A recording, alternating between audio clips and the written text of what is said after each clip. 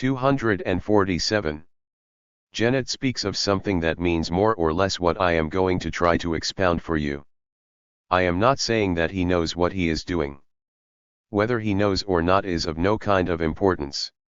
Corneille probably didn't know what he was writing as Corneille either, but this didn't prevent him from doing it with great rigor. Human professions enter the stage of the balcony insofar as they refer to the symbolic, the power that Christ confers on the posterity of Saint Peter and all episcopacies to bind and unbind the order of sin and transgression, the power of the person who condemns and punishes, namely the judge, the power of the person who assumes command in this great phenomenon, war, the power of the warlord, more typically the general. Each of these characters represents functions from which the subject finds himself alienated. They are functions of speech of which he finds himself the support but which go well beyond his singularity. Now, as it happens, these characters are all of a sudden going to be subject to the laws of comedy. That is, we begin to imagine what it is like to enjoy these functions. Disrespectful, no doubt, to pose the question in this way, but the disrespect of comedy is not something one should stop at without trying to discover what it leads to later. That always starts to emerge in a period of crisis. It's at the highest point in the crisis of Athens, resulting from precisely the aberration of a series of bad choices and a submission to the law of the city that literally seemed to lead to its downfall, that Aristophanes attempts this wake-up, which consists in saying that we are ruining ourselves in this war without end and that there is nothing to do but stay at home, keep warm and rediscover one's wife. This is not 264 something that is put forward as a moral, exactly. What is being suggested is that man resume his essential relationship with his state, moreover, without our knowing whether its consequences are all that salubrious. Thus, we see the bishop, the judge, and the general posited there before us on the basis of the question, what is it really like to enjoy the status of a bishop, a judge, or a general? This explains the device by which this balcony is nothing other than what is known as a house of illusions, a brothel. What happens at the level of different forms of the ego ideal is not, as is thought, the result of sublimation, in the sense in which this means the progressive neutralization of deeply rooted internal functions. On the contrary, it's a formation that is always more or less accompanied by an eroticization of the symbolic relationship. The person who, in his position and function as bishop, judge, or general, enjoys his station can thus be assimilated to this person well known to the keeper of the brothel, such as the little old man who comes for his satisfaction in a strictly 248 calculated fashion, which momentarily places him in a role. The strangest diversity is encountered at this level, adopted in relation to a partner accomplice who is always willing to play the role of respondent. Thus, we see a bank employee come and dress up in the garments of a priest and take confession from a prostitute. The confession is of course nothing but a sham, though it must approximate the truth to some extent. In other words, something in the intention of his accomplice needs to make it possible for him at least to believe that she is taking part in some guilty jouissance. Mounting the grotesque on an even grander scale by having the character in question wear buskins to heighten his caricatured position is not the least original aspect of the art and lyricism with which the poet Jean Genet is well able to mount the dialogue of this grotesque character for us. We thus see this clearly perverse subject basking in the pleasure of seeking his satisfaction in this image, insofar as it's the reflection of a function essentially of signifiers. In other words, in 3 long scenes Genet presents us with what, at the level of perversion, gets its name from there, namely what, in explicit language, we can at times of great disorder refer to as the brothel in which we live. Effectively, society cannot be defined in any other way than as a more or less advanced state of degradation of culture. All the confusion that builds up in the relations, however 265 fundamental, of man to speech is there represented in its place. We know what he is getting at. What is this about?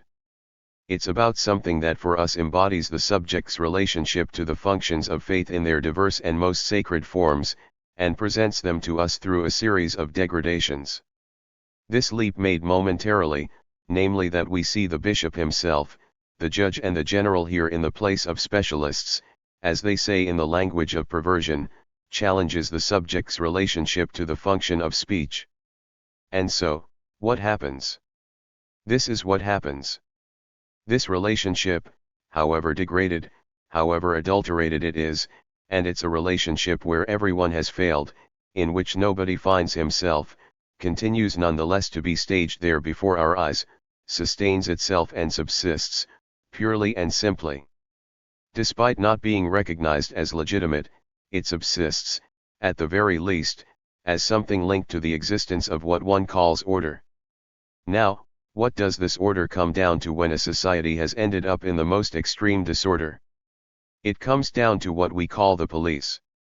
This last resort, this final right, this final argument of order which is called maintaining order, symbolized by the establishment at the center of the community of a house of ill repute, of 249. What was presented originally as the three crossed pikes, this reduction of everything that is of the nature of order to the maintenance of order is embodied by the pivotal character in the drama, namely the chief of police. Genet's hypothesis, and it's truly a very nice one, is that the image of the chief of police, the one who essentially knows that maintaining order depends on him and that he is the ultimate foundation and residue of all power, is not elevated to sufficient nobility for any of the little old men who come to the brothel to ask for his ornaments, attributes, role and function. Some know how to play at being a judge, and in the presence of some little prostitute who confesses to being a thief, adopt the role themselves to obtain this confession, for how could I be a judge if you weren't a thief, says the judge. I'll pass over what the general says to his mayor. On the other hand, nobody asks to be the chief of police. This is pure hypothesis. I do not have enough experience of Brotheus to know whether the chief of police was not elevated long ago to the dignity of characters whose role one might enjoy. But in the play, the chief of police, who is the good friend of the manageress of the whole brothel, I am not at all seeking here to do theory, any more than I am saying that it's about concrete things, comes and anxiously asks, has anyone asked to be the chief of police? And it never happens. Similarly, there is no chief of police's uniform. We see a habit 266 displayed, a judge's wig, a general's hat, though without the latter's pants, but no one has ever assumed the role of a chief of police in order to make love. That is the nub of the drama. Now, note that everything that takes place inside the brothel takes place while, outside, there is a revolution raging. Everything that unfolds, and I will pass over the detail, you will gain a lot of pleasure from studying this comedy, everything that unfolds inside, and it's far from being as schematic as I am telling you, there are cries, there are blows, in short they're having a good time, is accompanied, outside, by the rattle of machine guns. The city is in revolt, and all these women are expecting to perish in their beauty, massacred by the dark and virtuous workers who here are supposed to represent the whole man, the real man, the man who is in no doubt that his desire will ultimately prevail and triumph as such in a harmonious manner. Proletarian conscience has always believed that morality will prevail whether it's right or wrong is irrelevant. I need to speed up a bit. What is relevant is that Jean Genet takes us to the heart of the adventure in the fact that the chief of police is in no doubt, because this is his function, and it's for this reason that the play unfolds as it does, that after the revolution, just as before 250, it will still be a brothel. He knows that, in this sense, the revolution is a game. There is one more very beautiful scene in which the blue-blood diplomat comes and enlightens this amiable group who find themselves in the heart of the brothel about what's happening in the royal palace. There, in her state of the most complete legitimacy, the queen is embroidering and is not embroidering. The queen is snoring and is not snoring. The queen is embroidering a little handkerchief. There is a swan in the middle, and one doesn't know yet whether it will be on a sea, on a pond or on a cup of tea. I'll pass over what relates to the ultimate disappearance of the symbol. The one who makes herself the voice and words of the revolution is one of the prostitutes. She has been abducted by a virtuous plumber, and consequently finds herself fulfilling the role of the woman in the Phrygian bonnet on the barricades, with this extra thing that she is a sort of Joan of Arc. Knowledgeable about the ins and outs of masculine dialectics, because she has been in places where one hears it being developed in all its phases, she knows how to speak to them and how to respond to them. The said Chantal disappears in the blink of an eye, she gets shot, and the power appears immediately incarnated in Irma, the manageress of the brothel. The latter adopts, and with such superiority, the functions of the queen. Has she not also passed over to the pure state 267 of a symbol, since, as the author expresses it somewhere, with her nothing is real apart from her jewels? We then come to the regimentation of the perverts we saw displaying themselves during the entire first act, and to their authentic and integral assumption of the reciprocal functions they embodied in their little, diversely amorous frolics. A fairly forthright political dialogue takes place between them and the character of the chief of police, who needs them to represent the powers that will have to take the place of the previously overturned order. They don't do it without reluctance, understanding very well that it's one thing to enjoy where it's warm, in the shelter inside the walls of one of these houses about which one doesn't sufficiently reflect that it's the very place in which order is the most carefully preserved, but another thing to place oneself at the mercy of the elements, even quite simply of responsibilities that these really absurd functions include. Obviously, here, we are openly at the level of farce. It's the conclusion of this farce in high taste that, in the end, I would like to emphasize. In the middle of all this dialogue, the chief of police is still concerned. Has anyone come and asked to be the chief of police? Has 251. There been anyone who has fully recognized his greatness?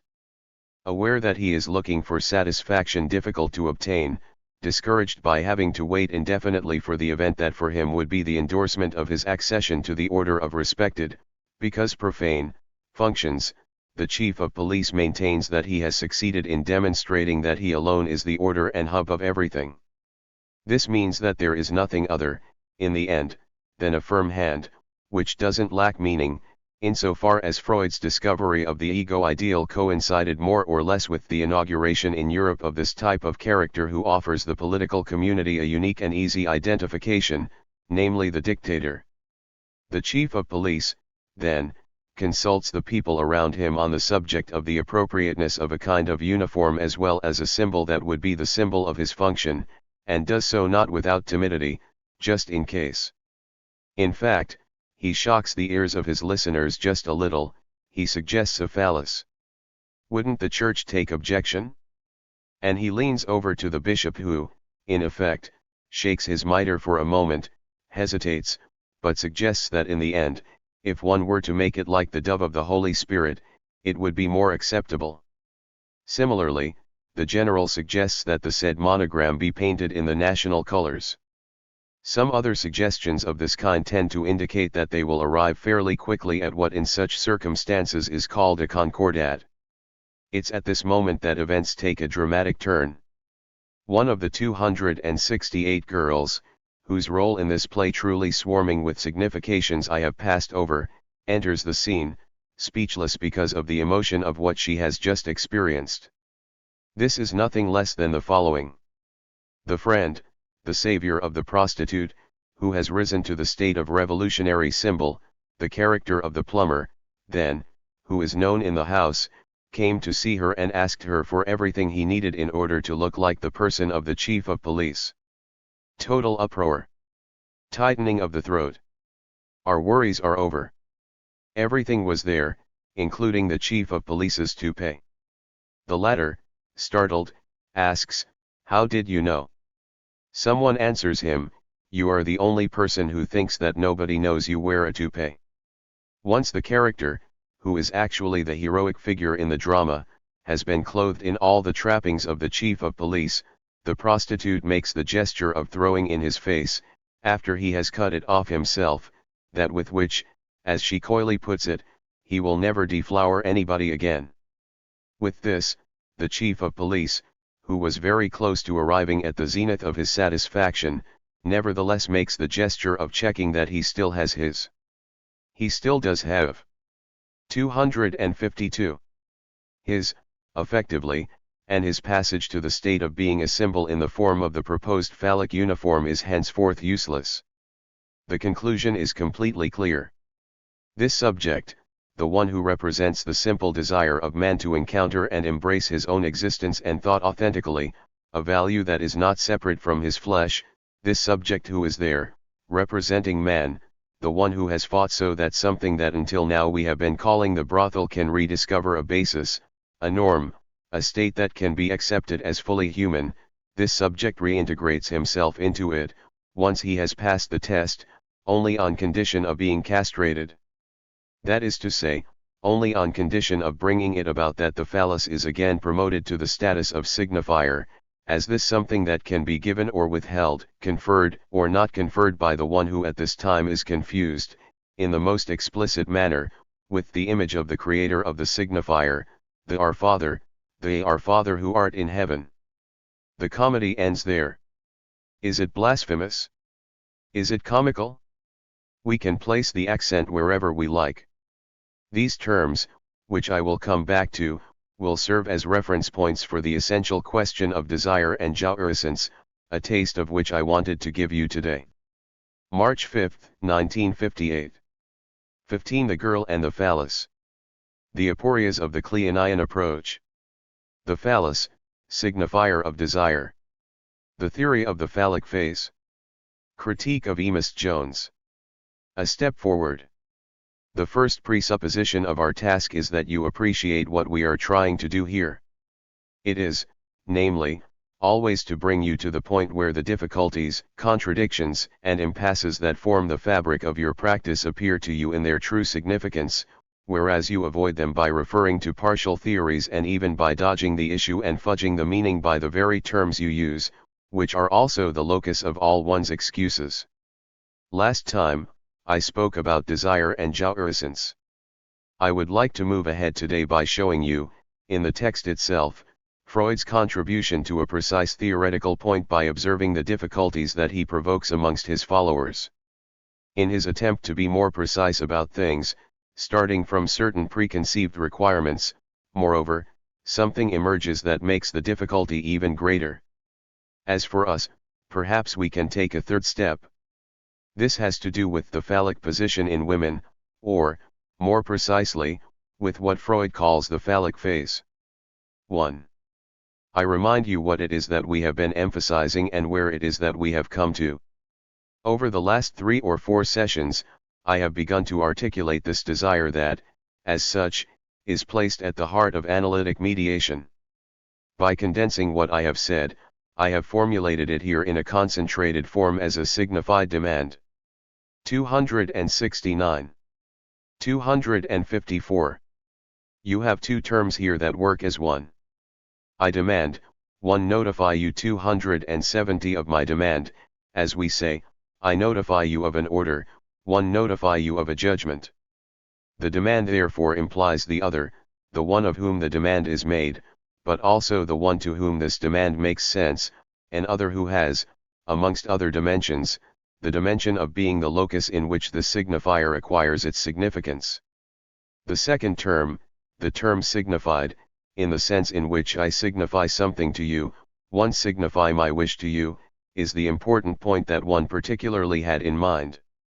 The term implies the structuring action in the subject of signifiers that have been constituted, in relation to need, in an essential modification due to the entry of desire into demand. Let me pause for a moment to make a parenthetical remark. Up till now, for reasons of time and economy, I have left dreams to one side this year even though I have been discussing formations of the unconscious. You know Freud's statement concerning dreams, that a dream expresses a desire. But, in the end, we have not even started to wonder about what this desire in dreams we talk about actually is. There is more than one in a dream. There are the desires of the day which provide it with its occasion and its material, whereas, as everyone knows, what matters is the unconscious desire. Why, in short, did Freud recognize this unconscious desire in dreams? In the name of what? How is it recognized? Apparently, there is nothing in a dream that corresponds to the way in which a desire is expressed grammatically. There is no text of a dream except for what has to be translated into an underlying articulation, but at the level of this articulation, which is masked and latent, what differentiates, what identifies what dreams articulate? Nothing, apparently. Notice that ultimately what Freud recognizes as desire in dreams is clearly indicated by what I am telling you, namely, by the modification of need, which is fundamentally masked because it is articulated in a medium that transforms it. That goes through a number of modes and images which are there as signifiers, and this presupposes that an entire structure has come into play. This structure is undoubtedly the structure of the subject inasmuch as a number of instances have to be brought into operation, but we only recognize it through the fact that whatever enters into a dream is subject to the modes and transformations of signifiers, to the structures of metaphor and metonymy, condensation and displacement. What gives the law for the expression of desire in dreams is, effectively, the law of signifiers.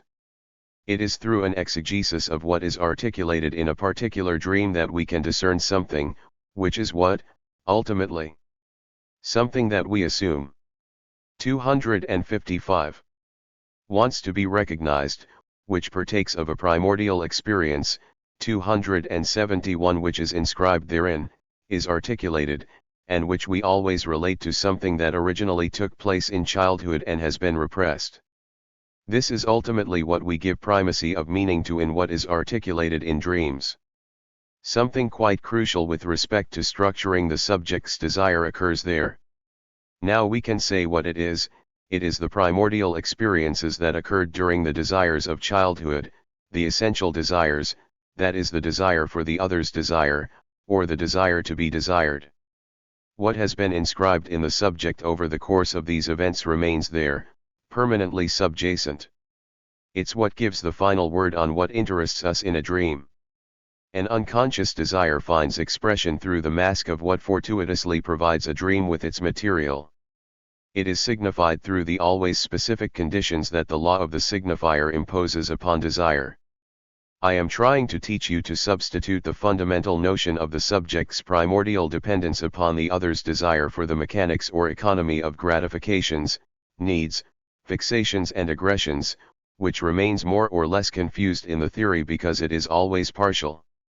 What is structured in the subject always passes through the intermediary of this mechanism, which means that his desire is already shaped by the conditions of demand.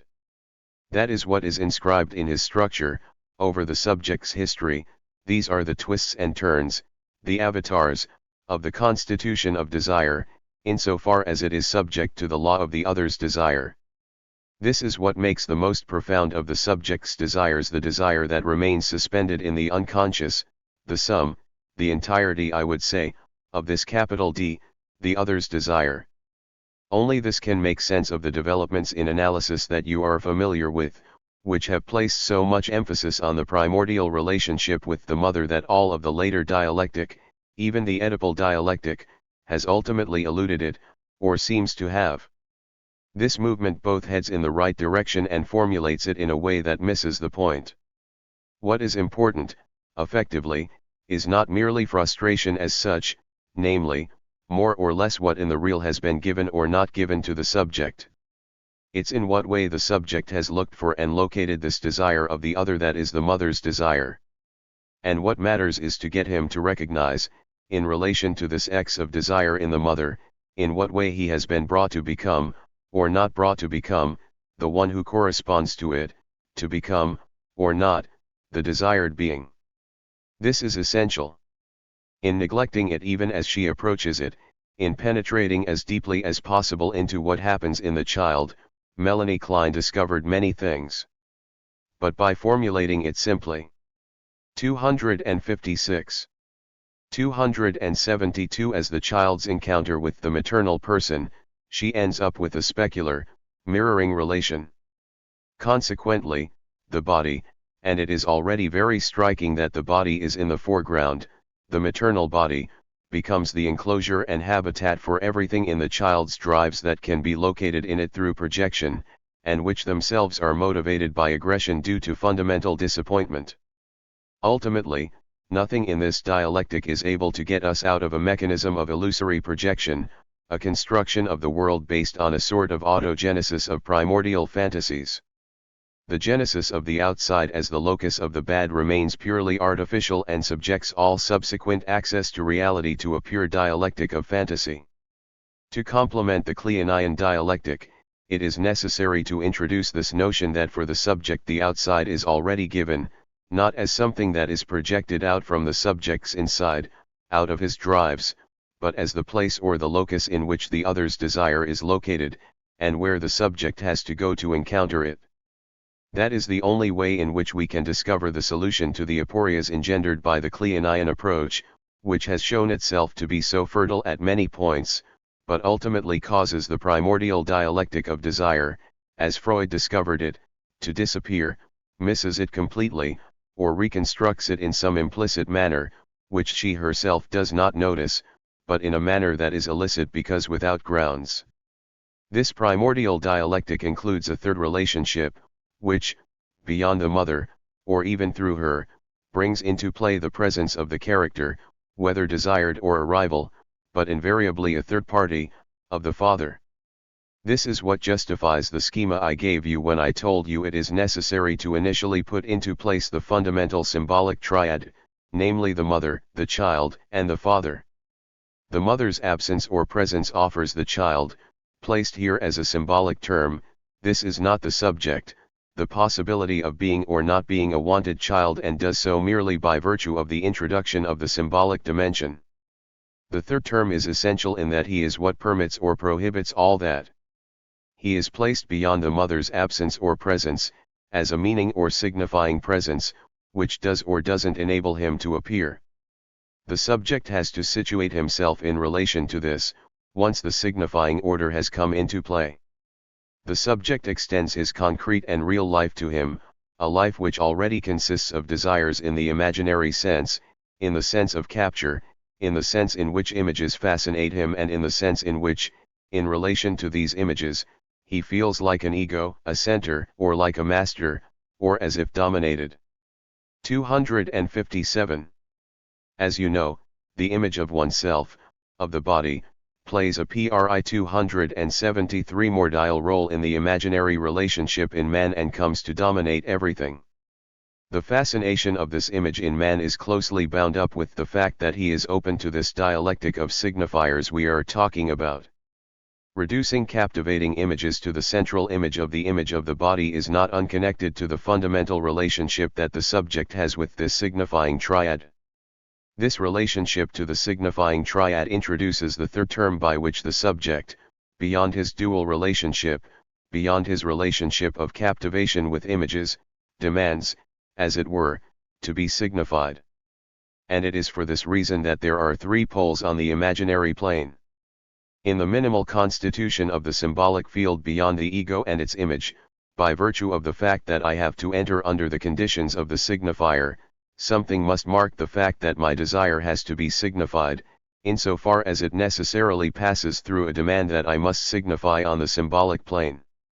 In other words, a general symbol of this margin that always separates me off from my desire is required, a margin by virtue of which my desire is always marked by the alteration it undergoes through entering into the signifier.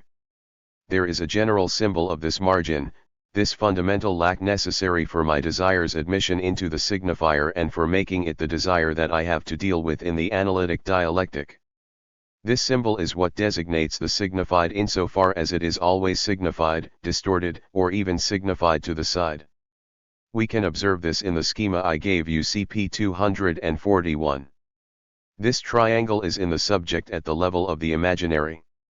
Here, his image, I. Here, the point at which the ego, M, is constituted. Here, what I designate for you with the letter P, namely the phallus. The constitutive function of the phallus in the dialectic of the subject's introduction to his pure and simple existence and to his sexual position is impossible to deduce if we don't make it the fundamental signifier by which the subject's desire has to be recognized as such, whether in the case of a man or a woman. The fact is that desire, whatever it may be, has this phallic reference in the subject. It's the subject's desire, of course, but, insofar as the subject himself has received its signification, he must draw his power as a subject from a sign, and he only obtains this sign through mutilating himself and losing something, by which everything comes to have value. This is not a deduction. It is given in analytic experience. It's the essence of Freud's discovery.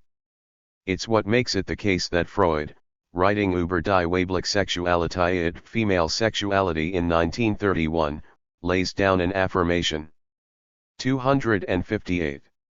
274 that, at first sight, is no doubt problematic, insufficient, and in need of elaboration, and which provokes responses first from all the women analysts, Helene Deutsch, Karen Homey, Melanie Klein, Josine Muller along with many others, and then, summarizing all of that and expressing it in a manner that is more or less compatible with how Freud puts it, is Ernest Jones's intervention. This is what we are going to examine today. 2. Let's take up the question at its most paradoxical point. Initially, the paradox presents itself at the level of a sort of scientific observation. It's as a natural scientist that Freud says to us, what my experience shows me is that the phallus is also central for a woman, and not only for a man. Consistent with the general formula that I was trying to give you just now, he showed us that the subject cannot be introduced into the dialectic that enables him to take up place and rank in the transmission of human types and enables him to become a father in his tum, without what a moment ago I called this fundamental mutilation, owing to which the phallus will become the signifier of power, the scepter, and also owing to which virility can be assumed. Up to that point, we have understood Freud. But he goes further and shows us how this same phallus appears at the center of the feminine dialectic. Here, something gaping seems to open up. Until now, it was in terms of struggle or biological rivalry that, at a pinch, we were able to understand man's accession to the qualities of man via the castration complex. But in the woman's case this affirmation surely presents a paradox, and Freud introduces it initially as a pure and simple fact of observation, one that therefore presents itself, like everything observed, as a part of nature, as natural. This does indeed seem to be how he effectively introduces things when he tells us, I'll say this as it's written, that the girl, like the boy, initially desires the mother. There is only one way to desire. The girl initially thinks she is equipped with a phallus, just as she also thinks that her mother is equipped with a phallus. What that means is that the natural evolution of drives brings it about that, from one transfer to another across the instinctual phases, from the form of the breast and on through a number 275 of other forms, one arrives at this phallic fantasy by which it is ultimately in a masculine position that the girl presents herself in relation to the mother.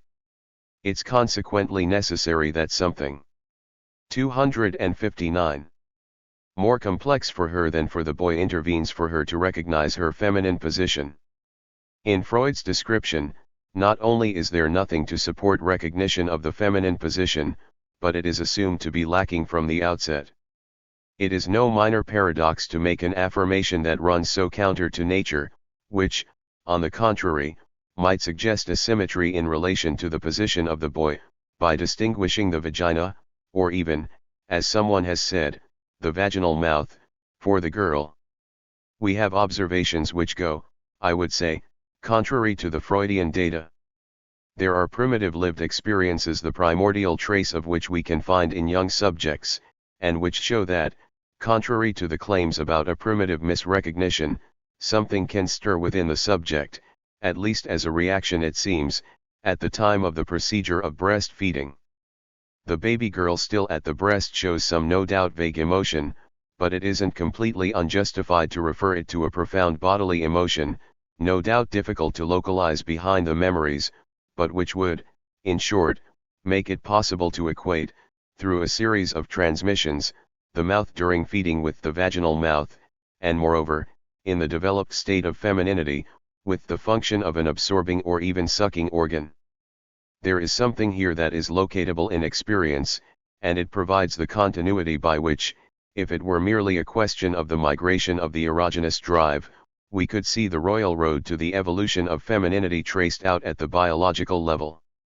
It's of this that Jones is effectively making himself the advocate and theoretician when he thinks it is impossible, for all sorts of in-principle reasons, to admit that the evolution of sexuality for a woman is destined for this detour and this artificialism. Jones proffers, then, a theory that, point by point, opposes what Freud describes as a given of observation. The phallic phase of the little girl rests, according to him, on a drive whose natural supports he demonstrates in two elements.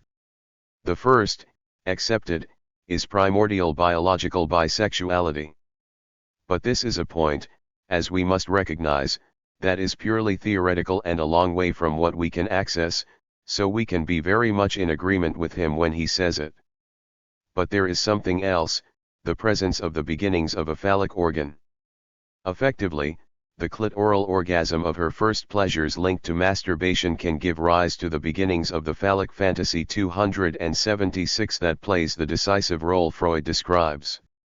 And this is what he emphasizes: the phallic phase is a clitoral phallic phase, the phantasmatic penis is an exaggeration of the small penis effectively present in female anatomy. Freud sees the source of the little girl's entry into her feminine position in disappointment. The exit from her phallic phase is 260. Engendered by this disappointment, a detour that in his view is, however, founded on a natural mechanism.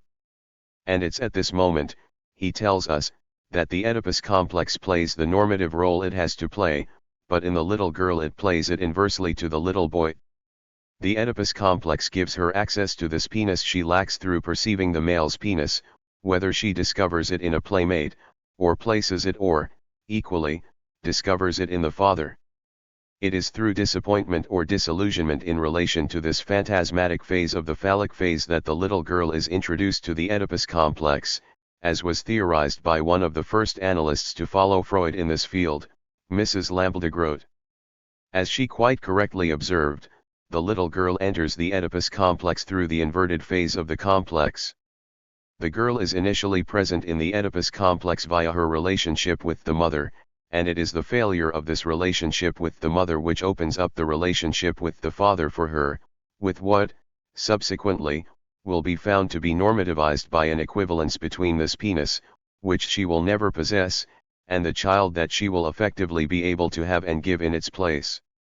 Note that a number of the reference points I have been teaching you can be found here. Penis nade here finds itself to be the essential point of articulation for a woman's entry into the Oedipal dialectic, just as castration finds itself at the heart of the dialectic in a man. No doubt the criticisms I am going to formulate for you, like those that Jones has contributed, will call into question this conception, which, of course, from the outside, when one begins to study analytic theory, looks like an artificial construction. First, let's pause here for a moment to emphasize the ambiguity with which the term penis nade is used at different moments in the girl's Oedipal evolution, as Jones's discussion points out. Moreover, penis nade effectively presents itself in three distinct modes, from the entry into to the exit from the Oedipus complex, as Freud describes them concerning the phallic phase. There is penis nade in the sense of fantasy. It's this wish, this long-maintained wish, sometimes maintained one's whole life, that the 277 clitoris be a penis. Freud insists upon the irreducible character of this fantasy whenever it is kept in the foreground. There is another meaning, when penis nade intervenes at the moment at which what is desired is the father's penis. This is when the subject attaches herself to the reality of the penis, there where it is, and can see where to go to get it. She is as much deprived of it by Oedipal prohibition as by reason of physiological impossibility. Finally, in the evolving series, the fantasy of having a child by the father emerges, that is, of having the penis in symbolic form. 261. Remember what I have taught you to distinguish with respect to the castration complex, castration, frustration, and privation, and ask yourselves which of these three forms corresponds to each of these three terms. Frustration is imaginary, but it bears upon an object that is very real. It's in this respect that the fact that the little girl does not receive the penis from the father is frustration. Privation is completely real, even though it only bears upon a symbolic object. Effectively, when the little girl doesn't have a child by the father, it has ultimately never been any question of ever having one by him. She is incapable of having his child. The child, moreover, is there only as a symbol, and a symbol precisely of that of which she is really deprived. It is, therefore, in the name of privation that the child's desire for the father intervenes at a certain moment in the evolution. There remains, then, what corresponds to castration, which symbolically amputates the subject of something imaginary. The fact that in this case this is a fantasy corresponds to it quite closely. Whatever we make of Freud's conception, he's heading in the right direction when he details the little girl's position in relation to her clitoris. At some time she would have to renounce what she was keeping in store, at least as a hope, namely, that sooner or later it would become something as important as a penis. This is the level at which what corresponds structurally to castration is located, if you remember what I thought necessary to spell out when talking to you about castration at the elective point at which it manifests itself, that is, in the boy. One can dispute whether everything in the girl effectively revolves around the clitoral drive. One can probe the details of the Oedipal drama, as happens to have been done. You are now going to see this through Lohns's critique. But first we cannot fail to notice the rigor, from the structural perspective, of the point that Freud designates as corresponding to castration. It is at the level of a phantasmatic 278 relation, insofar, of course, as it takes on a signifying value, that the symmetrical point was found. It is now a matter of understanding how this comes about. It isn't because that point is used that it gives us the key to the matter. It apparently gives it to us in Freud insofar as he gives the impression of showing us here a story about an anomaly of the drive, and it is this that is going to make a number of subjects revolt and rebel, and do so precisely in the name of biological preconceptions. But you will see, in the very formulation of their objections, what they end up saying. They are, by the nature of things, forced to articulate a number of characteristics that will make taking the next step possible. 262. It is, effectively, a matter of going beyond the theory of natural drives and seeing that the phallus really does intervene in the way that I have been expounding to you in the premises of today's class. This is nothing other than what I have just been outlining in other ways, namely that the phallus intervenes here as a signifier. But let's now come to Jones's exposition, which comes in reply. 3. There are 3 important articles by Jones on the topic.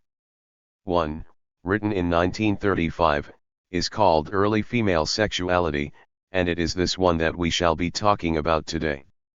It was preceded by the article on the phallic phase, presented at the Congress of Wiesbaden 3 years earlier in September 1932, and, finally, by Early Development of Female Sexuality, communicated to the Innsbruck Congress in September 1927, which Freud alludes to in his 1931 article when, very contemptuously I must say, he refutes the positions taken by Jones in several lines, who replies in the phallic phase by spelling out his position against Freud, in sum, even as he attempts to remain as close as possible to the letter of Freud. The third article, which I will draw on today, is extremely significant for what we want to demonstrate. It is also the most developed point in Jones's position. It is located 4 years after Freud's article on female sexuality. It was presented at the request of Fiedem, who at the time was vice president of the Viennese Society. Jones was brought to Vienna in order to put before the Viennese circle what he straightforwardly formulated as being the London point of view, which was, as it turns out, already centered on the Kleinian experience. 279. In true London fashion, Jones draws some sharp distinctions, his intervention thereby gaining greater purity and clarity, and it's a good basis for discussion. It's very interesting to pause over a number of his remarks, referring as much as possible to the text. Jones first observes that experience shows us how difficult it is, when one studies a child, to grasp the supposedly masculine position of the little girl in relation to her mother at the time of the phallic phase. The further one goes back towards the origin, the more we find ourselves confronted there with something that is critical. I apologize if by following this text we find ourselves looking at positions that are sometimes a little tangential in relation to the line that I am tracing out for you here, but they deserve our attention for what they reveal. 263. Jones's suppositions, I am going to tell you this straight off, are essentially directed at what he openly states at the end of the article.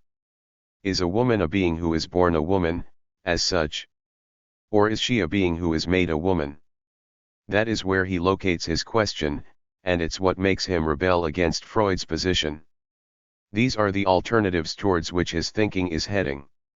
No doubt his work results from a sort of summary of facts arising from concrete experience with children and which enable one either to object or sometimes to confirm, but, in any case, to rectify Freud's conception.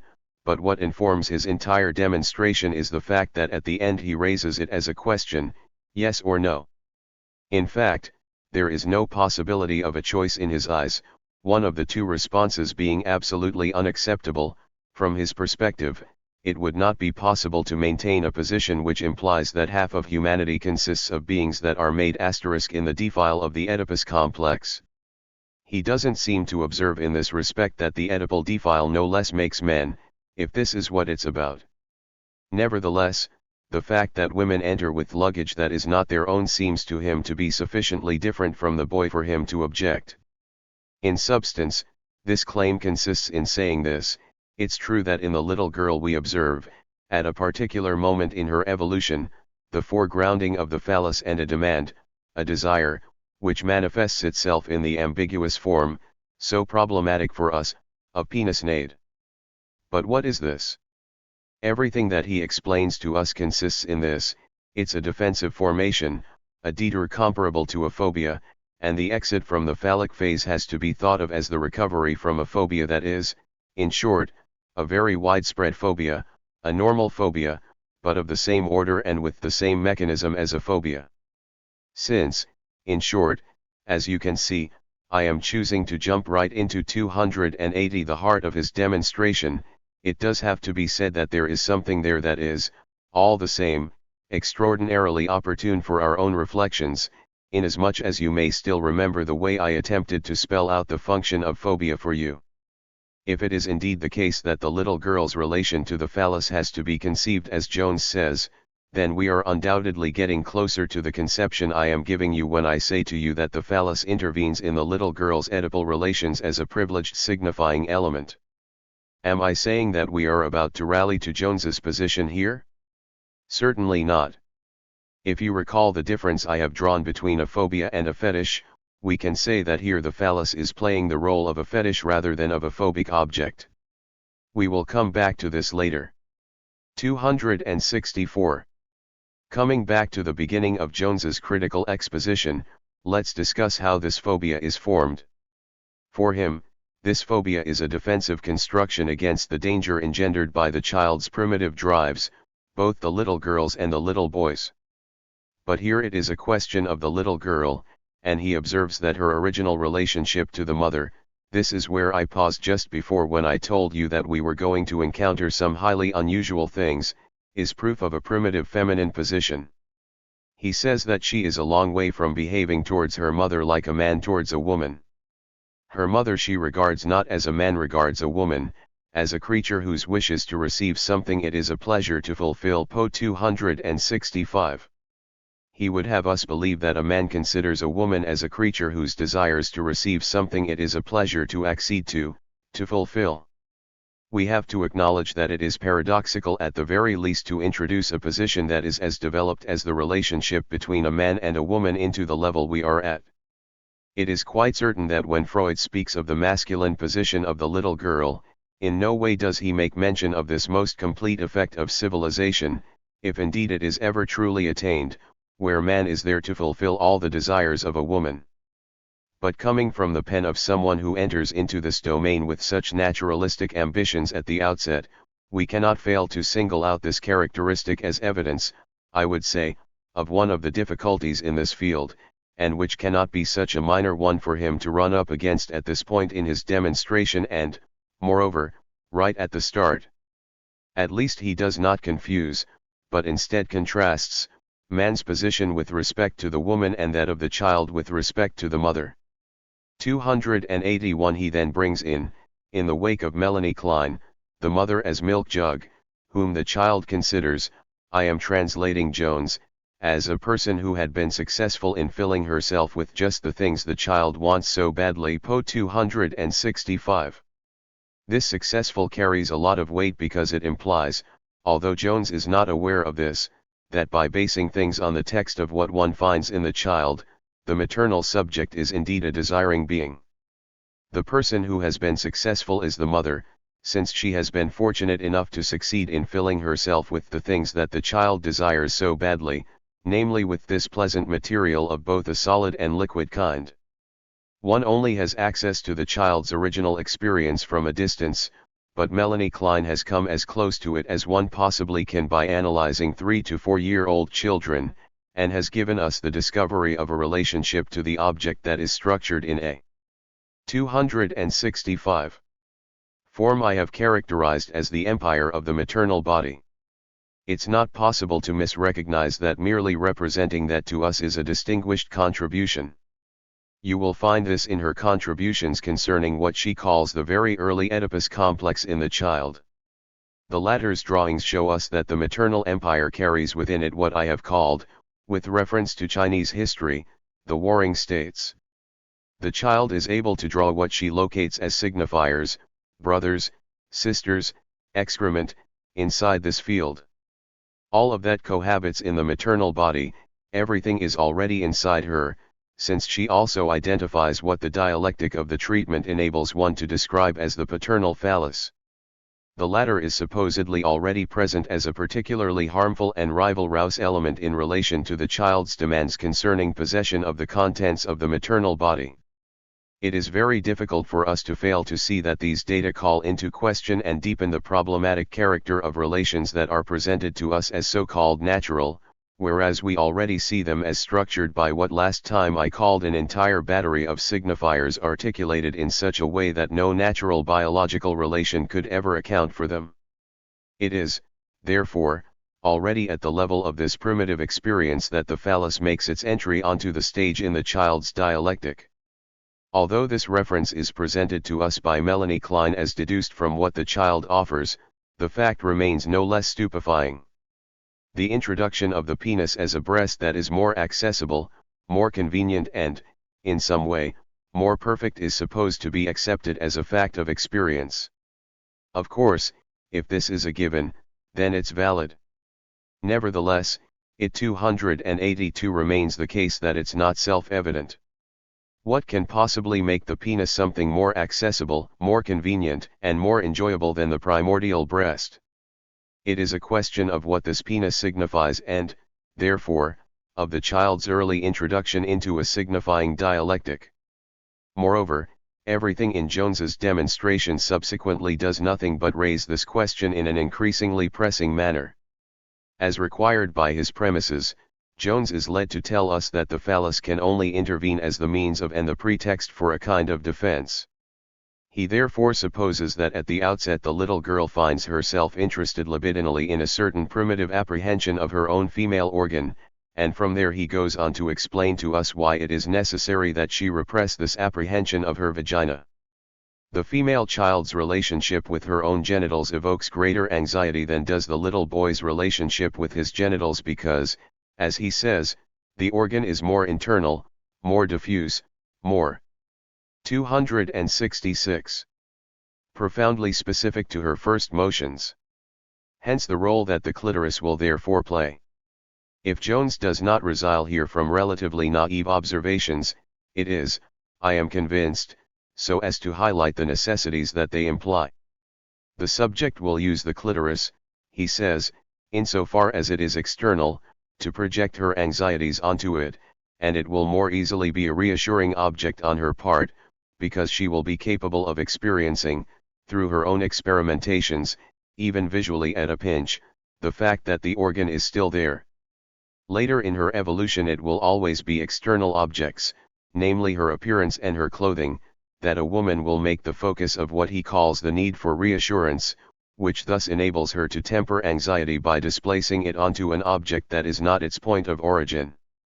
The result of this is that precisely this origin turns out to be particularly misrecognized. As you can see, here we find once again the implied requirement that the phallus come to the foreground as externalizable and representable, as the limiting term at which anxiety stops. That is Jones's dialectic. Let's see whether it is adequate. This dialectic leads him to present the phallic phase as a phallic position which enables the child to keep anxiety at a distance by centering it on something accessible, whereas her own oral or sadistic desires directed at the interior of the maternal body immediately evoke the fear of reprisals and appear to her as a danger capable of 283 threatening her inside her own body. That is the genesis that Jones gives to the phallic position as a phobia. It is certainly as a fantasized, but accessible, exteriorized organ that the phallus comes into play and will subsequently be capable of disappearing from the scene again. The fears linked to hostility will be capable of being dampened by being referred to other objects than the mother. The erogeneity and anxiety linked to the internal organs will be capable of being displaced through the process of a number of masturbatory practices.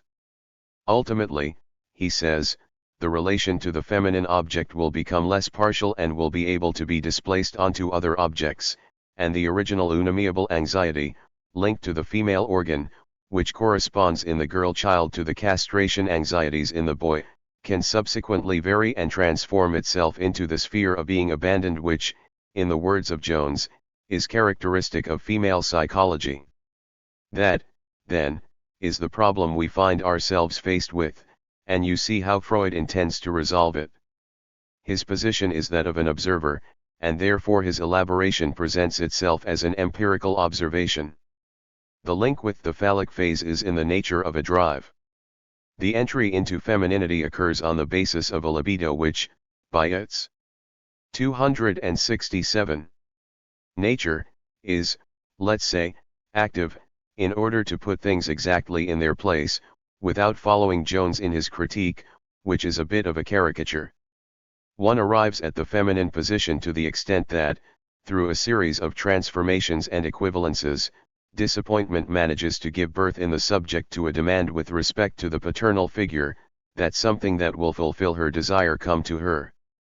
Ultimately, Freud's presupposition, fully spelt out moreover, is that the primordial infantile demand is, as he says, zealous, aimless. What she demands is everything, and it's by virtue of the disappointment of this demand, moreover impossible to satisfy, that little by little the child enters into a more normative position. That is, surely, a formulation which, as problematic as it may be, comprises an opening that will enable us to elaborate the problem with the terms desire and demand, which are the ones I have been trying to emphasize. Jones's response to this is that this is a natural history, a naturalist's observation, which is not as natural as all that, and I will make it more natural for you. He says as much. The history of phallic phobia is only a detour along the path to a primordially determined position. A woman is born a woman, in a position that is already that of a mouth, of an absorbent mouth, a sucking mouth. Following the decline of her phobia, which is nothing but a simple detour, she will rediscover her primitive position. What 284 you call phallic drive is only the artificialism of a counter-described phobia provoked in the child by its hostility and aggression towards the mother. It is nothing but a pure detour in an essentially instinctual cycle, and the woman subsequently and rightfully enters her place, which is vaginal. That, in summary, is Ernest Jones's conception. 4. In reply, what I will try to spell out for you is this. The phallus is absolutely inconceivable in Kleinian dynamics or mechanics. It is only conceivable if it is already implied that it is the signifier of lack, the signifier of the distance between the subject's demand and his desire. To accede to this desire, something must always be deducted at the necessary entrance into the cycle of signifiers. If the woman has to go via the signifier, however paradoxical that is, it's insofar as it's not a question for her of fulfilling a primitively given female position, but of entering into a defined dialectic of exchange. Whereas the man, the male, is isolated by virtue of 268. The signifying existence of all the prohibitions that constitute the Oedipal relation, she has to inscribe herself in the cycle of exchanges of alliance and kinship in the name of herself becoming an object of exchange. What structures the Oedipal relation to begin with is, as every analysis effectively shows us, that the woman must propose or, more exactly, accept being an element in the cycle of exchanges. This fact is huge in itself, and infinitely more important from the natural point of view than all the anomalies in her instinctive evolution that up till now we have been able to observe. We must expect, effectively, that we will find a kind of representative of this at the imaginary level, at the level of desire, in the convoluted ways she has to take to enter it. The fact that she must like the man, moreover, inscribe herself in the world of signifiers, is for her punctuated by this desire which, qua signified, will always have to remain at a certain distance from, in the margin of, whatever can be put down to a natural need. Effectively, introduction into this dialectic requires that something in the natural relation has to be amputated, sacrificed, and to what end? Precisely so that it can become the very element that signifies the entry into demand. 285. You will observe a return, which I will not say is surprising, of the necessity, which I have just announced with all the brutality carried by this sociological remark founded on everything we know, most recently articulated by Levi Strauss in his Elementary Structures of Kinship, the necessity for one half of humanity to become a signifier of exchange, according to various laws, more simply structured in elementary structures, bearing much more sophisticated effects in the complex structures of kinship. What we observe, effectively, in the dialectic of the child's entry into the system of signifiers is in some ways the other side of the woman's passage as signifying object into what we can call the social dialectic, in quotation marks, for the entire accent has to be placed here on the dependence of the social with respect to the signifying and comminatory structure. Now, in order for the child to enter into this signifying social dialectic, what do we observe? Very precisely this, that there is no other desire on which it depends more closely and more directly than the woman's desire, and insofar as it is signified precisely by what she lacks, the phallus. What I have shown you is that everything that we encounter as obstacle or accident in the child's evolution, and this includes the most radical of these obstacles and accidents, is linked to this, that the child doesn't find itself alone with the mother, but that along with the mother there is the signifier of her desire, namely the 269. Phallus. We find ourselves here faced with what will be the theme of my next class. One of two things is true. Either the child enters into the dialectic, makes itself the object in the current of exchanges and, at a given moment, renounces his father and his mother, that is, the primitive objects of his desire. Or he keeps these objects. That is, he retains something in them that is much more than their value, for their value is precisely what can be exchanged. From the moment he reduces these objects to pure signifiers even as he clings to them as objects of his desire, the Oedipal attachment is invariably preserved, that is to say, the infantile relation with parental objects does not pass. And to the extent that it does not pass, and strictly to that extent, we see appear, let's say, in a very general form, these inversions or perversions of desire which show that within the imaginary relation with Oedipal objects, no normativization is possible. Why not? Very precisely for this reason, which is that, even in the most primitive relation, that of the child to the mother, the phallus as object of the mother's desire is always there in a third place, and this raises an insurmountable obstacle to the satisfaction of the child's 286 desire, which is to be the exclusive object of the mother's desire. And this is what pushes him to a series of solutions, which will always be to reduce or to identify with this triad.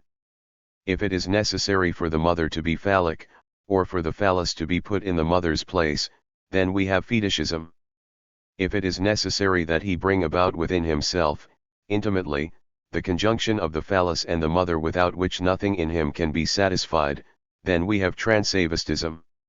In short, it's inasmuch as the child, that is, that being who enters with natural needs into this dialectic, does not renounce his object that his desire does not succeed in being satisfied. Desire only succeeds in being satisfied on the condition of a partial renunciation, which is essentially what I initially elaborated by saying that it has to become a demand, that is, a desire qua signified through the existence and intervention of signifiers, that is, in part, alienated desire. March 12, 1958. 287. 16. Insignias of the Ideal. Karen Horney and Helene Deutsch. Masculinity Complex and Homosexuality. The Process of Secondary Identification. Mother and Woman. The Metaphor of the Ego Ideal. I would like to start today by introducing the question of identifications. For those who were not here last time, as well as for those who were, I will recall the gist of what was said. I attempted to draw attention to the difficulties that the notion of the phallic phase raises.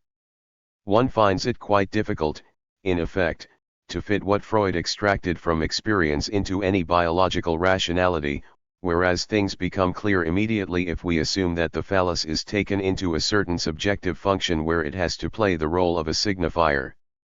This phallus signifier didn't just come out of the blue. At its origin, which is an imaginary origin, it must have had some property for it to fulfill its signifying function. This isn't just any function, it's one more especially adapted than others to hook the human subject into the entire mechanism of signifiers. In some ways it's a crossroads signifier. More or less whatever takes place over the course of the human subject's capture in the signifying system converges upon it inasmuch as one's desire has to pass through the system if it's to gain recognition and inasmuch as it's profoundly modified as a consequence. This is a fact of experience. We encounter the phallus at every turn in our experience of the Oedipal drama, at its entry and at its exits. One may even say, in a certain problematic way, that it extends beyond this Oedipal drama, since, also, one cannot but be struck by the presence of the phallus, and specifically the paternal phallus. 271. In the primitive Cleonian fantasies. It's precisely this presence that raises for us the question of the register into which these Cleonian fantasies are to be inserted. Should it be the register that Melanie 288 Klein herself proposed in accepting a very early Oedipus complex? Or, on the contrary, should we accept a primitive imaginary functioning classified as pre-Oedipal? The question can be left open for the moment. To clarify the function of the phallus that is present here in a completely general manner, precisely because it presents itself as a signifier function, we have to see, before we push our formulas to the limit, in what signifying economy the phallus is involved. This means investigating the moment that Freud explored and formulated as the exit from the Oedipus complex, where, following the repression of Oedipal desire, the subject emerges new, and equipped with what? The answer is, with an ego ideal. 1. In the normal Oedipus complex, the effect of the repression that results from the exit from the Oedipus complex is to constitute an identification in the subject that has an ambivalent relationship with the latter. It's best if we proceed step by step on this. One thing at least emerges unequivocally, I mean in just one way, from what Freud was the first to raise, and no author has neglected to raise it as a minimal formulation.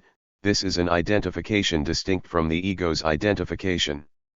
Whereas the ego's structure rests on the subject's relationship to the image of the semblable, the ego ideal's structure raises a problem specific to it. Effectively, the ego ideal is not put forward, it's almost stating the obvious to say this, as an ideal ego. I have often stressed that the two terms are distinct in Freud, and this is so in the very article, Zur Einführung des Narzissmus und Narcissism, but you need to look at it with a magnifying glass, for the difference is very difficult to detect in the text, to the point where some people confuse the two. First, this is not accurate, but if it were, By convention we should note that there is no synonymy between what is attributed to the ego ideal's function in Freud's texts, inspired by clinical experience, and the meaning we may attribute to the ego's image, however much we glorify it by making it an ideal image with which the subject identifies, or a successful model, as it were, of himself, which he confuses himself with and thereby reassures himself of his wholeness. For example, what is under threat when we make an illusion? 272. To fears of narcissistic attacks on the body, what we are referring 289 to when we speak of the necessity for narcissistic reassurance, can be placed in the register of the ideal ego. As for the ego ideal, it intervenes in functions that are often depressive, even aggressive, with respect to the subject. Freud brings this into play in diverse forms of depression. At the end of Chapter 7 of Masson Psychology Group Psychology and the Analysis of the Ego, which is called Identifizierung Identification, where for the first time he introduces the notion of the ego ideal decisively and in an articulated manner, he is inclined to place all forms of depression in the register, not of the ego ideal, but of some vacillating relationship of conflict between the ego and the ego ideal. Let's grant that everything that takes place in the depressive register or, conversely, in that of elation, is to be considered from the angle of open hostility between the two instances, whichever of the instances the declaration of hostility starts in, whether it be the ego that rebels, or the ego ideal that becomes too severe, with the consequences and repercussions of the imbalance of this excessive relationship. The fact remains that the ego ideal presents us with a problem. We're told that the ego ideal results from a late identification, that the latter is linked to the three-party relationship in the Oedipus complex, and that desire and rivalry, aggression and hostility mix with one another in a complex manner. Something is being worked out, a conflict, the outcome of which is in the balance. Even if the outcome of the conflict is uncertain, it's nevertheless suggested that it introduces a subjective transformation by virtue of the introjection, as they say, into a certain structure, which is called the ego ideal, and which henceforth turns out to be a part of the subject himself, even as it retains, however, a relation to an external object. Both things are there, and we are here touching on the fact that, as analysis teaches us, intrasubjectivity and intersubjectivity cannot be separated. Whatever the modifications that intervene to affect the subject's entourage and milieu, what he acquires as ego ideal is like the country of an exile which he carries stuck to the solace of his shoes. His ego ideal does indeed belong to him, it's something acquired. It's not an object, it's something extra in the subject. We are reminded, with a great deal of insistence, that intrasubjectivity and intersubjectivity must remain connected in the analytic process.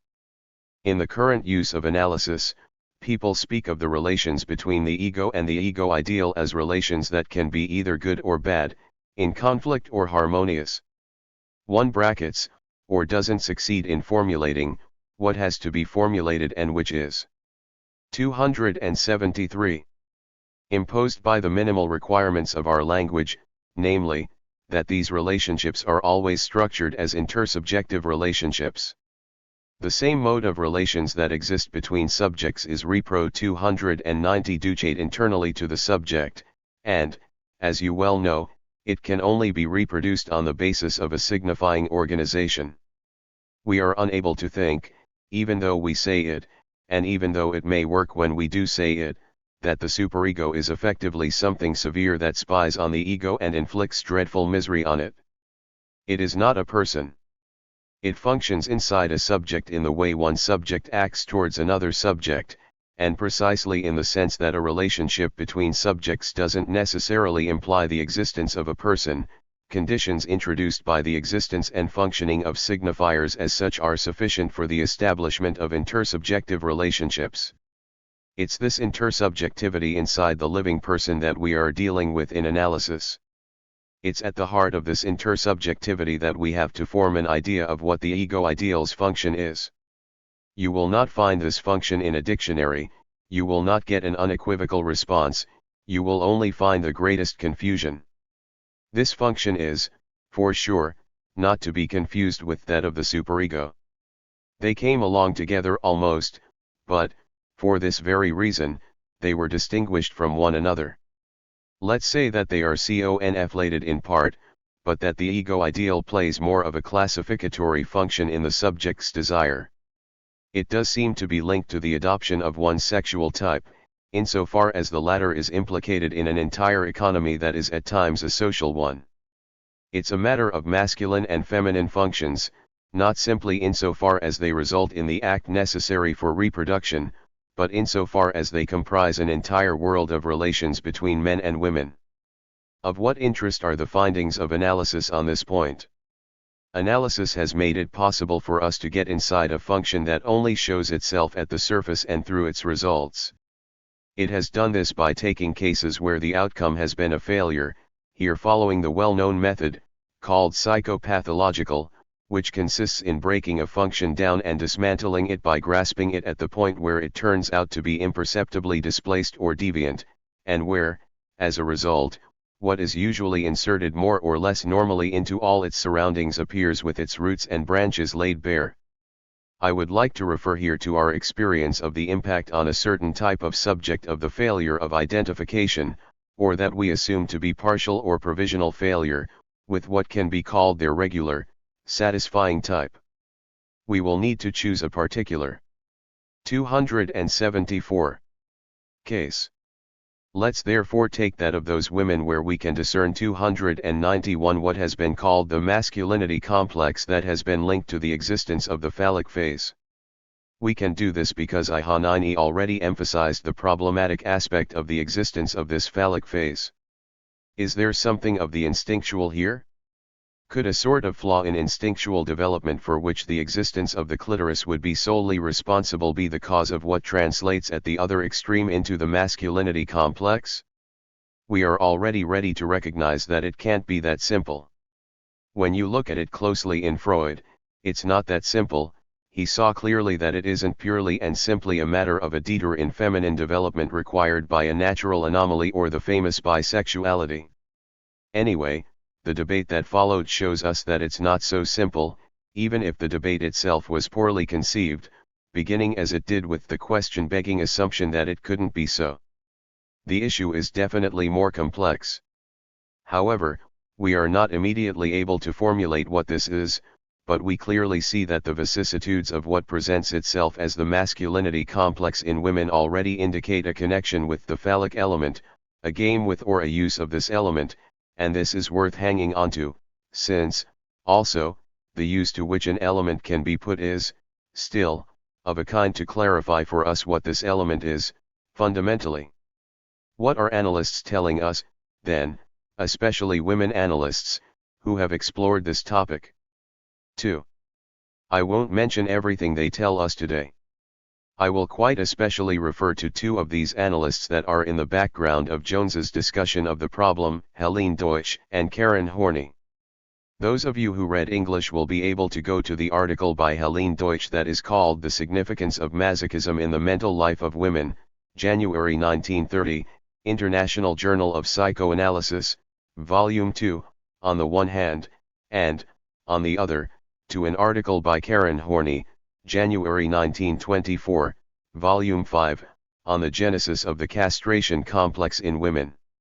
Whatever one might think of the positions Karen Horney comes to in both theory and technique, she has undeniably been an innovator on the clinical plane from the outset and through to the middle 292 of her career.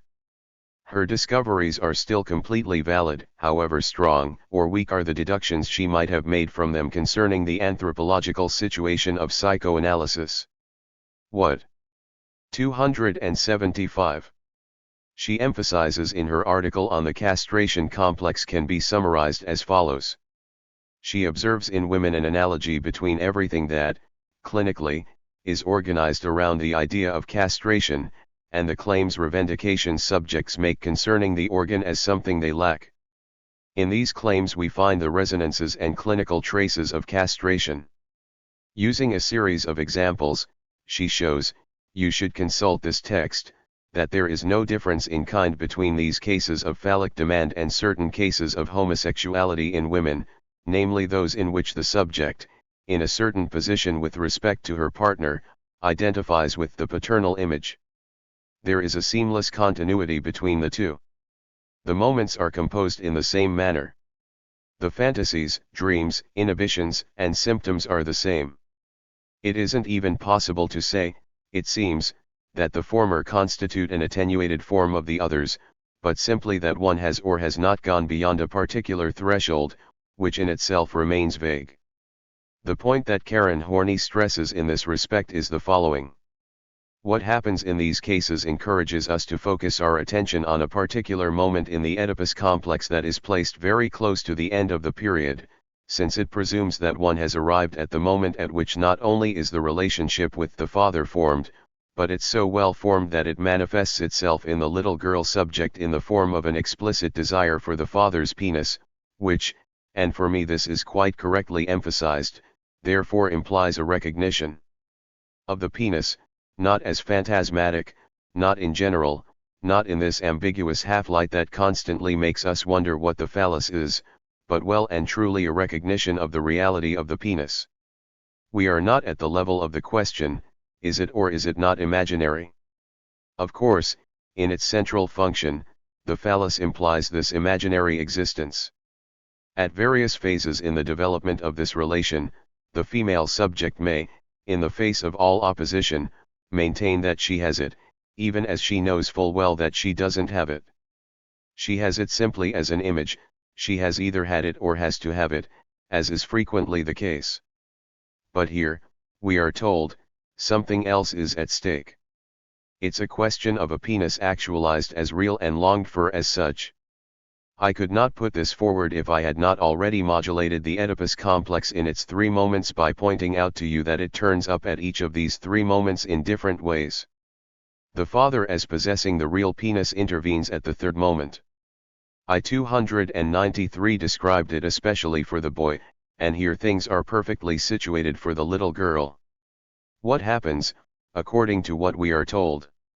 We are told that 276. In the cases in question, what results from the privation of what is longed for is a phenomenon that was not invented by Karen Horney, and is constantly being implemented in Freud's own text, the shift, the mutation that transforms what had been love into identification. Effectively, it is insofar as the father disappoints an expectation or a demand, with a particular orientation, by the subject that an identification forms. This assumes that the situation is already at an advanced stage. One could say that the subject has reached the peak of the Oedipal situation, were it not that its function consists in the fact that it has to be gone beyond, since it's by going beyond it that the subject will have to find a satisfactory identification with her own sex. The identification with the father that occurs here is described as a problem, even a mystery. Freud himself stresses that the transformation of love into identification, the possibility of which is manifest here par excellence, is not self-evident. We accept it at this moment, however, and in the first place because we observe it. The thing is to describe how it works, that is, to give a formula that enables us to conceptualize this identification insofar as it is linked to a moment of privation. I would like to try to give you several formulas for this, because I consider that they are useful for distinguishing what it is from what it is not. If I am introducing this essential element of an articulation in signifiers, it's not for the pleasure, as it were, or simply out of a taste for finding ourselves back amongst words. It's so that we don't use words and signifiers to commit errors of numbing grossness. Let's not take things that are inadequately articulated for things that are sufficiently enlightening. It's by formulating them properly that we will be able effectively to weigh up what's occurring and distinguish what occurs in one case from what occurs in another. What happens when a female subject takes up a particular position of identifying with the father? The situation, if you will, is as follows. There is the father, something has been expected at the level of the child, and the singular, paradoxical result is that, from a certain angle and in a certain way, the child becomes this father. She doesn't really become the father, 294, of course she becomes the father American Samoa ego ideal. A woman in this case can actually say in the most explicit manner, "You just have to listen, I cough like my father." This is indeed an identification. Let's try and follow the economy of the transformation step by step. Still, this little girl is not transformed into a man. We find signs or stigmata of this identification, they are partly expressed and the 277 subject can be aware of them and she may pride herself on them up to a point. What are they? There is no doubt that they are signifying elements.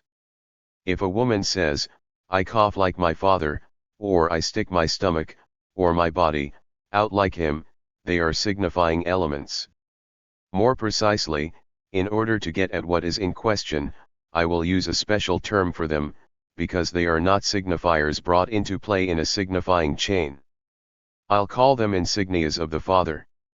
The psychological attitude shows this on the surface: to call things by their name, the subject appears behind the mask of the insignias of masculinity and she places them over what, in every subject as such, is partly undifferentiated. It's perhaps appropriate here, with the slowness that must always keep us from error, to ask ourselves what becomes of desire in this approach. Where does it all begin? The desire, after all, was not a masculine desire. What becomes of it when the subject adopts the insignias of the father? In relation to whom will these insignias be put to use? In relation, experience shows us, to what takes the place that the mother had occupied in the primitive evolution of the Oedipus complex. From the moment the subject adorns herself with the insignias of that with which she has identified, and the desire that comes into play is transformed in the direction of a passage to the state of a signifier, to the state of an insignia, it is then no longer the same. What desire are we talking about? At the point in the Oedipus complex we have arrived at and seen what was expected from the relationship with the father, we can suppose that it had been a passionate desire, a properly female appeal and extremely close to a passive genital position. It's quite clear that it's no longer the same desire that is there after the transformation. Let's leave the question of knowing what has happened to this desire for the moment, and let's return to the term privation that I mentioned earlier. One could also talk about frustration. Why privation rather than frustration? I will point out here that this was left up in the air. Whatever the case may be, the subject who is here child has also been their father insofar as she has an ego ideal. Something has 295 thus occurred within her, which is structured as in intersubjectivity. This subject will now deploy a particular desire. What is it? The father's relations with the mother appear on this schema. Now, it's clear that when we analyze a subject like this, what we find in her analysis is not the duplication or the reproduction of what takes place between the father and the mother, for all sorts of reasons, if only because the subject has only attained this point. 278.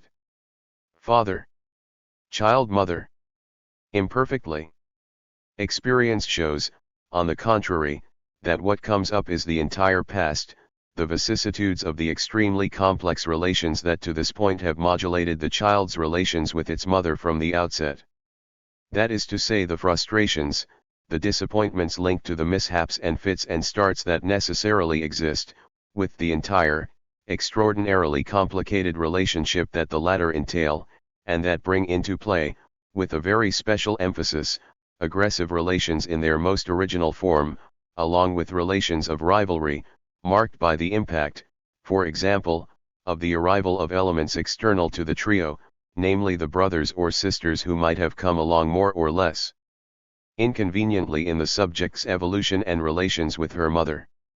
That all has an impact, and one rediscovers its trace and its reflection tempering or reinforcing what will then appear as a claim upon the insignias of masculinity. That will all be projected into the young subject's relations with her object. These relations will henceforth be determined on the basis of this point of identification in which the subject adopts the insignias of what she has identified with and which, for her, play the role and function of ego ideal. Of course, what I am describing for you is a way of imagining the places in question, but this obviously presupposes, if you want to understand it, that one adds to it some sort of coming and going. The subject carries these insignias with her after this to and fro movement and finds herself formed in a new way and with a new desire. 296. What does the mechanism of this transformation entail? 3 moments are to be distinguished.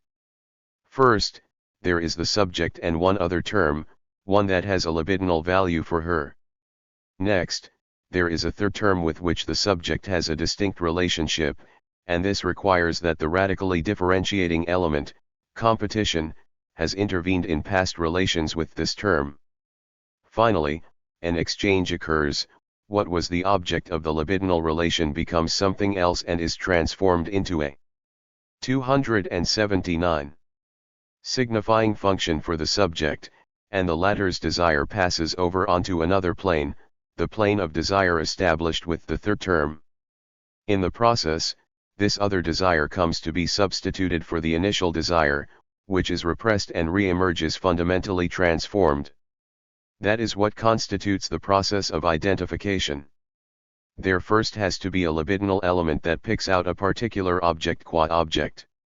This object becomes a signifier in the subject, occupying the place that will henceforth be called the ego ideal. Desire, on the other hand, undergoes a substitution, another desire takes its place. This other desire doesn't come from nothing, it's not nothing. It existed before, it related to the third term, and it emerges transformed. That's the schema I ask you to keep in mind, because it's the minimal schema for every process of identification in the true sense of the word, identification at the secondary level, insofar as it grounds the ego ideal. It never lacks any of these 3 terms. This to and fro is the result of the transformation of an object into a signifier that takes place in the subject and forms the identification that we find at the base of what forms an ego ideal. This is always accompanied, moreover, by what we can call a transference of desire. Another desire comes from somewhere else, from the relationship with the third term that had nothing to do with the first libidinal relation, and this desire is substituted for the first one, but, in and through this substitution, it itself turns out to be transformed. This is absolutely essential. Again, we can explain it differently if we return to our schema in the form in which I am currently presenting it. In her initial relationship with the primordial object, that's the general formula, the child finds herself adopting a position symmetrical to the father's. She becomes his rival and places herself in opposition to him in relation to the primitive relationship with the object, at a point X, marked with the sign Q. There, she becomes something capable of assuming the insignias of the one whose rival she has become, and it's for this reason that she will subsequently rediscover a place, there where she necessarily is, that is to say at 297 child, opposite this point X where the events occurred, and where she comes to constitute herself in this new form that is called I, the ego ideal, thus retaining something from this passage in the most general form. No longer is it a matter, here, as you can clearly see, of the father or the mother, it's a matter of relations with the object. The mother is the primitive object, the object par excellence. What the subject retains from the comings and goings, which have made her the 298. 280.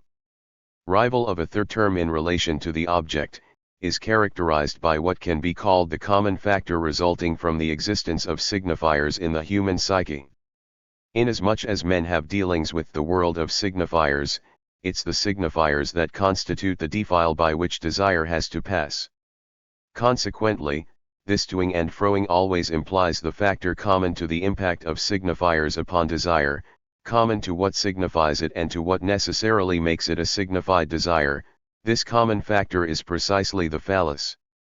The phallus is always there. It's the lowest common denominator of this common factor. And this is why we always find it there in every case, whether it's a man or a woman. This is why we place the phallus, the small p, here, at this point X. The phallus is the third party in what is the subject's imaginary relationship with himself, I, always formed in a more or less fragile manner. This is the ego's primitive identification, which is always more or less ideal, with an always more or less disputed image.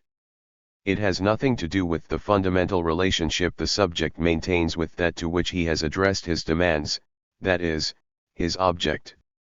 In these comings and goings, the ego ideal, I, is always formed in opposition to the virtual point at which the rivalry, the competition, the contest asterisk with the third term, this p here, occurs, and is in opposition to the common metonymic factor, the phallus, which is found everywhere. Of course, what happens at the level of the ego ideal consists in having this common factor as a minimum. The ideal is composed in a way that prevents it from being seen, or that only lets it be seen as something that is always slipping between your fingers. It still remains there, circulating at the bottom of every kind of acquisition of signifiers.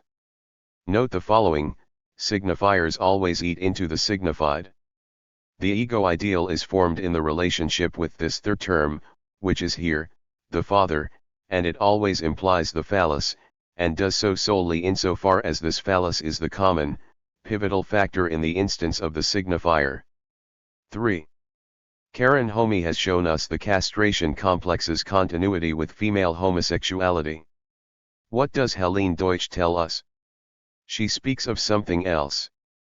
She, too, tells us that the phallic phase does indeed play the role Freud says it does, except that what matters to her is to follow its subsequent vicissitude, where the girl 281 adopts the masochistic position that is constitutive, she says, of the female position. Inasmuch as clitoral jouissance happens to be forbidden for the little girl, she will find her satisfaction in a position that will, then, no longer be purely passive, but in a position of jouissance that is assured in this very privation of clitoral jouissance that has been imposed on her. There's a paradox here. But it's a paradox that Helene Deutsch underpins with observations from experience that go so far as to be guidelines for technique. I am reporting the experiential data of a woman analyst, which, without any doubt, are subject to the choice of material that she makes but are nevertheless worth making the effort to consider.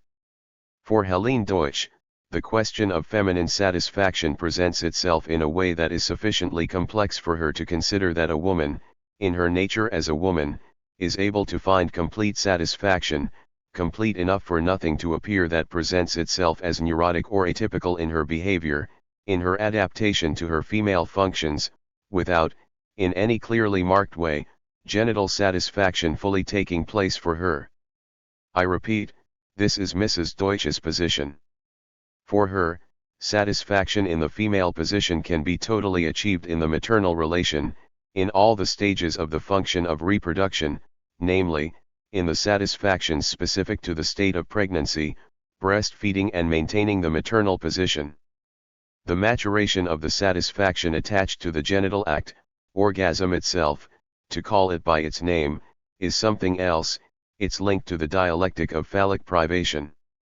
In subjects more or less implicated in the phallic dialectic and presenting a certain degree of masculine identification, Helene Deutsch has thus encountered a personality necessarily in conflict, whose equilibrium is therefore precarious and which has been formed on this basis. Reducing this complex relationship too far, pursuing the analysis too far, would be liable to frustrate such a subject of what jouissance she has more or less managed to achieve on the genital plane up to this point.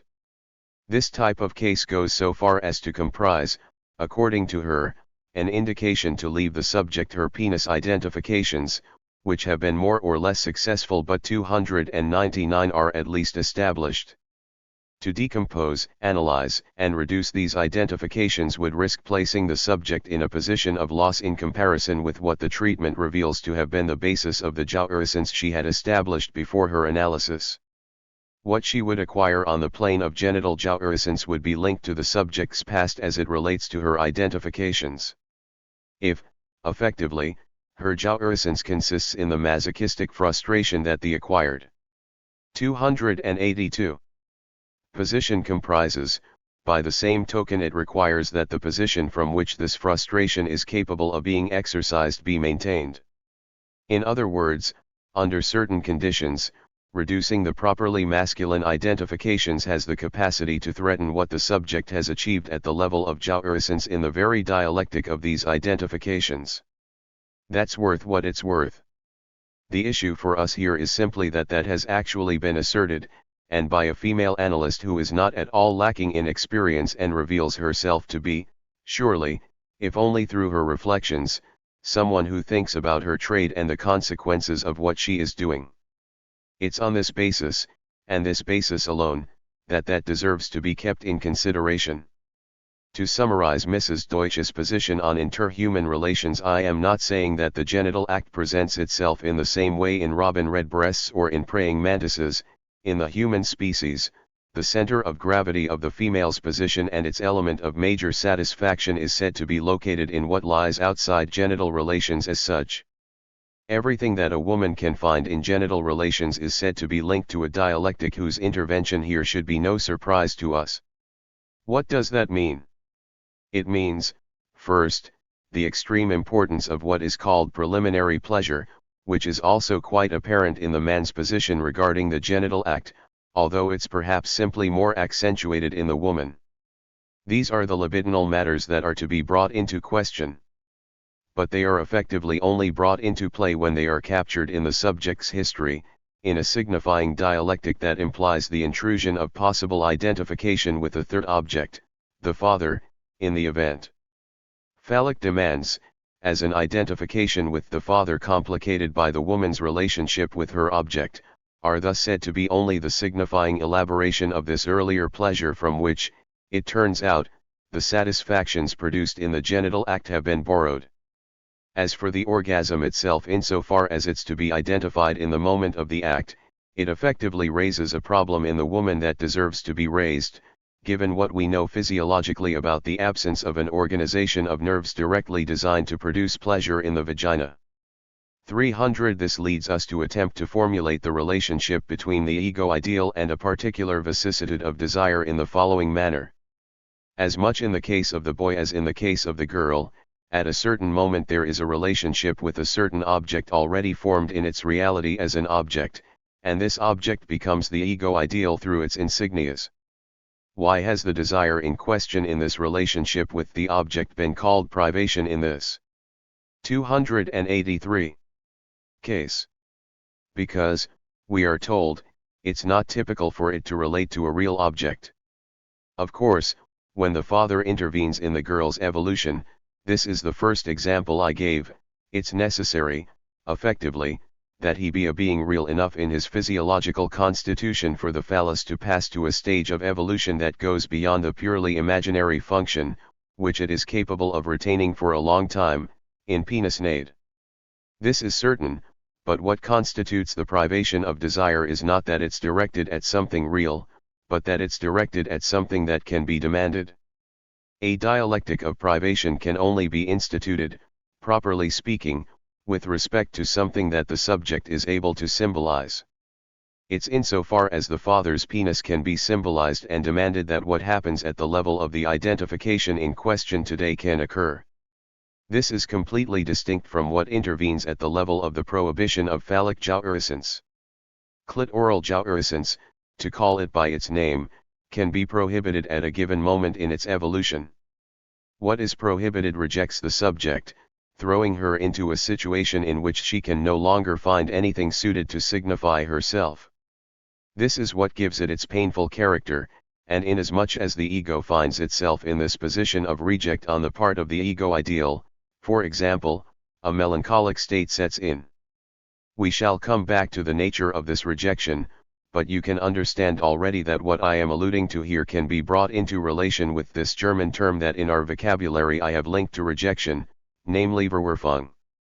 It's inasmuch as, on behalf of the ego ideal, the subject in her living reality can find herself in a position from which every possible signification is excluded that the depressive state as such sets in. The process in question in the formation of the ego ideal is completely the opposite. The object finds itself faced with what I called privation, inasmuch as it's a question of a negative desire, of an object that can be demanded, and insofar as it's on the level of demand that the subject sees his desire refused.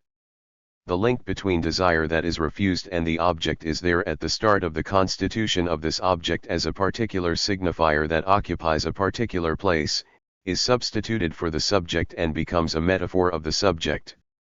This occurs in the identification with the object of desire in the 301 case where the girl identifies with her father. This father whom she has desired and who has refused the desire of her demand takes its place. The formation of the ego ideal thus has a metaphorical character and, just as with a metaphor, what results is the modification of a desire that has nothing to do with the desire involved in. 284. Constituting the object, a desire that is elsewhere, the one that had bound the little girl to her mother. Let's call it small d in contrast to big D. All the little girl's prior experience with her mother occupies a place here in the question and undergoes the consequences of this metaphor to which desire comes to be bound. Here we rediscover the formula for metaphor that I gave you previously. The result is a change of signification in the relations that have been established to that point in the subject's history. Since we are still at the first example of the little girl with her father, let's say that it's establishing this new function called the ego ideal within her that modifies her history and will henceforth mold the subject's relations with her object. March 19, 1958. 17. The formulas of desire. Critique of the early Oedipus complex. Desire and mark. On totem and taboo. The sign of language. The signifier of the barred other. I have started by writing these three formulas on the blackboard so as to avoid writing them incorrectly or incompletely when I come to refer to them. I hope to be able to clarify them all before the end of today's discussion. Picking things up from where I left off last time, I have learned, not without some satisfaction, that some of my propositions managed to provoke some emotion, namely because I seemed to be endorsing the opinions of a certain female psychoanalyst who felt obliged to put forward the view that some analyses of women did not necessarily benefit from being taken right to the end, for the reason that the very progress of the treatment might deprive the said subjects of the point that they had come to in their sexual relations and threaten the level of jouissance they had acquired and achieved. I was subsequently asked whether I endorsed this position and whether analysis should effectively stop at a certain point for reasons external to the laws of its very progress. My answer to this would be that everything depends on what one considers the aim of analysis to be, not its external aim, but what. 303. 286. It's regulated by, as it were, theoretically. There is, effectively, a perspective according to which the very notion of the development of analysis implies the idea of an adjustment to reality. It takes it as a 304 given that in the condition of man and in the condition of woman, a full explication of this condition must necessarily lead the subject to an adaptation that is in some way preformed and harmonious. It's a hypothesis. In actual fact, there's nothing in experience that would warrant it. The question of a woman's development and her adaptation to a certain polyvalent register in the human order is clearly a sensitive point in analytic theory. To give you some signposts and to use terms that are the very ones that will return today, in a completely concrete sense this time, doesn't it immediately seem quite certain that it's right, concerning a woman, not to confuse what she desires, I give this term its full meaning, with what she demands. Not to confuse what she demands with what she wants either, in the sense in which one says, a woman always gets what she wants. These simple reminders, which, if not self-evident, then at least arise from our experience, are intended to show that the question one raises concerning what is to be achieved in analysis is no simple one. 1. What I spoke to you about last week came into the discussion at a tangent. What I wanted to lead you to, and will bring you back to today to create a general formula for it, will function in what follows as a reference point precisely for the critique of normative identifications for men and women. Last time I gave you an initial glimpse into the identification that produces the ego ideal, insofar as the latter is the exit point, pivotal point, and end point of the crisis of the Oedipus complex which analytic experience began with and has not stopped revolving around since, even though it's adopting increasingly centrifugal positions. I insisted on the fact that every identification of the ego ideal type stemmed from the fact that the subject is placed in a relationship with signifiers in the other that I called insignias, and on the fact that this relationship grafts itself onto another desire than the desire that had brought the two terms together, the subject and the other as bearer of these insignias. That about summarizes it. Of course, it didn't satisfy everybody, even though, speaking to this or that person, that was the only 287 reference I gave. For example, can't you see that it's insofar as a woman identifies with her father that she makes all the accusations against her husband that she had made against her mother? This is pointed out as a prominent feature by Freud, as it is by every 305 author. There's no question of being fascinated by this example, for we can find the same formula in different forms, but it is a good illustration of what I have just been telling you. The fact that identification occurs when a subject assumes signifiers characteristic of his relations with another includes and implies that the relations of desire between this subject and a third party will rise to the fore. You will discover the subject S, the big A and the little a. Where is the big A, where is the little a? It doesn't matter, what's important is that there be the two of them. Let's go back to a remark that pertains to the maxim of La Rochefoucauld's concerning the things that cannot be gazed at steadily, the sun and death. There are things in analysis like that. It's quite curious that it's precisely the central point in analysis that one looks at obliquely and, increasingly, from a distance. The castration complex is one of those things. Notice what's happening and has been happening ever since Freud's initial understanding of it. There was an essential, pivotal point there in the subject's formation, a strange thing, it has to be said, one that had never been advanced or articulated till then. The step Freud takes is to make the subject's formation revolve around a threat that is precise, particularized, paradoxical, archaic and even horror-provoking in the strict sense of the term, and which arises at a decisive moment that is no doubt pathogenic, but also normative.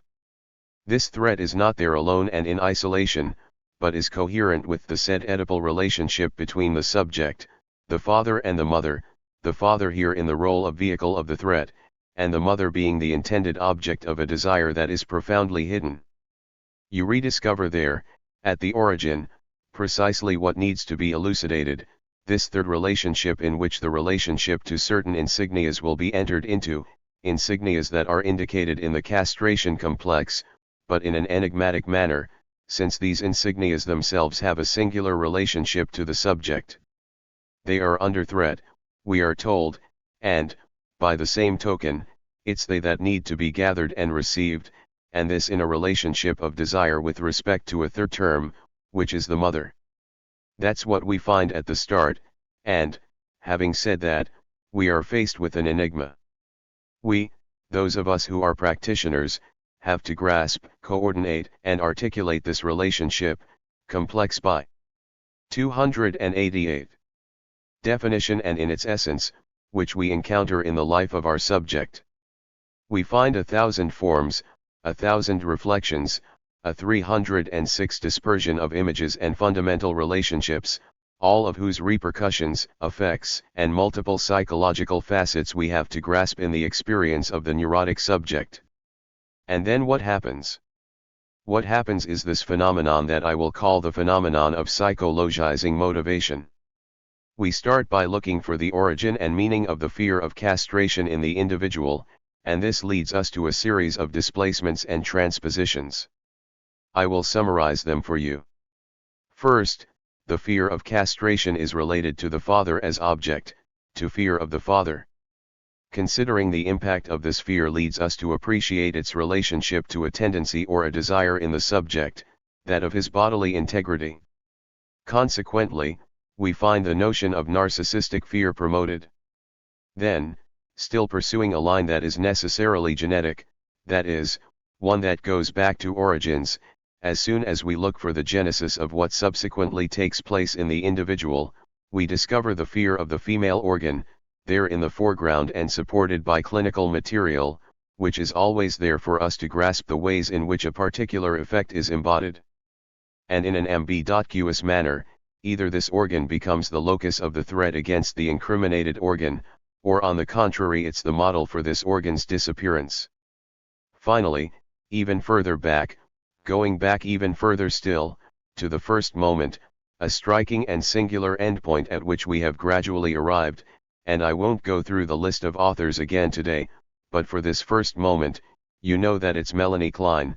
What is there at the origins of the fear of castration is the phallus itself, hidden in the depths of the maternal organ. Right at the origins, the paternal phallus is perceived by the child as having its seat inside the maternal body, and this is what the subject dreads. Is it not already quite striking to see the threatening organ appear as a mirror image before the threatened organ, and in a way that I would describe as more and more mythical the more distant its origins? For the final step to be taken, the father's organ inside the mother's vagina must be regarded as threatening, by virtue of the fact that the subject himself, at the roots of what is called his aggressive, sadistic, and primordial tendencies, makes it his ideal weapon. At the first moment, everything thus comes down to a sort of pure reflection of the phallic organ considered as the support of a primitive tendency that is one of pure and simple aggression. 289. The castration complex is here reduced to the isolation of a partial, primordial, aggressive, and henceforth disconnected, drive. As a result, all the efforts of authors then tend to reintegrate the 307 castration complex into its context as a complex, which is where it began, and where it was the profound motivation for being the central feature of subjective economy in the original exploration of the neuroses. Authors thus go to the greatest lengths to restore it, all the same, to this place, so much so that when we consider these things, what we see emerging is a set of concepts vainly circling one another. This is how it looks if we closely examine the economy of what Melanie Klein describes as taking place at the level of the early Oedipus complex. This expression is nothing but a contradiction in terms, it's like saying pre-Oedipal Oedipus complex. It's the Oedipus complex before any of the characters in the Oedipus complex have emerged. The interpretative signifiers that she uses to name the drives she encounters, or thinks she encounters, in the child, her very own signifiers, imply the entire dialectic that was at issue in the first place. And so, we have to go back over this dialectic, in its essence, from the start. 2. Castration is an essential feature, if we consider it in the way it has been promoted by analytic experience and analytic theory, and by Freud, and from the start. Let's now work out if we can see what it means. Prior to being fear, prior to being lived, prior to being psychologizable, what does castration mean? Castration is not actual castration. It's linked to a desire, as I have said. It's even linked to the evolution, progress, and maturation of desire in the human subject. While it's castration, it's quite clear, furthermore, that it is difficult to center the link with this organ on the notion of the castration complex. It has often been observed that castration is not directed at the genital organs in their totality, and indeed it's for that reason that in the woman it does not take on the aspect of a threat against the female genital organs as such, but the female genital organs insofar as they are something else, specifically, the phallus. Similarly, it has been possible to legitimately pose the question whether in the man it was necessary to single out the penis as such in the notion of the castration complex, or include in it the penis and the testicles. In truth, these discussions are a good indication that what is at stake is something other than this or that. It's something. 290. 308 that has a particular relationship with the organs, but a relationship whose signifying character is not in doubt from the outset. It is its signifying character that is predominant. Let's just say that, at the very least, a minimum has to be retained to define what the castration complex is in its essence.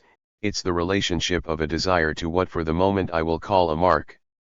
In order for desire to successfully traverse phases and come to maturity, both Freudian experience and analytic theory teach us that something as problematic to situate as the phallus has to be marked by the fact that it's retained only insofar as it has experienced the threat of castration. This must be maintained as the essential minimum beyond which we go off into synonyms, shifts in meaning, equivalences and, as a consequence, obscurity. We literally no longer know what we are saying if we do not retain these characteristics as essential. Isn't it better to look, first, in the direction of the relationship as such between these two poles, between desire and the mark, before heading off to look for it in the various ways in which it's embodied for a subject? As soon as we deviate from this starting point, the reason for this link can only become increasingly enigmatic, problematic and, before long, avoided. I insist upon this feature of the mark. Moreover, outside analysis, in all its other interpretative or meaningful manifestations, and certainly in everything that embodies it ceremoniously, ritual 1y or sociologically, the mark is the sign of what supports this caste-rating relation whose emergence in anthropology analysis has made it possible for us to appreciate.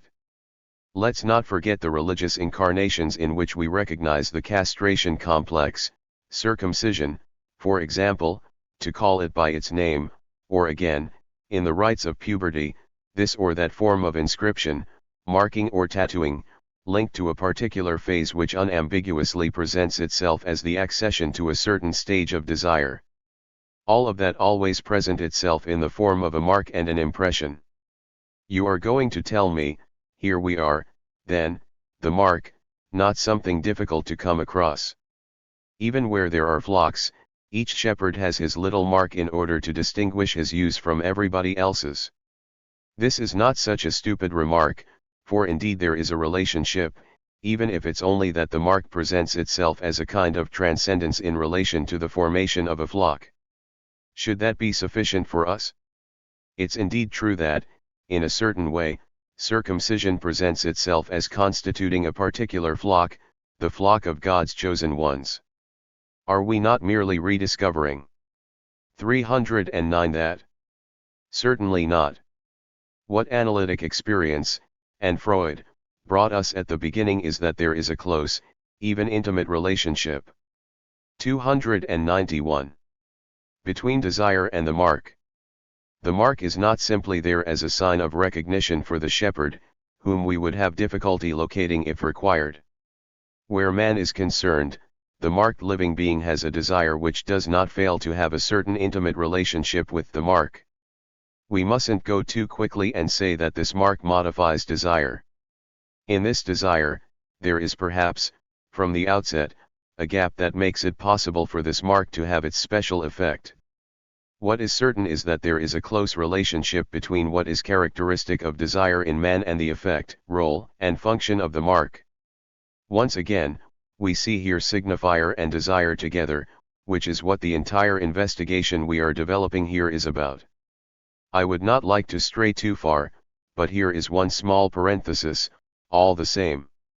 Let's not forget that the question quite obviously leads to the function of signifiers in man, and you are not hearing it said here for the first time. If Freud wrote Totem and Taboo, if he had an essential need to do so and derived an essential satisfaction from it, read Jones's text and you will see the importance it had for him. It was not just under the heading of applied psychoanalysis. His satisfaction wasn't in rediscovering the little human animal that he found himself occupied with in his consulting rooms, magnified to the dimensions of the heavens. It was not the celestial dog in relation to the terrestrial dog, as in Spinoza. For him, it was an absolutely essential myth, so essential that, for him, it was not a myth. What is the meaning of totem and taboo? The meaning of it is that, if we want to understand anything about Freud's specific inquiry concerning the experience of the Oedipus complex in his patients, we are necessarily led to the theme of the murder of the father. This is not something that Freud wonders about. But, I ask you, what can it mean that in order to conceptualize the passage from nature to humanity one has to pass via the murder of the father? According to his method, which is the method of an observer and a natural scientist, he groups facts together and amasses all the documents that his researches bring him concerning this crossroads. There's no doubt we see, occupying the foreground, the point at which his own experience and the ethnological material meet. It doesn't matter that the latter is more or less outdated. It's not important anymore.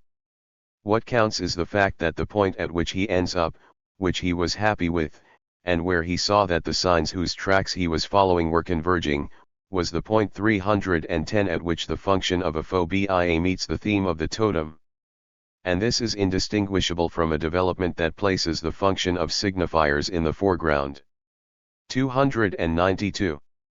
A phobia is a symptom in which the signifier is isolated, and promoted as isolated, in the foreground. I spent last year explaining this to you by showing you how the signifier of a phobia can have 36,000 significations for the subject. The key point is the missing signifier that would make it possible for the significations, at least for a time, to settle down a little. Without it, the subject is literally overwhelmed by them.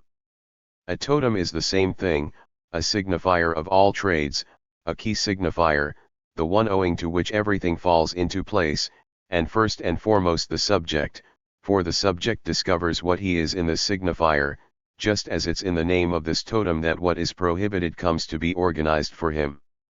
But what is this still veiling or hiding from us, in the end?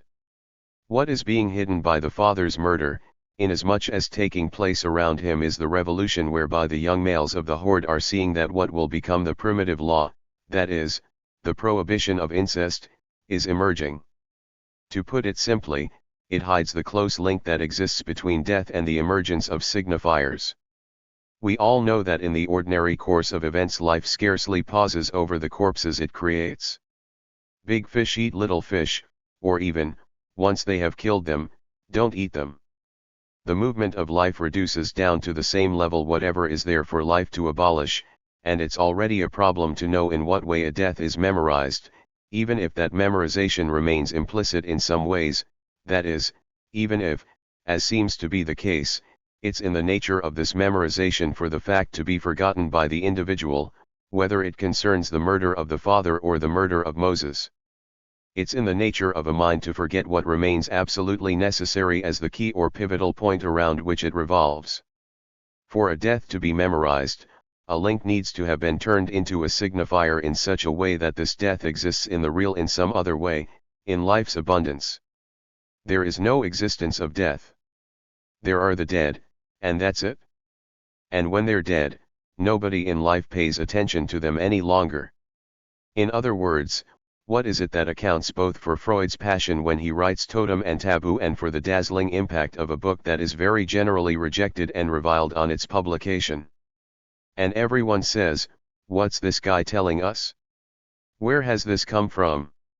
What right does he have to be telling us this? We ethnographers have never seen anything like it before. This doesn't prevent this book from being one of the major events of our century, 1311 that has profoundly transformed the entire inspiration for critical, ethnological, literary, and anthropological work. What does this mean, if not that Freud conjugates two things, desire and the signifier? He conjugates them in the sense in which 293. One says one conjugates a verb. He brings the category of this conjugation into the heart of thinking about man that before him had remained, I should say, academicizing, designating thereby an ancient philosophical affiliation which, from Platonism up to the Stoic and Epicurean sects, and passing via Christianity, has had the profound tendency to forget the organic relationship between desire and signifiers, to exclude desire from signifiers, to reduce it, to account for it in a particular economy of pleasure, to include what is absolutely problematic, irreducible and, strictly speaking, perverse within it, and to avoid what is the essential, living characteristic of the manifestations of human desire, at the forefront of which we must place not only its unadapted and unadaptable, but its fundamentally marked and perverted character. It's the state of this link between desire and mark, desire and insignia, and desire and signifier that we are trying to work out here. 3. Let's now turn to the three little formulas I have written out for you. Today, I merely want to introduce them and tell you what they mean, because we will not be able to progress any further than that. To my mind, these formulas are the ones that make it possible for us to articulate not only something of the problem that I have just put to you, but even all the meanderings, or even wanderings, of analytic thought concerning what still remains our fundamental problem, which is, let's not forget, the problem of desire. Let's start by clarifying what is meant by the letters that are up there. The little d is desire. The s is the subject. The little a is the little other, the other insofar as he is our semi-able, insofar as his image grabs, captivates, and supports us, and insofar as we constitute around him this first order of identifications which I have defined for you as narcissistic identification, which is the small e, the ego. The first line places these letters in a certain relationship to one another where the arrows indicate that it cannot go from one side to the other, no matter which side it starts from, but that it stops at 312, the point where one directional arrow meets another with the opposite sign. The egoic or narcissistic identification finds itself here in a particular relation with the function of desire. I will come back to this commentary. The second line is about what I constructed my entire discourse around at the start of the year when I was trying to get you to see in jokes a certain fundamental relationship that desire has, not with signifiers as such, but with speech, namely, with demand. The D. 294. Written here stands for demand. The big A that comes next is the big other, the locus, seat or witness that the subject makes reference to as the locus of speech, in his relationship with any kind of little a. There is no need here to remind you how much, over a long period of time, and by coming back to it incessantly, I have declared that the big other as the locus of speech, articulated as such, is necessary. The little d is found here, and also, for the first time, the little s, with the same signification that it normally has in our formulas, namely that of the signified. The little s of big A designates what in the other is signified, and signified with the help of signifiers, that is, what in the other, for me as a subject, takes on the value of a signified, that is, what earlier I was calling insignias. It's in relation to these insignias of the other that the identification occurs whose product and outcome is the constitution of the big I, which is the ego ideal, in the subject. The mere constitution of these formulas presents you with the fact that access to the identification of the ego ideal is only possible once the term the big other is taken into account. As with the previous lines, the third is trying to articulate a problem in a reference chain Schaffenreipera. This is the problem that I am formulating here with you today. The delta is precisely what we are inquiring about, namely the very mainspring by which the human subject is placed in a certain relationship with the signifier, the human subject in his essence as a subject, as total subject, as subject in his completely open, problematic, and enigmatic character, and which the symbol expresses. Here we see the subject returning again, this time in relation to the fact that his desire goes through a demand, that he speaks it and that this has a number of effects. Next, you have the big S which is, as usual, the letter I use to designate the signifier. The formula explains that the big S of Bardet is precisely what, the phallus, produces. In other words, the phallus is the signifier that introduces something new into A, introduces it only into A, and at the level of A, owing to which this formula will be illuminated by the effects of signifiers. 313. This precise point of impact on the other is what this formula will enable us to clarify. Let's now return to the matter at hand. Man's relationship to desire is not a pure and simple relationship of desire. In itself, it isn't a relationship with an object. If the relationship with an object were already established, there would be no problem for analysis. Men would, as we can assume for the majority of animals, go to their object. Man would not have this second relationship, as it were, to the fact that he is a desiring animal, which conditions everything that happens at the level we call perverse, namely, that he enjoys his desire. The entire evolution of desire has 295. Its origins in these lived facts that are classed in, let's say, the masochistic relation, because this is the one we are told to consider first in the genetic order, although one comes to it by a kind of regression. The one that suggests itself as the most exemplary and the most pivotal is either the so-called sadistic relationship or the scopophilic relationship. It's quite clear that it's through a reduction, the manipulation or second-order artificial decomposition of what is given in experience, that we isolate them in the form of drives that are interchangeable and equivalent to one another. The scopophilic relationship, insofar as it conjugates exhibition and voyeurism, is always ambiguous. The subject sees himself being seen, one sees the subject as seen, but, of course, one does not just see him, but sees him in his jouissance, in that species of irradiation or phosphorescence that emerges by virtue of the fact that the subject finds himself in a position that comes from some sort of primitive gap, in some way extracted from his relationship of involvement with an object, and from there he fundamentally grasps himself as the patient in that relation. The fact that what we find at the core of the analytic exploration of desire is masochism stems from there. The subject grasps himself as suffering, and he grasps his existence as a living being as one of suffering, that is, as being a subject of desire. Where is the problem now? Human desire will always remain irreducible to any form of reduction and adaptation. No analytic experience goes against this. The subject does not simply satisfy a desire, he derives enjoyment from desiring, and this is an essential dimension of his enjoyment. It's completely erroneous to omit this primitive datum which, I have to say, the so-called existentialist investigation has illuminated and cast in a certain light. If what I am saying here for you, as best I can, is to mean anything, it requires you to refer to our daily experience, but that is elaborated over the course of pages that are masterful in a variety of ways by Mr. Sartre in Being and Nothingness. It isn't always absolutely rigorous 314 philosophically, but it's certainly the work of an undisputed literary talent. What is striking is that it has only been possible for things of this order to be articulated so brilliantly since analysis gave the dimension of desire freedom of the city. Mr. Jones, whose usefulness to and function in analysis are in direct proportion to what he didn't understand, very quickly tried to expound the castration complex by finding an equivalent for it. To be frank, the phallic signifier was the object of what one could perhaps call a veritable phobia throughout his entire existence as a writer and analyst.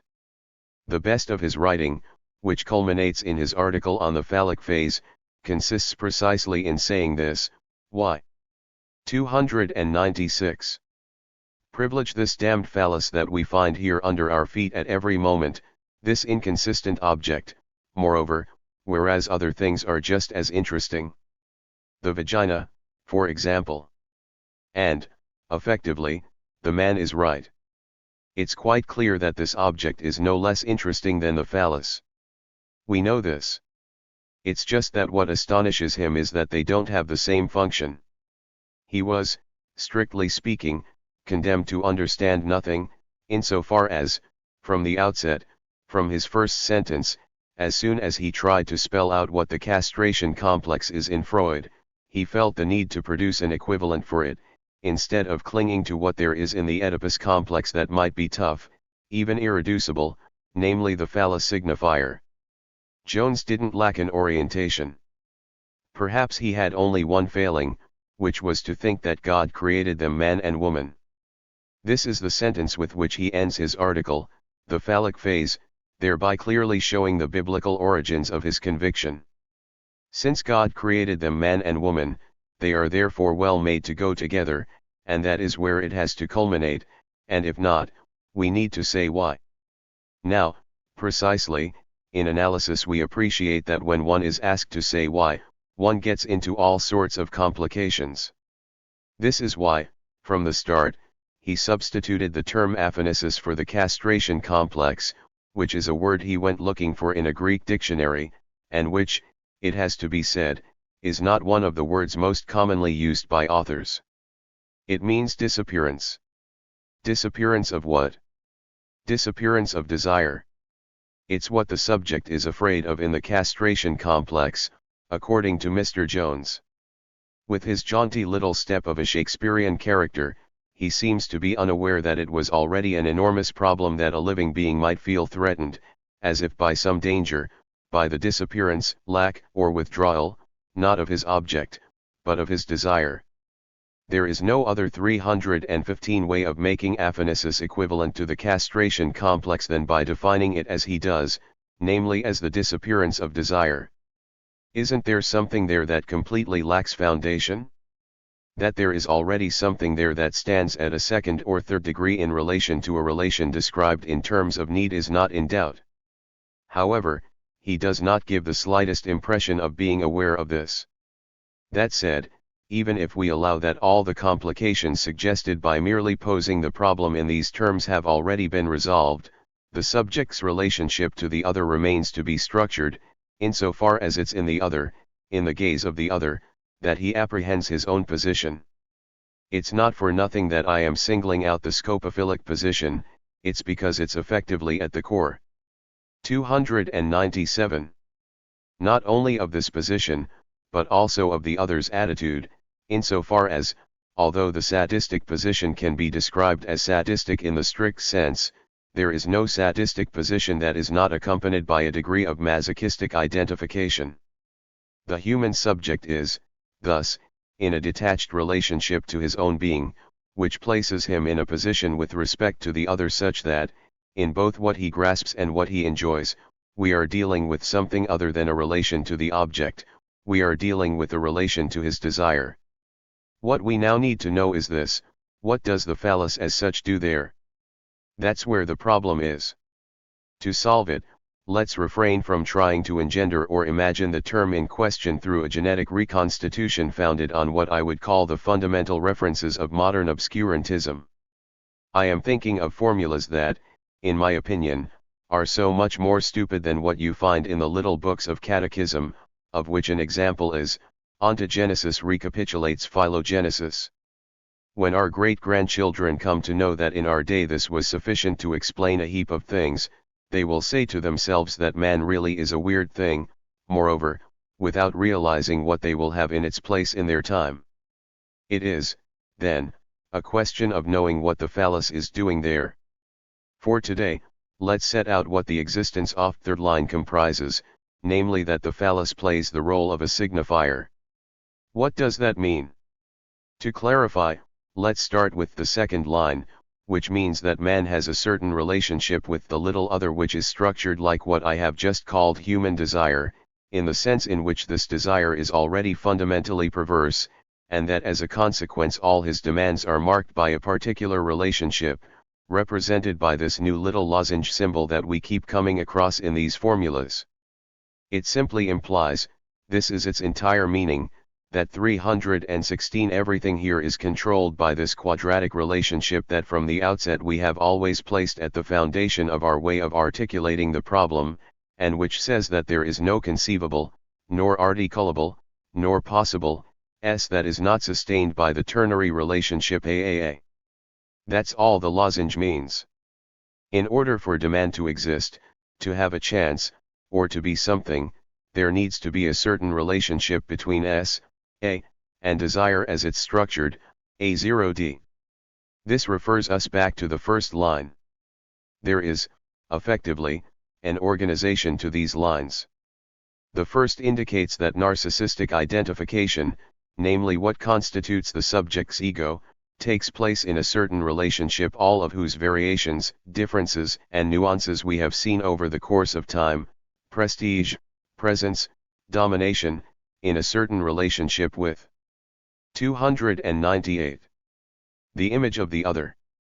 You find what corresponds to the ego, its correlate, in what lies on the other side of the point of revolution of this table, namely the double line of equivalence there in the middle. The very possibility of the existence of an ego is thus brought into relationship with the subject's fundamentally desiring nature, tied to the avatars of desire, which is expressed here in the first part of the first line. Similarly, what does all identification with the insignias of the other, that is, of the third party as such, depend on? On demand. On demand and on the other's relations with desire. This is quite clear and quite apparent, and it enables the term by which Freud designates what we quite incorrectly call, I will say why, frustration to be given its full value. Freud says Veragung. We know from experience that it's insofar as something is veragen that the phenomenon of secondary identification, or identification with the insignias of the other, is produced in the subject. What does that imply? That in order for anything to be able to be established for the subject between the big other as the locus of speech and the phenomenon of his desire, which is located on a completely heterogeneous plane, since it has a relation to the little other as his image, in order to explain human desire as perverse desire, it's necessary that something introduce, into the other, this same relationship with the little other that is required, necessary and phenomenologically tangible. It's the need for this problem to be spelled out that I am proposing today. This may seem obscure to you. I will only tell you one thing, it's this. To say that not only does this become increasingly obscure, but that it's also all a muddle, is to say nothing at all. It's possible, on the other hand, that in saying this we will manage to contribute a little bit of order. 317 I propose that 11, the phallus, is the signifier by which the relationship to A, the little other, is introduced into A as the locus of speech, and insofar as the signifier plays a part. There you are. This looks like it's biting its own tail, but it has to bite its own tail. It's clear that the signifier plays a part, since we encounter the signifier every step of the way. We have encountered it from the outset, since man would not enter into culture, or rather into society if we distinguish between culture and society, but it's the same thing, if the relationship to the signifier were not there at the origin. Just as we have defined the paternal signifier as the signifier which establishes and authorizes the play of signifiers in the locus of the other, there is another privileged signifier which has the effect of instituting in the other the following, thereby changing its 299 nature, and this is why on the third line the symbol for the other is barred, namely, that it isn't purely and simply the locus of speech, but that it is, like the subject, implicated in the dialectic located on the phenomenal plane of reflection with respect to the little other. What this adds is that this relationship exists inasmuch as the signifier inscribes it. I ask you to keep this in mind, no matter how difficult it might be for you. You will stop there for today. I will show you what this makes possible to illustrate and formulate another time. March 26, 1958. 319-18. Symptoms and their masks. My interpretations and his. The case of Elizabeth von R. Dissociating love and desire. Articulated desire is not articulable. Laughter and identification. Today I would like to bring you back to one primitive understanding of the object of our experience, that is, the unconscious. My aim, in short, is to show you the pathways and possibilities that the discovery of the unconscious opens up for us, without having you forget the limits it places on our powers. It is, in other words, about my showing you from what perspective, from what approach we get an insight into the possibility of normativization, therapeutic normativization, when the entire analytic experience is there to remind you that it nevertheless runs up against the antinomies internal to all normativization in the human condition. Analysis even makes it possible for us to go into the nature of these limits in depth. 1.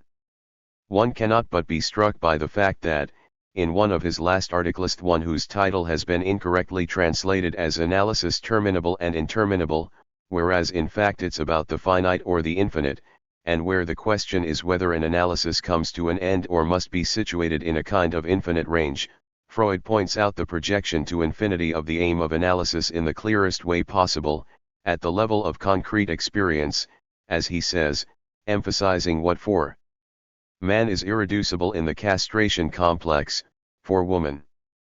301. In penis nade, that is, in a particular fundamental relationship to the phallus. What was it that the Freudian discovery emphasized at the outset? It emphasized desire. What Freud essentially discovers, 320 what he apprehends in every kind of symptom, whether they are pathological symptoms or whether they are what he interprets in what till then had presented itself as more or less reducible to normal life, namely, dreams for example, is always a desire. Moreover, in dreams, he doesn't just talk about desire but about the fulfillment of desire, Wunschverfüllung. We should not fail to be struck by this fact, namely, that he speaks about the satisfaction of desire, precisely, in dreams. He also indicates that, in symptoms themselves, there is something that resembles the satisfaction, but it's satisfaction whose problematic character is quite marked, since it's also satisfaction turned upside down. It already seems, then, that desire is linked to something that is its appearance and, to use this word, its mask. In the way desire presents itself to us in analytic experience, the close link that it maintains with what cloaks it, problematically, invites us to reflect upon this as an essential problem. Several times recently, I have emphasized the way desire, insofar as it appears in consciousness, manifests itself in a paradoxical form in analytic experience, or, more precisely, how much the latter has promoted this characteristic inherent in desire qua perverse desire, which is a second-order desire, an enjoyment of desire qua desire. Speaking generally, it's not analysis that discovered the function of desire, but it has made it possible for us to see just how far down goes the fact that human desire is not directly implicated in a pure and simple relationship with the object that satisfies it, but that it's just as much linked to the position that the subject adopts in the presence of this object as it is to the position he adopts outside his relations with the object, in such a way that nothing in his relations with an object is ever completely exhausted. Moreover, analysis is well placed to remind us of the fact, which has always been known, that desire is restless, fleeting, and elusive in nature. It evades synthesis by the ego and leaves it no other way out than that of being nothing but an illusory affirmation of synthesis. While it's always me who desires, this can only be grasped in me in the diversity of these desires. Behind this phenomenological diversity, behind the contradiction, the anomaly, and the aporia of desire, it's certain, moreover, that there exists a deeper relationship, which is the subject's relationship to life and, as one says, to the instincts. By taking this 321 approach, analysis helps us make progress on the subject's situation. 302. In relation to his position as a living being. But analysis makes us experience the intermediaries through which the aims or ends, not only of life, but perhaps also of what lies beyond life, are realized. What Freud envisaged, effectively, was some sort of teleology of first vital ends, of ultimate ends that life supposedly aims at lying beyond the pleasure principle, and this is a return to the equilibrium of death. Analysis enabled us, I won't say to define all that, but to catch a glimpse of it, insofar as it has also made it possible for us to follow the course of the fulfillment of desires. There have always been glimpses of human desire in its internal relations with the other's desire. One doesn't need to refer to the first chapter of Hegel's Phenomenology of Mind to encounter the paths that a reasonably in-depth reflection would enable this research to take. This is in no way to detract from the originality of the new phenomenon that Freud contributes, and which makes it possible for us to throw such essential light on the nature of desire. The approach that Hegel takes in his first study of desire is far from being, as one thinks from the outside, a uniquely deductive approach. It's a matter of capturing desire through the intermediary of the relations of self-consciousness with the constitution of self-consciousness in the other. The question that this raises, then, is how the dialectic of life itself can be introduced via this intermediary. This can only be translated in Hegel through what, when the occasion arises, he calls a synthesis. Freudian experience shows us quite a different pathway, even though, very curiously and also very remarkably, desire appears there just as profoundly tied to the relationship with the other as such, even though it appears as unconscious desire. Now let's go back and place ourselves at the level of what this approach to unconscious desire was in the experience of Freud himself, in his experience as a human being. We have to imagine the first moments at which Freud encountered this experience with its quality of surprising novelty, appealing, I won't say to intuition, but rather to divination, since it was about comprehending something beyond a mask. Now that psychoanalysis is established and has developed into a discourse that is so broad and shifting, we can imagine, but we 322 imagine this fairly poorly, what the significance was of what Freud introduced when he started reading his patients' symptoms and his own dreams and started bringing us the notion of unconscious desire. Indeed, that is what is missing for us to evaluate the true value of his interpretations. We are always quite astonished by what very often appears as their extraordinarily interventionist. 303. Nature compared to what we allow ourselves to do, and, I would say, compared to what we may and may no longer allow ourselves to do. One may even add that to some extent his interpretations strike us as wide of the mark. Have I not pointed out to you 1,000 times, concerning the case of Dora for example, or his interventions in the analysis of the young homosexual woman whom we have discussed at length here, to what extent Freud's interpretations, and he recognizes this himself, were connected with his incomplete knowledge of psychology, in particular that of homosexuals in general, but also of hysterics? The inadequate knowledge that Freud possessed at that time means that, in more than one case, his interpretations look too directive in nature, almost forced and precipitate all at once, which effectively gives full value to the term an interpretation wide of the mark. Still, it's certainly true that these interpretations, at that moment, and up to a point, looked like they had to be made and looked like efficacious interpretations for resolving a symptom. What does that mean? Obviously, this raises a problem. To begin to solve it, we have to mention that when Freud gave interpretations of this nature, he found himself faced with quite a different situation from the present one. Effectively, everything that in a verdict interpretation emerges from the mouth of an analyst, insofar as there is interpretation in the strict sense, this verdict, what is stated, proposed, and given as true literally gets its value from what is left unsaid. The question, therefore, is what is the background of the unsaid against which an interpretation is being given. At the time when Freud was giving Dora his interpretations, he was telling her, for example, that she was in love with Herr K, and he would indicate to her, in no uncertain terms, that normally she should be redoing her life with him. This comes as a surprise for us, and all the more so because we know that this was out of the question for the best of reasons, and ultimately Dora wants to have nothing to do with it.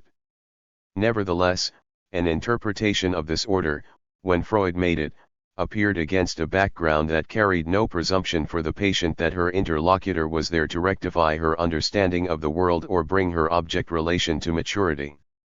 For a subject to expect such things from the mouth 323 of an analyst, there has to be an entire cultural atmosphere, and none of this had been formed as yet.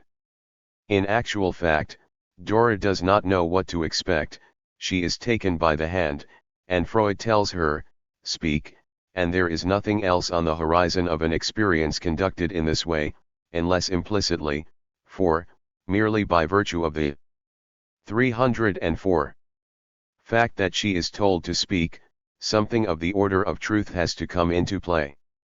This situation is far from being like ours.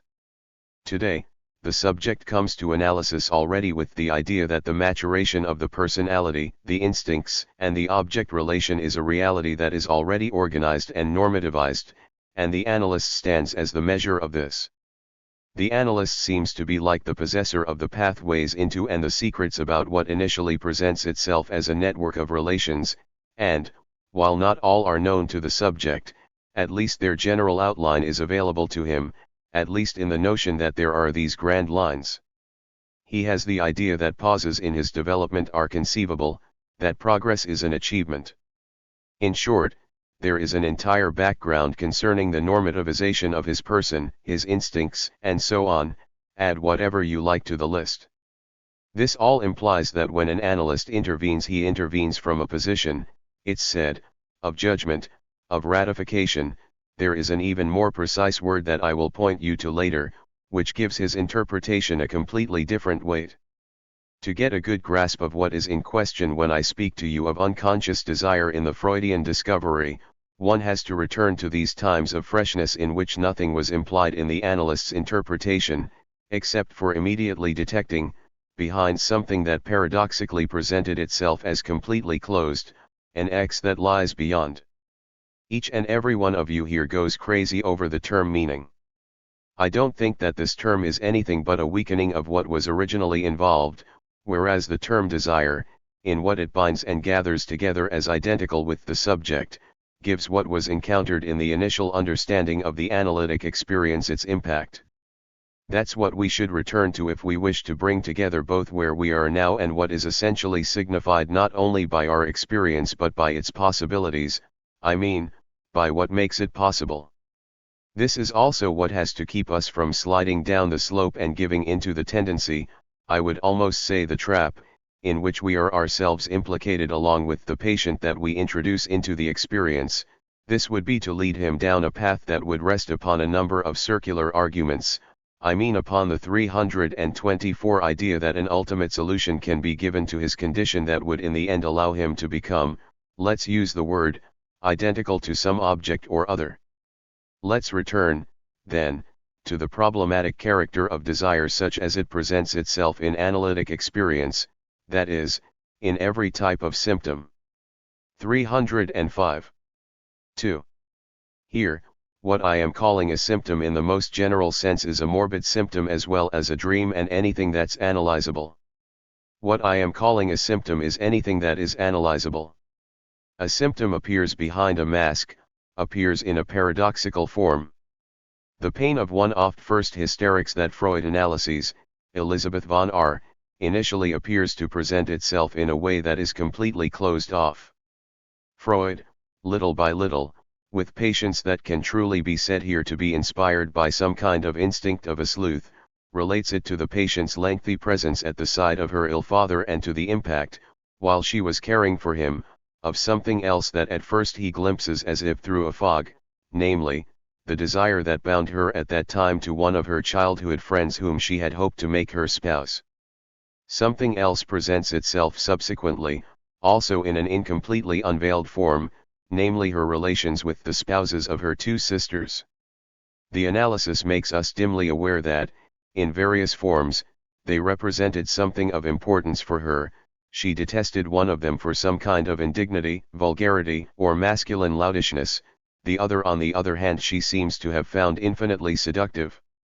It effectively seems that her symptom precipitated around a number of encounters, and around a sort of oblique meditation concerning the otherwise very good relations between this brother-in-law and one of her sisters. I am going back over these details so as to focus the mind by way of examples. It's clear that there we are at a primitive period of analytic experience. That Freud should purely and simply say to the patient, as he did not fail to do, that she was in love with her brother-in-law and that her symptoms, namely the pain in her leg, crystallized around this suppressed desire.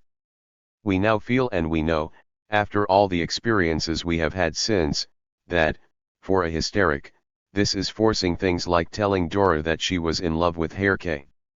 When we come across an observation like this, we experience first 325 and the above view that I am putting to you. You don't need to turn the observation upside down to do it, for, while Freud doesn't formulate it like this, diagnose it or discern it, he provides all its elements in the clearest of manners. Up to a point, beyond the words that he puts into his paragraphs, the very composition of his observation allows it to appear in a way that is infinitely more convincing than anything he says. What does he highlight concerning Elizabeth von R.'s experience? Precisely the fact that, in his words and in his experience, in 306 many cases the appearance of hysterical symptoms is bound up with the experience, in itself so difficult, of being entirely devoted to the care of a sick person and playing the role of nurse, and even more so, when one considers the impact that this function has when it's taken on by the subject with respect to someone close. Then, all the ties of affection, even passion, attach the carer to the cared for. The subject thus finds herself in the position of having to satisfy, more so than on any other occasion, what can be emphatically described as a demand. The subject's entire submission, Indeed, abnegation, in relation to demand, is really given by Freud as one of the essential conditions of the situation, insofar as it turns out to be hysterogenic here in this case. This is made all the more important by the fact that for this hysteric, in contrast with others that he also gives as examples, both the personal and family history is extraordinarily vague and underemphasized, and that, as a consequence, the term hysterogenic situation here becomes highly significant. Freud, moreover, indicates as much. In the middle formula of my three formulas, I thus isolate, here, the function of demand. Correlatively, as a function of this background position, I would say that essentially the question is about the interest that the subject takes in a situation of desire. Freud makes only one mistake here, if I may say so, and it's that he is somewhat led along by the requirements of language, orientates the subject prematurely and implicates her in this situation of desire in an overly defined way. There is a situation of desire and the subject takes an interest in it. But now that we know what an hysteric is, we cannot even add whatever side she takes. This would effectively already imply that she takes one side or another, that she is interested in her brother-in-law from the perspective of her sister or in her sister from the 326 perspective of her brother-in-law. An hysteric's identification is perfectly capable of subsisting, in a correlative manner, in several directions. Here it's twofold. Let's say that the subject is interested, that she is implicated, in the situation of desire, and that that's essentially what is represented by a symptom, and this reintroduces the notion of a mask. The notion of a mask means that desire presents itself in an ambiguous form that does not make it possible for us to orientate the subject in relation to this or that object in the situation. The subject is interested in the situation as such, that is to say, in the relations of desire. This is exactly what is expressed by the symptom that appears, and it's what I call the element of a mask in a symptom. 307. This is the respect in which Freud can say to us that symptoms speak in the session. The "it speaks" that I am always talking to you about is there from the first of Freud's formulations, expressed in the text. He will later say that the stomach noises of his patients, when they come to be audible in a session, have the signification of words. But here, what he is telling us is that the pains that reappear, worsen, and become more or less intolerable during the session itself are part of the subject's discourse, and that he measures the extent of the heartburn, the impact and the revelatory value of what the subject is avowing and releasing into the session by the tone and modulation of his speech. The trace, the centripetal direction of this trace, the progress of the analysis, is measured by Freud by the very intensity of the modulation by which the subject registers a greater or lesser intensification of his symptom during the session. I took this example, I could just as well take others, I could just as well take the example of a dream, in order to center on the problem of symptoms and unconscious desire. The question is that of the link with desire, which remains a question mark, an X, an enigma, which the symptom cloaks itself in, the link, that is, with the mask. We are told that, insofar as a symptom is unconscious, it is, in short, and to a certain extent, something that speaks and of which one can say with Freud from the outset, that it's articulated. A symptom, therefore, goes in the direction of the recognition of desire. But what was the nature of the symptom, that is the desire to be recognized, before Freud turned up and, following him, his whole crowd of disciples, the analysts? This recognition has a tendency to surface, to find its own way, but it only manifests itself through the creation of what I have been calling a mask, which is something closed. This recognition of desire is recognition by nobody, it doesn't target anybody, since nobody was able to read it till someone began to discover the key. This recognition is presented in a form that is closed off to the 327 other. Recognition of desire, then, but recognition by nobody. On the other hand, insofar as desire is a desire for recognition, this is something other than a desire. Moreover, we are told as much, this desire is a repressed desire. It's for this reason that our intervention adds something more to a simple reading. It's a desire that the subject excludes insofar as he wants it to be recognized. As a desire for recognition, it's perhaps a desire, but, at the end of the day, it's a desire for nothing. It's a desire that is not there, a rejected, excluded desire. This twofold characteristic of unconscious desire, which, by identifying it with its mask, turns it into something different from 308.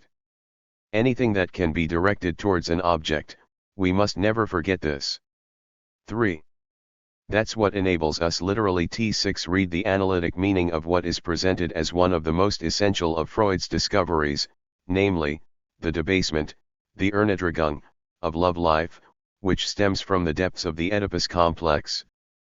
Freud presents the mother's desire as being at the bottom of this debasement for certain subjects, who, we are specifically told, have not abandoned their incestuous object.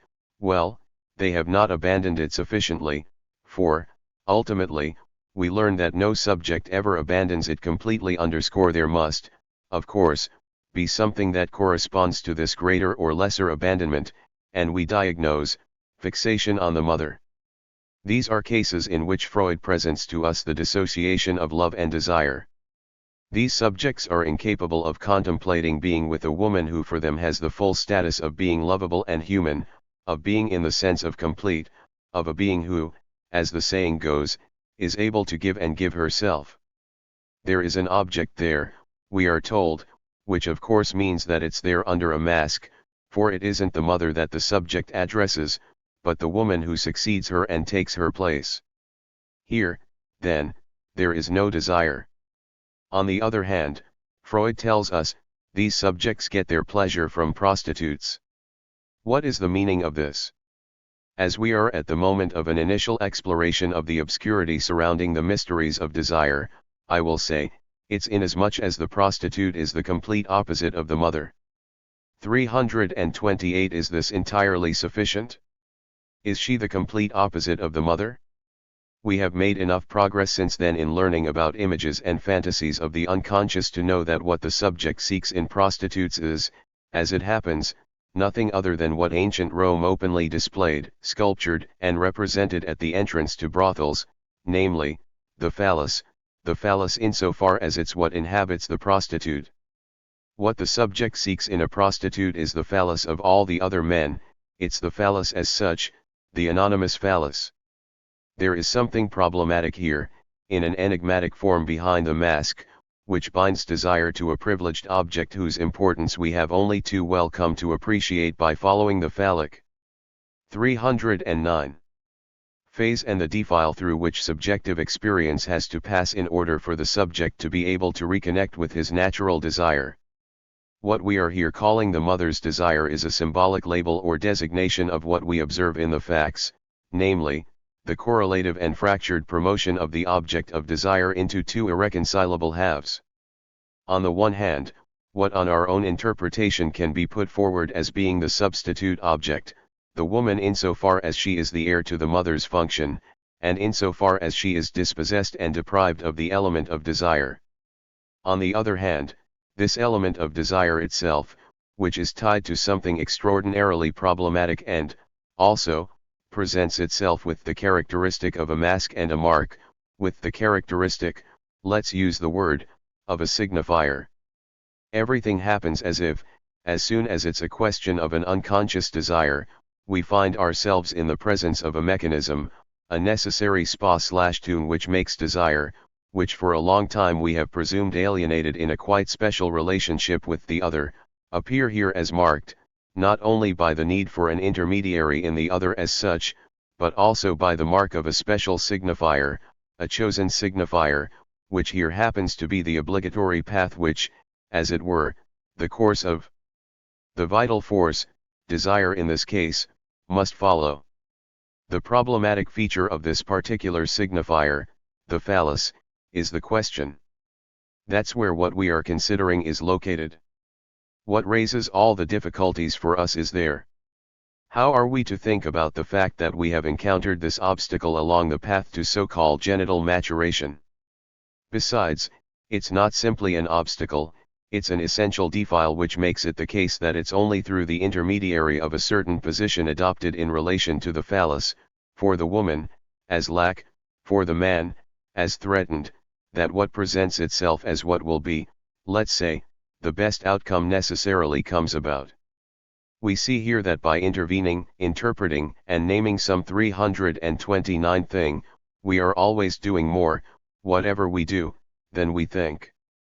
The precise word that I wanted to give you on this point earlier is the verb to ratify. We identify the same with the same, and we say, that's it. We substitute someone for this nobody to whom the symptom is addressed inasmuch as it is there on the path to the recognition of desire. We thus always misrecognize, to some extent, the desire that wants to be recognized, inasmuch as we assign an object to it, whereas it's not about an object.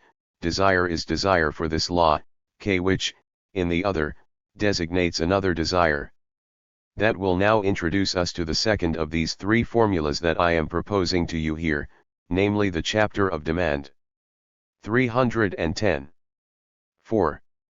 In the way I am tackling things and returning to them, I am trying to spell out for you the originality of this desire which is in question at every moment of an analysis by leaving aside the monitoring we can bring to it in the name of a more or less theoretical idea about an individual's maturation.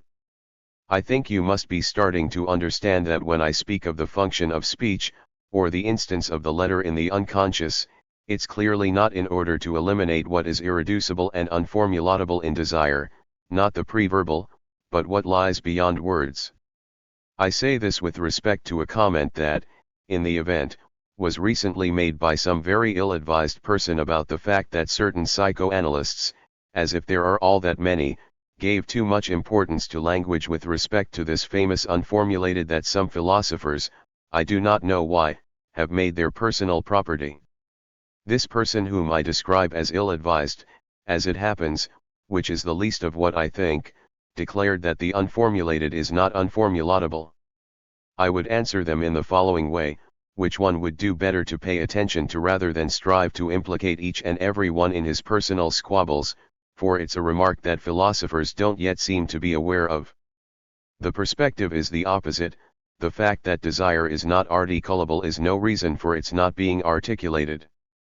What I mean is that in itself desire is articulated, insofar as it's 330 tied to the presence of signifiers in man. Still, this does not mean that it's articulable. Precisely because it essentially involves a link with signifiers, it's never fully articulable in any given case. Let's now return to this second chapter, which is that of demand, where we are in the articulated articulable, in the actually articulated. For the moment we are concerned with the link between desire and demand. We won't get to the end of this discussion today, but I will devote the next time to these two terms, desire and demand, and to the paradoxes in desire as masked desire that I designated just before. Desire is articulated in demand necessarily, because we are only able to approach it through some demand or other. As soon as the patient contacts us and comes to see us, it's to demand something, and we are already getting very involved and being very specific about the situation simply by saying to him, I'm listening.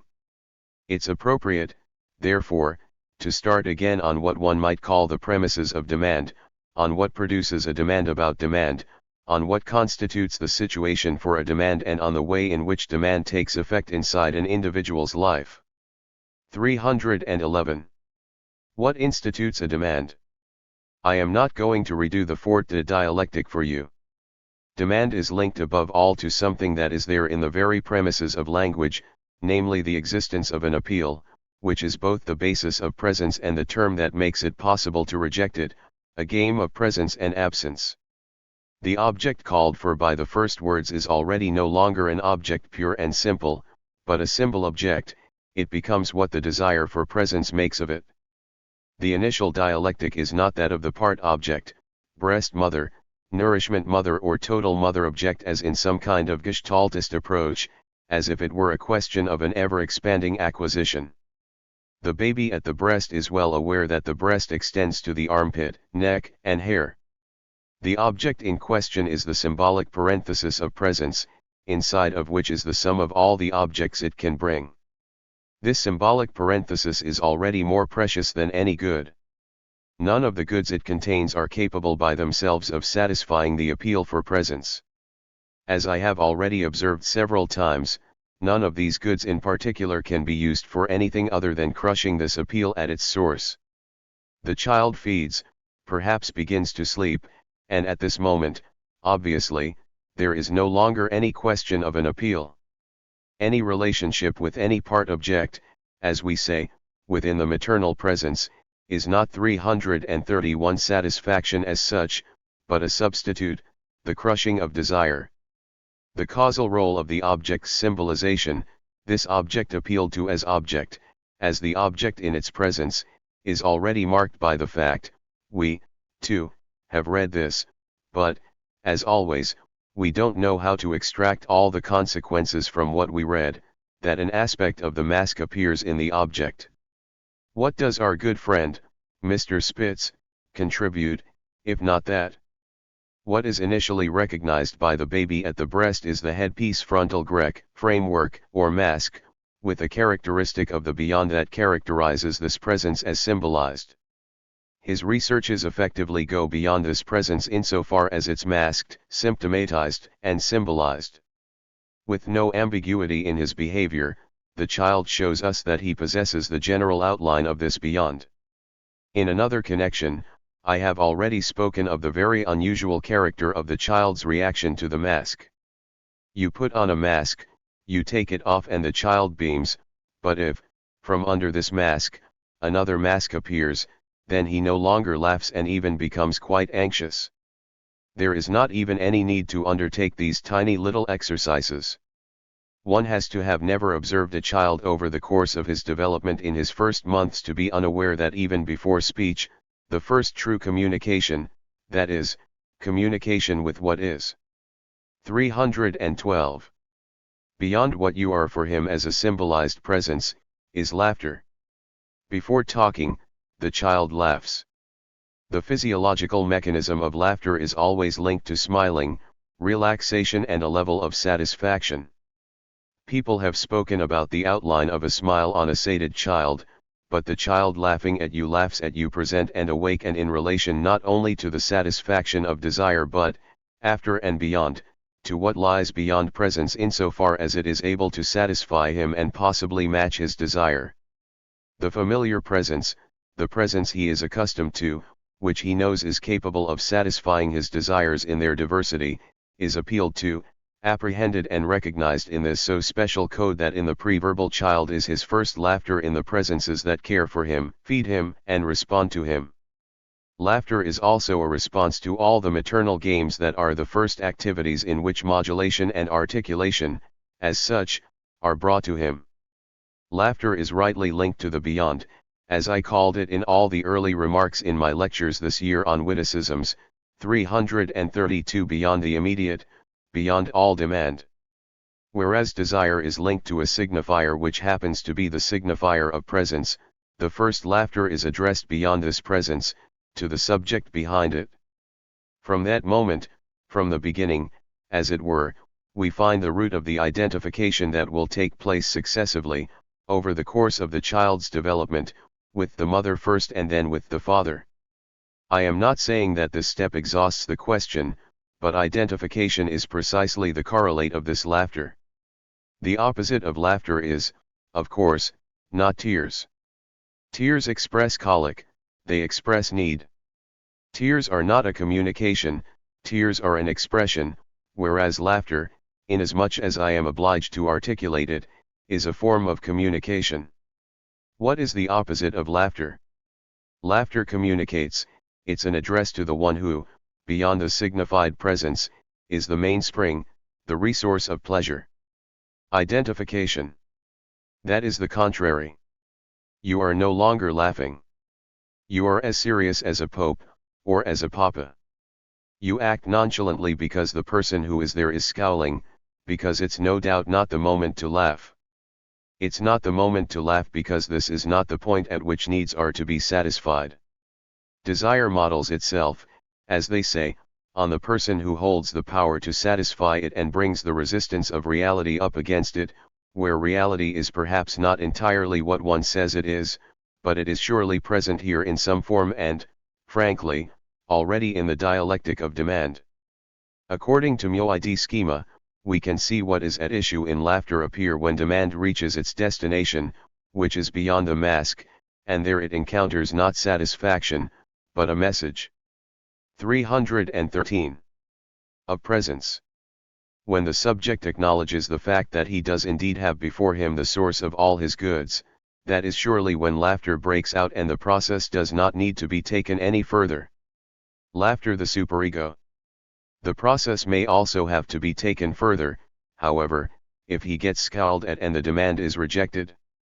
Then, as I've told you, what is at the origin of this need and desire appears in a transformed form.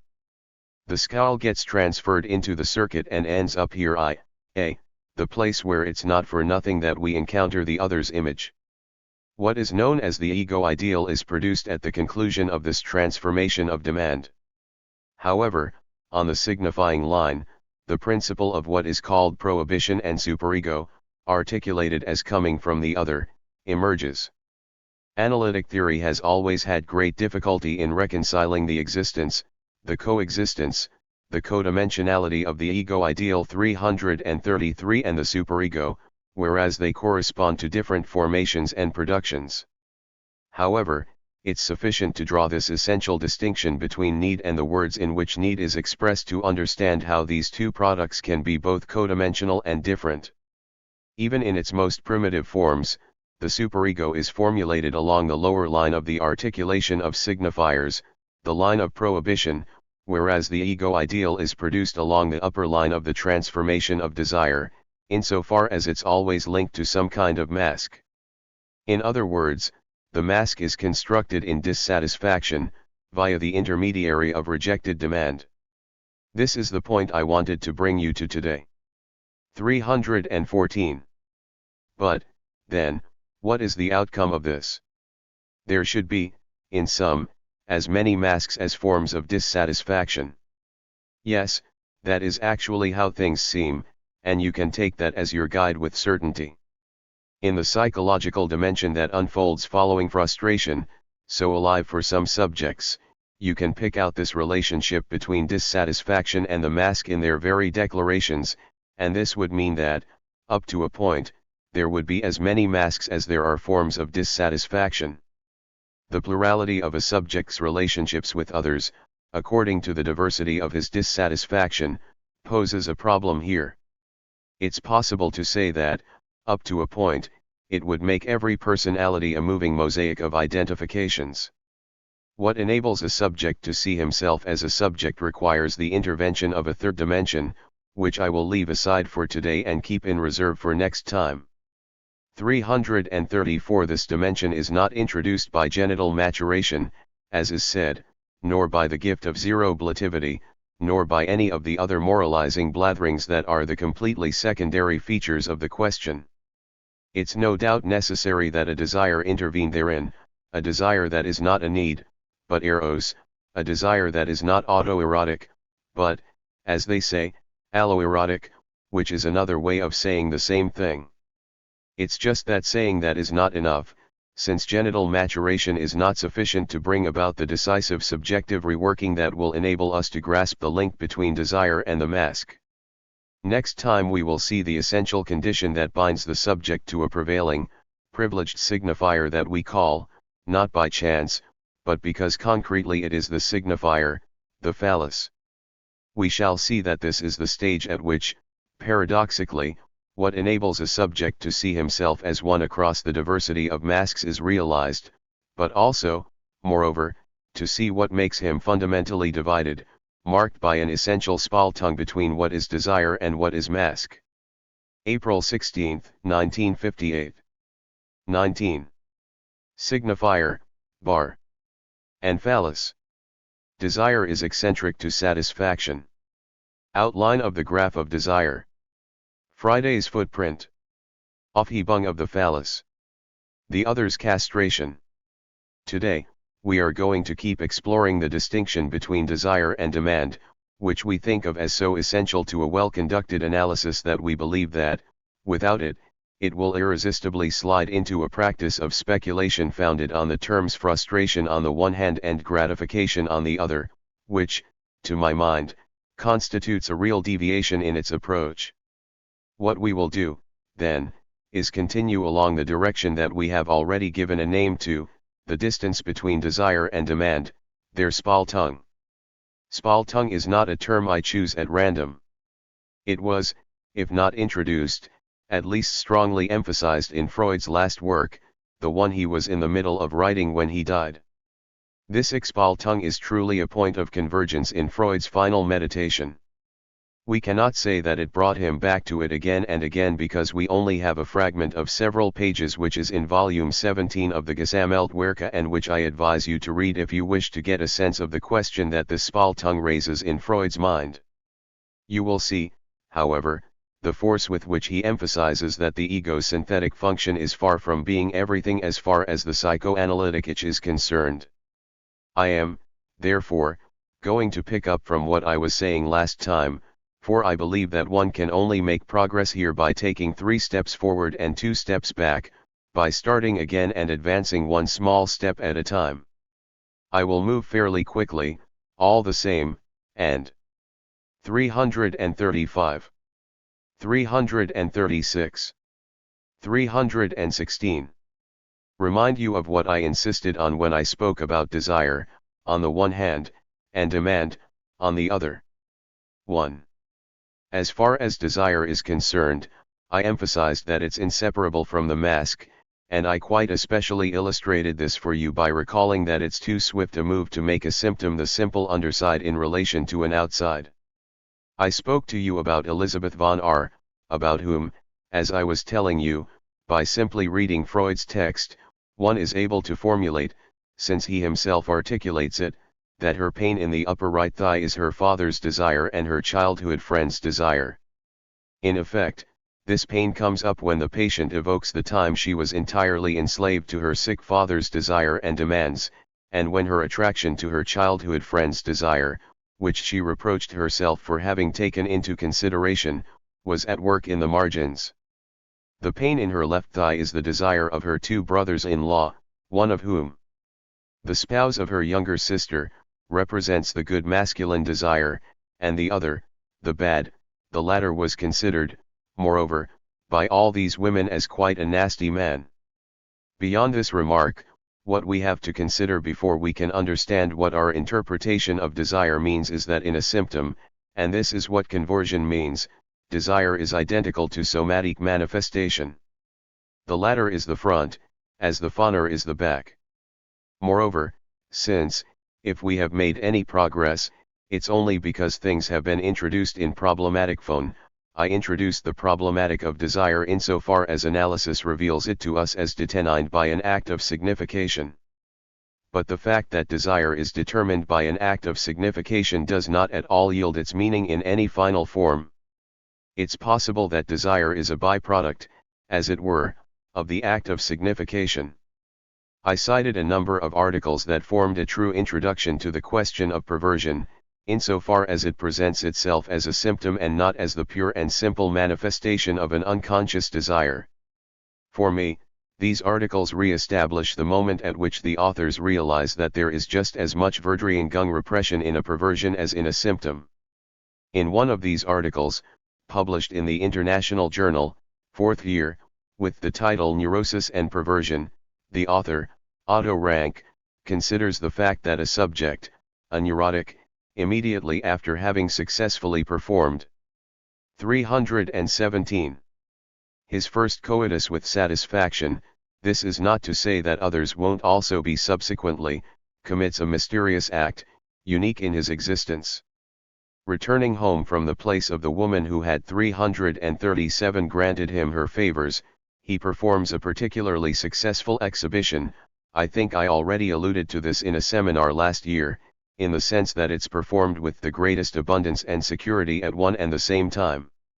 He drops his pants, effectively, and displays himself on the embankment of the railway line, lit up by a train as it goes past. He thus happens to display himself to a whole crowd of people without running the slightest risk. The author interprets this act within the general economy of the subject's neurosis in a way that is more or less successful. I am not going to elaborate on this aspect, but I will pause at the following. To be sure, for an analyst, it's certain that this is a significant act, as one says, but what does it mean? I repeat, he has just engaged in his first act of copulation. Does his act mean that he still has it? That it's at everyone's disposal? That it has become, as it were, his personal property? What does he want, then, by displaying it? Does he want to efface himself behind what he is displaying, to be no longer anything but the phallus? All of this is equally plausible about this one same act, and within the one same subjective context. What, however, seems worth emphasizing more than anything, and this is underlined and confirmed by the patient's words, the context of the observation and the very sequence of things, is that this first coitus was fully satisfying. His satisfaction is captured and realized. But what the act in question shows especially, prior to any other interpretation, is what is left to be desired beyond satisfaction. I'm only recalling this little example so as to focus your minds on what I mean when I speak about the problematic of desire as being determined by an act of signification. This is distinct from any graspable meaning. Considerations of this kind, which display desire's profound coherence and coalescence with a symptom, or a masks with what appears in a desire's manifestation, put many futile questions back in their place, questions that one always asks oneself about hysteria, but even more so about all kinds of sociological, ethnographical, and other facts, where one always sees people tying themselves up in knots over the question. Let's take an example. An excellent small book by Michel Léris has just appeared in a tiny collection by Lhome, published by Pion, about the facts of possession and the theatrical aspects of possession, which he discusses on the basis of his experience amongst the Ethiopians of Gondar. Reading this book, you can clearly see. 318. How perfectly the incontestably consistent facts about trances line up or match up with the externally typified, determined, expected, 338 known and mapped out in advance features of the said spirits. The latter supposedly take possession of the people who are the site of all these singular manifestations. This can be observed in the ceremonies known as ceremonies of Wadiga, for what's involved can be found there, in the region indicated. There is more. One is struck not only by the conventional part played in the manifestations that are reproduced with the incarnation of this or that spirit, but also by their disciplinable character, to the point where subjects perceive it as a veritable training of these spirits who are, however, supposed to be taking possession of them. The order is reversed, the spirits have to behave themselves, they have an apprenticeship to undertake. Possession, and everything it implies concerning phenomena powerfully inscribed in the emotions, in apathetics by which the subject is totally possessed for the duration of its manifestation, is perfectly compatible with the entire signifying richness linked to the domination that the insignias of the god or genie exercise. Attempting to inscribe the thing in the category of simulation, imitation and other terms of this nature would create an artificial problem in order to satisfy the demands of our own mentality. The very identity between the manifestation of desire and its forms is quite apparent here. The other term to inscribe in this problematic of desire, and on which, in contrast, I insisted last time, is desire's eccentricity in relation to forms of satisfaction. This term makes it possible for us to understand what, in general, desire's deep affinity with pain is. Ultimately, what desire borders on, not in its developed, masked forms, but in its pure and simple form, is the pain of existence. The latter represents the other pole, the area within which its manifestation presents itself to us. By describing thus, at the other pole of the problematic, what I call the wandering movement of desire, its being off-center in relation to satisfaction, I am not claiming to solve the question. This is not an explanation I am giving here, it's a view of the problem. This is what we have to go into more deeply today. I return to the other element of the diptych I proposed last time, that is, the identificatory and idealizing function, insofar as it comes to depend on the dialectic of demand. Effectively, everything that takes place in the register of identification is founded on a relationship to signifiers in the other, signifiers which, in the register of demand, are characterized on the whole as a sign of the other's presence.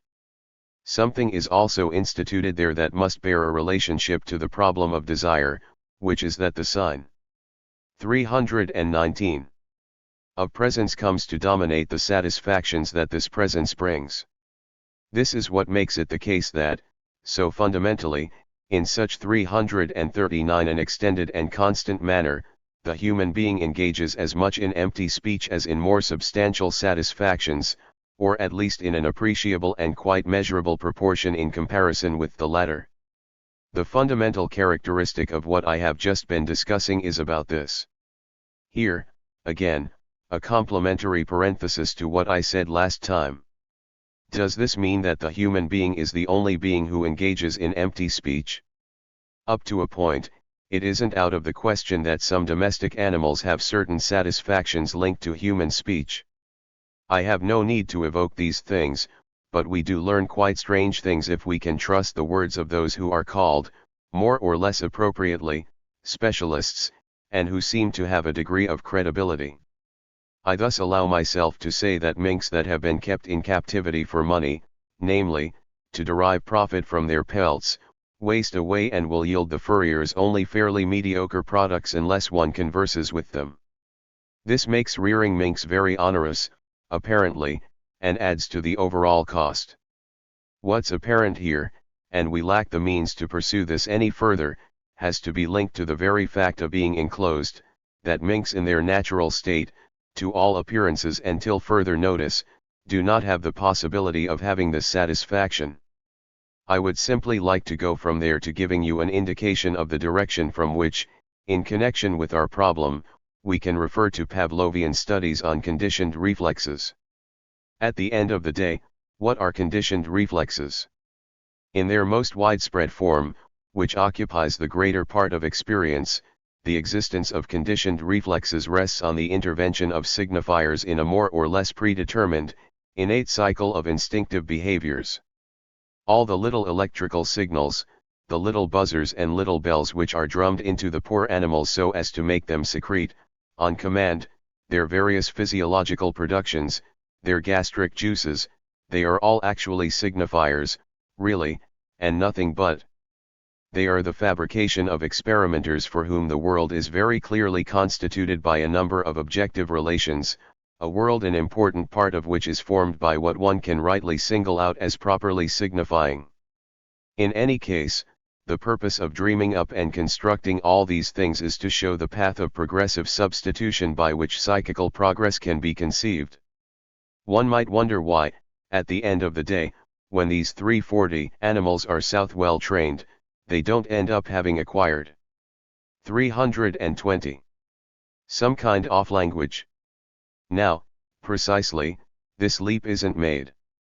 When the Pavlovian theory became interested in what happens in man with respect to language, Pavlov took the very correct position, where language is concerned, of speaking, not of a prolongation of significations as it's brought into play in conditioned reflexes, but of a second system of significations.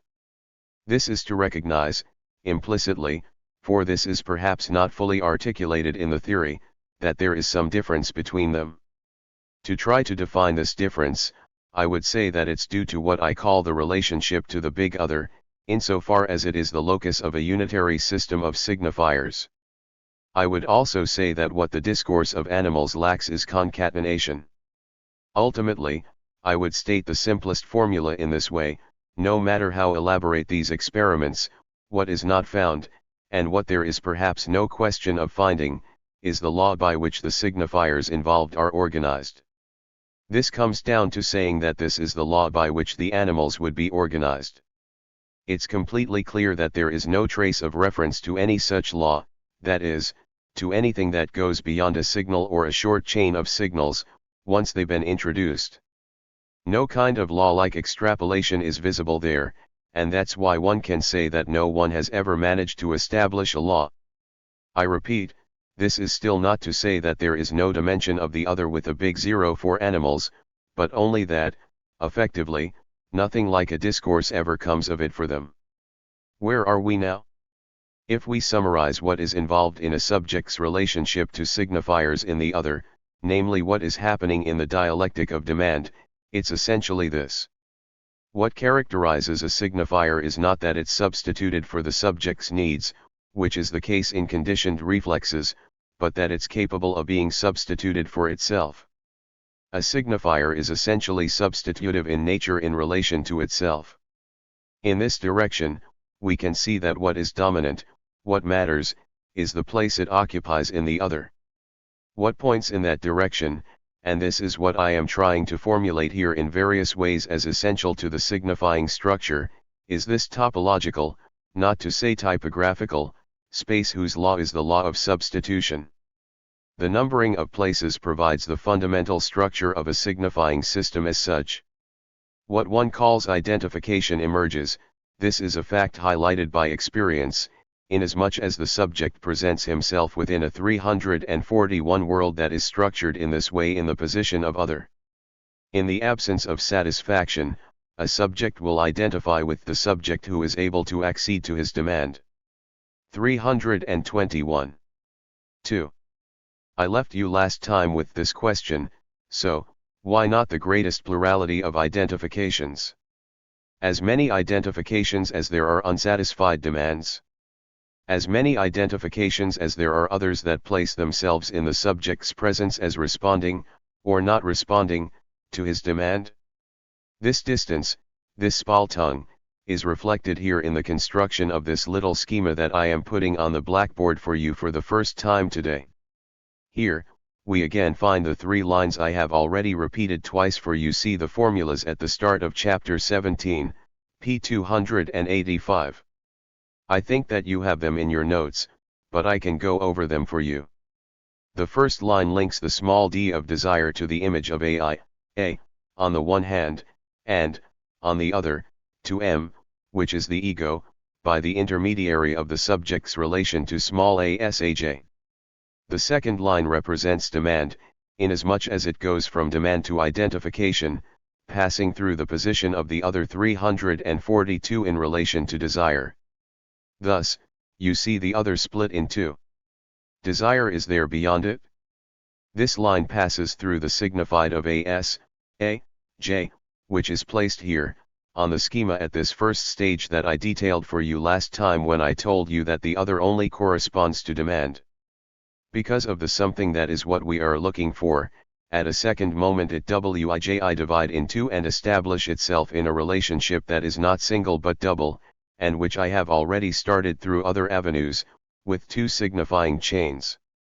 322. The first chain, which is here when it's single and the only one, is situated at the level of demand. This is a signifying chain which demand has to pass through to emerge. Then, something intervenes to double the signifying relation.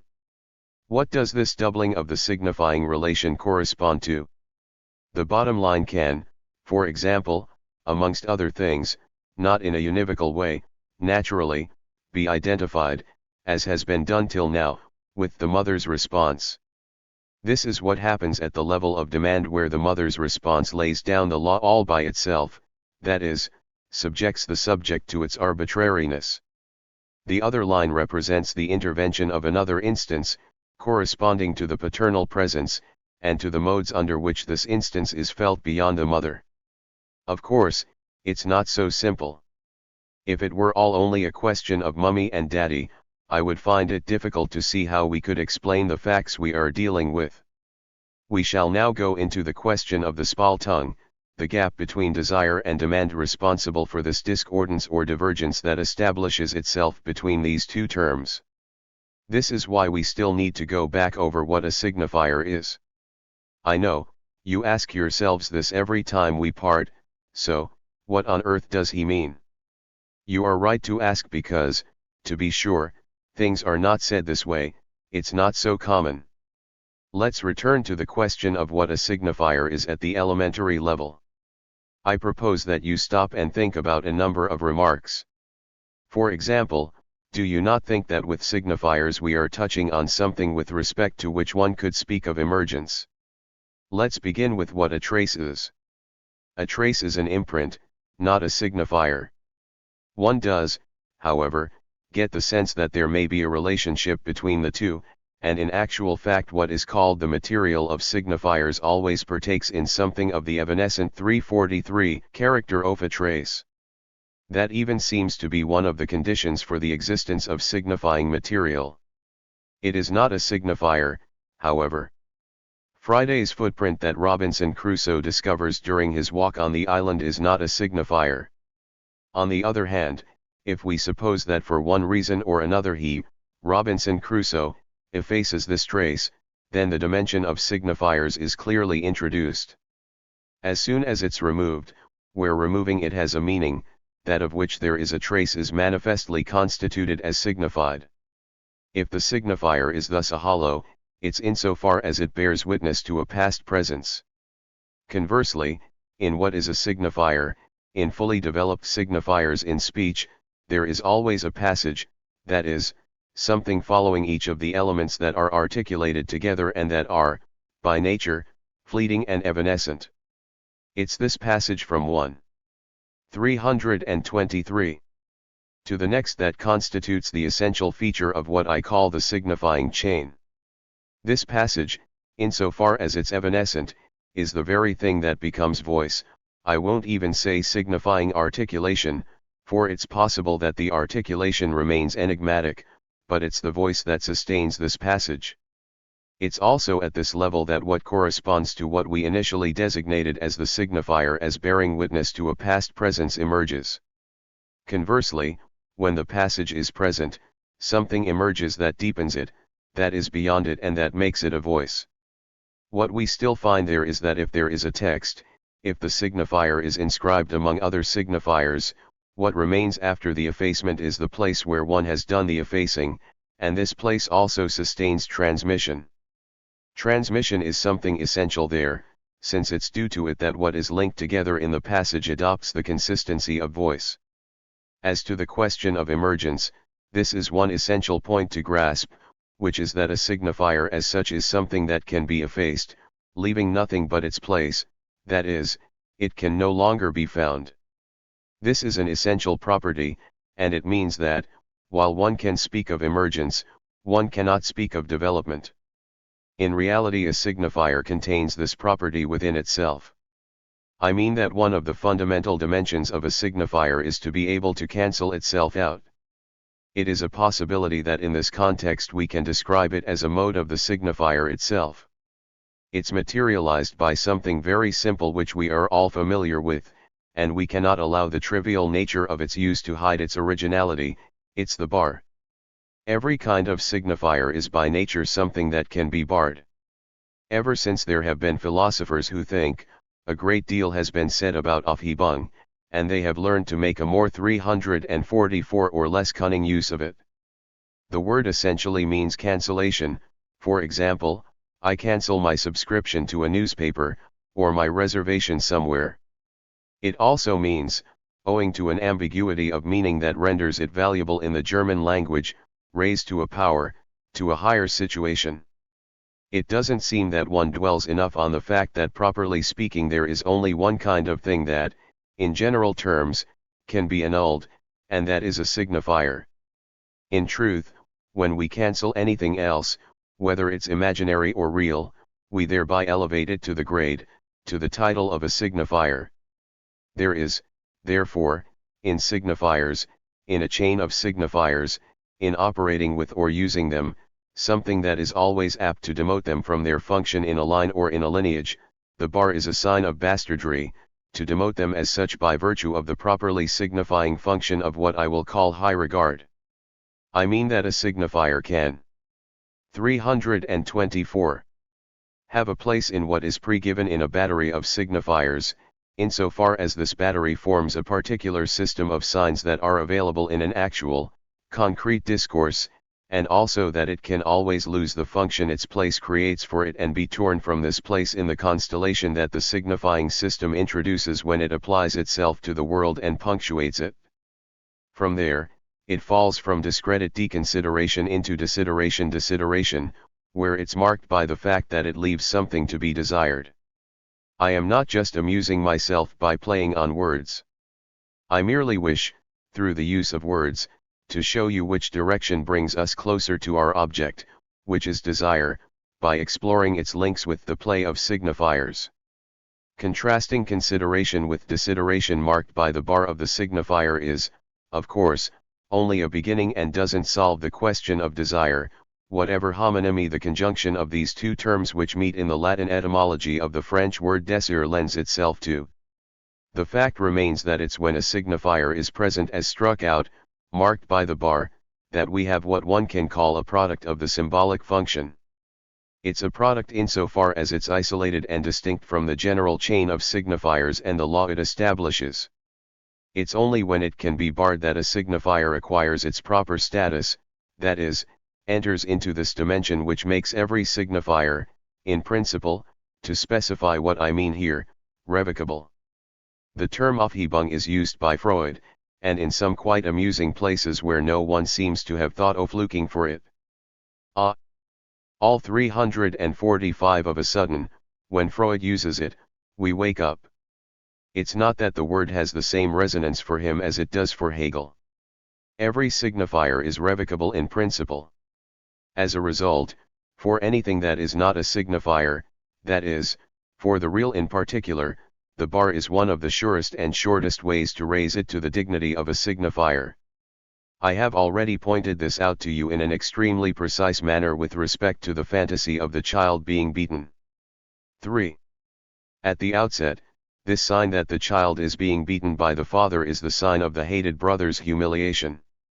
I showed you that at the second stage of this fantasy's evolution, the one that Freud indicates as having to be reconstructed, as never having been perceived, except obliquely and in exceptional cases, when it's a question of the subject himself, this sign becomes on the contrary the sign of love. He, the subject, being beaten, is loved. The change in the meaning of 325. This action in the interval does not fail to raise a problem, however. The same act which, when it applies to he other, is taken to be abusive and perceived by the subject as the sign that the other is not loved, assumes an essential value when it's the subject who becomes its support. This is only conceivable, properly speaking, via the function of signifiers. It is inasmuch as this act raises the subject himself to the dignity of a signifier subject that at this moment he is brought into its positive inaugural register. It institutes him as a subject with whom there can be a question of love. This is what Freud, we must always come back to Freud's sentences, they are always lapidary, expresses in some psychical consequences of the anatomical distinction between the sexes when he says that the child who is being beaten, then, becomes loved, valued on the plane of love. And then he introduces a remark that was merely implicit in ein Kind word geschlagen, a child is being beaten, a text I started to analyze and comment on. Here, Freud formulates it explicitly, without absolutely explaining it, but orientating it with this prodigious flair of his. It's exactly what is in question in the dialectic of the recognition of the beyond of desire. I will summarize what he says. This very peculiar rigidity, that can be detected in the monotonous formula a child is being beaten probably allows of only one meaning, the child who is 346 being beaten, and thereby valued, nix anders sen, als die clitoris selbst, is nothing other than the clitoris itself. CSE 19, 254. In this study we are dealing with young girls. The word is very difficult to translate into French because it has an ambiguous meaning in German. It means both austere, in the sense of a fixed look, and rigid. They are not absolutely unrelated, although there is contamination of two meanings which have an analogy in history. That's actually what is at issue, namely that here we see something highlighted whose place as a knot to be untied I have already indicated, and this is the relationship that exists between the subject as such, the phallus as problematic object, and the essentially signifying function of the bar insofar as it enters into play in the fantasy of the child that is being beaten. For that, it isn't enough to be satisfied with this clitoris, which leaves a lot to be desired in many respects. It's a matter of seeing why it's there in a particular position that is so ambiguous that, ultimately, although Freud recognizes it in the child being beaten, the subject on the other hand does not recognize it as such.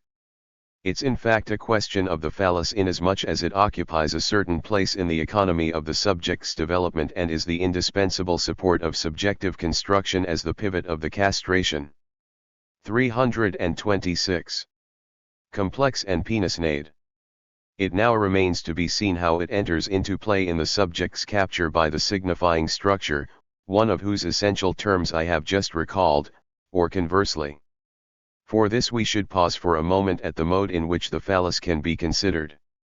Why does one speak of the phallus, and not simply of the penis? Why do we effectively see that it's one thing to bring the phallus into play in the way we do, but that the way the penis comes in as a substitute for it in a more or less satisfactory manner is another thing, both for the masculine subject and the feminine subject? To what extent is the clitoris possibly involved in what we can call the economic functions of the phallus? Observe what the phallus is originally. It's the phallos, CPAU 6c. We find it attested for the first time in Greek antiquity. If we go to the texts, to different places in Aristophanes, Herodotus, Lucian, and so on, we see first of all that the phallus is not at all identical to the organ as an appendage of the body, a prolongation, a member, or a functioning organ. The use of the word that dominates by far is its employment with respect to a simulacrum, an insignia, in whatever way it's presented, a raised staff with the male organ hanging from it, an imitation of the male organ, a piece of wood, a piece of leather, 347 and other varieties in which it's presented. It's a substitute object and, at the same time, this substitution has one property very different from substitution in the sense we have just been hearing about, sign substitution. One could almost say that this object has all the features of a real substitute, of what in a good story we call, and with always more or less of a smile, a dildo, a god Michel, from god mi, one of the most unusual of objects, by their rarity, that exist in human industry. All the same, it's something whose existence, and whose very possibility, one cannot fail to take into account. I also note that the olisbos is often confused in Greek with the phallus. There is no doubt that this object played a central role at the heart of the mysteries, since the final veils that the initiation raised were placed around it. That is, at the level of the revelation of meaning, it was considered to have an ultimate meaningful character. Doesn't that put what this is about, namely, the prevailing economic role of the phallus, insofar as it represents desire in its most manifest form, on the right path? I would contrast it term for term with what I was saying about the signifier, which is essentially hollow and introduces itself as such into the fullness of the world. Conversely, what presents itself in the phallus is what in life manifests itself in the purest manner as turgescence and growth. We get the clear sense that the image of the phallus goes to the very heart of the term pulsion drive. 327. Which we use to translate the German term Trieb into French. This is the privileged object of the world of life, and its Greek appellation relates it to everything belonging to the order of flux and sap, and even the vein itself, for it seems that this is the same root as in pH/EPS, PMI, and full/OS. It seems, then, that things are such that this extreme point of the manifestation of desire in its vital appearances can only enter the field of signifiers by unleashing the bar. Everything in the order of the intrusion of vital growth as such is here highlighted or maximized in this form or image. And, as experience shows, all we are doing here is reading it off. This is precisely what introduces what appears in the human subject who does not possess the phallus with the connotation of absence there where it is not to be since it is not, which makes her regarded as castrated, whereas, conversely, the one who has something, and can claim to resemble it, is taken to be threatened with castration. I alluded to the mysteries of antiquity. It's altogether striking to see that on the rare frescoes conserved remarkably intact, those of the Villa of the Mysteries in Pompeii, it's very precisely just a 10 348 side the place where the unveiling of the phallus is represented that different kinds of demons appear, represented on an impressive, life-size scale and able to be identified by a number of cross-references. There is one on a vase in the Louvre and others in other places. These demons, winged, booted, not helmeted, but almost, and in any case armed with a flagellum, are beginning to administer the ritual punishment to one of the applicants or initiates who are in the image. Thus, the fantasy of flagellation emerges in the most direct of forms and in the most immediate of connections with the unveiling of the phallus. We don't need to undertake any kind of investigation into the depths of the mysteries to know what texts of all sorts attest to, that, in every ancient cult, as one gets closer to the cult, that is to say, to the signifying manifestation of the fertile power of the great goddess, the Syrian goddess, everything that has a reference to the phallus is the object of amputations, marks of castration or prohibition that are increasingly accentuated. Specifically, the eunuch character of the priests of the great goddess is attested in texts of all kinds. The phallus always finds itself covered by a bar placed over its accession to the domain of signifiers, that is, over its place in the other. And this is how castration is introduced into development.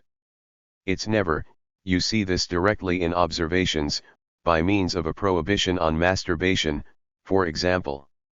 If you read the observation on little Hans, you will see that the first prohibitions have no effect. 328. On him.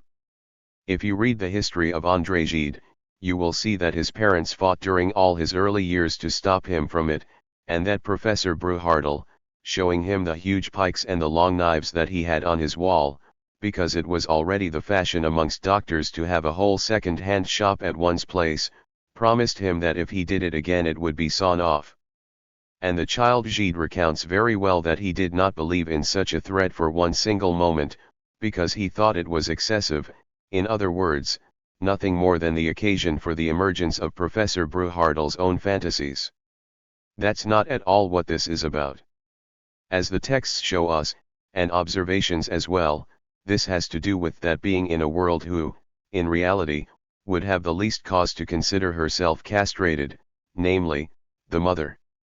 It's in the place where castration in the other manifests itself, where it's the other's desire that is marked by the signifying bar, it's essentially here, in this way that, FO. A man as 349 for a woman, this something specific that functions as the castration complex is introduced. When we spoke about the Oedipus complex at the start of last trimester, I stressed the fact that the first person to be castrated in the intersubjective dialectic is the mother. This is where the position of castration is encountered in the first instance. If the destinies of the boy and the little girl are different, it's because castration is first of all encountered in the other. The little girl combines this perception with what it is that the mother has deprived her of. What is perceived in the mother as castration is, then, also perceived as castration for her and initially presents itself in the form of a reproach against the mother. This rancor then comes to be added to those that earlier frustrations have given rise to. It's in this mode that the castration complex first presents itself to the girl. The father only enters here in the position of a replacement for what she initially finds herself deprived of, and this is why she moves onto the plane of the experience of privation. It's because the real penis of the father, which, we are told, she expects as a substitute for what she perceives to be what she has been deprived of already appears at the symbolic level that we are able to speak of privation, with both the crisis that the latter engenders and the crossroads that presents itself to the subject of either renouncing her object, which is the father, or renouncing her instinct by identifying with the father.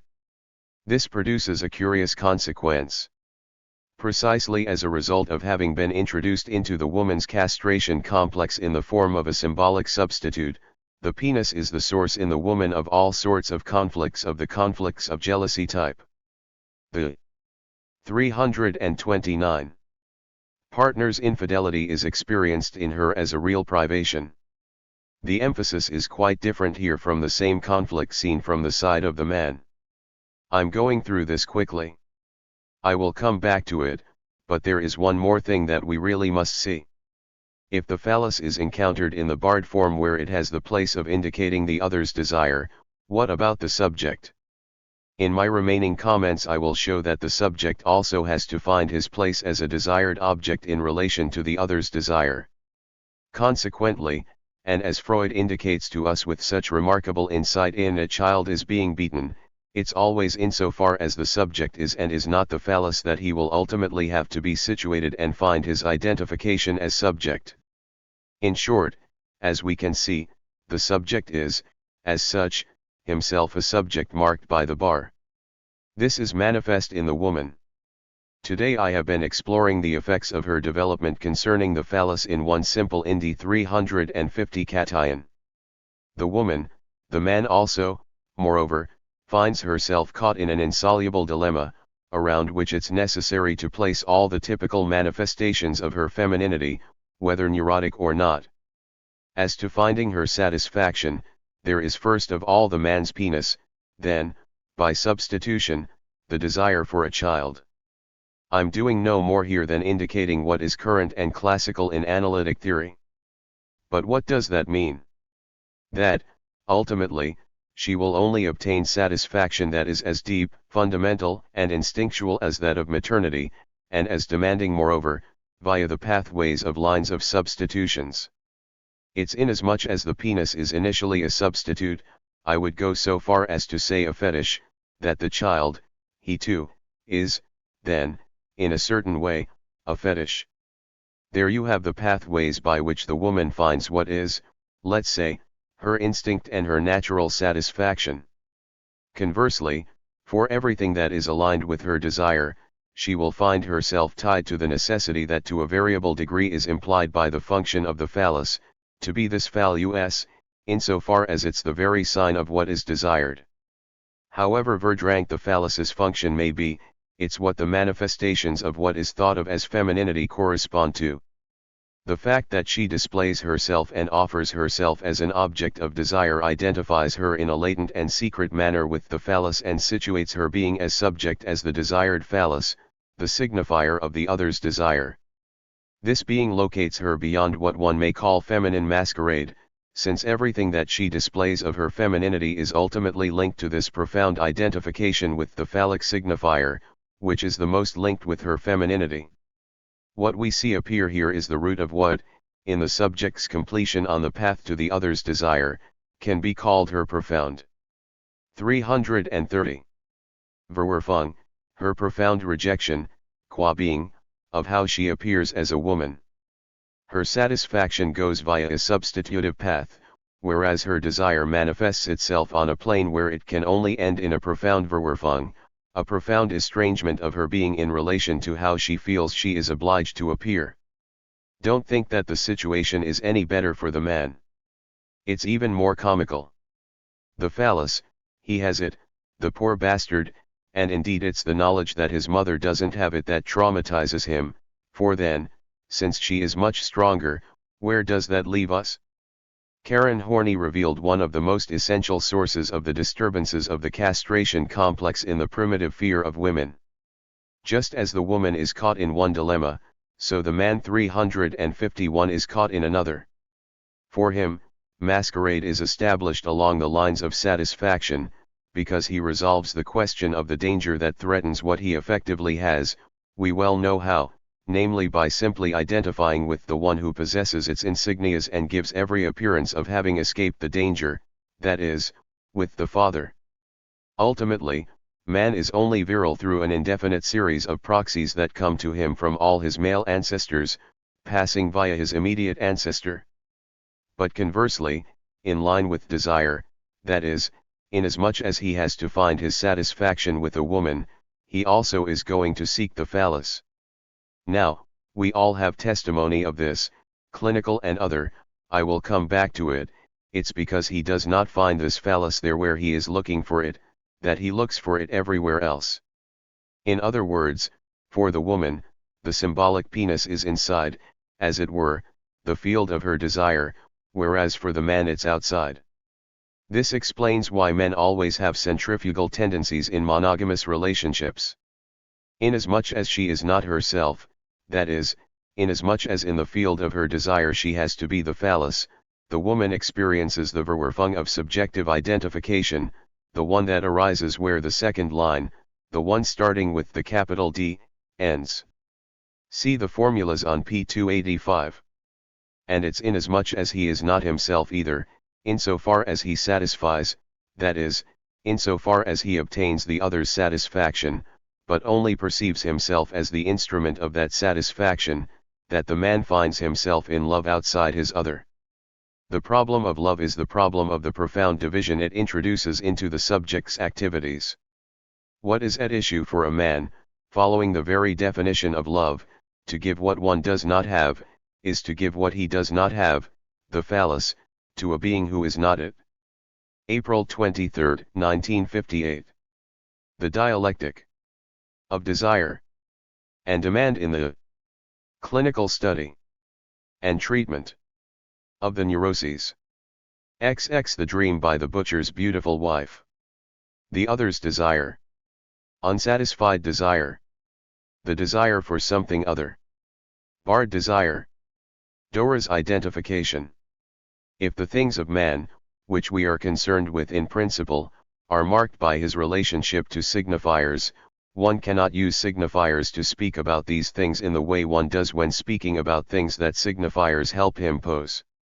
In other words, there has to be a difference between the way we speak about the things of man and the way we speak about other things.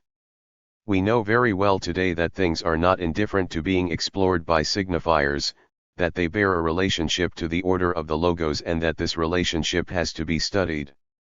We are well placed, more so than our predecessors were, to appreciate that language penetrates things, makes furrows in them, raises them up and disrupts them even if only modestly. But in the end, at the point where we are now, we know, at least we suppose, that unless we're wrong things did not develop in language.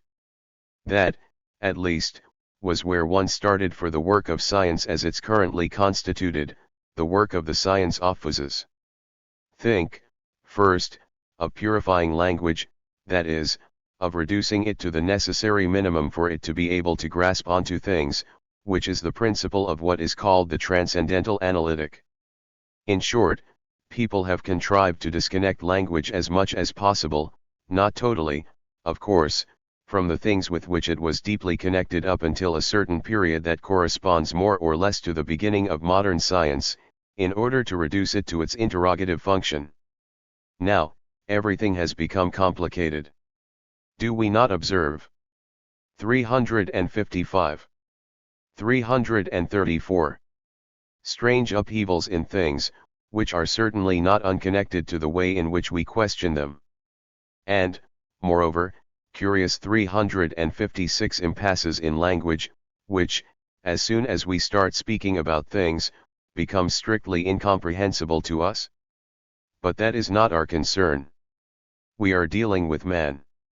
And, here, I want you to observe that the language in which to question him has not yet been discovered.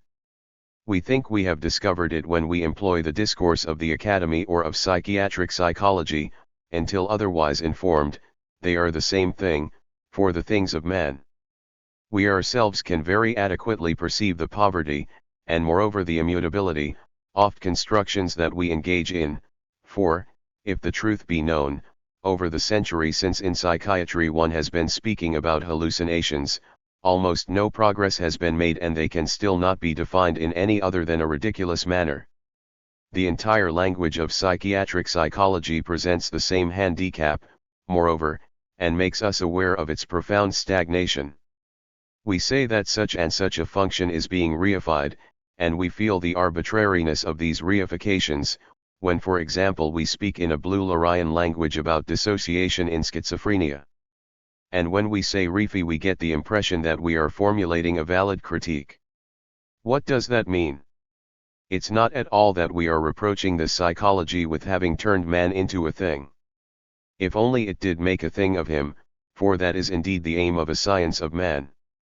But, precisely, it makes of him a thing that is nothing other than prematurely frozen language, which hastily substitutes its own form of language for something that is already woven into language. What we call formations of the unconscious, what Freud presented us with under this heading, are nothing other than the grip of a certain primary in language. This is why he called it primary process. Language marks this primary, and this is why the ground for Freud's discovery, that of the unconscious, can be said to have been prepared by the inquiry into this primary, inasmuch as its structure as language was detected first. I said prepared.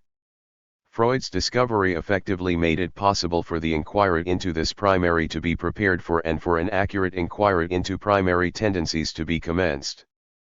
But we will not be at that point as long as we haven't first focused on what has to be recognized, namely that this primary is first and foremost woven from language. This is why I am returning you to it.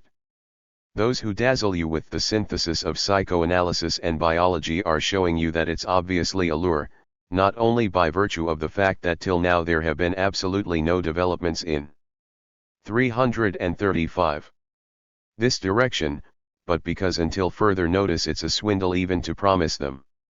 I am, then, now at the point of trying to show, project and situate 357 here, with you, what I am calling the texture of language. That does not mean that we exclude the primary inasmuch as it's something other than language. It's what we are looking for as we move forward. 1. In previous classes, we got to a point where we were touching on what I called the dialectic of desire and demand.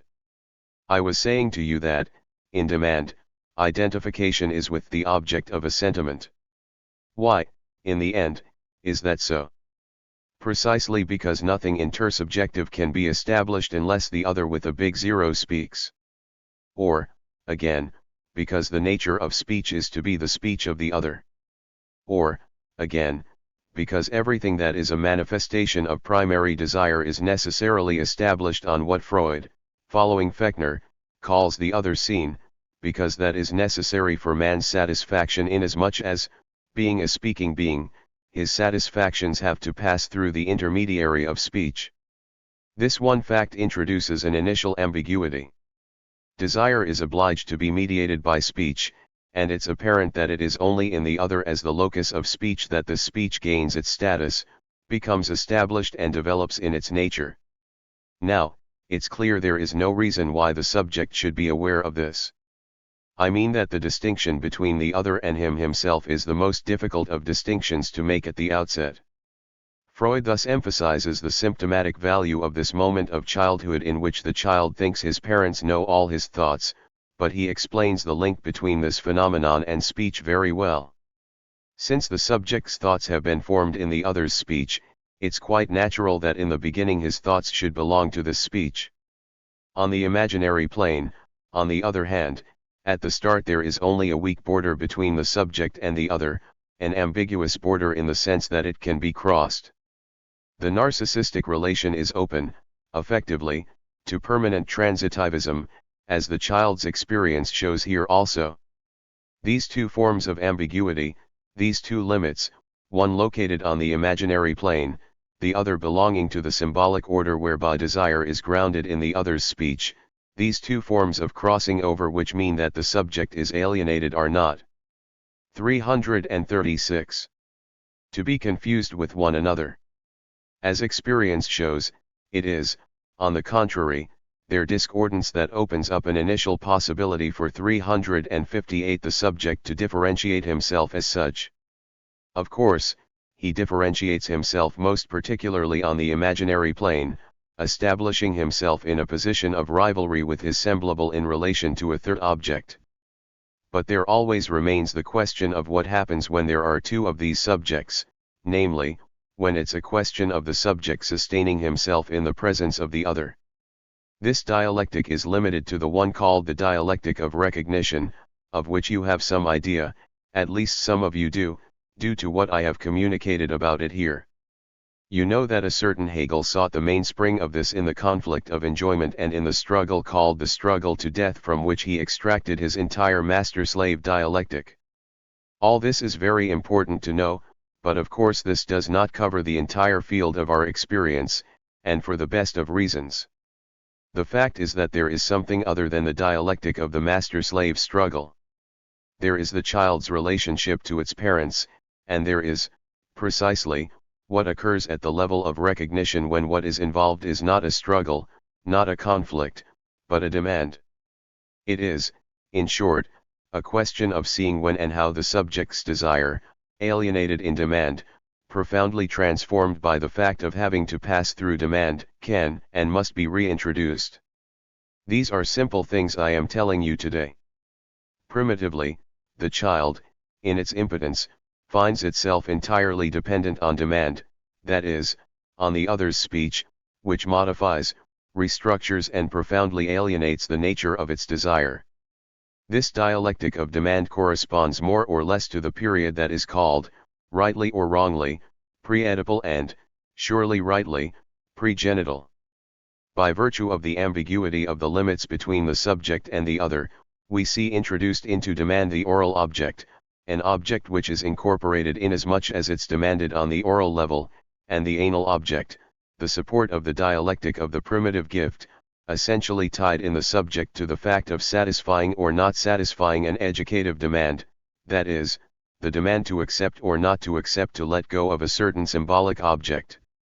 In short, the profound reworking of initial desires by demand is permanently palpable for us in the dialectic of the oral object and particularly in that of the anal object, and the result of this is that the other with whom the subject is involved in the relation of demand is itself subject to a dialectic of assimilation, incorporation, or rejection.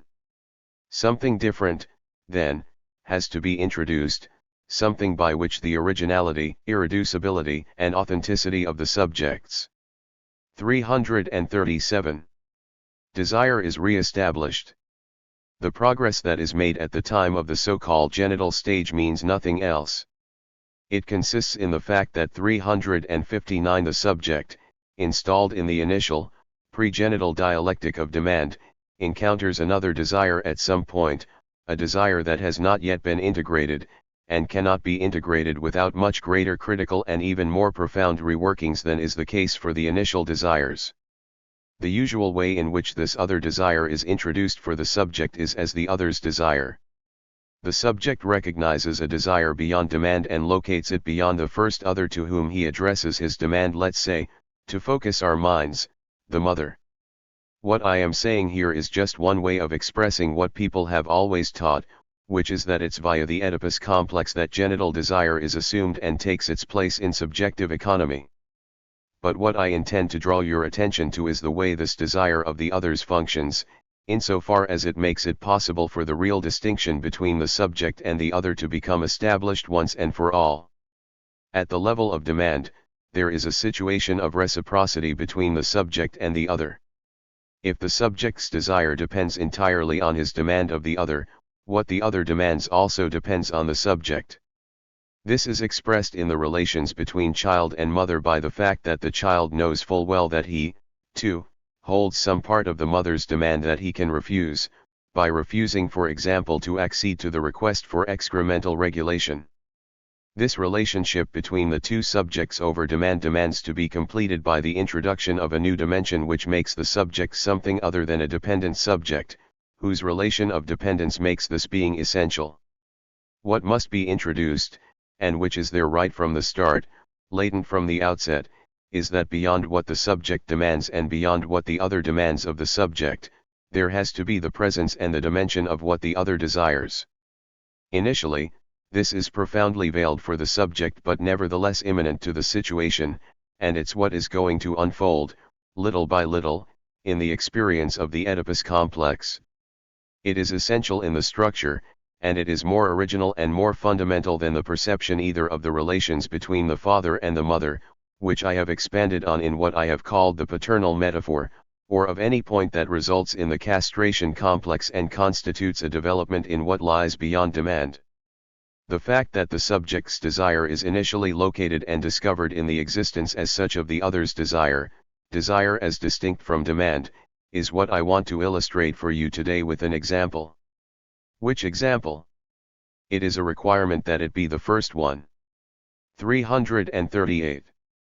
360 Effectively, if what I am suggesting really is an introduction to everything regarding the structuration of the unconscious in relation to signifiers, then we ought to find our example immediately. 2. I have already alluded here to what we can point to in the initial observations Freud makes on hysteria. Let's go, then, to the time when Freud spoke about desire for the first time. He speaks about it in relation to dreams. I have previously commented on what Freud extracts from the inaugural dream of Ina, the dream of her injection, and I won't go back over it. The second dream is one of Freud's own dreams, since he also analyzes some of his own dreams in the Traumdeutung, the dream of UNC1E Joseph. I will analyze it some other time, because it's so entirely convincing, and it illustrates very well the schema of the two intertwined loops. In particular, nothing shows better the two levels on which a dream unfolds, the properly signifying level, which is the level of speech, and the imaginary level where in some way the metonymic object is embodied. I will, then, take the third dream Freud analyses. It appears in the fourth chapter, Die Traumenstellung, Distortion in Dreams. It's the dream by the woman whom we shall call the butcher's beautiful wife. Here is the dream. Freud says, I wanted to give a supper party, but I had nothing in the house but a little smoked salmon. I thought I would go out and buy something, but remembered then that it was Sunday afternoon and all the shops would be shut. Next I tried to ring up some caterers, but the telephone was out of order. So I had to abandon my wish to give a supper party. SE4, 147. That is the text of the dream. Freud scrupulously notes the manner in which the text of a dream is verbalized, and it's on the basis of this verbalization, a kind of written text of the dream, that the analysis of a dream always and only seems conceivable to him. I answered, of course, that analysis was the only way of deciding on the meaning of the dream. SE4, 147. In fact, the patient had contradicted him with this dream, saying, You're always saying to me that a dream is a fulfilled desire. Here, I have the greatest difficulty fulfilling my desire. SE4, 146. 339. Freud continues. I admitted at first sight it seemed sensible and coherent, and 361 looked like the reverse of a wish fulfillment. But what material did the dream arise from? As you know, the instigation to a dream is always to be found in the events of the previous day. Analysis. My patient's husband, an honest and capable wholesale butcher, had remarked to her the day before that he was getting too stout and therefore intended to start on a course of weight reduction. He proposed to rise early, do physical exercises, keep to a strict diet, and above all accept no more invitations to supper. She laughingly added that her husband, at the place where he regularly lunched, had made the acquaintance of a painter, who had pressed him to be allowed to paint his portrait, as he had never seen such expressive features. Her husband, however, had replied in his blunt manner that he was much obliged, but he was sure the painter would prefer a piece of a pretty young girl's behind to the whole of his face. She was very much in love with her husband now and teased him a lot. She had begged him, too, not to give her any caviar. SE4, 147. What did that mean? She had wished for a long time that she could have a caviar sandwich every morning, but had grudged the expense. SE4, 147. Or, rather, she didn't grant herself that license. Of course her husband would have let her have it at once if she had asked him. But, on the contrary, she had asked him not to give her any caviar, so that she could go on teasing him about it. SE4, 147. Then Freud makes this parenthesis. This explanation struck me as unconvincing. Inadequate reasons like this usually conceal unconfessed motives. They remind one of Bernheim's hypnotized patients. When one of these carries out a post-hypnotic suggestion and is asked why he is acting in this way, instead of saying that he has no idea, he feels compelled to invent some obviously unsatisfactory reason. 340. The same was no doubt true of my patient and the caviar. I saw that she was obliged to create an unfulfilled wish for herself in her actual life, and the dream represented this renunciation as having been put into effect. But why was it that she stood in need of an unfulfilled wish? SE 4, 147-8. A further parenthetical remark by Freud. The associations which she had so far produced had not been sufficient to interpret the dream. I pressed her for some more. After a short pause, such as would correspond to the overcoming of a resistance, she went on to tell me that the 362 day before she had visited a woman friend of whom she confessed she felt jealous because my patient's husband was constantly singing her praises. Fortunately, this friend of hers is very skinny and thin, and her husband admires a plumper figure. I asked her what she had talked about to her thin friend. Naturally, she replied, of that lady's wish to grow a little stouter. Her friend had inquired, too, when are you going to ask us to another meal? You always feed one so well. The meaning of the dream was now clear, and I was able to say to my patient, it is just as though when she made this suggestion you said to yourself, a likely thing. I'm to ask you to come and eat in my house so that you may get stout and attract my husband still more. I'd rather never give another supper party. What the dream was saying to you was that you were unable to give any supper parties, and it was thus fulfilling your wish not to help your friend to grow plumper. The fact that what people eat at parties makes them stout had been brought home to you by your husband's decision not to accept any more invitations to supper in the interests of his plan to reduce his weight. All that was now lacking was some coincidence to confirm the solution. The smoked salmon in the dream had not yet been accounted for. How, I asked, did you arrive at the salmon that came into your dream? Oh, she replied, smoked salmon is my friend's favorite dish. I happen to be acquainted with the lady in question myself, and I can confirm the fact that she grudges herself salmon no less than my patient grudges herself caviar. SE 4, 148. It's at this point that Freud introduces the text of the dream that bears another interpretation, one that enters into the dialectic of identification. 341. She had identified herself with her friend. I believe she had in fact done this, and the circumstance of her having brought about a renounced wish in real life was evidence of this identification. SE 4, 149. I think you must already sense the outline that is being drawn in this simple text. I could have opened the Traumdeutung at any other page, we would have found the same dialectic. This dream, which was the first to fall into my hands, will show us the dialectic of desire and demand, which is particularly straightforward in the hysteric. Let's keep on reading, so that we can pursue to the end what this very important text articulates for us. It is in short one of the first very clear articulations, by Freud, of what hysterical identification signifies. He spells out its meaning. I really leave out several lines so as not to go on too long. He discusses what is called hysterical imitation, the hysteric's sympathy for the other, and criticizes, with great energy, the simple reduction of hysterical contagion to pure and simple imitation. The process of hysterical identification, he says, 363, is a little more complicated than the common picture of hysterical imitation. It consists in the unconscious drawing of an inference, as an example will make clear.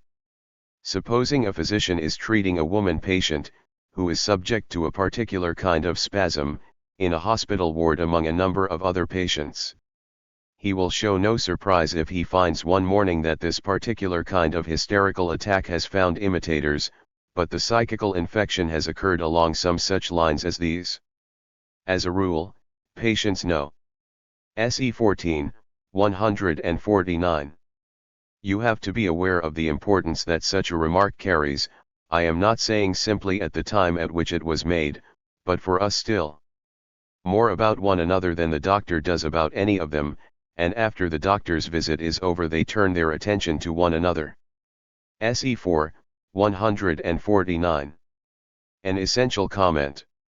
In other words, the human object continues to live out its little special relationship to signifiers, even after the observer, whether a behaviorist or not, has shown an interest in his photography. Let us imagine that this patient had her attack on a particular day, then the others will quickly discover that it was caused by a letter from home, the revival of some unhappy love affair, or 342. Some such thing. Their sympathy is aroused and they draw the following inference, though it fails to penetrate into consciousness: if a cause like this can produce an attack like this, I may have the same kind of attack. SE 4, 150. Articulation of the elementary symptom with an identification in discourse, with a situation articulated in discourse. Since I have the same grounds for having it. If this inference were capable of entering this consciousness, it might possibly give rise to a fear of having the same kind of attack. But in fact the inference is made in a different psychical region, and consequently results in the actual realization of the dreaded symptom.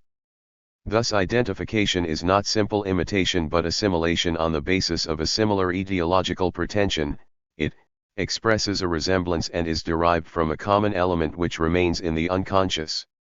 SE 4, 150. The term appropriation in the French, the English gives assimilation is not a particularly good translation. It's rather, made one's own. Freud says, a hysterical woman identifies herself in her symptoms most readily, though not exclusively, with people with whom she has had sexual relations or with people who have had sexual relations with the same people as herself. Linguistic usage takes this into account, for two lovers are spoken of as being one. SE 4, 150. The problem raised by Freud is the relation of identification with the jealous friend. In this respect I want to draw your attention to the following: the desire we encounter from the very first steps of the analysis, and on the basis of which the solution to the puzzle will unfold, is desire as unsatisfied. At the time of this dream, the patient was preoccupied with creating an unsatisfied desire for herself. What is the function of this unsatisfied desire?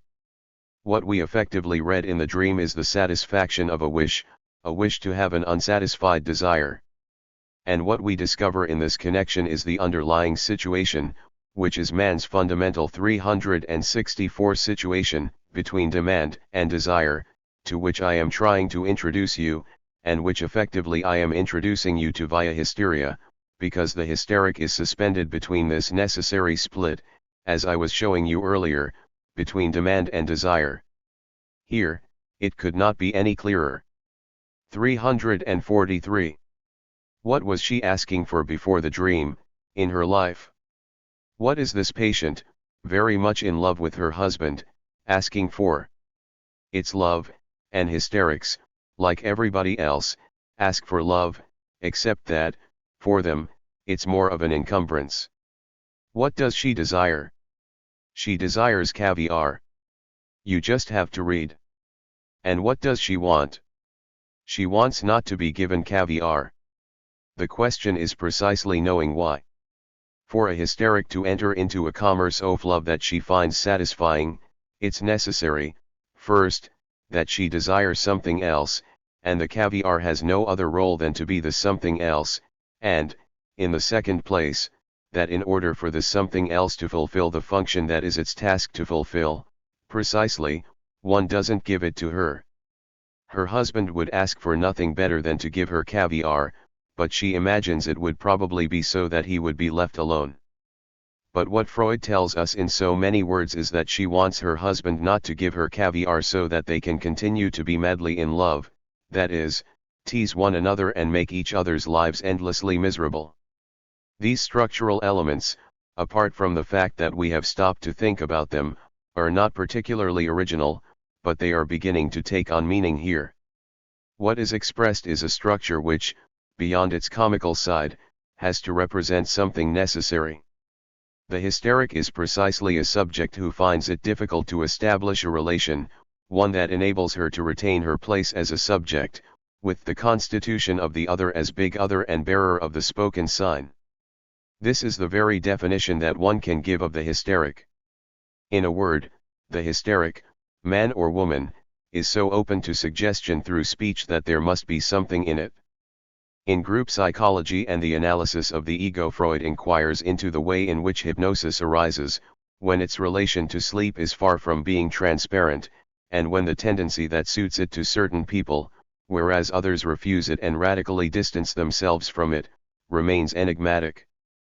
But everything seems to show, however, that what occurs in hypnosis is made possible in a subject by the purity of certain circumstances, I would even say by libidinal attitudes. What is at issue, if not places or positions that we are in the process of throwing light on? The unknown element Freud speaks of revolves around the way demand and desire are articulated. That is what I will try to show later. If a subject has to create an unsatisfied desire for himself, it's 365 because this is the condition for a real other to be constituted for him, that is, one that is not entirely imminent to the reciprocal satisfaction of demand or to the entire capture of the subject's desire by the other's speech. That the desire in question is, by its nature, the other's desire is very precisely what the dialectic of 344 dreams introduces us to, since the patient does not want this desire for caviar to be satisfied in reality. And this dream incontestably tends to satisfy her with respect to the solution to the problem she is pursuing. What is the desire for caviar represented by in the dream? By the intermediary of the person in the dream, the friend with whom, Freud points out the signs, she identifies. Her friend is also an hysteric, or not, it doesn't matter, it's all pure hysterico-hysterical. The patient is hysterical, and the other is as well, to be sure, and all the more easily because the hysterical subject is almost entirely constituted on the basis of the other's desire.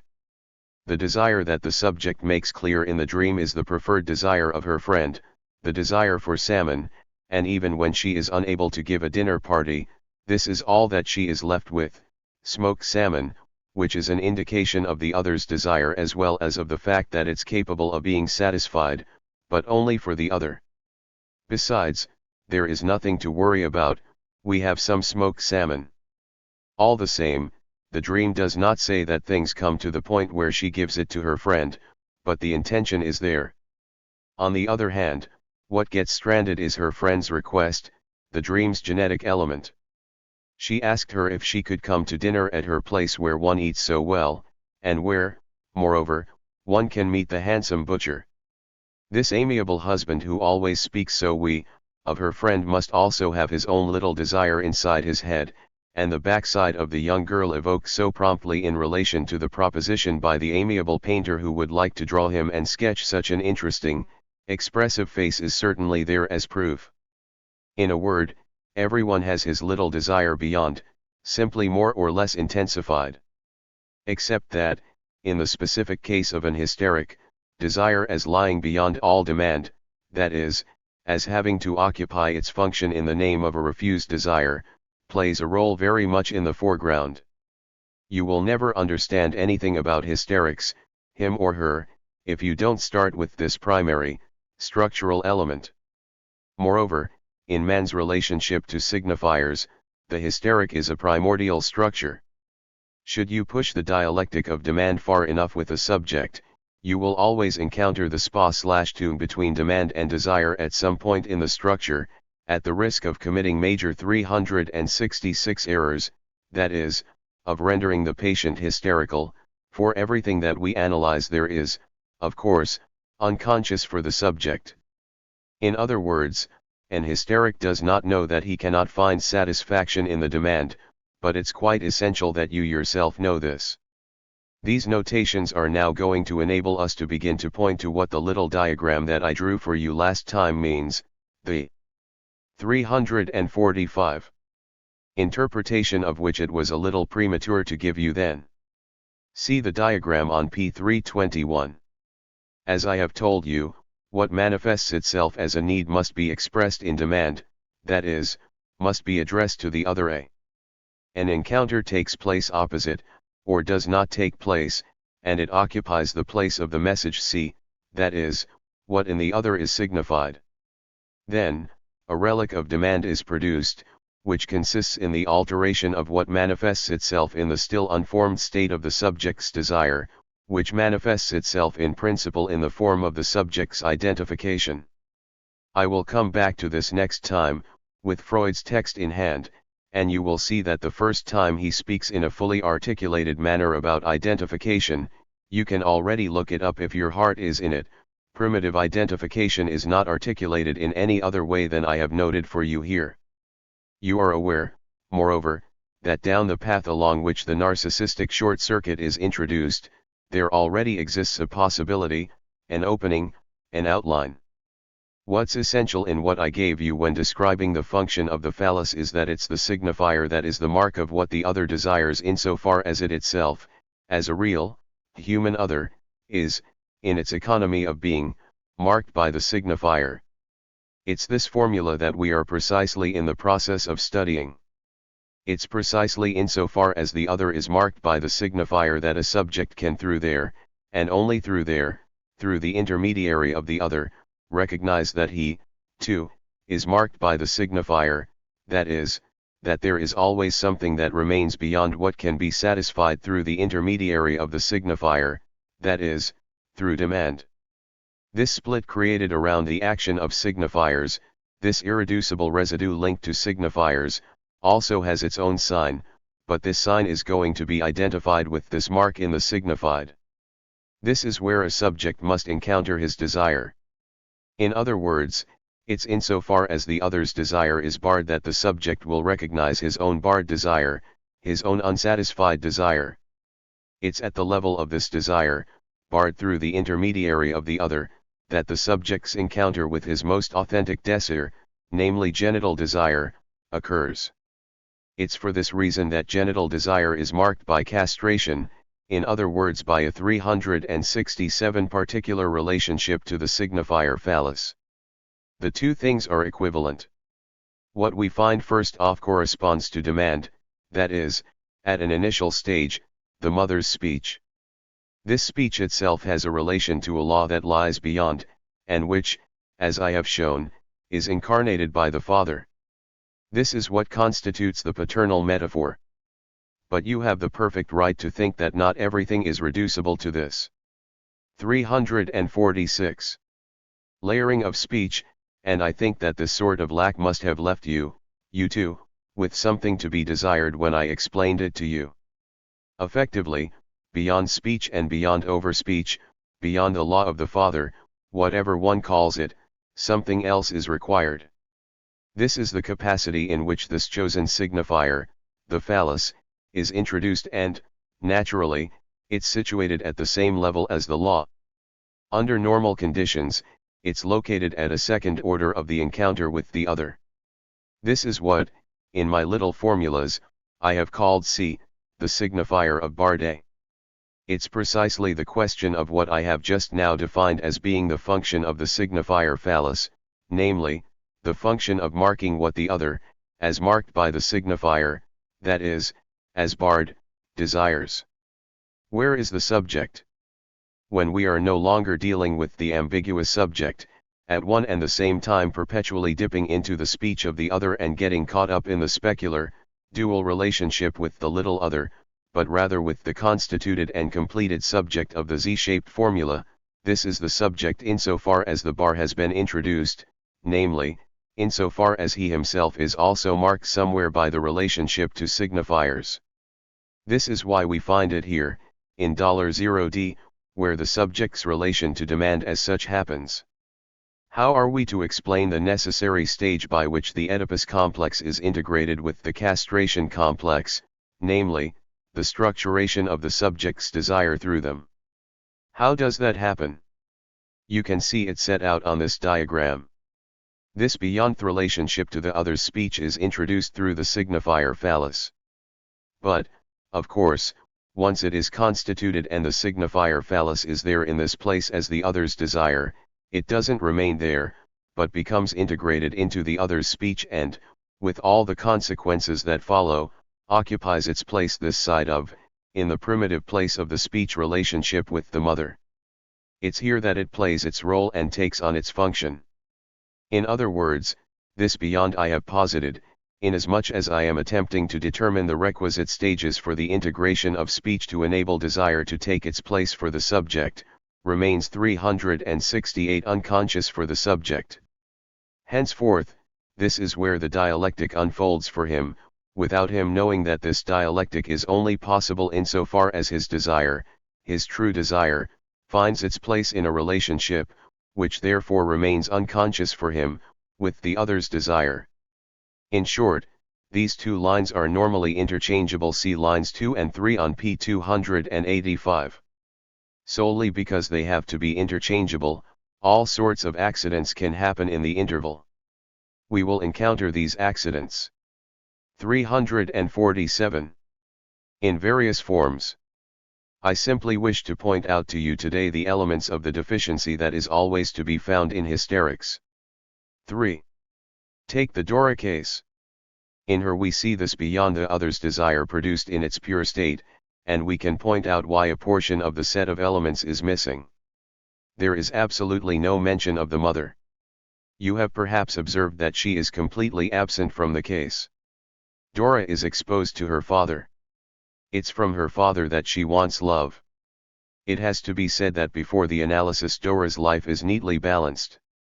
Before the drama explodes, she had come up with a very good solution to her problems.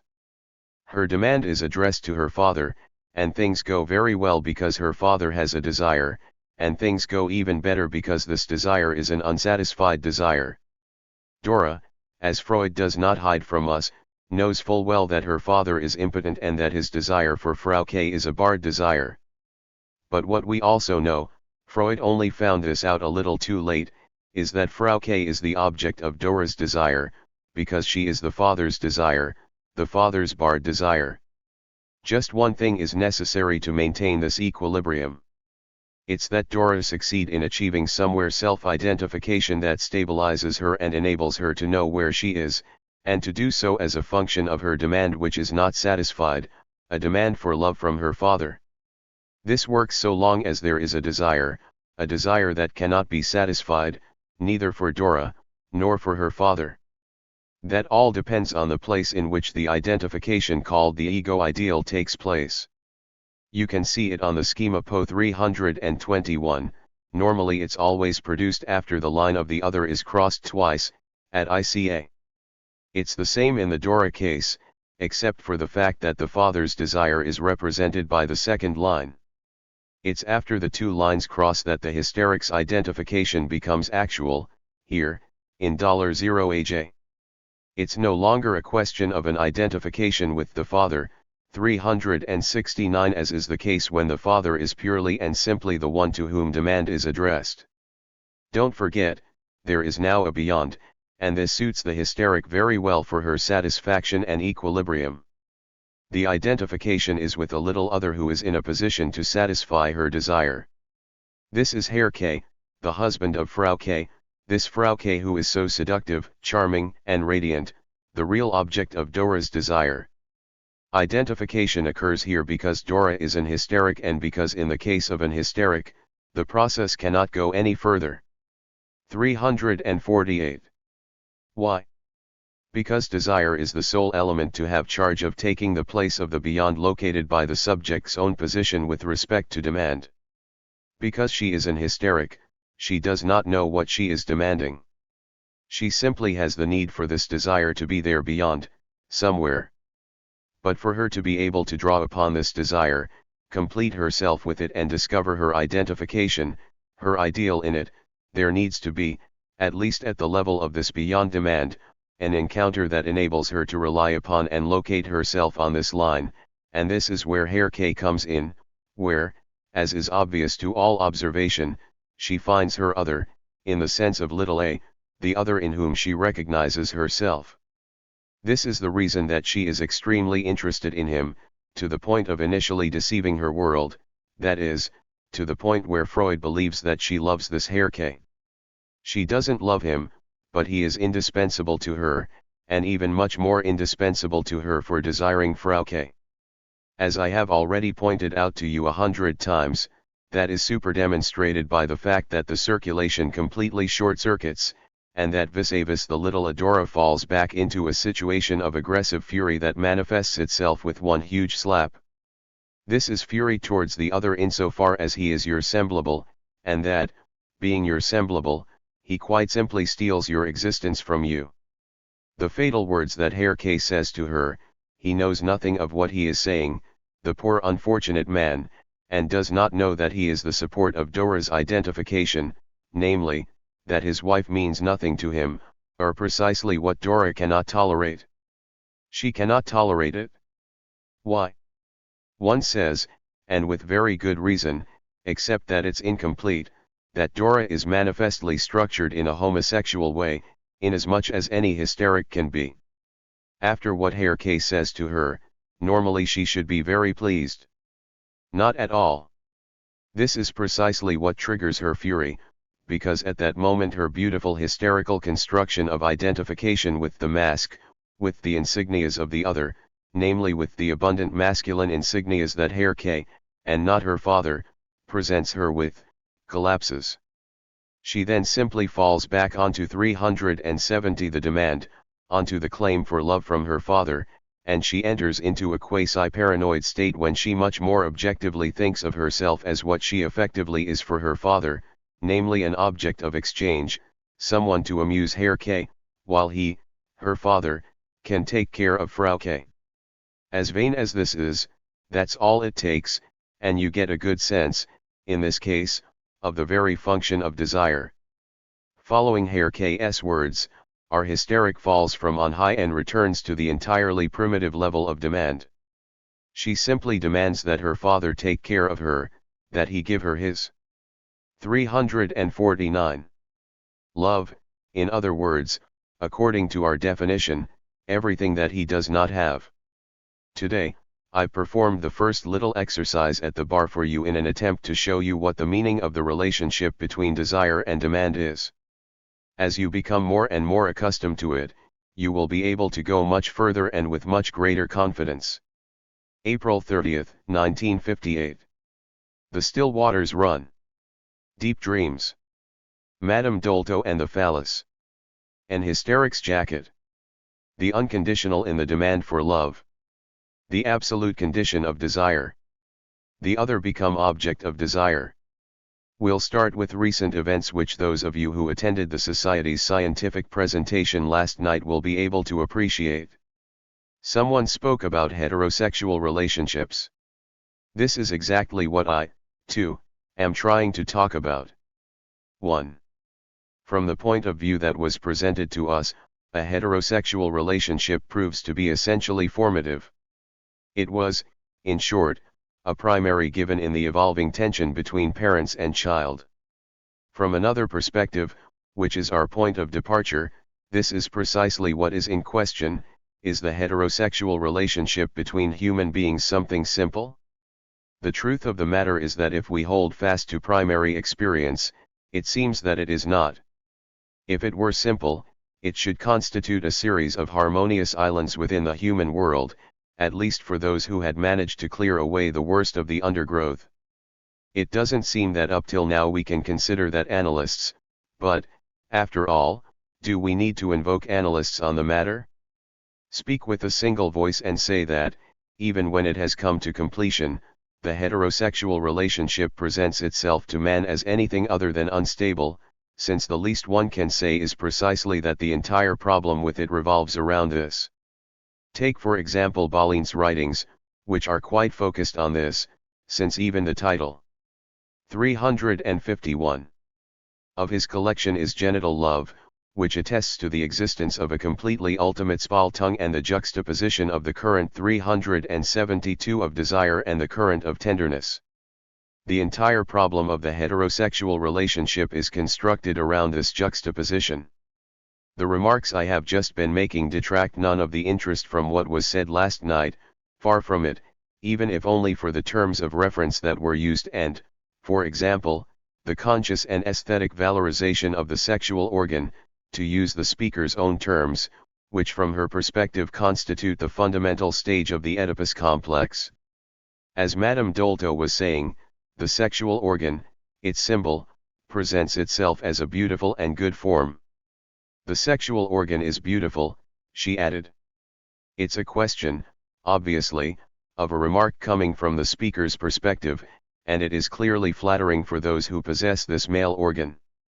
Nevertheless, this doesn't seem to be a given that we can embrace in any univocal manner, even if merely by reference to the reservations of one of the people who intervened, authoritatively, on the subject, giving us what one can call ethnological observations.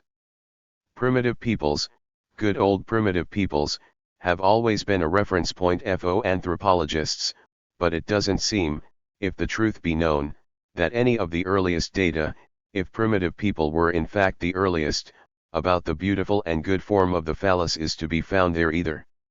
If you refer to these documents as a whole, I'm not talking about learned documents, those things that are devised in the ethnographer's study, but about testimonials of the experience of those ethnographers who have been in the field, amongst the said primitives, good or bad. It seems that it is truly a basis and a principle of the relations between the sexes, even in the most backward tribes, that the phallus's erection at least be hidden. It's striking to note that even in tribes that possess only the most primitive forms of clothing, the existence of something that is used precisely to hide the phallus, a penis sheath for example, is the one remaining remnant of clothing. Also, quite a large number of ethnographers have recorded the sort of irritation, as if with a truly primary response, that the persons of female sex experience in the presence of manifestations of an erection of the phallus. There are the very rare cases where there is no clothing at all, amongst the Nambikura for example, whom as you know our friend Levi Strauss visited on several occasions and has spoken about at length. On the question that I put to him in this connection, Levi Strauss told me, repeating what he says in his book, Tristes Tropiques, that he never observed an erection in the presence of the group. Sexual relations occur without any special 373. 352. Concealment, a few feet away from the group, during the evening round a campfire, but an erection, either during the day or at that time, doesn't occur in public. This isn't entirely irrelevant to our subject. There is the notion of the beautiful and good form. Situating the meaning of the phallus in such terms seems to arise from a fairly unique natural perspective. On the other hand, I am well aware that there is the beautiful and good form of a woman.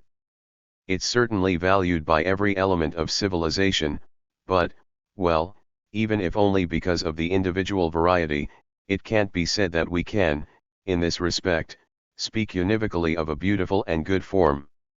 Let's say, in any case, that this beautiful and good form leaves more room for variation than the other. Undoubtedly, behind every woman there is the silhouetted form of the Venus de Milo or Aphrodite of Cnidus, but ultimately it's not always with unambiguously favorable results. Daumier has been much criticized for having given the Greek gods the rather crumpled forms of the bourgeois men and women of his time. He was criticized for it as if it were a sacrilege. This is precisely the point at which the problem I am indicating is situated. If it is obviously so deplorable to humanize gods, it is undoubtedly because humans are not always so easily deified. In short, if what's necessary for the perpetuation of the human race lies in the hands of this beautiful and good form, the overall indication is that we make do with middling requirements, which the term beautiful and good form perhaps doesn't tend to evoke. It at least remains fairly puzzling. In fact, everything remarkable and appropriate that has been said to emphasize this beautiful and good form of the phallus is precisely what is being called into question here. This doesn't of course eliminate its typical prevalence as a form.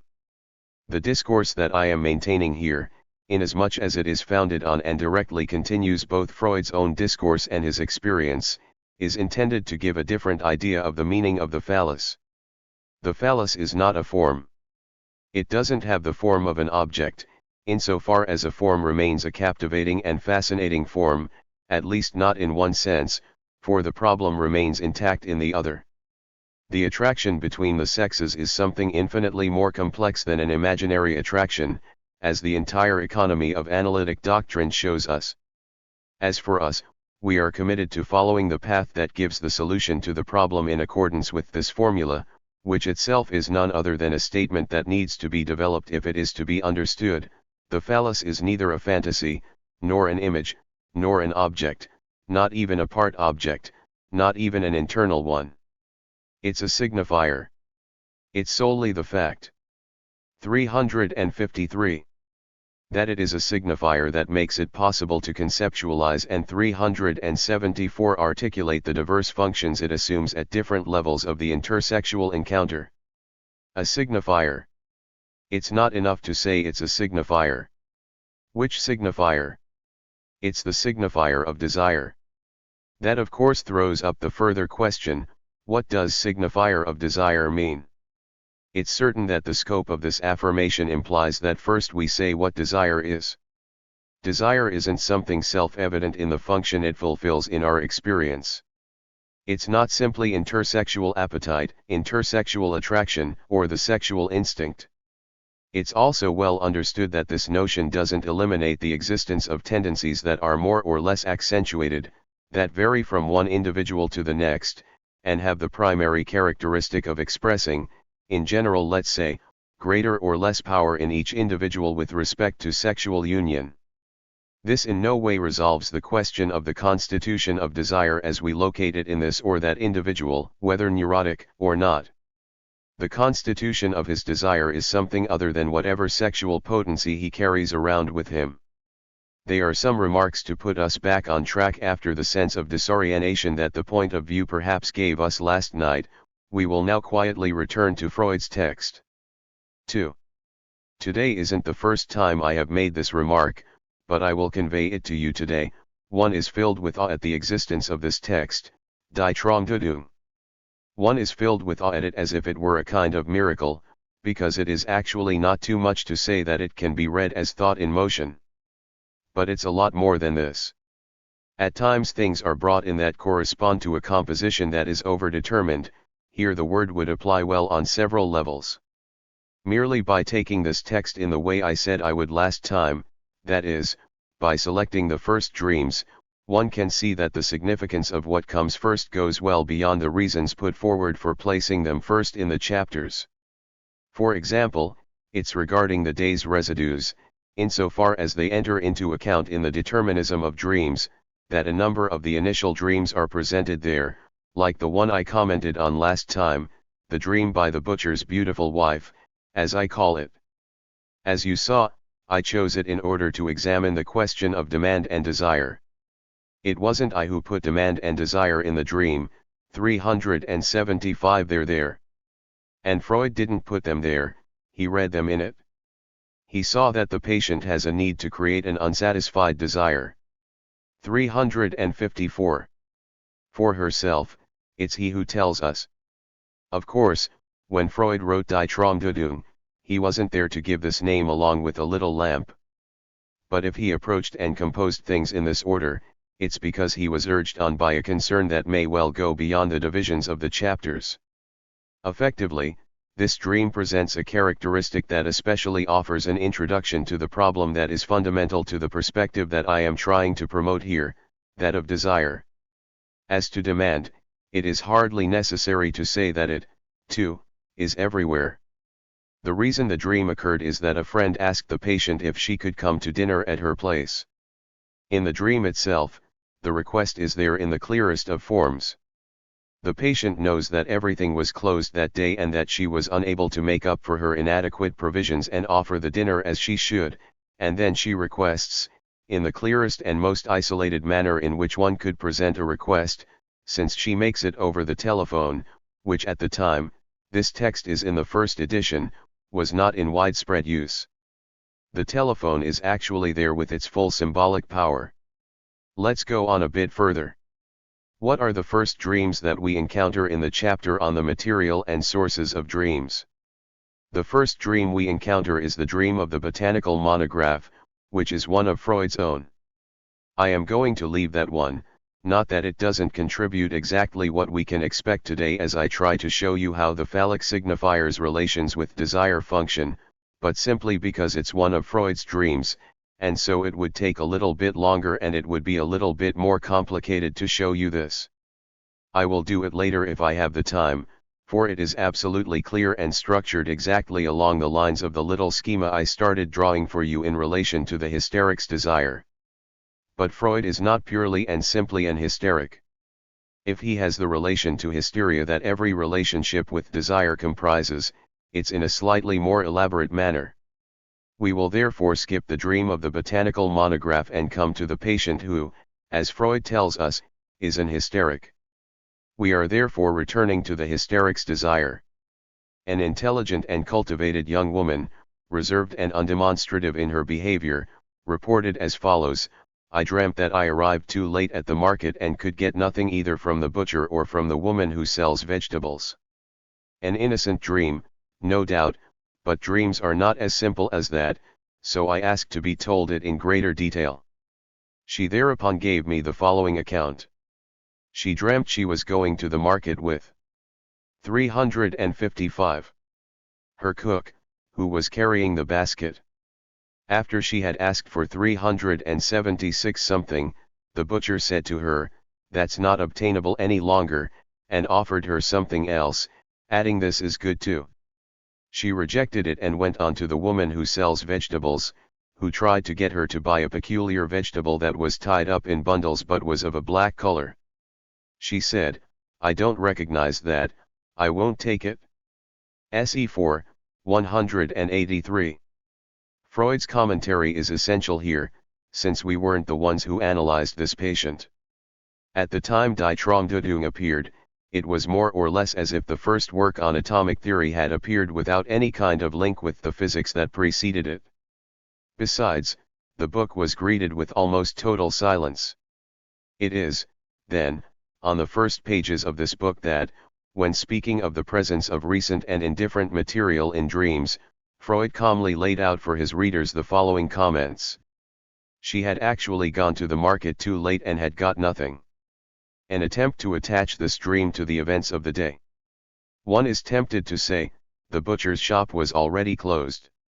Here he isn't saying that he is reporting the words of the patient, he is putting himself forward by saying that that is what the utterance obviously is. But, stop, doch halt. Was not that, or rather its opposite, a vulgar description of a certain sort of slovenliness in a man's dress? It seems in effect that in the language of the Viennese, at least in familiar terms, it's customary to say to someone who has forgotten to button up his pants, "Your butcher's shop, the door of your butcher's shop, is open, du hast die Fleischbank offen." As Freud recognizes. However, the dreamer herself did not use the phrase. And he adds, she may have perhaps avoided using it. SE4, 183. That said, let's go on a little further. When anything in a dream has the character of direct speech, that is, when it is said or heard and not merely thought, and it is easy as a rule to make the distinction with certainty, it's therefore a question of words inscribed in a dream as if written on a banner. One doesn't escape the implications of the situation. It's something that can be easily distinguished, Freud tells us, namely, the factor of language, which he invites us always to take as a factor that has its own value. It is derived from something actually spoken in waking life, though, to be sure, this something is merely treated as raw material and may be cut up and slightly altered and, more especially, divorced from its content. In carrying out an interpretation, one method is to start from spoken phrases of this kind. What, then, was the origin of the butcher's remark, "That's not obtainable any longer"? 356.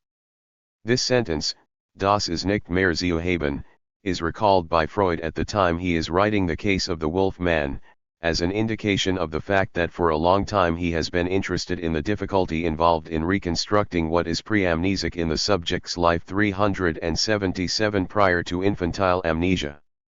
Indeed, it is in relation to this that he said that to the patient. A few days earlier I had explained to the patient that the earliest experiences of childhood were not obtainable any longer as such, but were replaced in analysis by transferences and dreams. So J was the butcher and she was rejecting these transferences into the present of old habits of thinking and feeling. What, again, was the origin of her own remark in the dream, J don't recognize that, J won't take it. Das kann ich nicht, das nehme ich nicht. For the purposes of the analysis this had to be divided up. J don't recognize that was something she had said the day before to her cook, with whom she had had a dispute, but at the time she had gone on, benehmen sie sich anständig, behave yourself properly. SE4, 184. As Freud says, what has been retained in the dream is precisely the element of language, the part that has no signification, das kann ich nicht, whereas the censor has moved the second sentence over onto the servant. What therefore appears in the dream, das kann ich nicht, das nehme ich nicht, gives meaning to what has been retained from das kann ich nicht, benehmen sie sich anständig. Freud continues. At this point there had clearly been a displacement. Of the two phrases that she had used in the dispute with her cook, she had chosen the insignificant one for inclusion in the dream. But it was only the repressed one, behave yourself properly, that fitted in with the rest of the content of the dream. Those would have been the appropriate words to use if someone had ventured to make improper suggestions and had forgotten to close his meat shop. The allusions underlying the incident with the vegetable seller were a further confirmation that our interpretation was on the right track. A vegetable that is sold tied up in bundles, lengthways, as the patient added afterwards, and is also black, could only be a dream combination of asparagus and black, Spanish, radishes. No knowledgeable person of either sex will ask for an interpretation of asparagus. But the other vegetable, Schwarzeredig black radish, can be. 357. Taken as an exclamation, Schwarzer, ret, dike. Blacke. Boil dash, and accordingly it too seems to hint at the same sexual topic which we suspected at the very beginning, when we felt inclined to introduce the phrase about the meat shop being closed into the original account of the dream. We need not inquire now into the full meaning of the dream. So much is quite clear, it had a meaning and that meaning was far from innocent. SE4, 184-5. I apologize if this might have seemed a bit long. I would simply like to refocus things on this little dream, now that we know so much and have a tendency to read a little too quickly. Here, we find represented in the clearest of manners another 378 example of the hysteric's relationship to desire as such, the place of which, as I indicated last time, the hysteric has a need for in her dreams and symptoms, a need for its place to be marked somewhere. But here something else is in question, namely, the place of the phallus signifier. Let's mix our theoretical discourse in with references to dreams so as to vary things a bit and not to lose our attention. 3 other dreams by the same patient are subsequently mentioned, and we will make use of them at the appropriate moment. Let us pause for a second over what needs to be stressed. Like the other day, the question is what place to give desire. But this time, this place isn't marked in the field external to the subject. It's not about desire, insofar as the subject rejects it for herself beyond demand and only accepts it in the dream as the other's desire, who, here, is her friend. It's about desire insofar as it is supported, by hypothesis, by the phallus signifier. Let's see what function the signifier plays in this case. As you can see, Freud introduces the phallus signifier here without hesitation or ambiguity. The only element that he has not stressed as such in his analysis, since he has to leave something for us to do, is the following, and it is altogether striking. The entire ambiguity of the subject's behavior in relation to the phallus resides in this dilemma, which is that the subject may either have or be the signifier. The reason that this dilemma arises is that the phallus isn't the object, but the signifier, of desire. The dilemma is absolutely essential. It lies at the heart of all the shifts, transmutations, and sleights of hand, I would say, of the castration complex. Why does the phallus come into this dream? From this perspective, I think that it's not at all overstepping the mark to say that the phallus is, as such, actualized in this hysterics dream around 358. Freud's sentence, das ist nicht mehr zu haben, that is, that's not obtainable any longer. I obtained confirmation about the absolute use of the verb avoir, to have, as in the linguistic usage that has us say, avoir, to have it, or, even better, en avoir etwas, to have some or not, which also has significance in German. It's a question here in the sentence of the phallus insofar as it emerges as the object that is lacking. Who is it that lacks the object? This is, of course, what it would be good to know, but nothing is more uncertain than that it is purely and simply the object that the biological subject lacks. Let's say, 379 first, that it presents itself in signifying terms as linked to the sentence that expresses the fact that it is what is no longer obtainable, das ist nicht mehr zu haben. This isn't an experience of frustration. It's a signification, a signifying articulation of the object lack, as such. This of course tallies with the notion that I am placing in the foreground, that here the phallus is the signifier insofar as, who doesn't have it? Insofar as the other doesn't have it? With the phallus it is effectively a matter of something that is articulated on the plane of language, and which therefore is located as such on the plane of the other. It's the signifier of desire insofar as desire is articulated as the other's desire. I will return to this presently. We'll now take the second dream by the same patient. It's a dream that is purportedly innocent. Her husband asked her, "Don't you think we ought to have the piano tuned?" And she replied, "It's not worthwhile, es lohnt nicht," which means something like, "It's not worth it, the hammers need reconditioning in any case."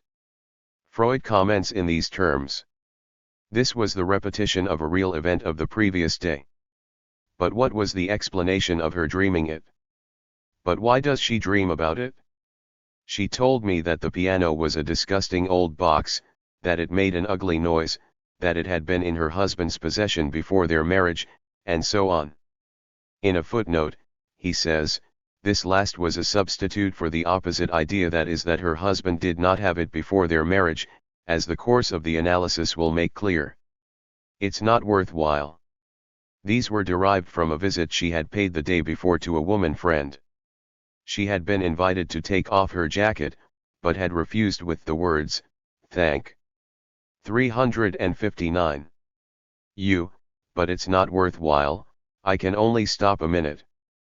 As she was telling me this, I recollected that during the previous day's analysis she had suddenly caught hold of her jacket, one of her buttons having come undone.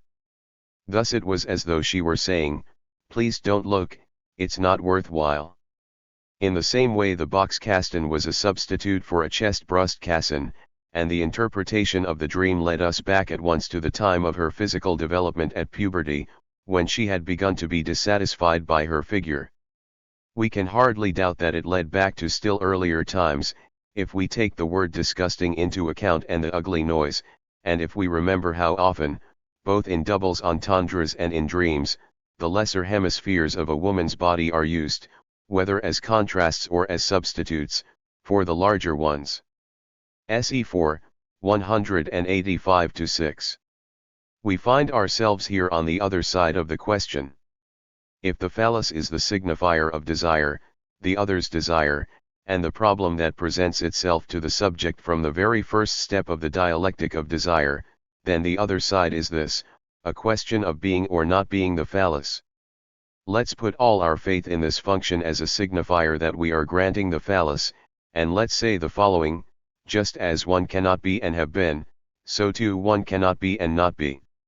If it is necessary that what one is not is what one is, what remains is not to be what one is, that is, what remains is to reject what one is in appear 380 ants, which is very precisely the woman's position in hysteria. As a woman, she makes a mask of herself. She makes a mask of herself precisely so that, behind this mask, she can be the phallus. The entire behavior of hysterics manifests itself in the gesture of this hand placed on her button, the meaning of which Freud's eye accustomed us to see a long, long time ago, accompanied by the sentence, "It's not worthwhile." Why isn't it worthwhile? Because there is, of course, no question of looking further, because further on is where the phallus should be. But it's truly not worthwhile looking, es lohnt nicht, because you won't find it there. For the hysteric, it is a matter of seeing and knowing, as Freud immediately gives us in a note addressed, für Wissbegierig, for anyone curious to know, which is translated into French as, à ceux qui voudraient la profondeur, for anyone who would like to go into it in depth. More rigorously, to lovers of knowledge. This brings us to the heart of what I have perhaps already referred to with this term, borrowed from a morality that despite everything bears the imprint of a human experience that is perhaps richer than a lot of others, moral theology, the cupidosciendi, the curiosity, or 381. 360. Desire to know. We can choose this term for translating, i.e. desir, although the equivalences between languages always raise delicate questions. With respect to desire, I have already obtained begeered desire from my German-speaking friends, which one finds in Hegel, but which some find too animal. It's funny that Hegel has employed it for the master-slave, a theme which isn't overly imbued with animality. If anyone is curious to know, Freud says in this footnote, I may add that the dream concealed a fantasy of my behaving in an improper and sexually provocative manner, and of the patient putting up a defense against my conduct. SE4, 185 FN. Being provocative towards an hysteric is liable to produce the desire, but beyond what is known as a defense. That is, it indicates the place, beyond appearance, beyond the mask, of something that is presented to desire, something which, of course, it can't be offered access to, since it is something that is presented behind the veil but which can't be found there either. It's not worthwhile unbuttoning my jacket, because you will not find the phallus there, but if I place my hand on my jacket, it is so that you desire, inside my blouse, the phallus, which is the signifier of desire. These remarks lead me to think about how to define this desire in a fully rigorous way, in such a way as to give you a good sense of what we are talking about. 3. Someone I was in conversation with called my little interwoven lines, the ones I have been refining for you over time, a little calder mobile. It's quite a well-chosen expression, to my mind.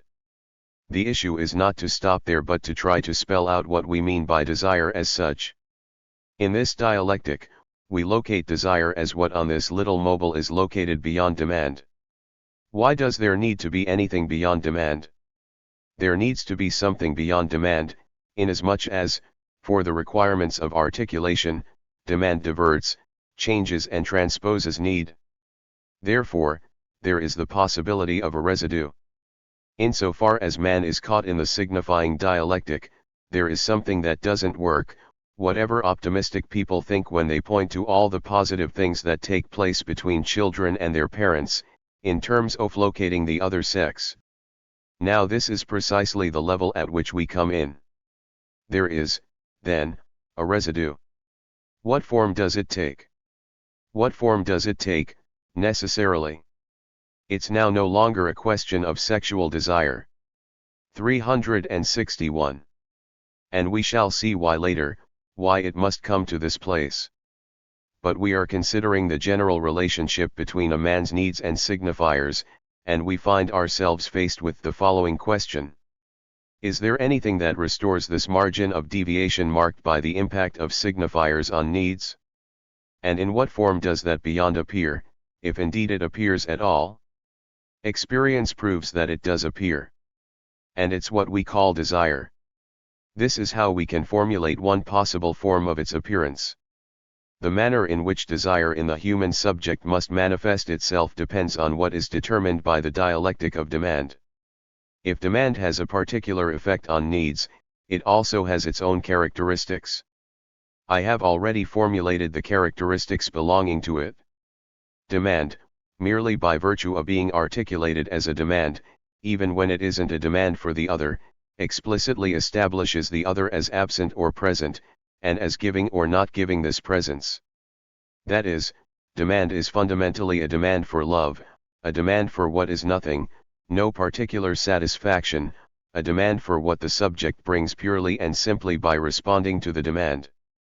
This is where the originality of introducing the symbolic in the 382 form of demand shows its originality. The originality of the introduction of demand in comparison with need is located in what is unconditioned in demand, namely, that demands are made against a background of the demand for love. If the introduction of demand carries some loss with it, in whatever form, in relation to need, does what is thereby lost have to end up beyond demand?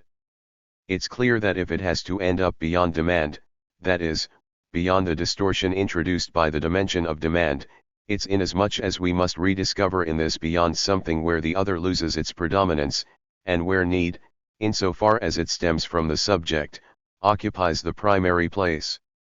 However, since need has already passed through the filter of demand onto the plane of the unconditioned, it is only in the name of a second negation, as it were, that we encounter there, beyond, the margin that was lost in demand. What we find in this beyond is precisely the feature of absolute condition that is present in desire as such. This feature is, of course, borrowed from need. How could we form desires, if it were not by borrowing the raw materials from our needs? But that passes to a state that isn't one of unconditionality, since it involves something borrowed from a particular need, but one of absolute condition, one that is without measure and incommensurate with the need for an object of any kind. This condition can be deemed absolute for the precise reason that it abolishes the dimension of the other, that it's a requirement where the other 362 doesn't have to respond yes or no. This is the fundamental characteristic of human desire as such. Every desire in its pure state is something that, uprooted from the soil of needs, assumes the form of an absolute condition in relation to the other.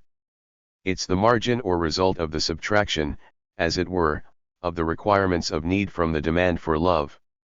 Conversely, desire presents itself as what, in the demand for love, rebels against being reduced to a need, because in reality it satisfies nothing other than itself, that is, desire as an absolute condition.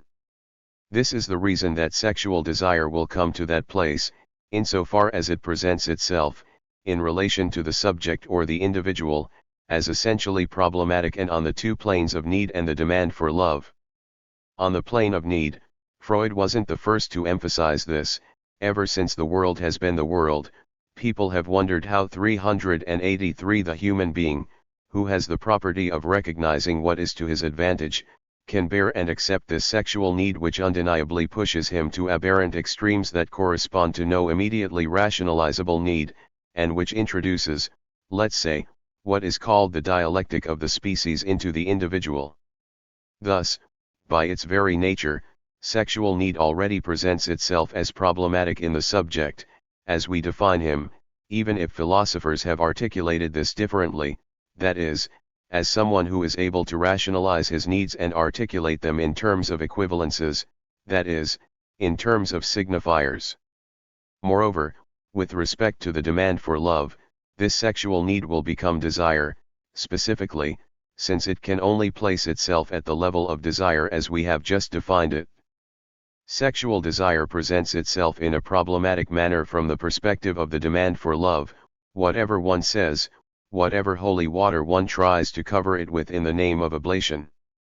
With respect to what in all languages is called stating one's demands, the question of desire is problematic, inasmuch as, in order to express things in the most common form of language, which here is revealing, in whatever manner demand is formulated, what takes shape is that the other comes into play in the form of the instrument of desire as soon as sexual desire is in question.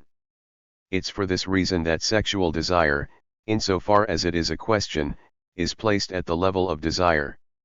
Insofar as it is a question, it can't really be articulated. There are really no words for it, hear it from the horse's mouth, since it perhaps won't do any harm for me to say that not everything is reducible to language. I have always said so, of course, but I haven't been heard. I repeat it, there are no words to express something, something that has a name, which is desire. 363. For expressing desire, as popular wisdom knows very well, there are only sweet nothings. The question of the signifier of desire, then, arises as such. What it is expressed by isn't just any ordinary signifier. It's effectively something that borrows from prevailing forms of thrust or vital flux, but it is still as a signifier that it is less caught up in the dialectic, along with what the mortification that passing into the register of signifiers always comprises for anything that attains the dimension of signifiers. Here, the ambiguous mortification presents itself in the form of a veil, one that we see reproduced every day in the form of the hysteric's jacket. This is the fundamental position of woman in relation to man where desire is concerned, namely that above all don't take 384 a look there, inside her jacket, because of course there is nothing there is nothing but the signifier. But it is nothing other than the signifier of desire. Behind this veil, there is, or there is not, something that must not be shown, and this is why the demon I was talking about concerning the unveiling of the phallus in the sacred mysteries is called the demon of shame. Shame has a different meaning and significance in man and woman, whatever its origin, whether it is the horror of it that a woman has, or something that quite naturally arises from the oh-so-delicate souls of men. I alluded to the veil that quite often covers the phallus in man. It's exactly the same thing that normally covers a woman's being almost entirely, inasmuch as what is precisely there lying behind, and which is veiled, is the signifier phallus. What Freud called, concerning the female sex, abschu, the horror that corresponds to absence as such, the Medusa, is connected with the unveiling that would only show nothing, that is, the absence of what is unveiled. We are told that sexual progress or maturation would entail passing from a partial object to a total object. What I have managed to introduce on the perspective that I am giving you on the play between the subject of desire and the signifier of desire, and which is far from having been exhausted, already suffices to completely reverse notions like this that obscure the whole dialectic about approaching the other in the sexual relation. There is, here, a real camouflage or evasion. In coming to the place of desire, the other does not in any way become the total object, but on the contrary the problem is that the other totally becomes an object as instrument of desire. The problem is maintaining the two positions compatible with one another. There is, on the one hand, the position of the other, as the locus of speech, to whom demand is addressed and whose 364. Radical irreducibility manifests itself in the fact that it can give love, that is, something that is all the more totally gratuitous because there is no support for love, since, as I have been telling you, to give one's love is to give nothing of what one has, for it's precisely insofar as one doesn't have it that love is at issue. But there is discordance between what there is that is absolute in the subjectivity of the other who gives or doesn't give love and the fact that, to gain access to the other as object of desire, it is necessary for it totally to become an object.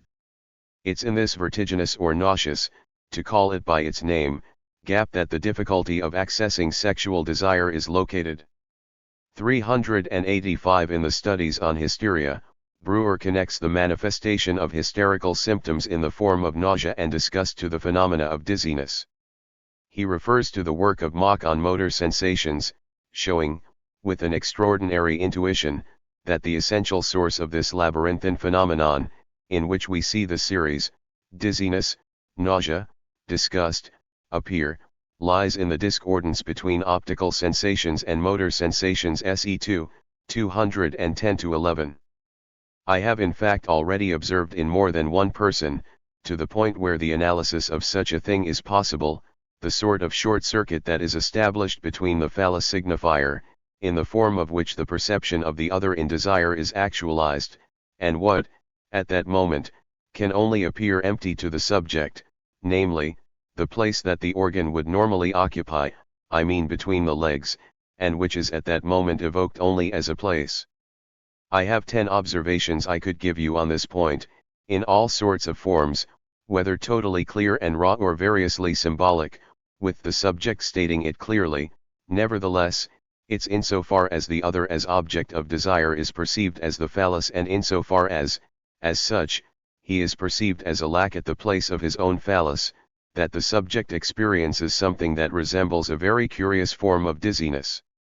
Someone has even gone so far as to compare it to a kind of metaphysical dizziness experienced in other circumstances, the rarest of circumstances, with respect to the notion of being itself, insofar as it lies subjacent to everything that is.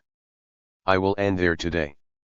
We will come back to the dialectic of being and having in the hysteric, and we will progress further when we see what point this takes us to in the obsessional. I will tell you this straight away, and you must feel it anyway.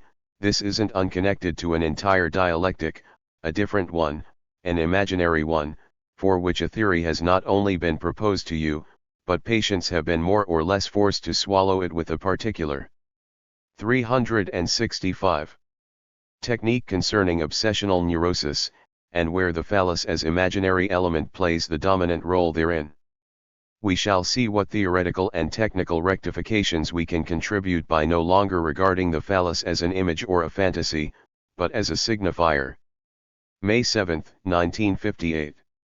387. XXII. The Other's Desire. 3 articles by Maurice Bouvet. The Graph of Desire. The Third Still Waters Run Deep Dream. The Future of the Obsessional's Fixed Ideas. The Supports of Desire. Fondrung, Demand. Begehren, Desire. Bedürfnis, Need. Wunsch. The Dream's Desire. Our Trajectory, in which the theme of the phallus plays an essential role, has brought us to the point of grasping more fully what in analysis is advanced concerning the notion of object. We must both center our attention on the effective function that the object relation plays in contemporary analytic practice, the way it's used and the services that renders, and at the same time attempt to spell out more fully what we have specified in speaking about the phallus. 1. As to the first part of this program, we can refer to an article that with time has come to assume historical value, published in 1953 in the Revue Française de Psychanalyse.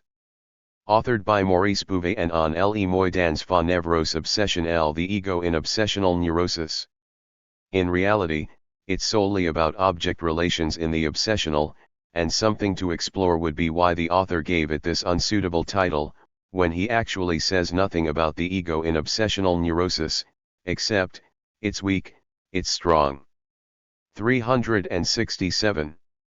The author has, at the end of the day, adopted an attitude of prudence on this matter that one can only praise. R will mention 2 earlier articles by the same author. 1, dated 388 December 1948, appeared in 1950 in the same journal under the title Incidences thérapeutiques de fa prise de conscience de l'envie du pénis dans fa névrose obsessionnelle féminine, therapeutic effects of becoming aware of penis envy in obsessional neurosis in women. The freshness of this first approach to the function of the penis in obsessional neurosis gives this article its value. It enables one to gauge how much things have gone rather downhill since, for this still new experience provides an interesting reflection on the question. The other was published in the July-September 1948 issue, Importance de l'aspect homosexuel du transfert dans quatre cas de névrose obsessionnelle masculine, importance of the homosexual aspect of the transference in 4 cases of obsessional neurosis in men. These are the 3 things to read, since there are not all that many articles written in French on the topic. They show reasonably well the level that things are now at on these problems. Moreover, rereading them can't fail to create an overall impression that will provide a basis for what we can manage to explore, or so it seems to me, concerning the exact articulation of the issue, and will enable us to situate the value and significance of a therapeutic approach centered thereon. When one sees object relations being articulated in synoptic tables enabling one to follow the object's progressive constitution, one realizes that these are, at least in part, false windows.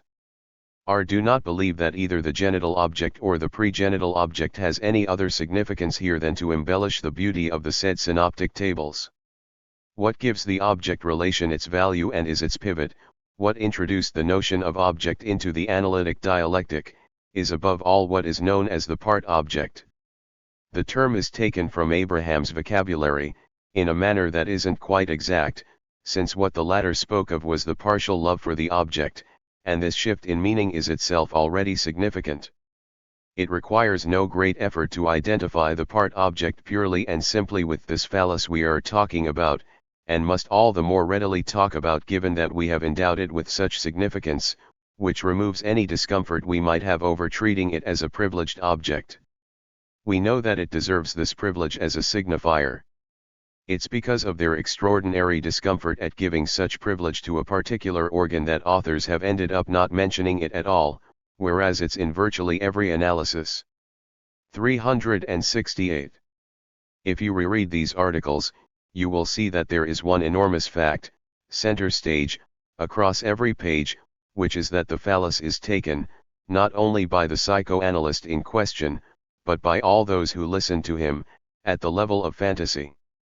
From the author's 389 perspective, the treatment for obsessional neurosis entirely revolves around the incorporation or imaginary introjection of this phallus that appears in the analytic dialogue in the form of a phallus attributed to the analyst and to which all fantasies refer. There are, supposedly, two phases. In the first, fantasies of incorporation and devoration of this phantasmatic phallus have a clearly aggressive and sadistic character at the same time as it's experienced as horrible and dangerous.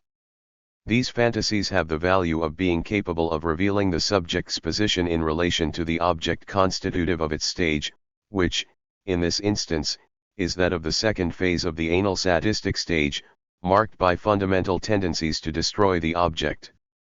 From there, one moves to a second phase in which one begins to respect the object's autonomy in an at least partial form. The entire dialectic of the moment, the subjective moment, I would say here, at which obsessional neurosis is situated is, it's claimed, suspended at the point of maintaining a certain form of the part object.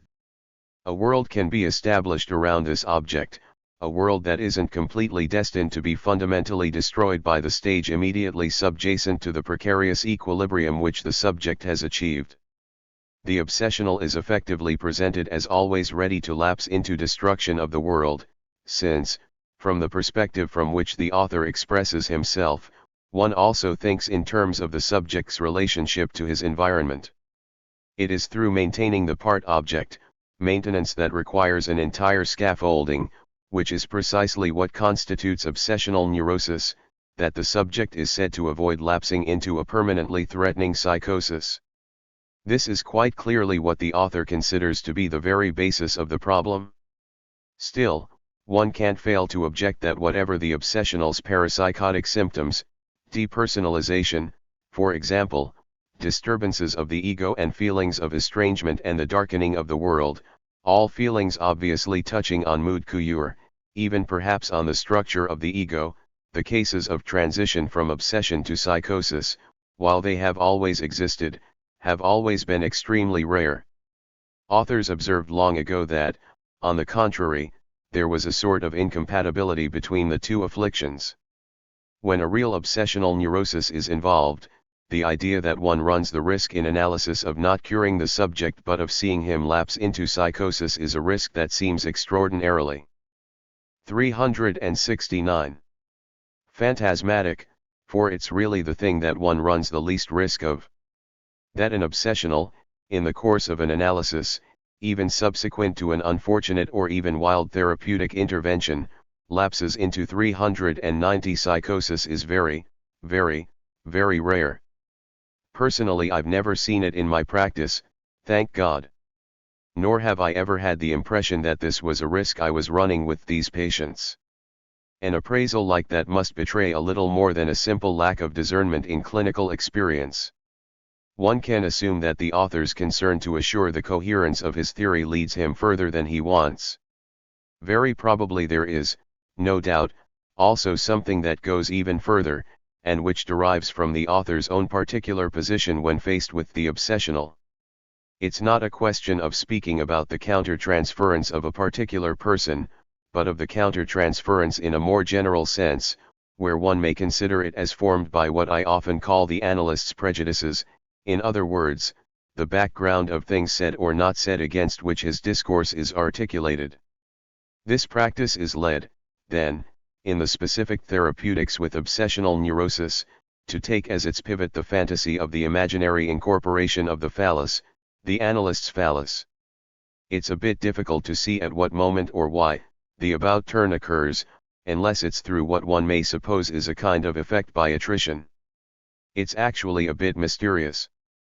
We are told there is a moment where, by virtue of the working through or of insistence in the treatment, the incorporation of phallic fantasies seems to have a completely different value to the subject. What appears to have been the incorporation of a dangerous and in some way repudiated object in these fantasies suddenly changes in nature, provoking acceptance and becoming a welcome object, an object that is a source of power. Source, the word is there, I am not the one creating this metaphor. Doesn't this introjection, which has become, we are told, conservative, have traits in common with religious communion in which one swallows without chewing? Po 172 one adds by way of commentary that the feelings of happiness that this fantasy supposedly brings comprises no destruction, similar in that respect to the sucking fantasies of Abraham's melancholics. Po 172. These traits are not chosen in any tendentious way. We do get the sense that in an analysis conducted in this way something effectively occurs like a kind of ascesis that plays principally on fantasies, no doubt in doses, with barriers, with the brakes on and in stages, with all the precautions that the technique carries, and that it enables the subject of an obsessional neurosis to enter into new relationships with the object. It is more difficult to see what one wants out of it. 370. Which the author calls the distance from the object. If I understand well, it's a matter of enabling the subject to get closer to the object and pass through a phase in which this distance is nullified and, 391 no doubt, then recovered, at least, we have to hope so. An object which has all the powers of fear and danger successively concentrated upon itself subsequently becomes the symbol by which a libidinal relation that is considered more normal and described as genital is established. From our perspective, we remain perhaps a little more strict than the author who congratulates himself on having achieved the aim of having garnered from a patient, after a number of months of treatment, the following declaration: I had an extraordinary experience, that of being able to enjoy my husband's happiness. I was extremely moved to observe his joy, and his pleasure was my pleasure. Po 164. I ask you to weigh these terms. They are certainly not without value. They describe very well an experience that implies no lifting of the said patient's prior frigidity. The extraordinary experience of being able to enjoy her husband's happiness is something frequently observed, but it still doesn't signify that the patient has in any way attained orgasm. The patient remains, we are told, semi-frigid. This is why one remains a little surprised when the author immediately adds, is this not the best way to characterize adult genital relations? Po 164. The notion of adult genital relations is obviously what gives this entire perspective the character of being a construction of false windows. It's not very clear what adult genital relation means when you examine it closely. As soon as the author tries to explain himself, he doesn't seem to find either the simplicity or the unity that seems to imply. As to affirming the ego's coherence, not only does it emerge from the disappearance of an obsessional symptomatology and phenomena of depersonalization, but also it translates into the achieving of a sense of freedom of unity, which is a new experience for these subjects. Po 164. Nor do these optimistic approximations exactly correspond to our experience of what progress and cure really represent in obsessional neurosis. We clearly see here what kind of mountain, wall, or ready-made conception we are dealing with when it's a question of appraising what an obsessional structure is, the manner in which it's lived and the manner in which it evolves. Here we are trying to articulate things in a completely different register. I don't think I am any more complicated than others, and if you can manage to familiarize yourselves with the measures I bring into play here, and count them, you 371. We'll see that, in the end, there are not that many more things and that this is simply articulated in another less unilinear way. I am well aware that the desire to have a synoptic table corresponding to or contradicting the one by Mrs. Ruth Mac Brunswick 392 lies deep in the heart of many in the audience. We will perhaps get there one day, but before we do it's perhaps best to proceed step by step and start by criticizing the notion of the phallus as a part object whose present use, which involves clear dangers, has to be put in its proper place. We are trying to articulate this place with the use of this little schema. 2. It would be possible to cover the entire schema with signs and equations, but I do not want to give you the impression of something artificial, even though I have tried to reduce things to their essential necessity. We've already placed here the big A, the big other, which is where the code is located and receives demands. It's in the passage from A to the point where the message is that the signified of the other C is produced. And then, need, which begins here, finds itself transformed there at A, and is characterized differently at the different levels. If we take this line that starts bottom right and ends bottom left as the line of the realization of the subject, at the end it translates into something that always emerges more or less as an 372. Identification, that is, as the remodeling, as the transformation also and ultimately the passage of the subject's need through the defile of demand. Now, we know that this isn't sufficient to constitute a satisfactory 393 subject, a subject who holds together over the requisite number, let's say 4, of points of support. This is why there is a field beyond demand. What I have already tried to define by characterizing it as the signifier of desire is initially articulated there, in its topological place, and I have explicitly presented it to you as this, F. There is, effectively, a necessity linked to this topology, which is that it's in the field lying beyond demand that sexual desire comes to be situated and, at the same time, undergoes the articulation particular to this beyond.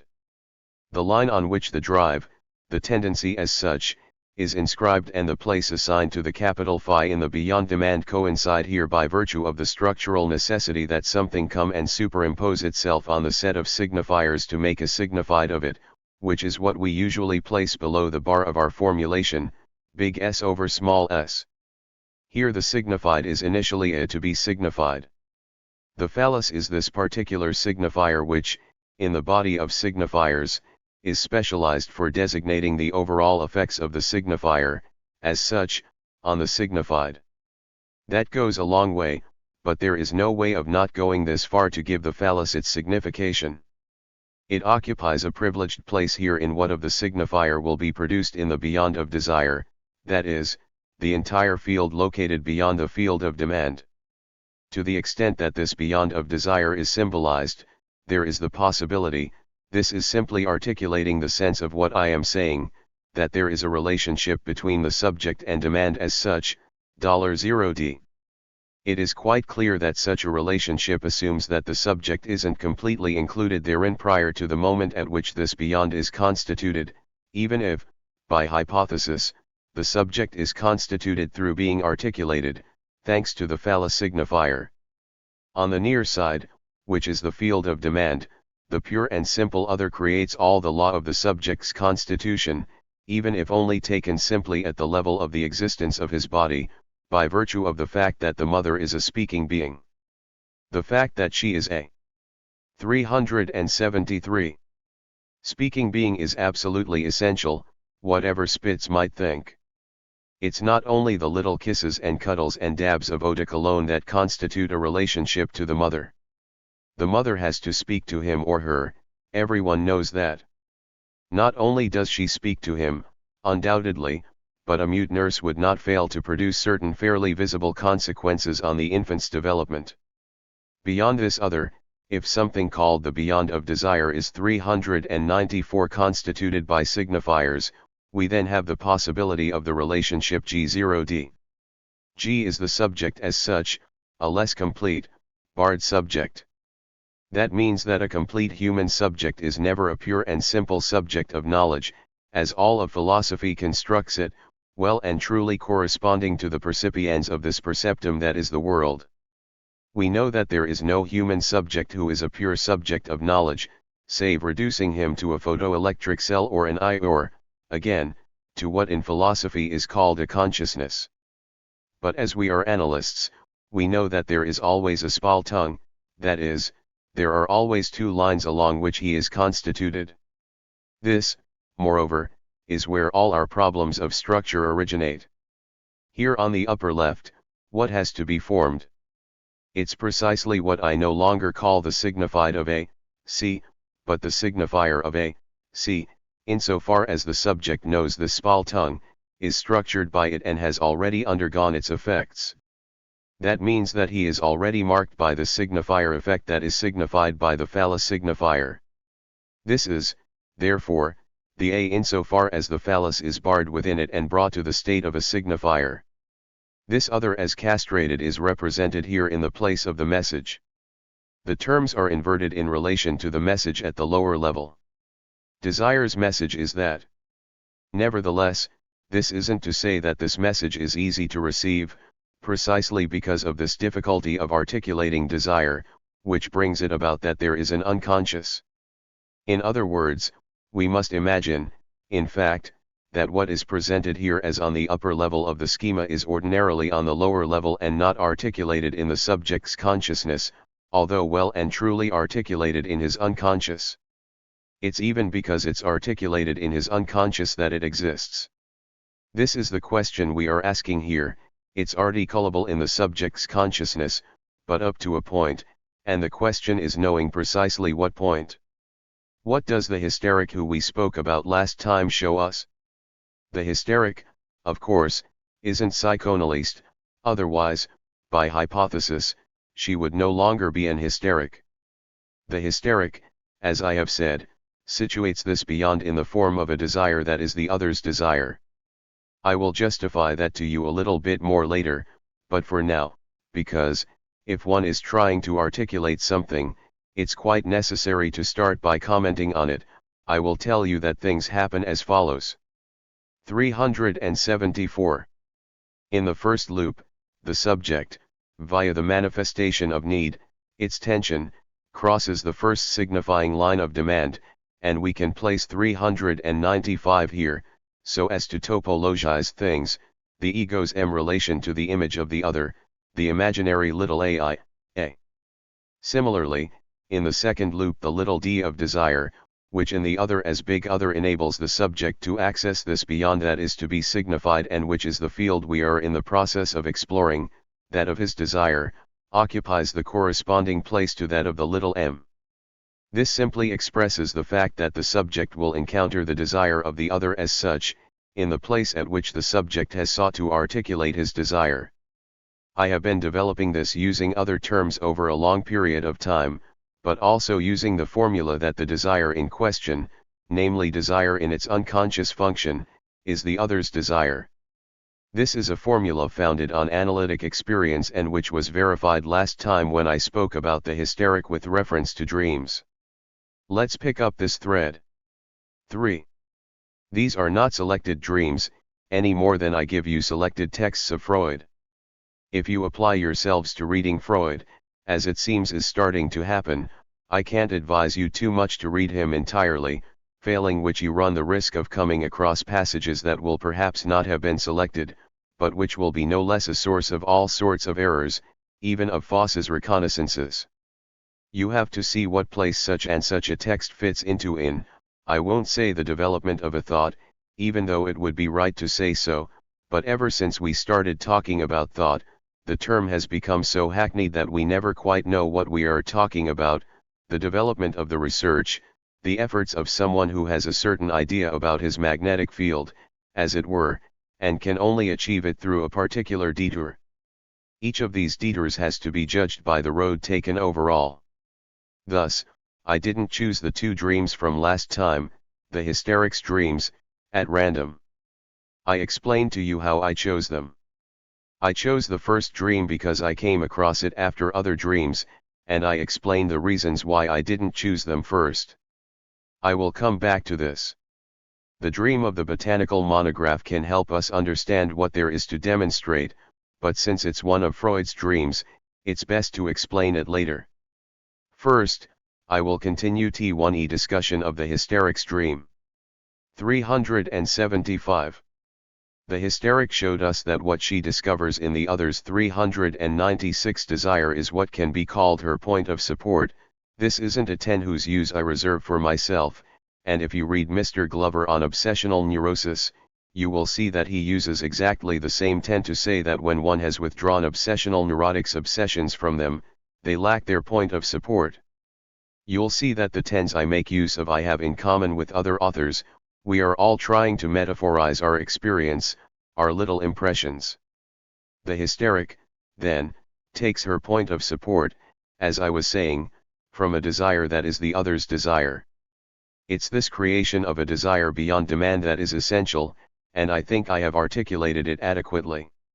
One might mention here the third dream that I did not have time to explore last time, but I can easily read it out to you now. She was putting a candle in a candlestick, but the candle broke so that it wouldn't stand up properly. The girls at her school said she was clumsy, but the mistress said it was not her fault. SE4, 186. This is Freud's comment on the dream. The occasion for the dream was a real event. The day before she had actually put a candle into a candlestick, though it did not break.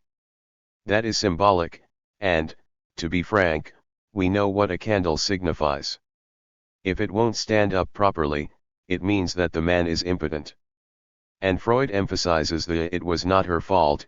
ESSIE Nicktier should SE4, 186. But could a carefully brought up young woman, who had been screened from the impact of anything ugly, have known that a candle might be put to such use? SE4, 187. On this point we learn that during a boating trip, she had heard a rather unseemly student's song about the use that the Queen of Sweden made of Apollo's candles, behind closed shutters. She did not understand. Her husband explained the Apollo to her, behind closed shutters of course, and it all re-emerges and suitably frolics around when the occasion arises. Here we see the phallus appear in a raw state, one might say, and appear isolated, with the status of a part, if not a flying, object. Although we don't know from what moment of this patient's analysis, for she is clearly in analysis, this dream was extracted, the important point is obviously in the it was not her fault. The fact is that it's at the level of the others. It takes place in the presence of all the others, and it's because of the teacher that all the little classmates stop their mocking. The symbol of the other is evoked, and it corroborates and confirms. This is what I want to get to, what was already present in the dream called the dream by the butchers. 376. Beautiful wife, that is, that in hysteria, which is in short a mode of constitution of the subject precisely concerning her sexual desire, the 397 stress is to be placed not only on the dimension of desire insofar as it's opposed to that of demand, but above all on the other's desire, the position or the place of desire in the other. I reminded you how Dora lives up till her hysterical position collapses. She is very much at ease, apart from some minor symptoms, but they are precisely those that constitute her as an hysteric and can be read in the spa/tung of these two lines. We shall return to the overdetermination of symptoms, which is tied to the existence of these two signifying lines. What we saw the other day is that Dora subsists as a subject insofar as she demands love, like every good hysteric, but also insofar as she supports the other's desire as such. It's she who supports it, it's she who is its support. Everything is going along very well, rolling along as happily as can be, and without anyone having anything to be worried about. Saying that she supports the other's desire is the most suitable expression for the style of her position and action in relation to her father and to Frau K. As I have been indicating, it's inasmuch as she comes to identify with Herr K that the whole little construction is possible.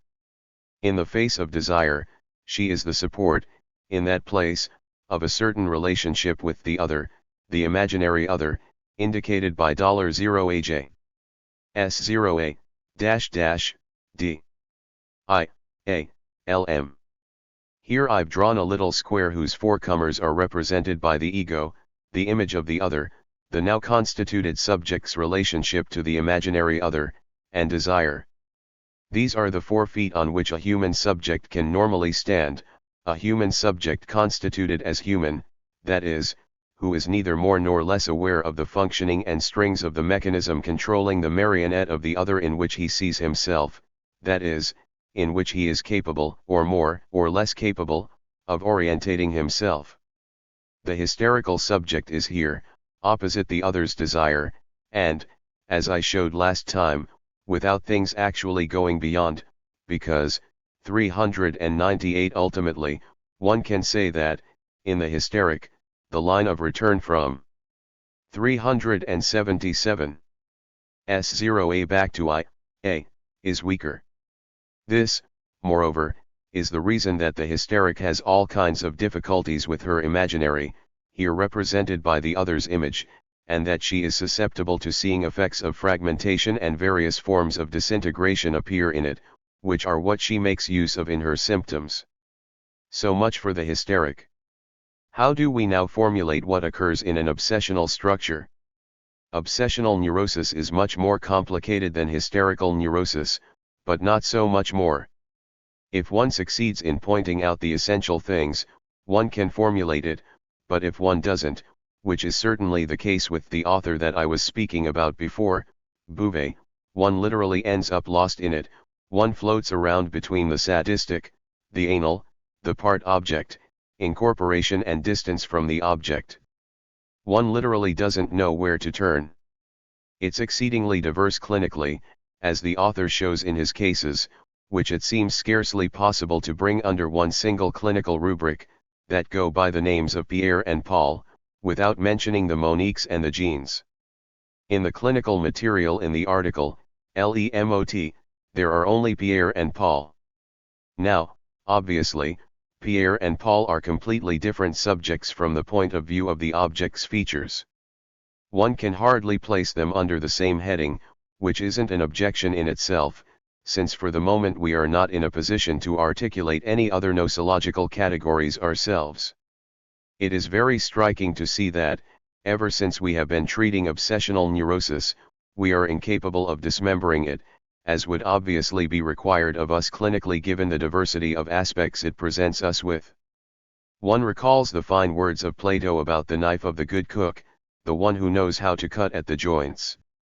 In the current state of things, no one, and particularly no one who has ever worked with obsessional neurosis, is capable of formulating it correctly. This is quite an indication of some theoretical deficiency. Let's go back to where we were. What does the obsessional do in order to consist as a subject? He is like the hysteric, rest assured. Immediately before any serious elaboration, namely, before Freud, a Mr. Janet managed to carry out a very curious exercise of geometrical superimposition, a point-by-point correspondence of images, as they say in geometry, of transformation of figures, where the obsessional is thought of, as it were, as a transformed hysteric. The obsessional, too, is orientated towards desire. If it were not a question of desire above all else, there 399 would be no homogeneity in the neuroses. Except, there you have it. What, in his final formulation, does Freud tell us? What is his final word on obsessional neurosis, which classical theory echoes? 378. Freud said many things over the course of his career. He initially observed that what one may call the obsessional's primitive traumatism contrasts with the hysteric's primitive traumatism. In the hysteric, there is a sudden seduction, an intrusion, or an eruption of the sexual into the subject's life. In the obsessional, inasmuch as the psychic traumatism supports the critique of reconstruction, the subject has, on the contrary, played an active role from which he has derived pleasure. That was the first approximation. This was followed by all the developments in the rat man, namely the appearance oft extreme complexity of his affective relations, and notably the emphasis placed on affective ambivalence, the active-passive, masculine-feminine opposition and, most important thing of all, the love-hate antagonism. You must reread the Rat Man like the Bible, moreover. The case is rich with everything that still remains to be said on obsessional neurosis. It's a topic for study. Where did Freud ultimately end up, in his final metapsychologica formulation? Clinical experiences and metapsychological developments brought aggressive tendencies to light, which brought him to draw the distinction between life instincts and death instincts that has not stopped tormenting analysts since. According to Freud, in the obsessional there is a diffusion of the early intrications of life instincts and death instincts. The detachment as such of destructive tendencies took place at too early a stage in him for it not to have marked all his subsequent development and installation in his particular subjectivity. How is this to be inserted into the dialectic that I am presenting to you? Much more immediately, concretely, and perceptibly. If these terms demand and desire begin to find their logic in your head, you will find a daily use for them, at least in your analytic practice. On a daily basis you will be able to use them before they wear out, but you will always come back to asking yourselves whether it's a question of desire and demand or desire or demand. What does what I have just gone over for you concerning the instincts of destruction mean? The latter manifest themselves in clinical experience, which at first we have to take at the common 400 and ordinary level of what we know about obsessionals, not even those that we analyze, but those whom, simply as informed psychologists, we see living and breathing and on whose behavior we are capable of assessing the effect of neurosis. It is quite clear that the obsessional has a tendency to destroy his object. It's merely a matter of not being satisfied with what is almost a self-evident truth of experience and seeing what the obsessional's destructive activity is close up. 379. That is what I propose to do. As clinical experience clearly demonstrates, the hysteric lives entirely at the level of the other. She emphasizes being at the level of the other, and that is the reason that the other's desire must exist, for without it, what would the other be, apart from the law? The center of gravity of the hysteric's constitutive movement is initially located at the level of the other. Likewise, for reasons that are not impossible to spell out, and which are, in sum, identical with what Freud says when speaking of the early diffusion of instincts, it's the aim of desire as such, of this beyond demand, that is constitutive of the obsessional. But with one obvious difference from the hysteric. I would like you to have some experience with a child who is going to become an obsessional. I believe that there are no young subjects where it's more tangible that what I call desire is located in the margin of need. As I tried to spell out for you last time when I presented to you that the margin of need, whose range is necessarily a limited range, as when one speaks of a company of limited liability, for need is always something whose range is limited, the margin, then, exists between need and the unconditional character of the demand for love. How did I define this desire as such? As something that, precisely because it has to be situated beyond, negates the element of otherness that is included in the demand for love. But, so as to preserve the unconditional character of this demand by transforming it into an absolute condition of desire, into desire in a pure state, the other is negated. By virtue of the fact that the subject has had to know, and break through, the unconditioned in the demand for love, which has a limit character, this character remains and finds itself transferred onto need. The young child who becomes an obsessional is this young child of whom the parents say, everyday language and the language of psychologists converge, he does have his fixed ideas, he days fixes. The ideas he has are no more extraordinary than those of any other child, if we think about the things he demands. He will demand a little box. It's not such a big deal, a little box, and there are lots of children where one won't pause for a moment over this demand 401 for a little box, except psychoanalysts, of course, who will find all sorts of fine allusions here. In fact, they wouldn't be wrong, but I find it more important to see that there are some children, amongst all children, who demand little boxes, and their parents find that this demand for a little box is strictly speaking intolerable, and it is intolerable. One would be wrong to think that it would be enough to send the said parents to parenting school for remediation, because, contrary to what people say, the parents are implicated. It's not for nothing. 380. That one is obsessional. One has to have a model for that somewhere. So much is granted, but in the reception itself, the fixed idea aspect that the parents point to is completely discernible, and is always immediately discerned, even by people who are not part of the parental couple. In this very particular requirement that manifests itself in the way the child demands a little box, what is intolerable for the other and which people loosely call a fixed idea, is that it isn't a demand just like any other, but that it presents with the characteristic of being an absolute condition, which is the very characteristic that I have been referring to as specific to desire. For reasons whose correspondence you can see with what might in this case be called strong drives, the emphasis for the subject is placed on what will be the element of the initial foundation of this tripod, which must subsequently have four legs if it's to stand up, namely, on desire. And not merely on desire, but on desire as such, that is, insofar as, in its constitution, it entails the other's destruction. Desire is the absolute form of need that has passed to the state of an absolute condition, insofar as it lies beyond the unconditional demand for love, of which it can sometimes become the proof. As such, desire negates the other as such, and this is what renders it, like the desire for the little box in the young child, so intolerable. Pay close attention here, because when I say that desire is the destruction of the other, I am not saying the same thing as when I say that the hysteric seeks her desire in the other's desire. When I say that the hysteric seeks her desire in the other's desire, it's the desire that she attributes to the other as such. When I say that the obsessional puts his own desire before everything else, that means that he seeks it in a beyond by aiming for it as such in its constitution as desire, that is, insofar as it destroys the other. That is the secret of the profound contradiction between the obsessional and his desire. 402 Thus aimed for, desire carries within itself this internal contradiction, which constitutes the impasse of the obsessional's desire and which authors try to translate by speaking about this perpetual and instantaneous toing and froing between introjection and projection.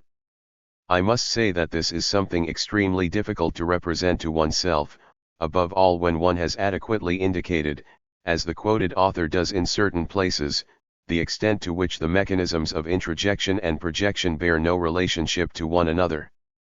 I have spelled it out for you more powerfully than this author has, but it's where one has to start from, all the same, namely, that the mechanism of projection is imaginary, and that the mechanism of introjection is symbolic. They bear absolutely no relationship to one another. 381.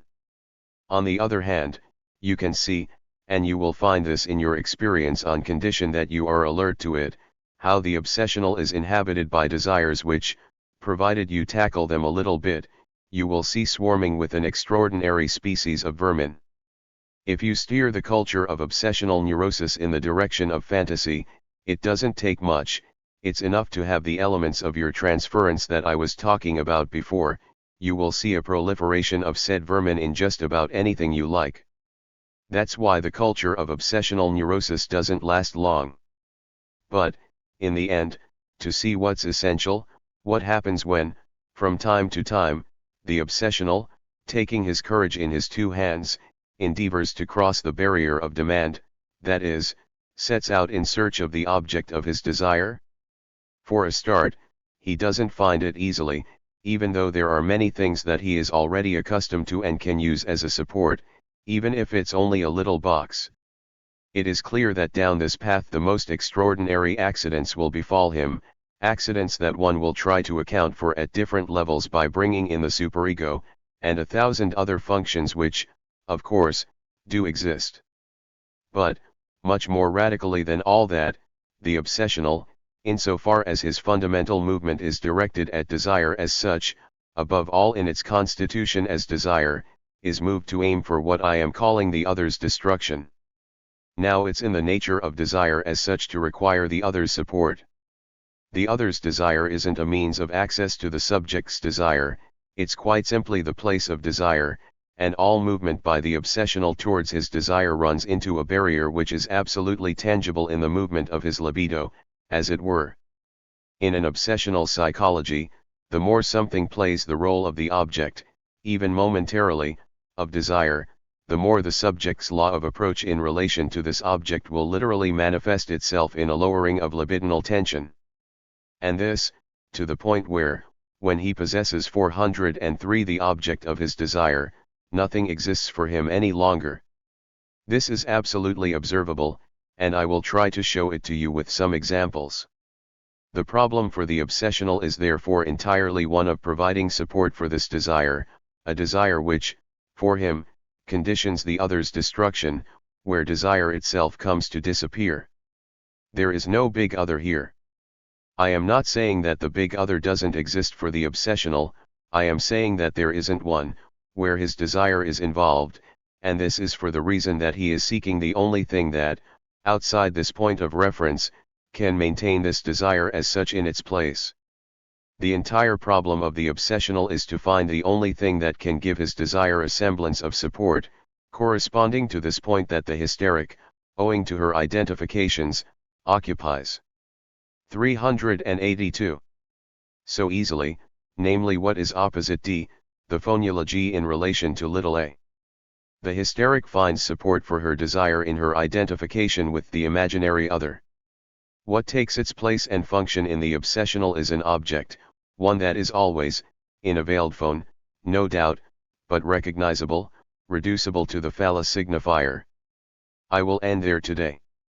In what follows, you will see the consequences for the behavior of the obsessional vis-a-vis this object, and also vis-a-vis the little other. I will show you next time how a number of far more common truths can be deduced, for example, that the subject can only truly focus his desire by contrasting it with what I will call absolute virility, and also that insofar as he has to show his desire, since for him this is the essential requirement, he can only show it elsewhere, some place where he is required to announce some exploit. The performance aspect of all the obsessional's activity finds its reasons and motives here. May 14, 1958. XXIII. The obsessional. And his desire. The duality of desire. The significance of fantasy. Sadistic scenarios. Permission, prohibition, exploit. The significance of acting out. Our exploration of neurotic structures as conditioned by what I call formations of the unconscious led us last time to the point of talking about the obsessional, and I ended by saying that he has to constitute himself in the face of his evanescent desire. I started to show why his desire is evanescent on the basis of the formula desire is the other's desire. The reason for that is to be found in a fundamental difficulty in his relationship with the other, insofar as it's the locus where the signifier organizes desire. It's this dimension that I am trying to articulate here, because I think that both the difficulties in theory and the deviations in practice were introduced by the failure to have identified it. In passing, I want you to appreciate what Freud's discovery consists in and what the meaning of his work is, when it is considered once one has gone through it sufficiently and as a whole. The fact is that desire is organized by signifiers, but, of course, inside this phenomenon the subject tries to express, to manifest in an effect of signifiers as such, what is happening in his own approach to the signified. Freud's work itself is inserted into this effort, up to a point. Many have spoken of naturalism with respect to him, of an effort to reduce human reality to nature. There is nothing of the sort. Freud's work is an attempt at a pact between the being of man and nature. This pact is without doubt sought elsewhere than in any innate relationship, since man is always experienced in Freud's work on the basis of the fact that he is constituted as a subject of speech, as the I of 405. 384. 406 The speech act. How can one deny it, since in analysis he is experienced in no other way? He finds himself, then, opposite nature, in a position that is different from that of being an immanent vehicle of life. The subject's relationship to nature comes to be formulated internally to the experience he has of speech.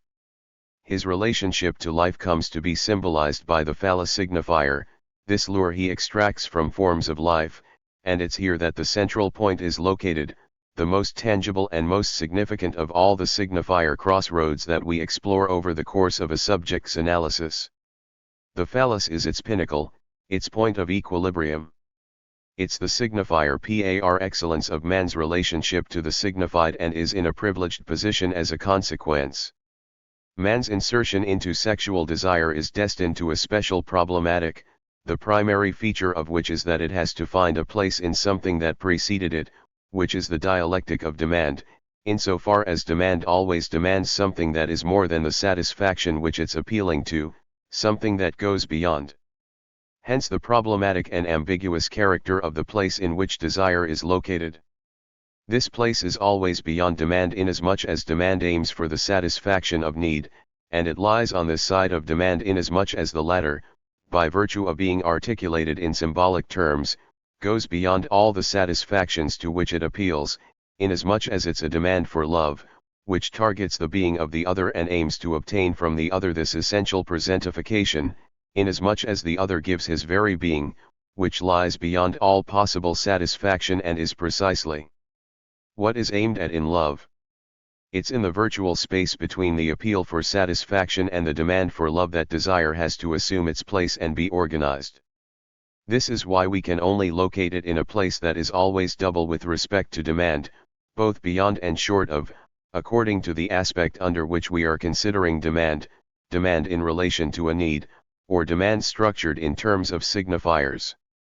As such, desire always goes beyond every possible kind of response at the level of satisfaction, in itself calls for an absolute response and henceforth projects its essential characteristic of being an absolute condition onto everything that is organized in the interval internal to the two planes of demand, the signified plane and the signifier plane.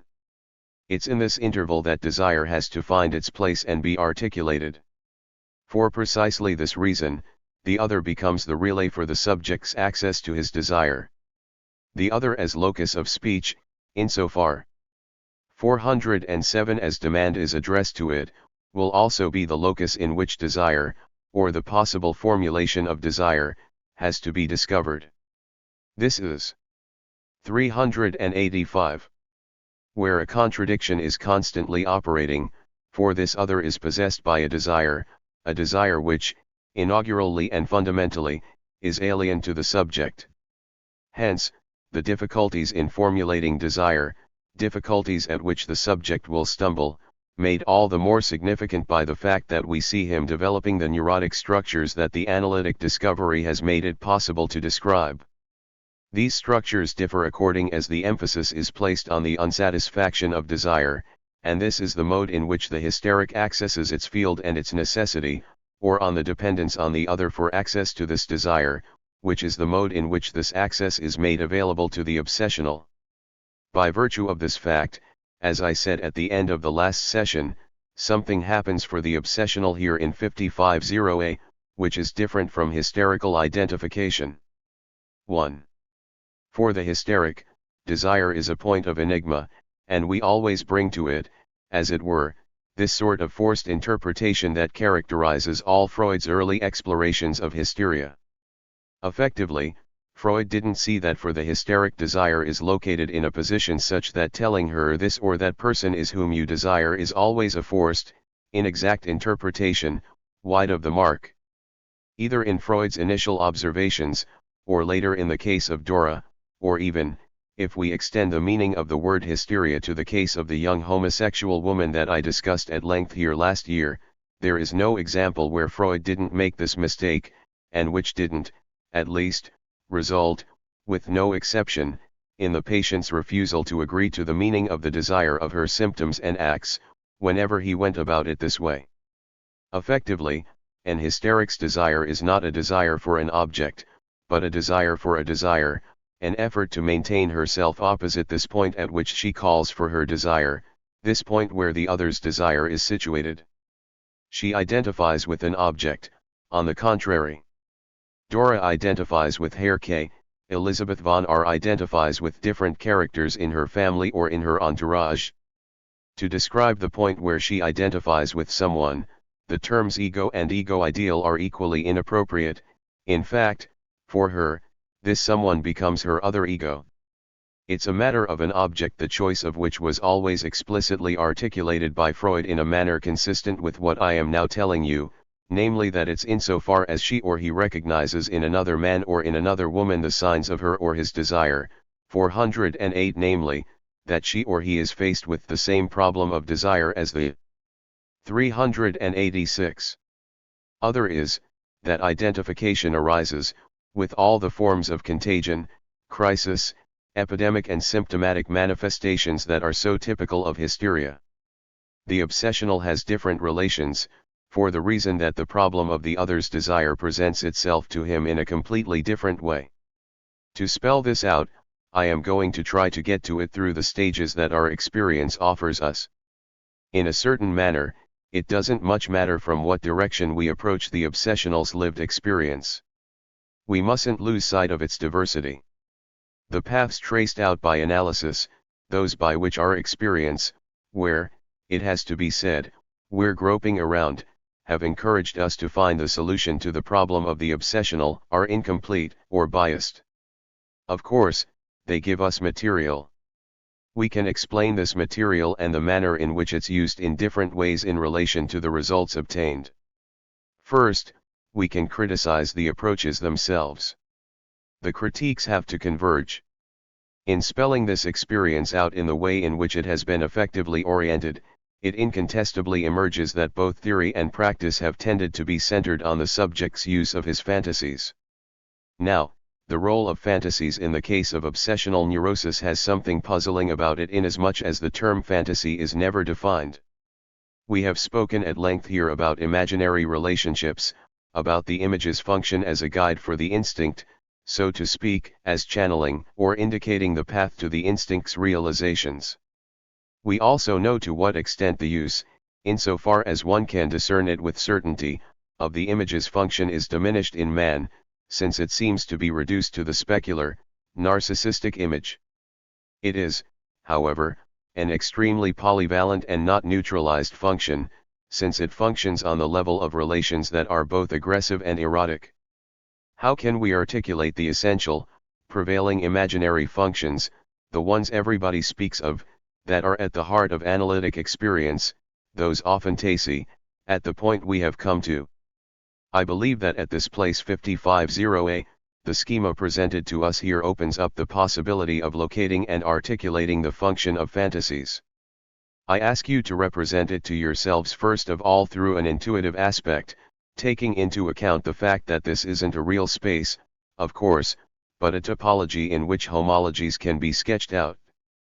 The relationship to the image of the other, I, A, is located at 409, the level of an experience integrated into the original circuit of demand where the subject initially addresses himself to the other for the satisfaction of his needs. It's therefore somewhere along this circuit that transitivism and the effect of one's presence are. 387. Accommodated, placing the subject in a certain relationship to his semblable as such. The relationship to the image is thus found at the level of experiences from the time at which the child enters into the game of speech, at the limit of the passage from the infant state to the speaking state. Having said this, I would say that, in the other field, the one in which we look for the pathways to the realization of the subject's desire through access to the other's desire, the function of fantasy is located at a homologous point, that is, at S0A. I will define fantasy, if you are happy with this, as the imaginary captured in a particular use of signifiers. Moreover, it manifests itself and is observable in characteristic ways, even if it's only when we speak of sadistic fantasies, for example, which play such an important role in the economy of an obsessional. Do take good note that if I am describing it in these terms, if I qualify as sadistic the tendency that these manifestations represent for us, it's in connection with a particular work.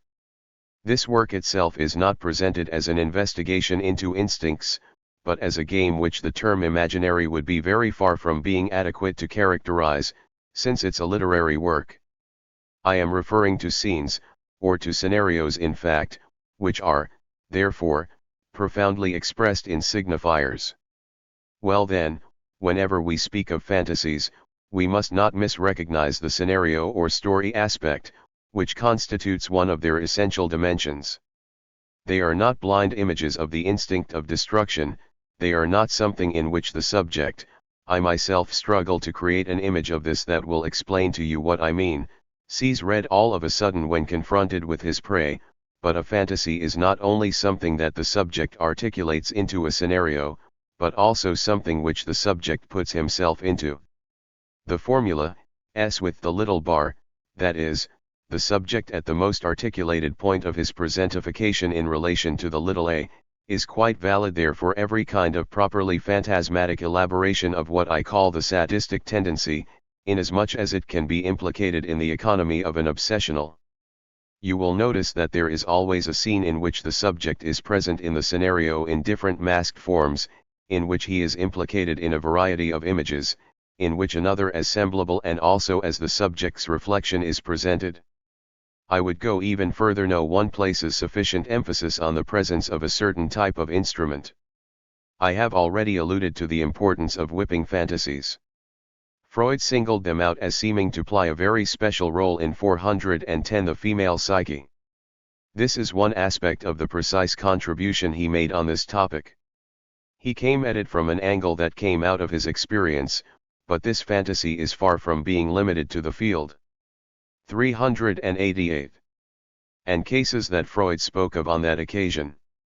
If you look closely, it was quite legitimate to limit it in that way, inasmuch as this fantasy plays a particular role at a turning point in the development of female sexuality and at one particular place, quite precisely, insofar as the function of the phallus signifier comes into play. But this function plays no lesser role in obsessional neurosis and in every other case where we see so-called sadistic fantasies appear. What is the element that gives this instrument its enigmatic prevalence? No one can say that its biological function would be explained in any way. You might imagine it could by looking for it along the lines of some sort of relationship with superficial excitations, stimulations of the skin, but you sense to what extent these explanations would have an incomplete and almost artificial character. What becomes attached to the function of this element, which appears so often in fantasies, is a signifying multivalence that does rather tilt the balance towards the signified than towards anything of any kind that could be deduced from the order of biological needs, or from anything else. This notion often tastes as something that undoubtedly partakes of the imaginary order, but which, at whatever point of its articulation, only ever functions in the economy through its signifying function, seems essential to me, and it has not been formulated as such till now. I would go further. I do not believe that there is any other way of conceptualizing what are called unconscious fantasies. What is an unconscious fantasy, if not the latency of something which, as we know through everything that we have learned about the organization of the structure of the unconscious, is completely thinkable in terms of a signifying chain. The fact that in the unconscious there are signifying chains, subsisting as such, which, from their structure and act on the organism and influence what appears externally as a symptom, is the heart of the analytic experience. It's much more difficult to conceptualize the unconscious impact of whatever is imaginary than it is to put fantasies themselves at the level of a common measure that presents itself to us at the level of the unconscious, that is, signifiers. Fantasy is essentially an imaginary embedded in a particular signifying function. I am not able to develop this approach any further for the 411 moment, and I intend simply to situate the phantasmatic effect at this point, barred S in relation to small a. It's characterized by being an articulated and always complex relation, a scenario, one able to remain latent for a long time at a certain point in the unconscious, even as it is organized nevertheless, just as a dream, for example, can only be conceptualized if the signifier function gives it its structure, consistency and, thereby, its insistence. 389. A common fact of experience, and one of the very first facts, concerning the analytic investigation of obsessionals is to observe the place that sadistic fantasies occupy for the obsessional. They occupy this place but do not necessarily occupy it in an overt and declared manner. On the other hand, in the obsessional metabolism, the various efforts the subject makes towards a re-equilibration make evident what the object of his equilibrating search is, namely, to successfully recognize himself in relation to his desire. When we see a pure obsessional, in a state of nature, as happens to us or is said to happen to us in our published observations, we find someone who speaks to us above all about all sorts of impediments, inhibitions, barriers, fears, doubts, and prohibitions. We also already know that at that point he won't speak to us about his phantasmatic life, but will take advantage of our therapeutic interventions or of his own autonomous attempts at a solution, at finding an outcome or elaborating his properly obsessional difficulty.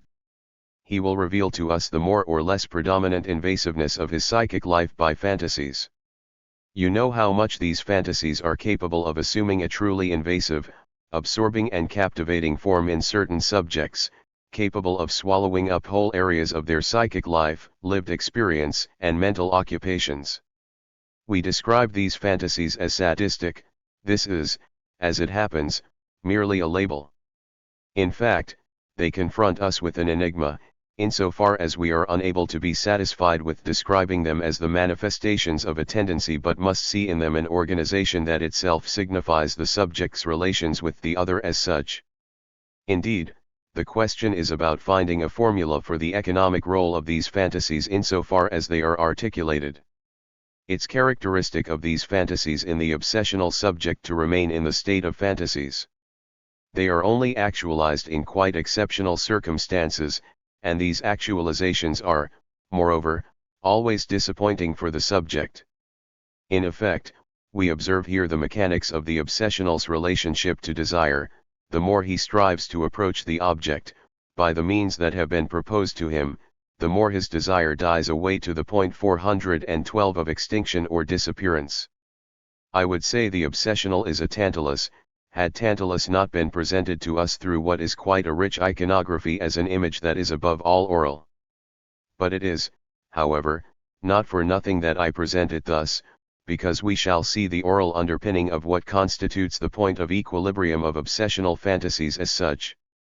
Still, this oral dimension must exist, since, in the end, this is the plane of fantasy attained by the analyst I alluded to in connection with the therapeutic line traced out in the series of 3 articles I. 390 have been referring to. Many analysts engaged in a practice of phantasmatic absorption in order to find a way for the obsessional to be given a new mode of equilibration, a certain temperament for him to realize his desire. Some of the results there are undeniable, even if they remain subject to criticism. 2. You can already see that by approaching things from this angle we are only seeing one side of the problem. From the other side, one has to gradually deploy the whole range without misrecognizing what is present in the most apparent manner in the obsessional symptoms, which are no new ally called the demands of the superego. How should we think about these demands? What are their roots in the obsessional? That's what we will look at now. We can identify, and we can read, what is going on in the obsessional at the level of the schema in a way that will subsequently prove to be no less fertile than what we have demonstrated so far. One could say that the obsessional is always in the process of asking permission.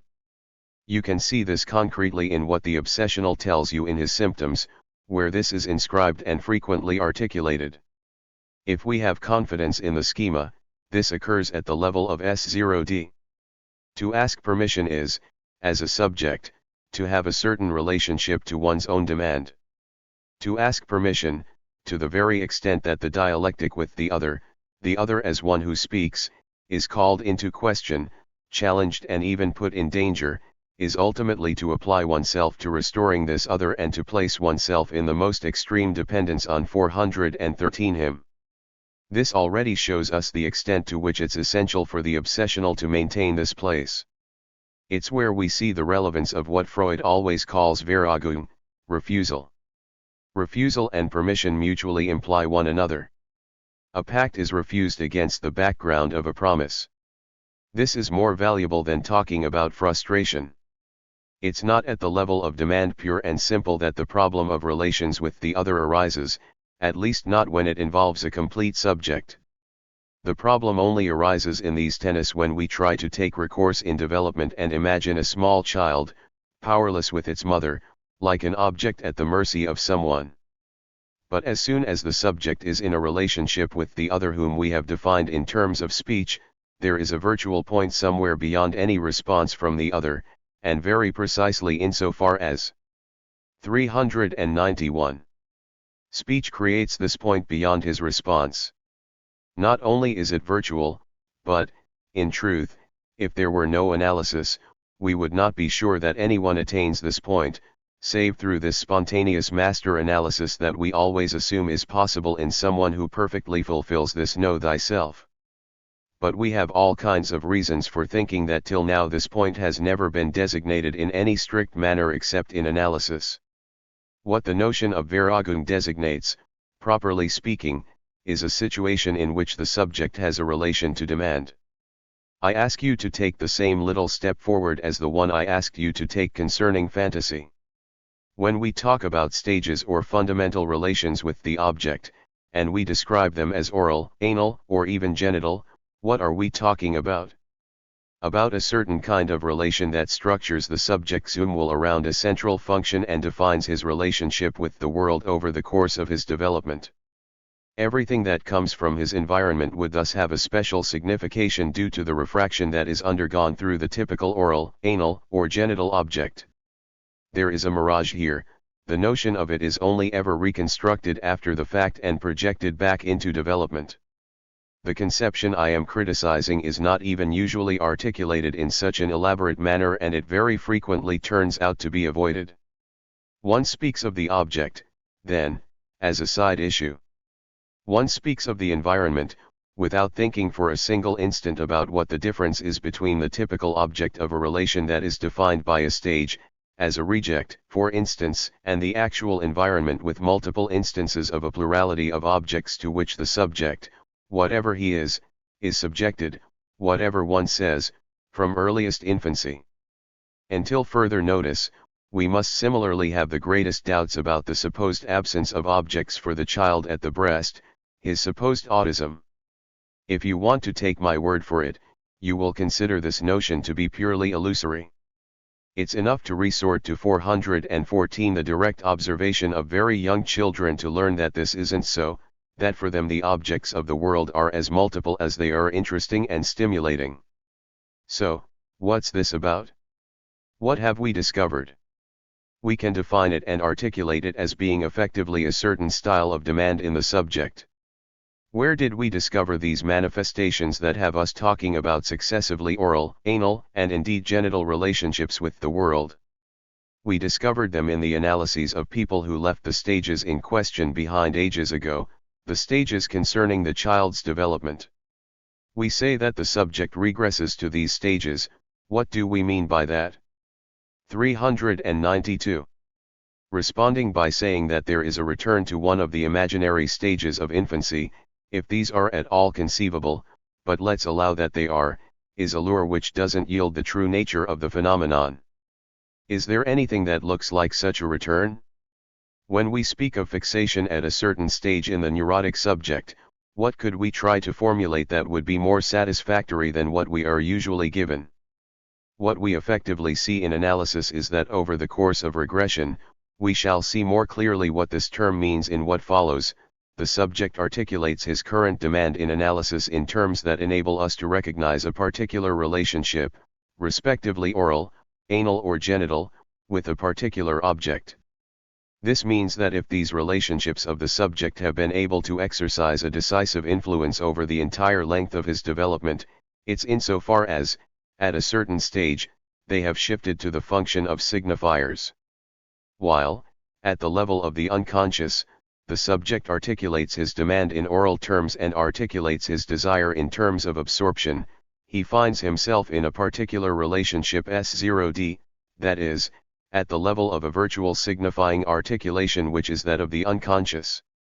This is what makes it possible for us to describe as a fixation at a certain stage something that will present with a particular value at some moment in the analytic exploration, and we might think there is some interest in having the subject regress to the stage so that something essential about the mode in which his subjective organization presents itself can be clarified. But what interests us is to give neither gravitation nor compensation nor even symbolic return to what at a given moment of development has been, more or less with reason, the subject's unsatisfaction on the plane of an oral, anal, or other demand, unsatisfaction at which, supposedly, he is arrested. If we are in Ter 415 state in this, it's solely because this is the moment of his demand where the problems in his relationships with the other arise, insofar as they have been determinant for setting his desire in place. In other words, everything that comes under demand in the subject's experience is over, once and for all. The satisfactions and compensations we might give him will never be anything but symbolic, and giving them to him can even be considered a mistake, even if it were possible to do so. It's not completely impossible, precisely, owing to the intervention of fantasies, of this more or less substantial something supported by fantasy. But I believe that this is a mistake in the orientation of analysis, for at the end of an analysis it leaves the question of relations with the other not settled. 393. 3. I would say that the obsessional, like the hysteric, needs an unsatisfied desire, that is, a desire beyond demand. The obsessional resolves the question of the evanescence of his desire by turning it into a forbidden desire. He has it supported by the other through the other's prohibition. Nevertheless, this manner of getting the other to support his desire is ambiguous, because a forbidden desire does not, however, mean a strangulated desire. Prohibition is there to sustain desire, but it has to be present for it to be sustained. This, then, is what the obsessional does, and the question is how. The way in which he does this is, as you know, very complex. He displays it and doesn't display it at one and the same time. In short, he disguises it, and it's easy to understand why. His intentions are, as it were, not pure. As has already been noted, this is what has been referred to as the aggressiveness of the obsessional. Every time his desire emerges is said to be, for him, an occasion where this projection, this fear of reprisal, will inhibit all of its manifestations. I think this is a first approach to the question, but I don't think it's everything. It is to recognize quite fundamentally what is at issue simply to say that the obsessional is switching back and forth and that when his desire appears it becomes aggressive by going too far, redescends or swings back into the disappearance of this aggressiveness, linked to the fear of effective retaliation on the part of the other, namely, the fear of himself under 416 going destruction equivalent to that of the desire he displays. I think there is room to take a global apprehension of what's at stake in the case at hand, and there is perhaps no better way of doing this than to pass through the illusions that the relationship with the other gives rise to in us, we other analysts, and inside analytic theory. The notion of the relationship with the other is invariably influenced by a slippage that tends to reduce desire to demand. If desire is effectively what I have said it is here, that is, what is produced in the gap that speech opens up in demand, and if it's therefore, as such, beyond all concrete demand, it's clear that every attempt to reduce desire to something from which one demands satisfaction encounters an internal contradiction. Almost all analysts in their community presently take the summit and acme of the subject's happy attainment of what they call genital maturity to be access to ablativity, namely, access to recognition of the other's desire as such. I gave an example of this, in a passage by the author I have 394 been examining, with the profound satisfaction brought by the satisfaction given to the other's demand, which is commonly known as altruism. It's precisely missing what is effectively to be resolved in the problem of desire. When all is said and done, I think the term ablativity, as it's presented to us from this moralizing perspective, is, and one can say this without any distortion of terms, an obsessional fantasy. It's quite certain that in analysis, as things present themselves, For reasons that are very easy to understand, I am talking of temperaments that our practice theorizes. Hysterical temperaments are much rarer than obsessional natures. One part of the indoctrination of analysis is constructed along the lines and according to the pathways of obsessional wishes. Now, the illusion, the very fantasy that is within reach of the obsessional is ultimately that the other as such gives his consent to his desire. In itself this carries extreme difficulties, since if it's necessary that he give his consent, it's necessary that it be given in a way that is completely different from a response to just any satisfaction, different from a response to a demand. But, all things considered, that is preferable to eluding the problem and giving him a short-circuit solution by thinking that ultimately it's sufficient to come to an agreement, that to find happiness in life it's enough not to inflict on others the frustrations that one has been the object of oneself. 417 Some of the unfortunate and utterly confusing outcomes of analysis find their origins in a number of presuppositions concerning what constitutes a good termination of analytic treatment, presuppositions whose effect is to exalt the obsessional subject via the perspective of his good intentions, which then become rapidly established and incite him to give himself over to one of the most common of these tendencies, which is expressed more or less as follows: do not do to others what you would not like to be done to yourself. This categorical imperative, structuring in morals, does not always lend itself to practical employment in existence. And it's completely beside the mark when it's a question of performing something like sexual intercourse. The order of the relationship with the other that consists in putting oneself in his place is a tempting slippage, and all the more so if the analyst, being precisely in an aggressive relationship vis-a-vis the little other, his semblable, is quite naturally tempted to occupy the position of sparing him, as it were. Sparing the other is what lies at the heart of an entire series of ceremonials, precautions, and detours, in short, all the tricks of the obsessional. If the aim is to generalize what was manifesting itself in his symptoms, not without reason no doubt, and in a much more complicated 395 manner, if the aim is to turn it into a moralizing extrapolation and propose to him what one calls the ablative outcome, that is, submission to the other's demands, as the aim and outcome of his problems, well then, this detour is really not worth the effort. As experience shows, this is only substituting one symptom for another, and a very serious symptom, because it doesn't fail to engender the re-emergence, in other more or less problematic forms, of the question of desire, which has never been and can in no way be resolved by going down this path.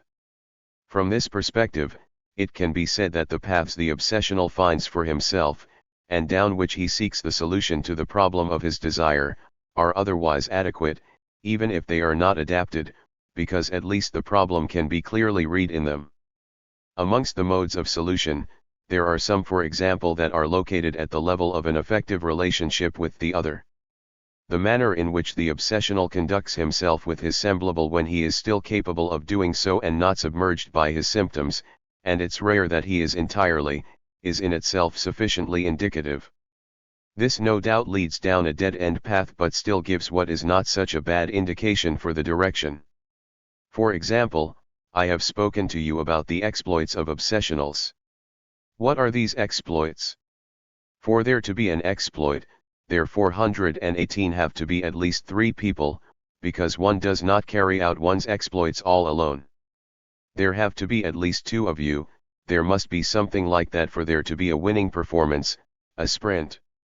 Then, there also has to be someone who records and is the witness. What the obsessional is striving to obtain in an exploit is very precisely what earlier I called the other's permission, in the name of something that is very polyvalent. One can say, he earned what he strived to achieve. But the satisfaction he strives to obtain is not at all to be classified on the terrain on which he earned it. Observe the structure of our obsessionals. What does what one calls an effect of the superego mean? It means that they inflict upon themselves all kinds of particularly hard, punishing tasks, that they succeed at them, moreover, and that they succeed at them all the more easily because it's what they want to do, but they succeed very, very brilliantly, in the name of which they would have the right to a little holiday where you could do whatever you wanted, hence the well-known dialectic of work and holidays. For the obsessional, work is powerful, being done so as to free up the time for sailing, which will be holiday time, and the holidays habitually turn out to be more or less wasted. Why? Because what it was about was obtaining the other's permission. Now, the other I am speaking now of the actual other, the other that exists, has 396. Absolutely nothing to do with all this dialectic, for the simple reason that the real other is far too preoccupied with his own other and has no reason to fulfill this mission of giving the obsessional's exploit its little crown, namely, what would be precisely the realization of his desire, insofar as this desire has nothing to do with the terrain on which the subject has demonstrated all his abilities. This is all a very tangible phase, one whose humorous aspect is well worth making the effort to display. But it's not limited to that. The interest of concepts such as the big other and the little other is to structure the lived relationships in many more than one direction. One may also say, from a certain angle, that in his exploit the subject dominates, tames, and even domesticates a fundamental anxiety. This has been said by other people than me. But there again, one misrecognizes a dimension of the phenomenon, namely, that what's essential is not in the skill or in the risk taken, which for the obsessional is always a risk taken within very strict limits.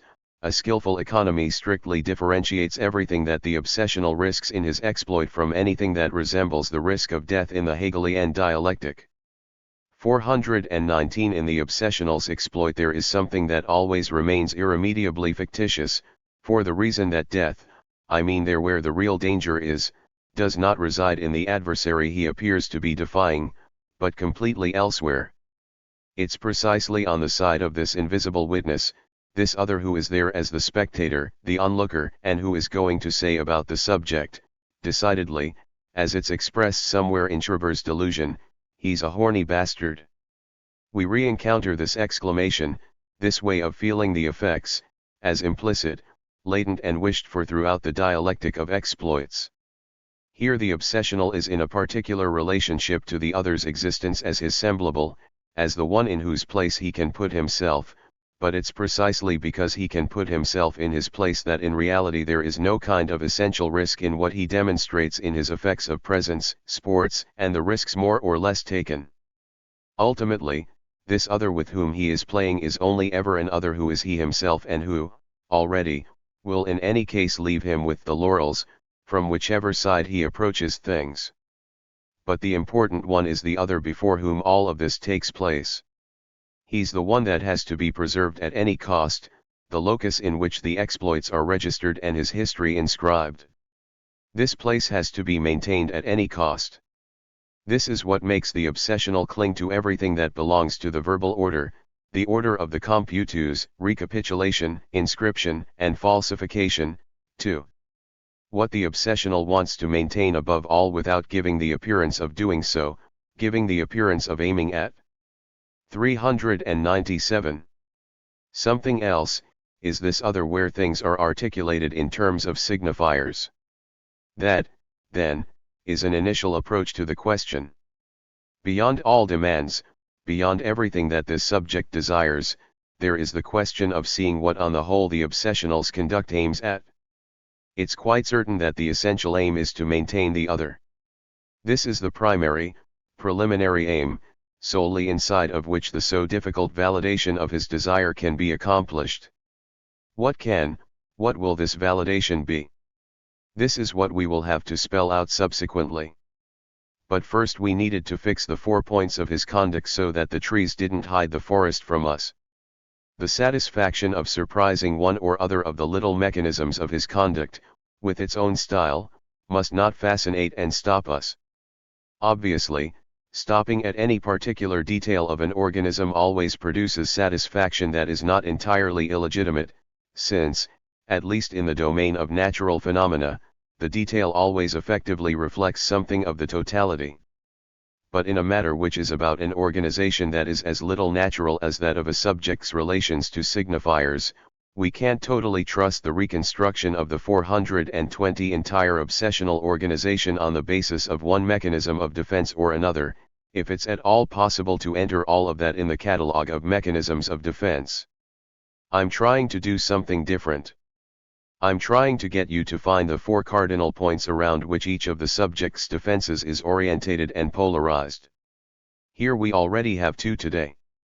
We first addressed the role of fantasy. We can now see, with respect to the exploit, that the other's presence as such is fundamental. There is a further point, which I would at least like to introduce you to.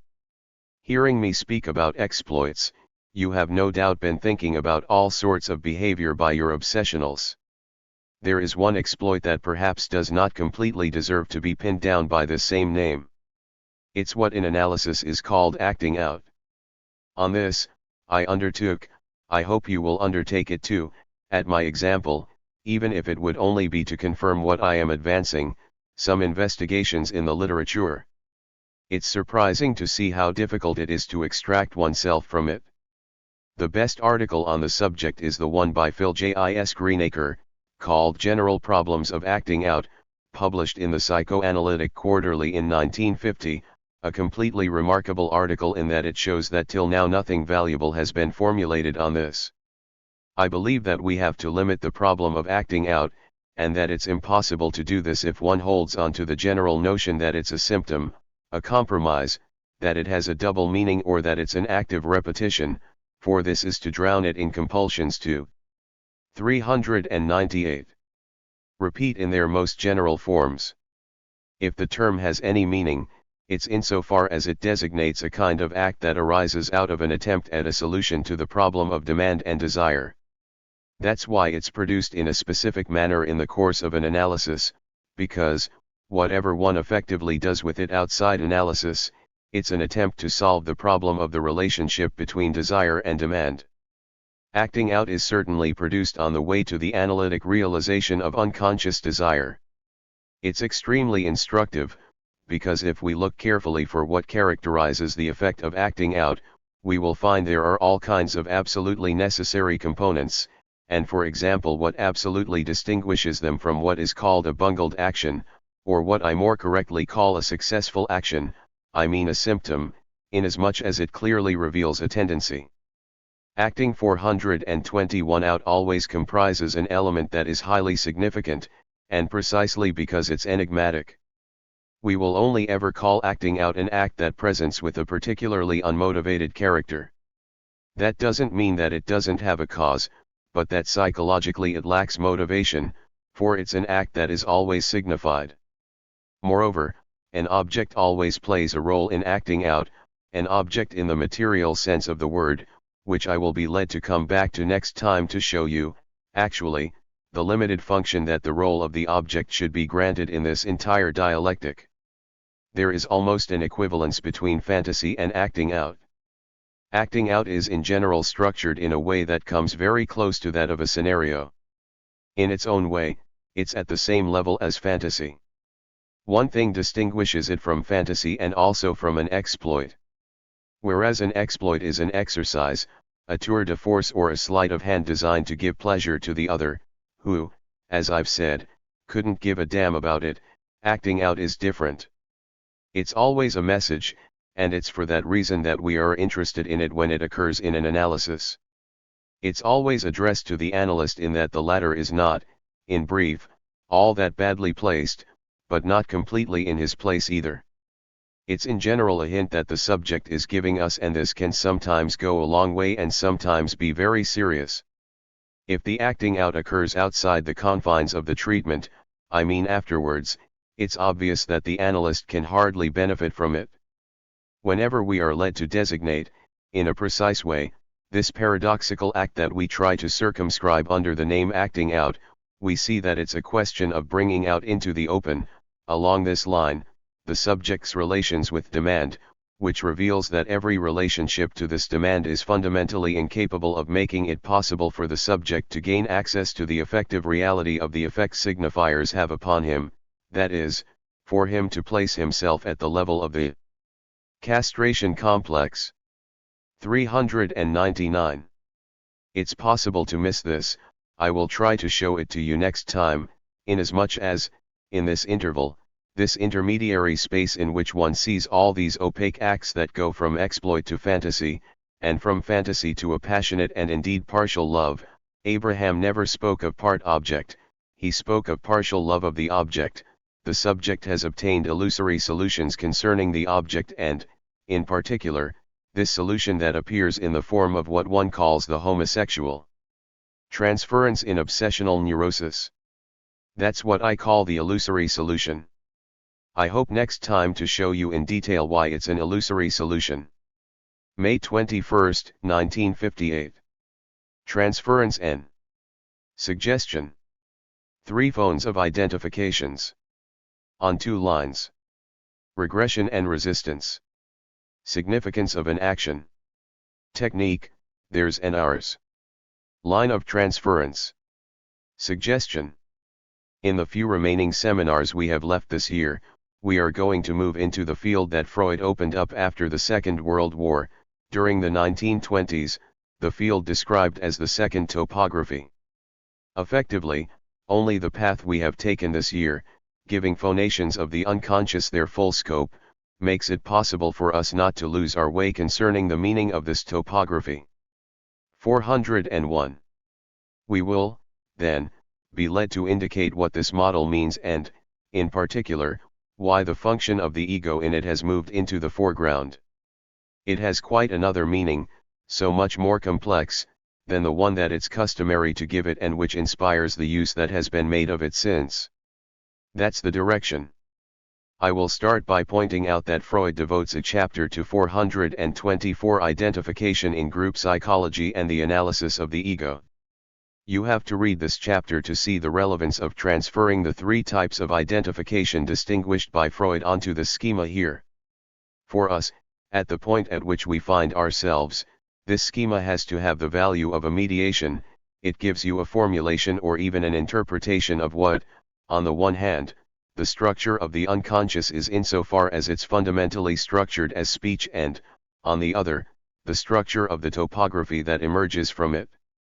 The various organs, as it were, of the Freudian model originate in a schema also, this famous schema in the shape of an egg, where you imagine you can intuit the relations between the ID, the ego, and the superego. In it you see an eye and a sort of pipette entering into the substance that is supposed to represent the superego. It's a very useful schema, and has precisely the inconvenience of representing topological things through spatial schemes. There is, however, a necessity here that I myself do not escape, since I too represent the schema by a spatial schema, but I have tried to do it with the least inconvenience possible. Thus, imagine that you take my little network, crumple it up, make it into a little ball and put it in your pocket. Well then, in principle, the relations still remain the same, inasmuch as they are relations of order. It's obviously more difficult to do this with the schema of the egg, since it's entirely oriented towards spatial projection. Consequently, you imagine that Freud wants the ID to designate an organ that exists somewhere and on which there is a protuberance representing the ego, which appears here like an eye. But read the text. No allusion is made to anything that might have this substantial character or that might authorize representing these instances as differentiated organs. The Freudian differentiations are of a different kind and are placed in a completely different order from the development of bodily organs precisely in that they are supported by identifications. It's important to bear this in mind, even if only because it can be far-reaching. There are people who imagine that when they carry out a lobotomy they are taking out a slice of the superego. Not only do they believe it, but they write as much and they do it with this in mind. Freud distinguishes 3 types of identification. This tripartition is spelled out clearly, and one finds it summarized in a single paragraph in the text. The first type of identification is die ursprüngliche Form der Gefühlsbindung an ein Objekt, the original form of emotional tie with an object SE 18, 107-8. The second form is one that Freud particularly dwelt on at length in this chapter, which is the concrete basis of all his reflection on identification and is fundamentally linked to everything on the topic, Sie auf regressivem Weg zum Ersatz für ein libidinös Objektbindung word, gleichsam durch Introjection de Objects in sich. The second form of identification occurs in a regressive way and it becomes a substitute for a libidinal objecti, as it were by means of introjection of the object into the ego se 18, 107-8. This second form of identification is the one that throughout Freud's discourse in group psychology, but also in the ego and the /d, presents him with the most problems, by virtue of its ambiguous relation to the object. It's here also that all the problems of analysis gather, in particular that of the inverted Oedipus complex. Why, at a particular moment, in certain cases, and in the form of the inverted Oedipus complex, does the object, which is an object of libidinal attachment, become an object of identification? Sometimes it's more important to keep open the problem raised than to solve it. There is absolutely no obligation for us to represent to ourselves a possible solution to the question raised. This question is perhaps the central question, the question that we will always be condemned to fall short of, the one that forms the pivotal point. There must be such a point somewhere, because, wherever we place ourselves and consider every question solved, there will always remain the question why we are there, how did we get to the point where everything is clear? Still, in the present case, it's clear that there must be a point that keeps us, precisely, immersed in the question. I'm not saying that this is the point in question, but Freud, in any case, circles around it and in no way claims to have solved it. What is important, on the other hand, is to see how the coordinates of this 0 point vary. 426 I repeat, the essential question is that of the passage, attested in experience, of the love for an object to the ensuing identification. The distinction Freud introduces here between libidinal erotic attachment to the loved object and the identification with the same is no different from the one I alluded to at the end of one of our recent seminars concerning the relation to the phallus, namely, the opposition between being and having. But added to this is what Freud says his experience gives him: this identification is always regressive in nature. The coordinates of the transformation of a libidinal attachment into an identification indicate that there is regression. I think you know enough about this for there to be no need for me to dot the i's. At least I've already spelled out in previous sessions what regression means. There is still the question of how to articulate it. I articulate it by suggesting that it's the choice of signifiers that gives an indication of regression. Regression to the anal stage, with all its nuances and varieties, even to the oral stage, is always the presence of regressive signifiers in the subject's discourse. There is no other regression in analysis. That the subject starts to whimper like a baby on your couch or even act like one, it sometimes happens, but in this sort of play acting we are not accustomed to seeing the true regression that is observed in analysis. When that does happen, it generally doesn't augur very well. From where we are now, we are going to try to see what these two forms of identification mean on our schema. Let's place ourselves here, at the level of the subject's need. The term is used in Freud. I would point out to you in passing that Freud, and precisely in connection with the advent of identification in relation to investment in the object, tells us that it has to be admitted that investment in the object stems from the ID which perceives the promptings, pressures and erotic tensions as needs, which clearly shows that the ID puts itself forward as being quite ambiguous.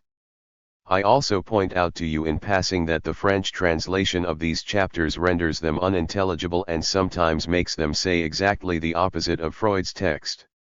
The term Objektbindung, Objekti, investment in the object, is translated as concentration on the object, which is incredibly obscure. However that may be from the perspective of need, these lines give us the two horizons of demand. Here we find demand as articulated demand, insofar as the demand for the satisfaction of a need must pass via the defile of the articulation that language renders obligatory. Moreover, by virtue of the sale fact that it passes over to 427 the level of the signifier, as it were, in its existence and no longer in its articulation, there is an unconditional demand for love, and, as a result, At the level of the one to whom demand is addressed, that is, the other, it is itself symbolized, which means that it appears present against the background of absence and can be made present as absence. Note that even before an object is loved in the erotic sense of the term, in the sense in which the eros of the loved object 404 can be perceived as a need, the position of demand, as such, creates the horizon of the demand for love. On this schema, the two lines on which the subject's need is articulated as signifiers, that of demand as demand for the satisfaction of a need and that of the demand for love, are separated by reason of topological necessity, but the earlier comments apply. The separation does not mean that they are not one single, unique line on which what the child articulates for the mother is inscribed. There is an ongoing superimposition of the unfolding of what takes place on each of these lines. You can see an immediate application of this. This ambiguity is very precisely that which, over the length of Freud's work, is maintained in a constant manner between the notion of transference, I mean, the action of transference in analysis, and the notion of suggestion. Freud is always telling us that, after all, transference is suggestion and that we make use of it under that name, except, he adds, we do something completely different with it, since we interpret the suggestion. Now, if we are able to interpret suggestion, it's clearly because it has a background. The transference exists there potentially. We know very well that it exists, and I will immediately give you an example of it. Transference is already potentially the analysis of suggestion, it's itself the possibility of the analysis of suggestion, a second articulation of what in suggestion simply imposes itself upon the subject. In other words, the horizon on which suggestion is based is there at the level of demand, the demand that the subject makes of the analyst simply by virtue of the fact that he is there. This demand does not lack variety. What are these demands? How are we to situate them? It's interesting to take stock of them at the start, for there is enormous variation. There really are people for whom the demand to be cured is there, insistent at every moment. Others, more informed, know that it's to be deferred till tomorrow. There are others who are there for something other than for the demand to be cured, they are there to find out. There are those who are there to become analysts. But what is the importance for 28 of knowing the place of demand, given that the analyst, even if he does not respond to demand, responds to it simply by virtue of the fact that he is instituted, which is constitutive of all the effects of suggestion. The idea one normally has is that the transference is that thanks to which suggestion works. Freud himself writes that if it's appropriate to allow the transference to establish itself, it's because it's legitimate to use the power of, what? Of the suggestion that the transference gives rise to.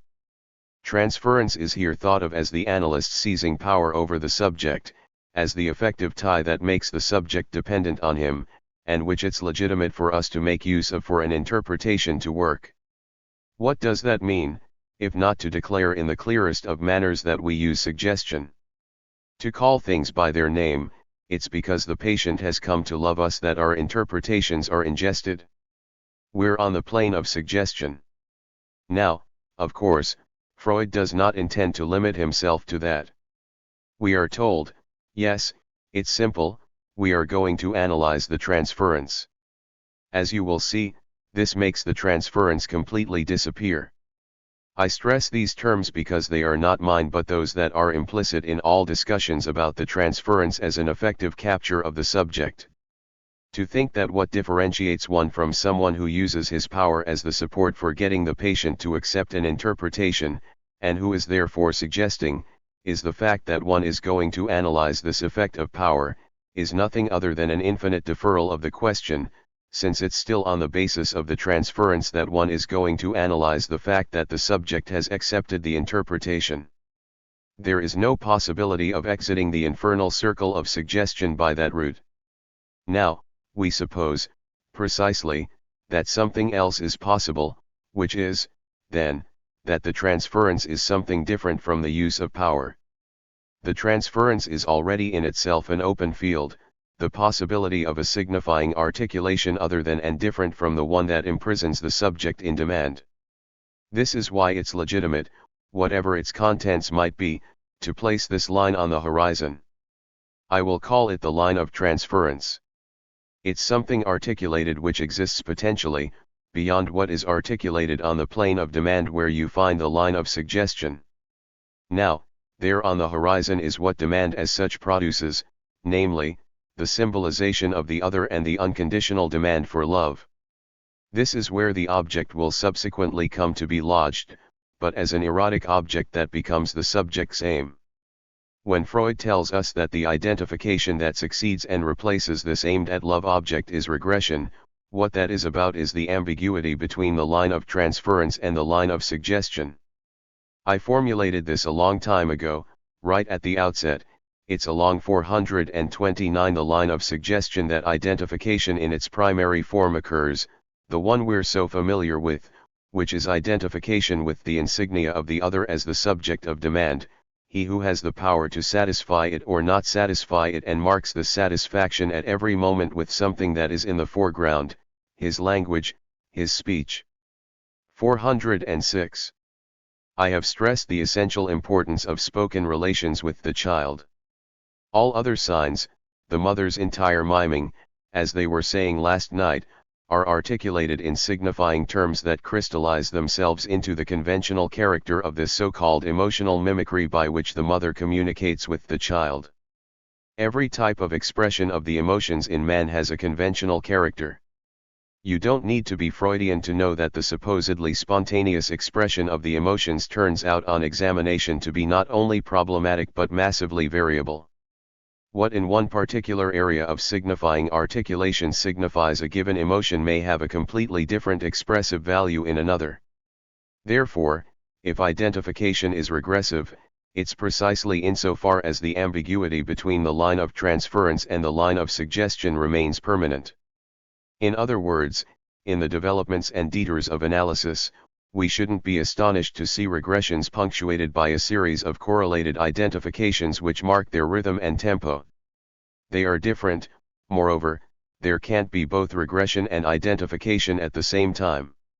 One is the halts and stops of the other. But it remains the case that if there is transference, it's precisely so that the upper line can be maintained on another plane than the plane of suggestion, that is, it is held in view, not as something to which no satisfaction of demand corresponds, but as a signifying articulation as such. That's what distinguishes one from the other. You will say to me, what is the operation by which we keep them distinct? Our operation is precisely abstinent or abstentionist. It consists in never ratifying demand as such. We know that, but although this abstention is essential, it isn't sufficient on its own. But this is stating the obvious, these two lines can remain distinct because it's in the nature of things for them to remain distinct. In other words, they can remain distinct because for the subject they are distinct and because between the two there is this entire field which, thank goodness, is not slim, and which is never abolished. It's called the field of desire. 430 Henceforth, all that is asked of us is not to encourage this confusion by our presence there as other. Now, by virtue of the simple fact that we are there to listen as other, that is difficult, and all the more so if, in the way we enter into it, we accentuate the feature of analysis described as permissive. It's permissive purely on the level of verbal play, but that is sufficient. It's sufficient that things are permissive on the verbal plane for the patient to be satisfied, not, of course, on the real plane, but on the verbal plane. And it's enough that he be satisfied on the plane of demand for the confusion. 407. Between the line of transference and the line of suggestion to be irremediably established. This means that, by virtue of our presence, and insofar as we listen to the patient, we have a tendency to confuse the line of transference with the line of demand. We are therefore, in principle, harmful. If regression is our path, it's a receding path. It doesn't designate the aim of our action, but its detour. We must keep this constantly in mind. There is an entire technique of analysis which has no other aim than to establish this confusion, and this is why it results in a transference neurosis. You will then see it in writing in a journal called La Revue Française de Psychanalyse that, as to resolving the question of the transference, there is only one thing to do: sit the patient down, say nice things to him, show him how nice things are outside, tell him to go on his way and leave quietly so as not to disturb the flies. And that's from a great practitioner. Thank goodness that there is something between the two lines that stops this irremediable confusion from becoming established. And it's obvious that the hypnotists, or simply those who have become interested in hypnosis, know full well that no suggestion, however successful it may be, will take hold of the subject completely. Let's ask this question here: what resists? 2. It's desire that resists. I won't even say this or that of the subject's desires, since this is obvious, but essentially the desire to have one's desire. This is even more obvious, but that is no reason not to say it. What the schema enumerates and organizes are the forms necessary for maintaining desire, owing to which the subject remains a divided subject, which is in the very nature of the human subject. If 431 he is no longer a divided subject, he is mad. He remains a divided subject because there is a desire, the field of which can't be so easy to maintain either, since I am explaining to you that a neurosis is constructed in the way it's constructed so as to maintain something articulated called desire. That's the right definition. Effectively, neurosis is not a greater or lesser force or weakness of desire, nor is fixation to be imagined as the fact that at some point the subject has put his foot in a pot of glue. If fixation resembles anything, it's more like pickets that are designed to keep something in that would otherwise escape. The force of desire in neurotics, what is called the quantitative element, is very variable. This variation constitutes one of the most 408 convincing arguments for establishing the autonomy of what one calls the structural modification in any neurosis. It's blatantly obvious in experience that neurotics who have the same form of neurosis are diversely gifted people with respect to what one of the authors in question calls somewhere, concerning an obsessional neurosis, the exuberant and precocious sexuality of one of his patients.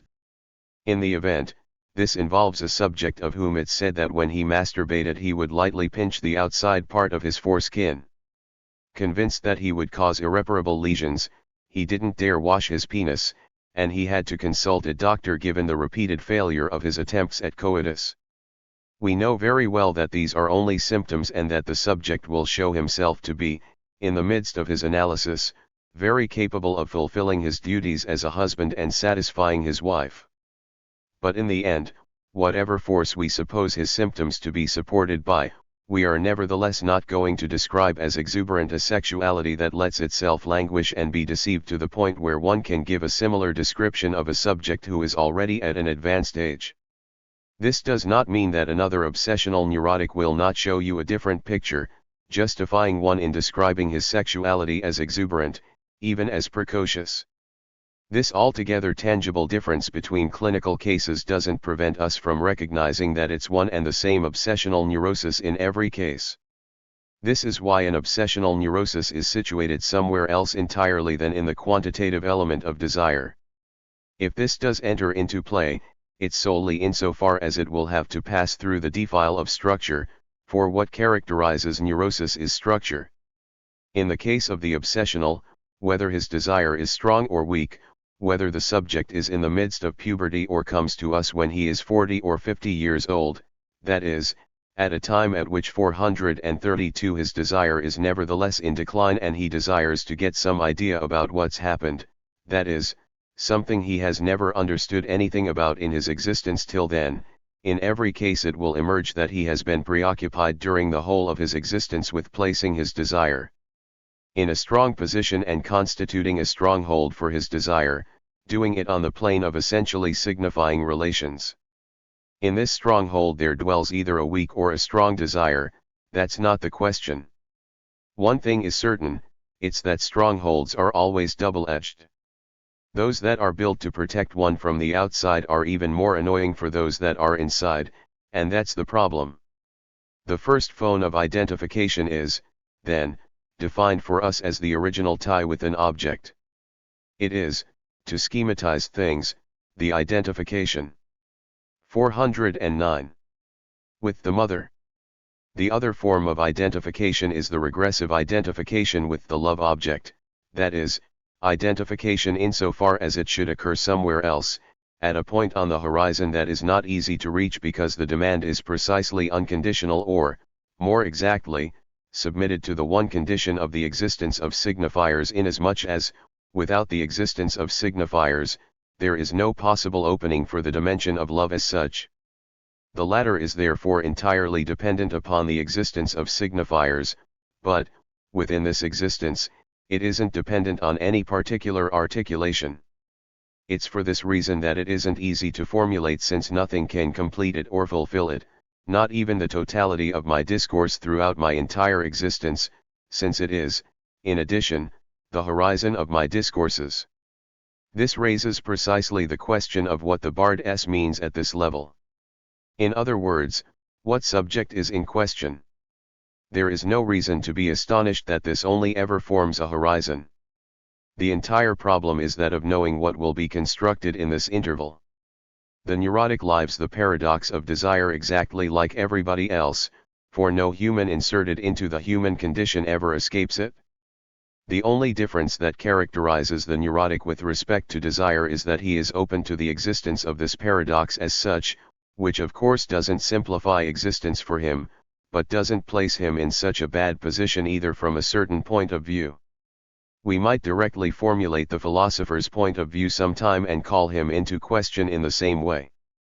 The neurotic is effectively on a path that has some kinship with what the philosopher formulates, or at the very least with what he should formulate, since, to be honest, have you ever seen this problem of desire well and truly carefully, correctly, and powerfully articulated in the philosopher's approach? Until now, what appears to me to be one of 433 the most characteristic things about philosophy is that this is one of the most carefully avoided things in its field. That would encourage me to make another aside about the philosophy of action, which would end with the same conclusions, namely that what's said about it is nonsense. One sees in it some kind of intrusion of spontaneity or originality by man, insofar as he transforms the givens of the problem or the world, as we say. It's odd that no one ever highlights what, for me, is a truth of experience, namely the profoundly paradoxical character of action completely akin to the paradox of desire. I was beginning to introduce its traits and contours to you last time when alluding to the character of exploit, performance, demonstration, and indeed even desperate outcome in an action. 410. The tens I am using are not my own, because Freud uses the Tenvergriffen to make a mistake to designate paradoxical, generalized action, human action. Human action is particularly present when one claims to designate it as concordant with history. My friend Kojève speaks of crossing the Rubicon as a point of concordance, a Hananiah solution between Caesar's present, past and future, although the last time I crossed the Rubicon, I only saw it dry. It was immense when Caesar crossed it, but it wasn't the same season.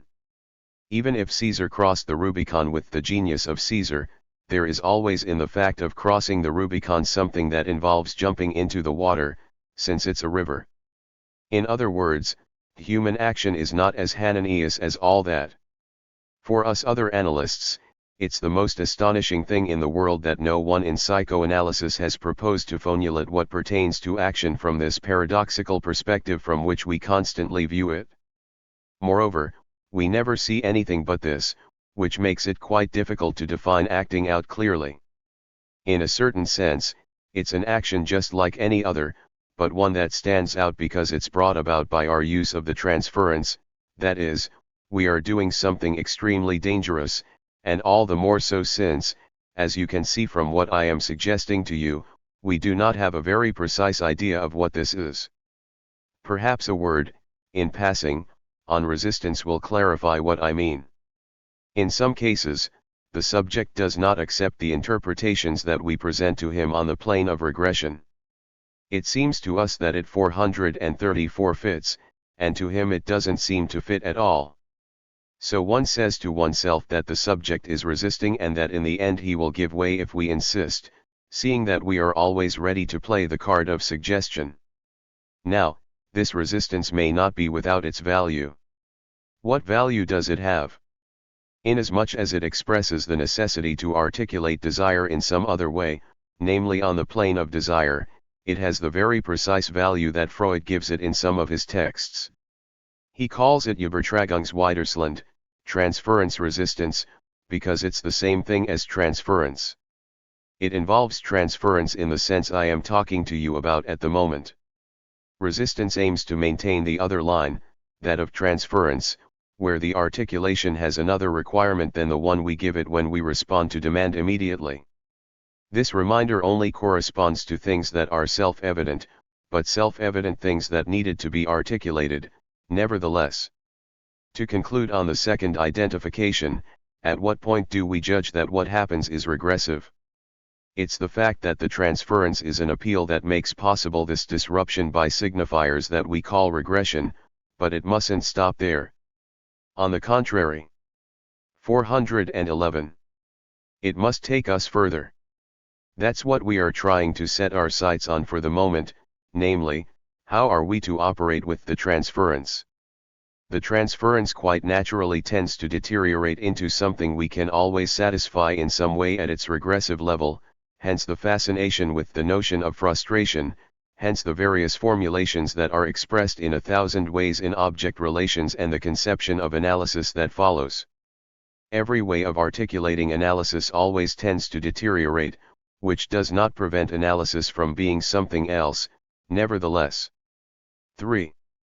Freud formulates the third form of identification for us as one that may arise with any new perception of a common quality shared with a person who is not at all an object of the sexual drive, sie drittens bei jeder new Wahrgenommen en Gemeinsamkeit mit einer Person, die nicht Objekter Sexualtrieb ist se 18, 108. Where is this third identification located? Freud illustrates this for us in a manner that leaves no ambiguity over how it is to be recorded on the schema. As I have been telling you lately, in Freud it's always said in the clearest of fashions. He takes hysterical identification as an example. For the hysteric, her problem is focusing her desire somewhere, in the sense in which an optical instrument makes it possible to focus on a point. This desire comes to present special difficulties for her.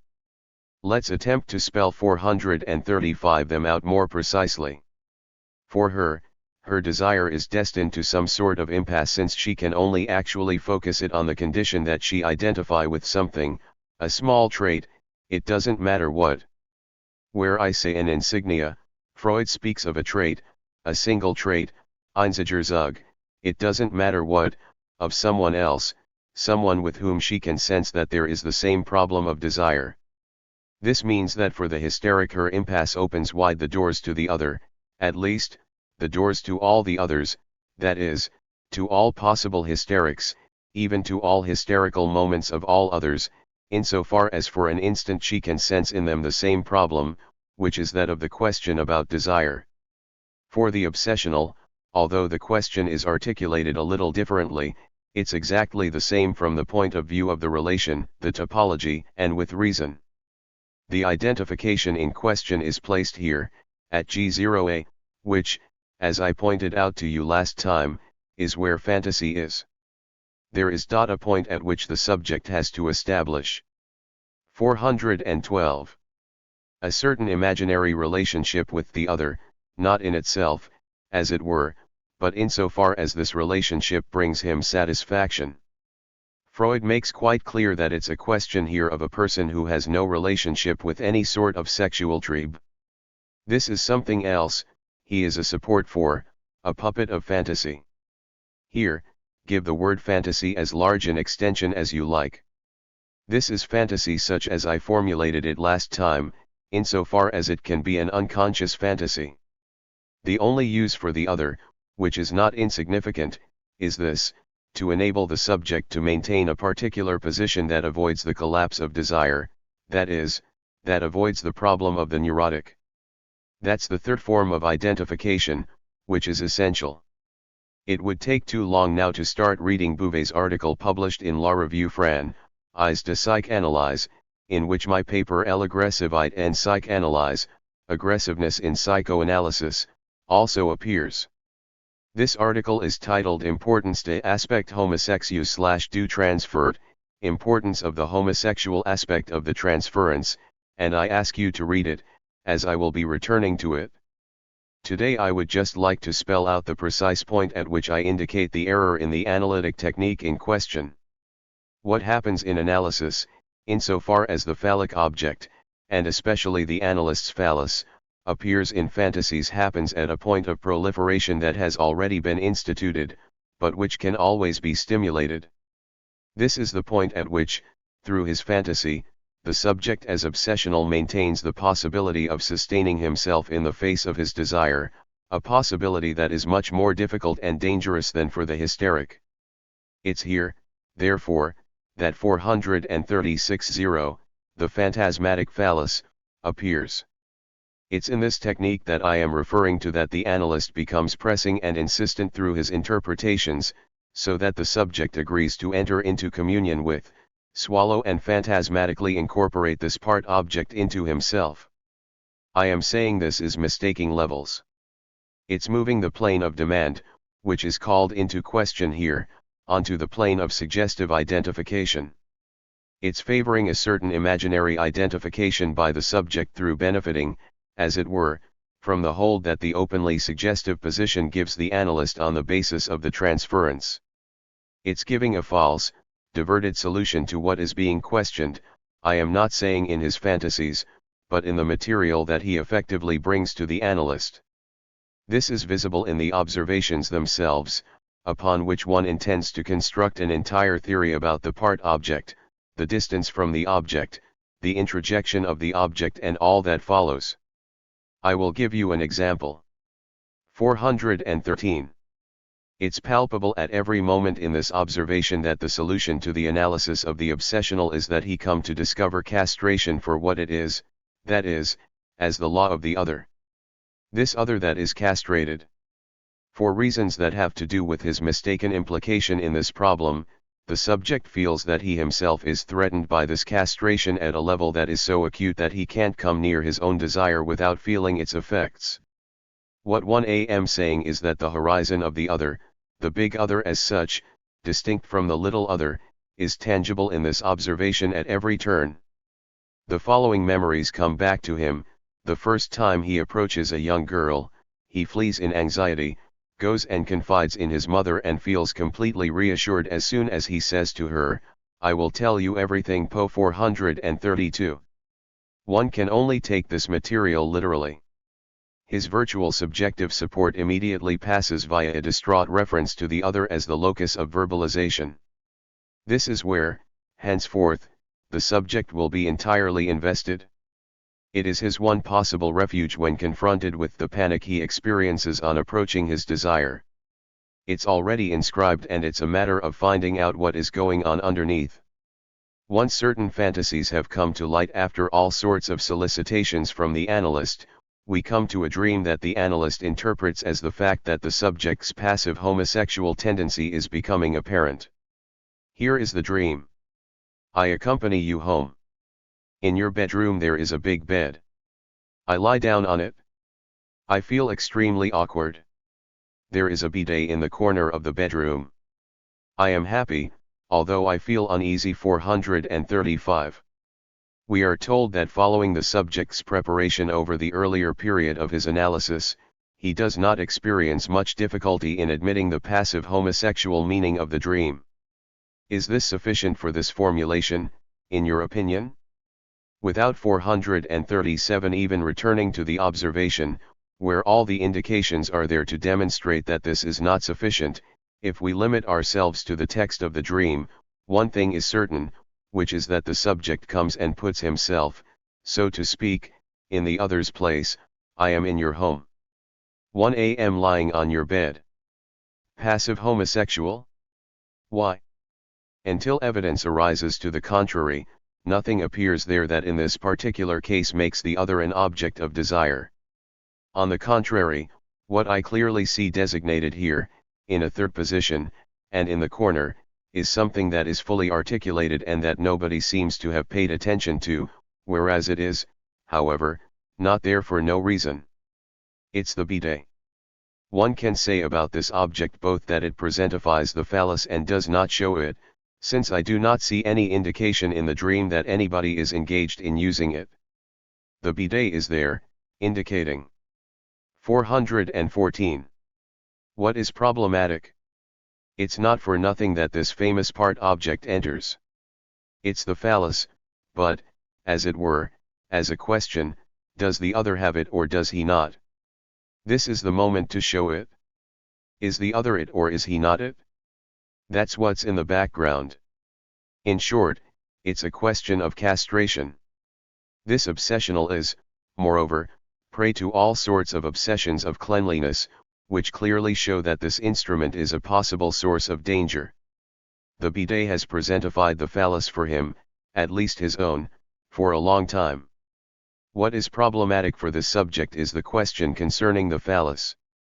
It is the question concerning the phallus insofar as the latter enters into play as the object of this symbolic operation which, in the other, at the level of signifiers, makes it the signifier of what has been struck by the action of signifiers, of what is subject to castration. The aim is not to know whether in the end the subject feels comforted by taking a higher power inside himself, by assimilating himself to one who is stronger than he, but to know how he will have effectively resolved the question implicit on the horizon, in line with what the structure of neurosis indicates, namely, the acceptance or not of the castration complex, insofar as castration can only be realized as a function of signifiers. This is where the two techniques differ, independently of the legitimacy linked to the structure and very meaning of obsessional desire. Merely on the plane of the therapeutic solution obtained, by simply considering the resulting knot, closure or, let's say, scar, 438 there is no doubt that a certain technique is unfavorable to a correct outcome and doesn't correspond to what one may call a cure, nor even to any form of orthopedics, not even one that limps. Only the other one is capable of giving, not just the correct, but the effective solution. June 4, 1958. XXV The signification of the phallus in the treatment. Reading the schema. The reduction to demand. From fantasy to message. The treatment of a female obsessional neurosis beyond the castration complex. I am going to return to my comments, still with the help of our little schema. Some of you are wondering about the little lozenge sign that is being used when, for example, I write S opposite little a. This doesn't seem extremely complicated to me, but well, since some of you are wondering about it, I will give a response. 1. I remind you that the lozenge in question is the same thing as the square in a much older fundamental schema that I reproduced in a simplified form for you here in January CP 142, and on which I inscribed the subject's relationship to the other as the locus of speech and message. I gave this as a first approximation of what comes from the other and encounters the barrier of the AA relationship, which is the imaginary relation. The lozenge expresses the subject's relationship, whether barred or not barred, according to the case, that is, according to whether it's marked by the effect of signifiers or whether we are simply considering it as a still indeterminate subject, not split by the spaltung that results from the action of signifiers. This subject's relationship, then, with what is determined by this quadratic relationship. When I write it like that S0a, the subject's relationship to the little other, that is, to the semblable or the imaginary other, the other vertices. 439. 416. Of this framework are not otherwise determined. If I write S in rela for fortition to demand, namely S0d, it's the same. This doesn't prejudge the corner of this little square where demand intervenes as such, that is, the articulation of a need in the form of signifiers. On this year's schema see Appendix A we have a line at the upper level, which is a signifying and articulated line. Since it's produced on the horizon of every signifying articulation, it's the fundamental background to every formulation of a demand. At the lower level, this is articulated in general, however poorly. We have a precise articulation, a succession of signifiers, of phonemes. Let's comment on the upper line, which lies beyond all signifying articulation. This line corresponds to the effect of the signifying articulation taken as a whole, insofar as, through its mere presence it makes the symbolic appear in the real. It makes this horizon or possibility of demand, this power of demand which is essentially and by nature, place as much ambiguity on that as you like, a demand for love, a demand for presence, appear in its totality and insofar as it's articulated. The reason I'm talking about love here is to pin something down.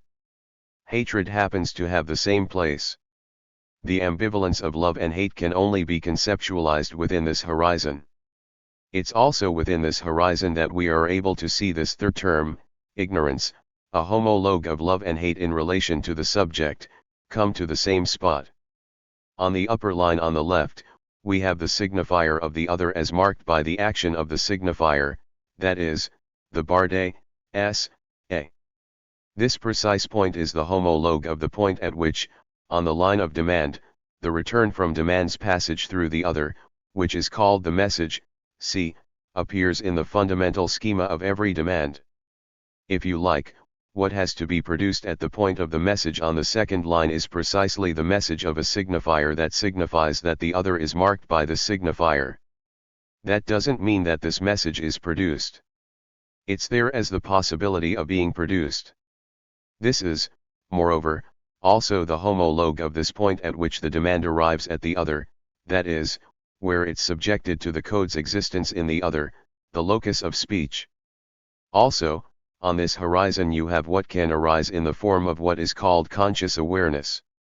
But it's not simply conscious awareness, it's the formulation by the subject as speaking subject of his demand as such, in relation to which he situates himself, S0D. That 441 this has to be able to occur is the fundamental presupposition of analysis itself. It's what occurs in the first steps in an analysis. In 417. The foreground, but not essentially, is the subject's renewal of his demands. Of course, in a certain way it is a renewal, but it's an articulated renewal. It's in his discourse that, through the form and nature of his demand, the subject reveals the signifiers in which his demand is formulated, either directly or implicitly in his discourse, and it's surely always much more important for us when it's implicit. It's insofar as this demand is formulated in archaic signifiers that we speak, for example, of anal or oral regression. Last time I wanted to introduce the fact that everything that arises in the nature of transference is suspended from the existence of the upper line. We can mark its beginning with a and its end with a, 1, the meaning of which I will speak about later. This line is the foundation of the effect of signifiers in subjective economy. Transference, strictly speaking, is situated relative to this line. Everything that is of the order of transference, in accordance with the analyst's action or his non-action, in accordance with his abstention or his non-abstention, always tends to get played out in this intermediary zone, but, equally, can always be brought back to the articulation of demand. Even more, it's in the nature of verbal formulation in analysis that something is being articulated on the plane of demand at every moment. But if the analytic law is that none of the subject's demands are to be satisfied, it's for no other reason than that we speculate on the fact that demand will always tend to be played out elsewhere than on the plane of precise, formulated demands, ones that are susceptible to being satisfied or not satisfied. Everybody is in agreement. What is being played out isn't that we frustrate the subject of what he can ask us on a particular occasion, whether it be simply to answer him or, in the extreme case, to hold his hand. What is being played out is a more profound frustration, one that stems from the very essence of speech insofar as it makes the horizon of demand appear, which I have quite simply called, to focus the mind, the demand for love, and which can also be the demand for something else. For example, a particular demand concerning the recognition of his being, with all the conflicts that brings out if the analyst, through his presence, and as assemblable, denies it. The Hegelian negation in the relationship between consciousnesses looms here, if needs be. Or again, a demand to know, which, naturally, is also on the horizon of the analytic relation. What does that have to do with symptoms? In what way can it be used for the resolution of neuroses? This is where we have to intro 442 Duce, the intermediary zone. The four vertices of that other locus of the subject's reference to the other, which is the imaginary locus of reference inasmuch as here it's only a false vertex, are situated in a topological relationship. 418. With these two lines insofar as they are formed by speech whenever it is articulated in speech in analysis. The ego's narcissistic or specular relationship to the other's image is prior, lies on this, the near side and is entirely implicated in the first relation to demand. This relationship lies along the line MA. Beyond, the intermediary zone, the zone of all articulations, extends from the lower line of articulated demand to the upper line of its essential horizon. The upper line is also articulated, of course, since what supports it is articulated, but this doesn't mean that it's articulable, since nothing suffices to formulate what is here on the horizon, the final term, properly speaking, in any completely satisfactory manner, except by the indefinite continuation of the development of speech. What is called desire, indicated by the small d, is located in this intermediary zone.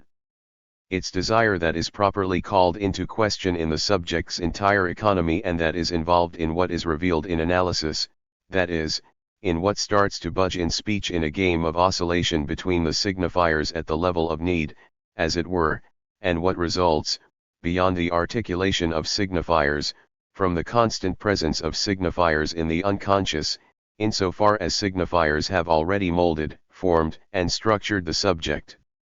Desire, man's desire insofar as it's the other's desire, is located in this intermediary zone. It lies beyond need, beyond the articulation of need that the subject is led to by the necessity to declare it for the other, beyond all satisfaction of a need. It's present in the form of an absolute condition and is produced in the margin between the demand for the satisfaction of needs and the demand for love.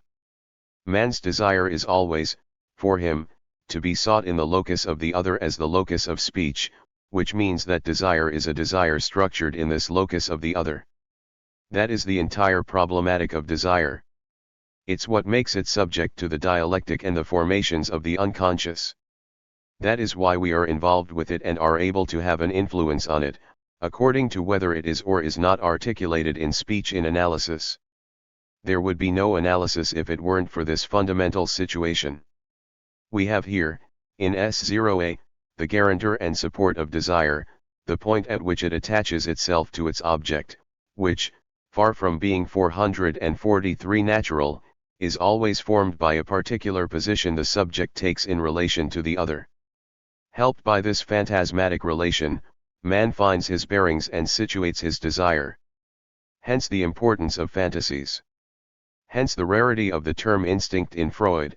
It's always a question of the drive, Trieb, the technical term we give to this desire insofar as speech isolates it, fragments it, and places it in.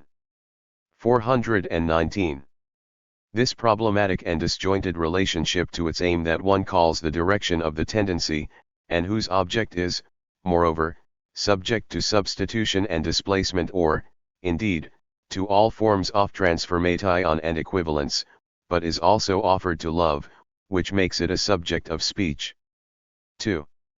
Last time we got to the point of focusing on some studies of an obsessional neurosis which I have several times invited you to read carefully, and which have to be relevant to what is being said here, even if only because some of the terms involved, distance from the object, phallic object, object relation, can't fail to invite retrospective evaluation in the light of what I am bringing you here.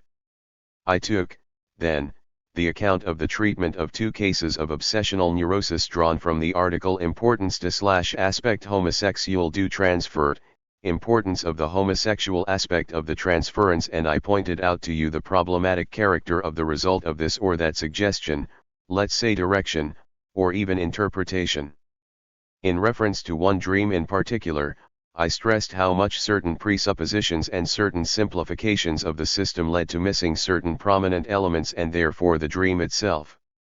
He speaks of a homosexual transference dream, as if that could have a meaning where the dream itself gives the image of what it is about, that is, a relation that is far from being dyadic.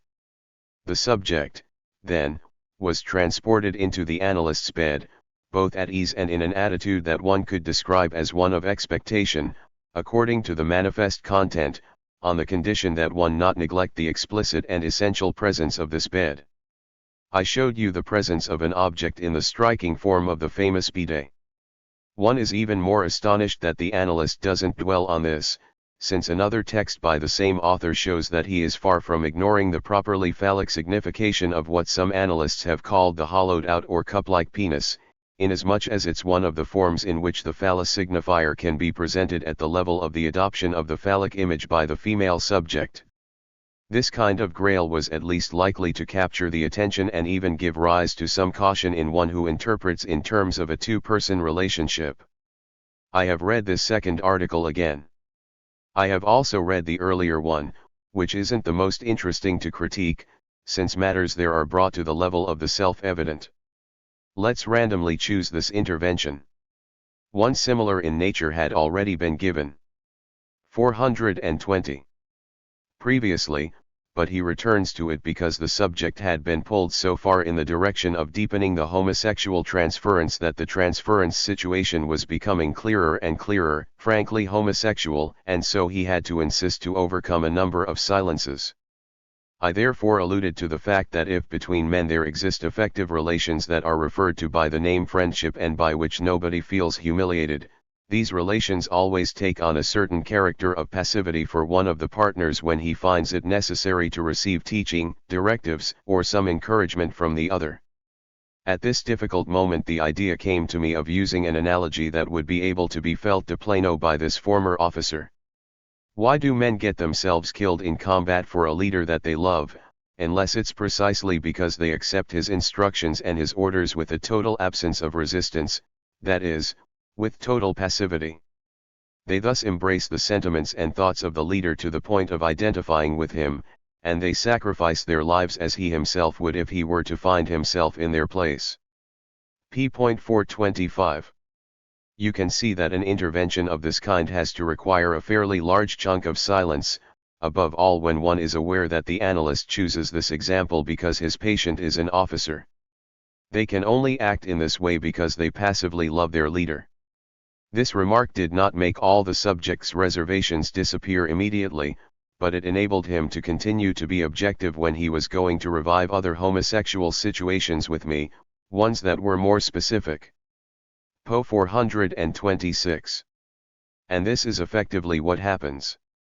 It's perfectly clear that the orientation of the treatment opens the door to an entire imaginary collaboration in the two-person relation between the analysand and the analyst, and proceeds in a way that, as the observation itself bears out, isn't only systematic, but truly insistent. On the two planes of remembering and the analytic situation, it chooses everything in the material that goes in the simplifying direction of elaborating the two-person relation insofar as it has a homosexual signification. Whereas the interpretation must essentially bear upon the Han 445 of signifiers, whereas this requires that it be brief, and whereas later I will insist upon the mark that the introduction of a signifier 421 must give it, we have here an intervention whose significant, understandable, and persuasive character is manifest, and which consists in inducing the subject precisely to live the analytic situation as a simple two-person relation. One does not need to be an analyst to point out that such an intervention is akin to suggestion, if only by virtue of the sole fact that it chooses one signification that it returns to 3 times. This study of approximately 6 pages shows us the stages of the analysand's relationship to the analyst in the form of facilitating an understanding of the two-person situation in terms of homosexual relations. To be sure, Homosexuality is classically presented to us in Freudian doctrine as a libidinal relationship underlying all relations considered from the social angle, but this is announced in a highly ambiguous form that doesn't enable it to be distinguished from what is strictly speaking the homosexual drive, insofar as the latter is characterized by this choice of erotic object of the sex opposite the one that the norm may wish for, which is different in nature from the libidinal underpinnings of social relations. Whatever the theoretical difficulties thus raised, the use of this reference in this observation, and I am not saying that it's illegitimate in itself, appears in a systematic form within the therapeutics as a veritable indoctrination, and this raises the problem of the direction of the treatment overall. We can clearly see to what extent this indoctrination can have certain effects, but do you not also see, by the same token, that there is a choice here over the type of intervention with respect to obsessional neurosis? All that you know, moreover, about this subject's relationship to himself, his existence and the world, which is called an obsessional neurosis, is infinitely more complex than a relationship of libidinal attachment to the subject of his own sex, at whatever level it happens to be articulated. From Freud's first observations, we all know the role played by the destructive drive directed at one semblable and consequently turned back upon the subject, and we all know that many other elements are involved, elements of regression and fixation in the libidinal evolution, which are far from being as simple as one makes the famous link between the sadistic and the anal, a link that can in no way be taken as simple, or even as having been elucidated. In short, the fact that such a direction of the treatment is full of effects turns out to be articulated into a much fuller perspective on what is going on. I am not saying that what I am contributing 446 is completely sufficient, but it already makes it possible to arrange better the different registers into which things can be put. We can situate here, in 510a, what, in short, is a detail in the economy of the obsessional, namely the role that is played in it at one point by 422. Identification with another who is a little a, an imaginary other. This is one of the modes thanks to which the subject somehow more or less balances his obsessional economy. It may have some therapeutic effect to go along with this, to give the subject the satisfaction of validating his relationship, which appears with regularity in the history of obsessionals, with another who is his point of reference, whose approval and criticisms he demands, and with whom he identifies as someone who is stronger than he, as the author in question says, and on whom, one can truly say, he relies as in a dream, to endorse this mechanism, which is surely a defense mechanism by which the subject balances the problematic of his relationship to the other's desire. This may have some therapeutic effect, but it's far from having any just by itself. Equally, the evolution of the author's work shows that things have been pushed by him in a direction that places more and more emphasis on what he calls distance from the object, which ends up being quite especially centered on the elaboration of a fantasy. The fantasy of fellatio, and not with just any phallus, but with the phallus that is a part of the imagined body of the analyst. The imaginary support derived from the semblable, the homosexual other, is embodied, materialized in this experience that is given to us as being comparable to Catholic communion, to the ingestion of the host. We can thus see here an elaboration of the fantasy being pursued along the same lines, this time taken further, and we can see what it produces. What it's about can be located on the schema. The relationship S0A at the level of fantasy, that is, the level of the original phantasmatic production that makes it possible for the subject to place himself and come to terms with his desire, moves on to the level of a response to a demand, which is the level of the message. It's not for nothing that in this observation you now see the image of the good mother appear, the benevolent mother, or that he speaks of the creation of the infantile female superego. Ratifying the subject's phantasmatic production at the level of the signified of the other, c. reduces the complex formations of desire in the subject to the demand articulated in the subject's immediate relationship to the analyst. But what if it works, you will say to me? Effectively, why not? 447 Isn't this an idea one can have of analysis? I reply that not only is it not sufficient, but that these observations themselves enable us to see that, while this orientation doesn't fail to have certain effects, what is produced is very far from the cure effect that we might expect, like the supposed genital satisfaction that is said to be attained. How can one not see the paradox of representing it by the fact that the 423 subject lets himself be loved by his analyst? On the contrary, we very obviously see the opposite in it. The subjective reduction of symptoms is achieved via a regressive process, not in the purely temporal sense, but in the topical sense as well, insofar as there is a reduction of everything in the order of desire, its production, organization, and maintenance, onto the plane of demand.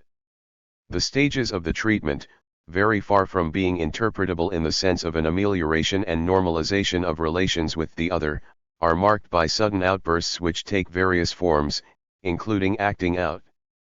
I showed you one last year in the case of a subject strongly marked by perverse tendencies. The outcome of things was a true acting out by the subject who went to look through the door of the lavatories on the Champs-Élysées at women urinating, that is, who went in search of the woman as phallus, literally. This was the abrupt outbreak of something which was excluded under the influence of demand and made its re-entry here in the form of an isolated act in the life of the subject which had the compulsive form of an acting out and assured the presentification of a signifier as such. Further testimonies show us still other forms, for example a problematic and paradoxical infatuation in subjects for whom there are no grounds for considering them in themselves to be so-called latent homosexuals ignorant of the fact. They have what they have that is homosexual, and they have precisely no more of it than what one can see in the abrupt infatuation for a semi-able when it's merely the forced production of the relationship to a, induced by this way of directing the analysis. This truly is the artificial product of the analyst's interventions. At this level, the practice lacks all critique and finesse, to a degree that discourages commentary. This is also why I would like to take another example that issues from the work of the same author, and which, it seems to me, would have been much more interesting, and suited to showing the development that his elaborations on these subjects might have taken, had they been given a different orientation. 3. I have in mind the 1950 article entitled Incidences thérapeutiques de la prise de conscience de l'envie du pénis dans la névrose obsessionnelle féminine, therapeutic effects of becoming aware of penis envy in obsessional neurosis in women. This observation is of great interest because we do not have all that many analyses of obsessional neurosis in women, and also because it contributes to painting a picture of the problem of the 448. 424. Sexual specificity of the neuroses.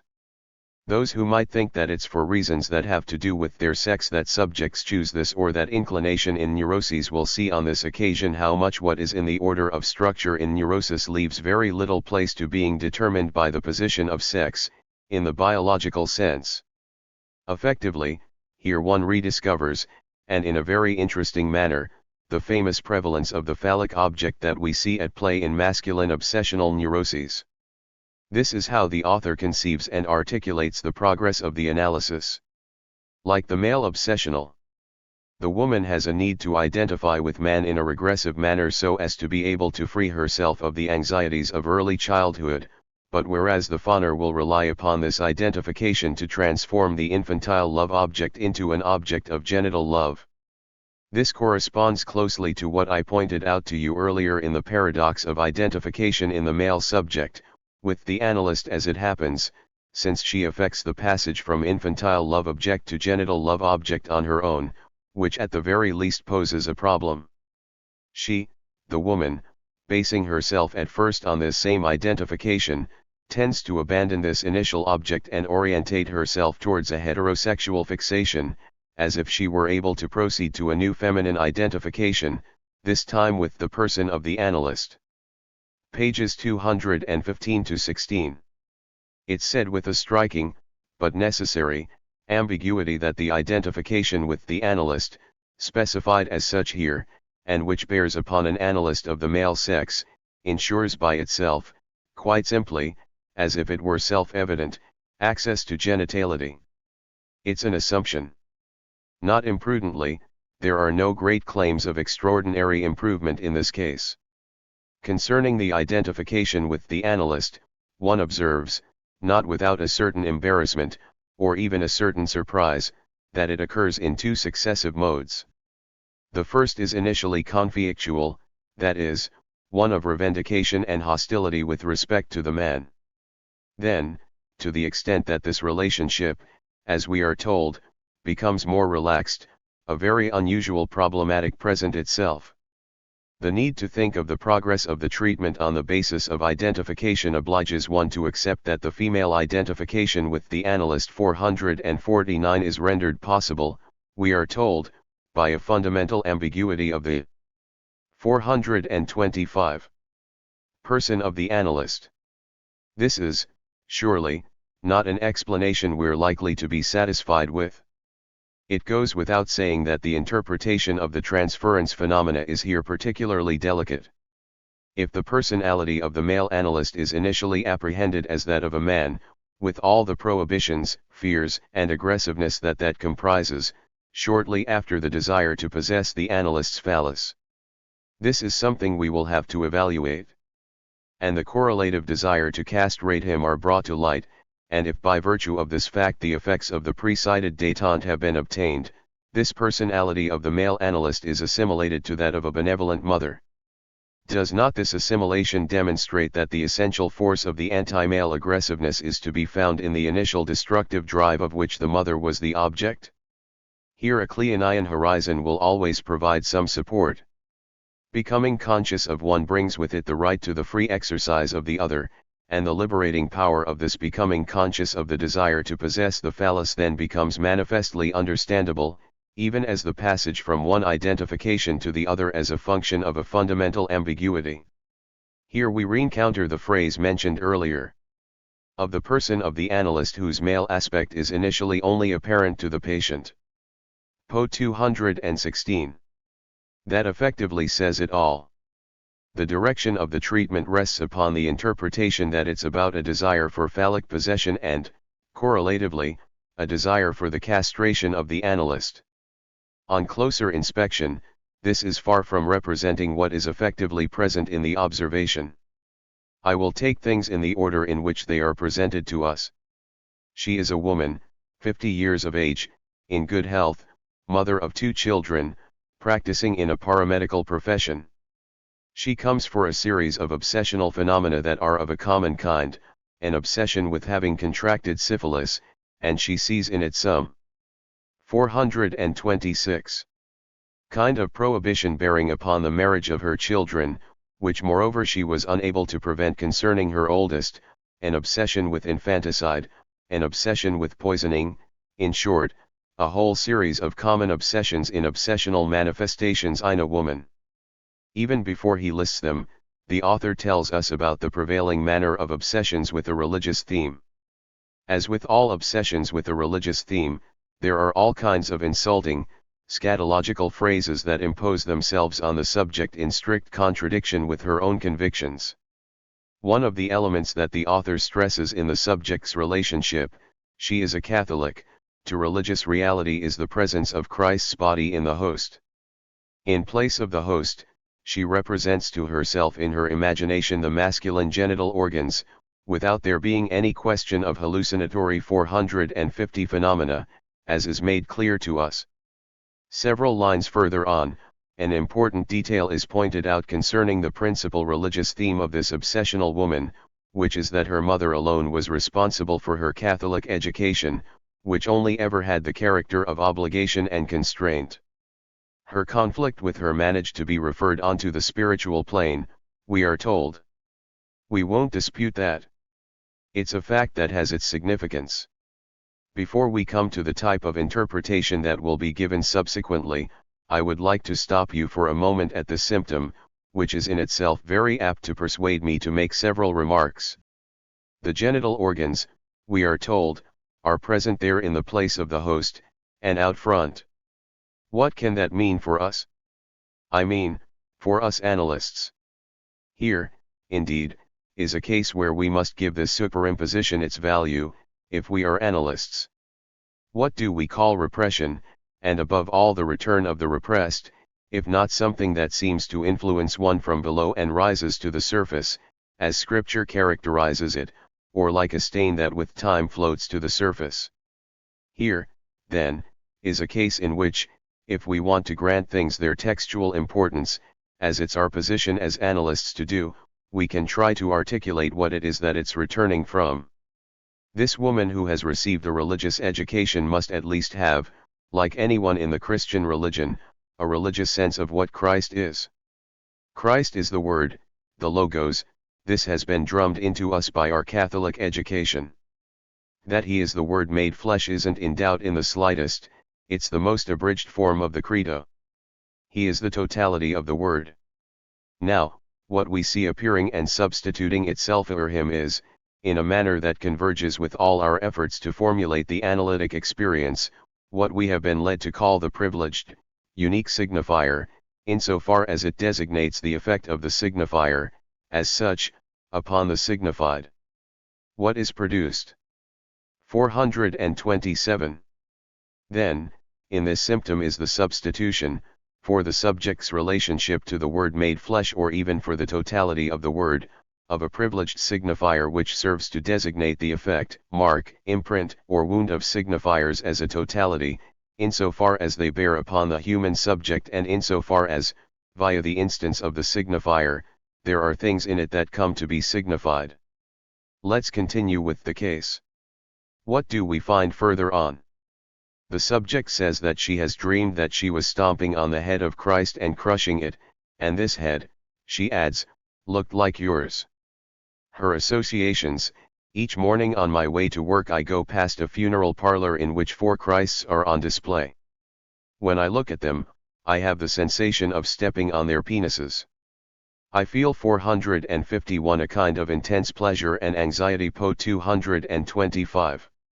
We find here, once again, the identification of Christ with the other as locus of speech. The subject crushes the figure of Christ with her heel. Let's not forget that Christ is here materialized in an object, namely the crucifix, and that it's possible that in this case he is, in his totality, the phallus. We can't fail to be struck by this, above all if we continue to spell out the details that the observation provides us with. The reproaches that she will make to her analyst about the inconvenience that through her treatment he brings into her existence are going to be materialized in the fact that she is unable to buy herself shoes. The analyst doesn't fail to recognize here the phallic value of the shoe and, in particular, of the heel that she made good use of for crushing the head of Christ. Notice in this respect that fetishism, especially shoe fetishism, is almost never observed in women. Hence, the significance of the appearance of the phallic signification of shoes at this point in the analysis. Let's try to understand it. One doesn't have to go very far to understand it, while the analyst does everything at this moment to suggest to the subject that there is in her a desire to possess the phallus. In itself, this is perhaps not, my goodness, the worst thing he could say, if it were not for the fact that for him that means that the subject has the desire to be a man. Which she doesn't stop contradicting and protests with the greatest energy, right to the end, that she has never had the desire to be a man. Effectively, perhaps desiring to possess the phallus and desiring to be a man are not the same thing, since analytic theory itself supposes that things can resolve themselves in a very natural manner, and who wouldn't inform themselves about it? But let's see how the analysand replies at this point. When I am well dressed, that is, when I'm wearing pretty shoes, men desire me, and I tell myself, with very real joy, and now they too will get their comeuppance. I am happy imagining that they will suffer as a result. Po 223. In short, she brings the analyst back to solid. 428. Economical ground, namely, if there is a relationship to the phallus in her relations with man, what is it? Let's try to spell this out ourselves. There are several elements here, and first off the relationship with the mother, which we are told is profound, essential, and truly coherent with the real subject. We are told about the mother's relations with the father, which have manifested themselves in several ways, in particular that the father had not been able to overcome the wife's attachment to a first, incidentally Platonic, love. If such a thing is indicated in the observation, it must have occupied a certain place. 452 The subject's relations with her mother are presented to us thus: she judges her in the most favorable manner in every respect, more intelligent than her father, she is fascinated by her energy and so on. The rare moments when her mother relaxed filled her with an unspeakable joy. She always considered that her younger sister was preferred over her. Also, moreover, anybody who interfered in this union with her mother became the object of death wishes, as is shown by important material, either oniric or infantile, relative to the desire for the death of her sister. p.219. Is this not sufficient to show that what is in question is, as I have stressed to you, what the subject's relationship to her mother's desire is? The problem of desire is introduced into the subject's life early, is particularly manifest in the history of obsessionals, and results in the fact that the subject envisages her end for herself, not as having this or that, but as first being the object of the mother's desire, with what that entails, that is, deducing what is, but is unknown. Everything that, for the subject, henceforth binds approaching her own desire to an effect of destruction and, at the same time, defines this desire's approach as such to the phallus, insofar as in itself it is the signifier of the effect of desire in the subject's life, will depend on the object of the mother's desire. For the subject in question, the problem is not, as in the phobic, for example, whether the mother has the phallus or not, it's what the effect in the other is of this X that is desire, in other words, what he himself will be, whether he is or isn't what the other's desire is. This is what we see coming into the foreground here. It's quite nice that it's with respect to the logos made flesh, namely the other as marked by the word, that the substitution of the phallus signifier occurs at this point and at this level. I will formulate my thoughts further. Freud saw and designated the frontier of analysis as stopping at a point that in certain cases, he 429 says, proved to be irreducible, leaving this sort of wound that for the subject is the castration complex. Its prevailing manifestation can be summarized, in short, as this: man, the male, can only have the phallus against the background of the fact that he doesn't have it, and that the same thing exactly is present in woman, namely that she doesn't have the phallus against the background of the fact that she has it, for otherwise how would it be possible for her to be enraged by this irreducible penis nia? Don't forget that nade doesn't simply mean a wish but means that renders me literally enraged. All the underpinnings of aggressiveness and anger are indeed in this original nade, both in modern German and, even more so, in old 453 forms of German and even Anglo-Saxon. If on one occasion Freud recorded there the unendlich, infinite, projected to infinity, which was poorly translated as interminable, character of what can happen in an analysis, it's undoubtedly, after all, because there were things that he did not see or that he had not had the opportunity to encounter or articulate, although many indications in his work go in this direction, and specially his final article on the Spa/Tung of the ego, which I shall come back to. He doesn't see that the solution to the problem of castration in both man and woman doesn't revolve around the dilemma of having or not having the phallus, for the solution is only found when the subject perceives that there is one thing that is in any case to be recognized, which is that he isn't the phallus. It's from the moment of realization in analysis that the subject isn't the phallus that he is capable of normalizing his natural position, and that he either has it or doesn't have it. That's the final term, the ultimate signifying relationship around which it's possible to resolve the imaginary dead end created by the function that the image of the phallus comes to adopt at the level of the signifying plane. This is exactly what happens in the case of our subject under the effect of the first manifestations of her being caught in the mechanism of the transference, which is a more elaborate articulation of symptomatic effects. In a way that is completely recognizable in what I have just quoted to you today, she presents the shoe fantasy to herself. It's a question of the possession or non-possession of feminine or phallic shoes, the shoes that in this particular case we will call fetishistic. What function does the shoe adopt for a masculine subject, inasmuch as what he rejects in his perversion is that the woman is castrated? The fetishist's perversion in the masculine subject consists in affirming that the woman has it against the background of not having it. Without that, there would be no need of an object to represent it, an object which, on top of everything else, is manifestly 430. Independent of the woman's body. Well then, as the transference is developing, the subject goes about fomenting the following, which in appearance is the same thing, namely that she has it. She stresses that she wants to have it in the form of clothing, in the form of these clothes that will excite men's desire, and owing to which, as she expresses it, she will be able to disappoint them in their desire. In appearance it's the same thing, but it's completely different according to whether it's posed by the subject herself, that is, by the woman, or by the man opposite. Also, what she demonstrates when the occasion arises is that by wanting to present herself as having 454 what she knows perfectly well she doesn't have, at issue is something that for her has a completely different value, which I have called the value of masquerade. She makes a mask of her femininity.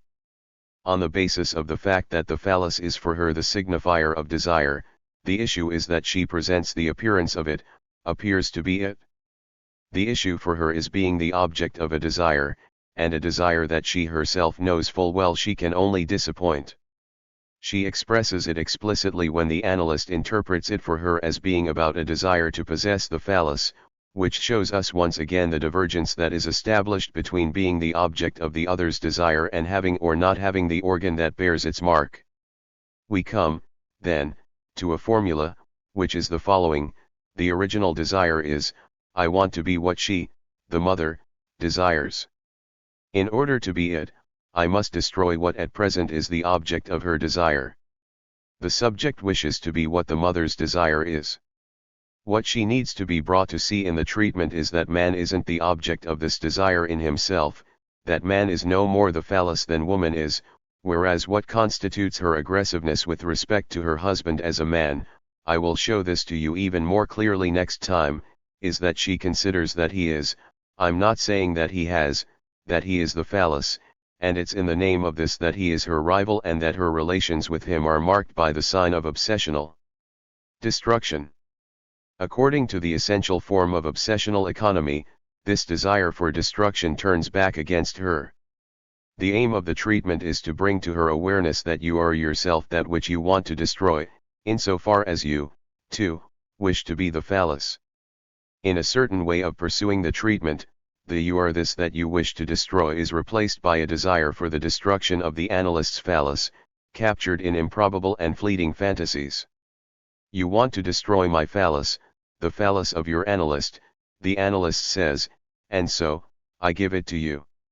In other words, the conception of the treatment is that the analyst phantasmatically gives the phallus and consents to a desire of phallic possession.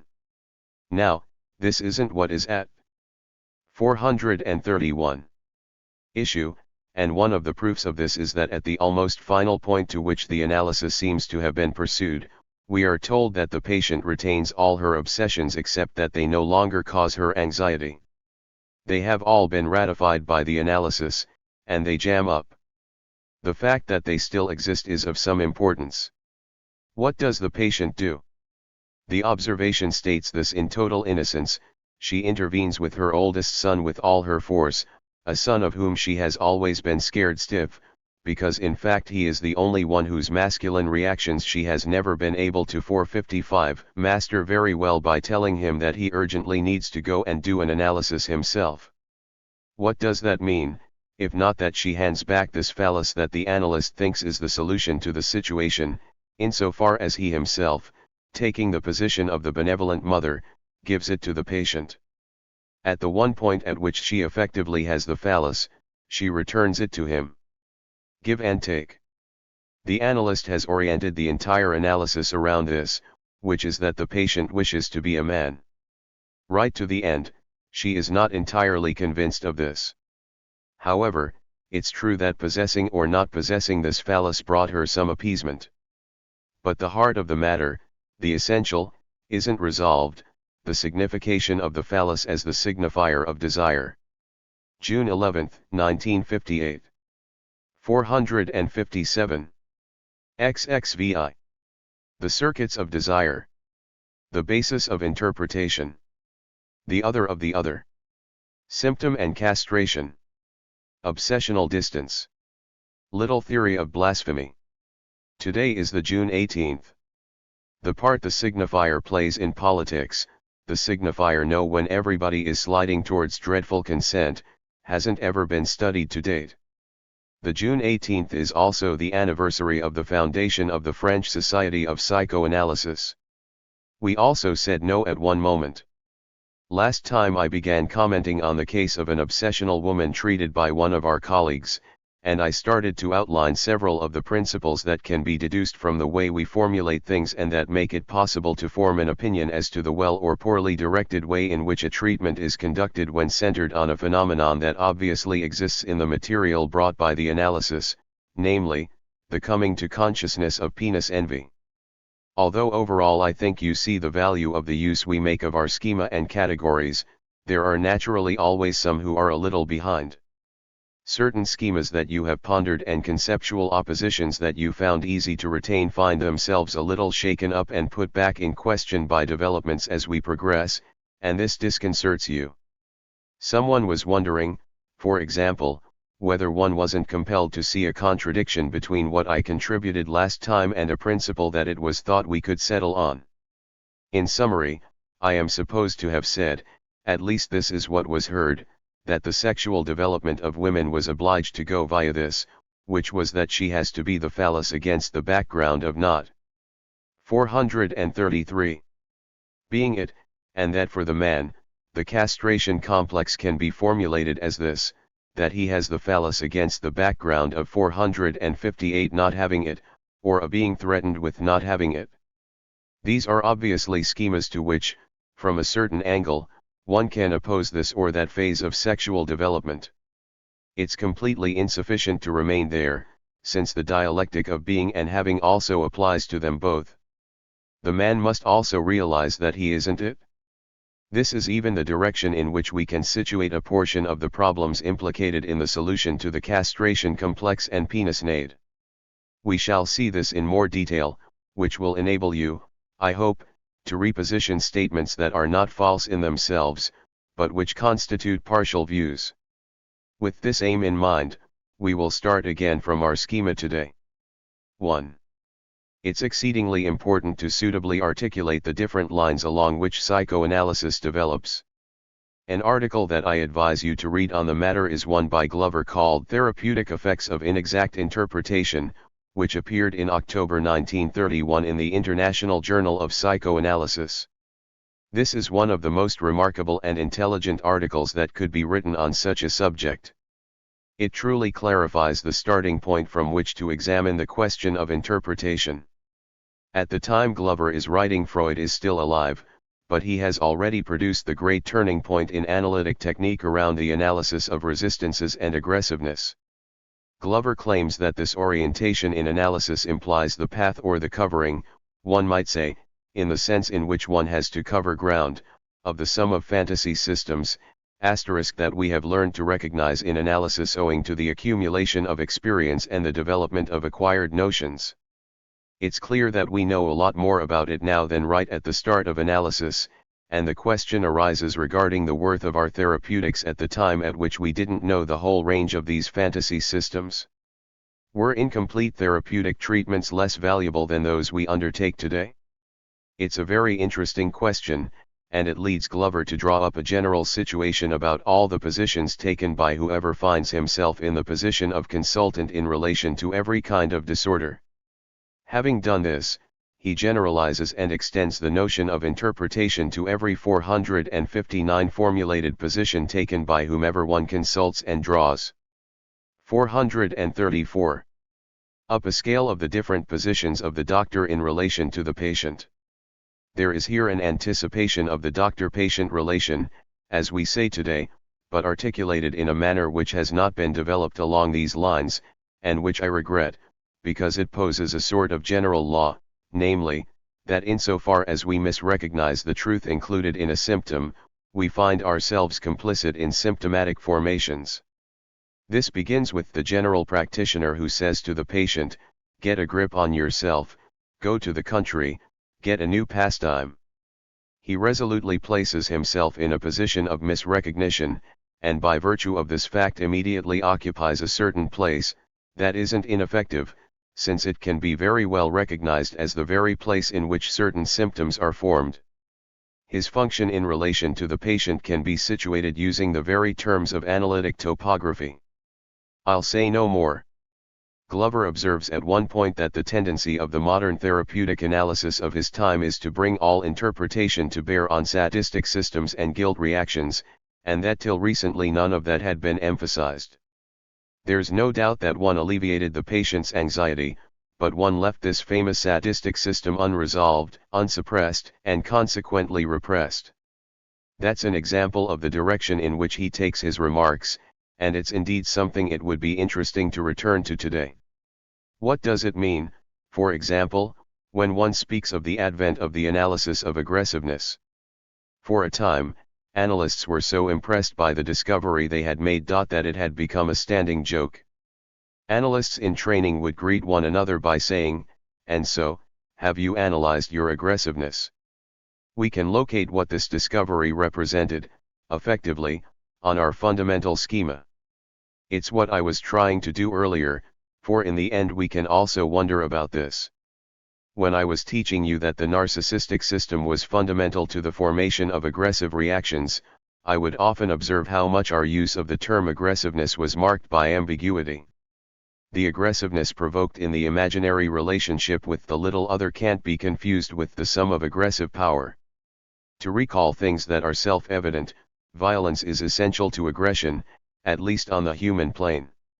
It isn't speech, it's even the 460 exact contrary. What can be produced in any relationship between humans is violence or speech. If violence, in its essence, is differentiated from speech, the question arises of the extent to which violence as such, to differentiate it from the use we make of the term aggressiveness, can be repressed, since we have made it a principle. 435. That, in principle, only what reveals itself to have attained the structure of speech, that is, a signifying articulation, can be repressed.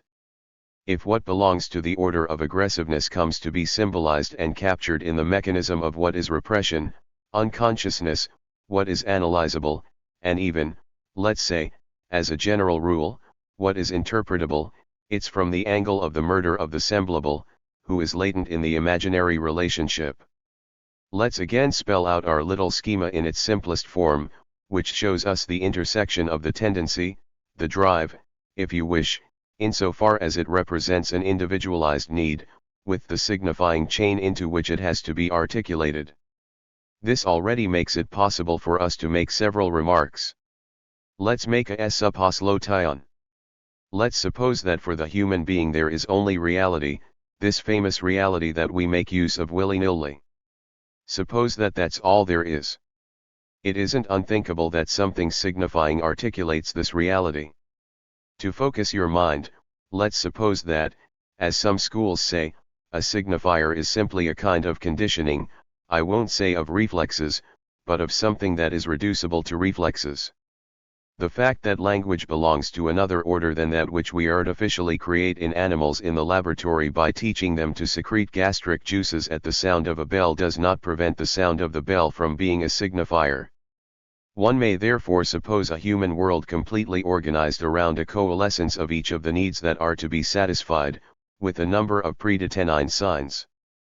If these signs are valid for everyone, this 461 must in principle make an ideally functioning society.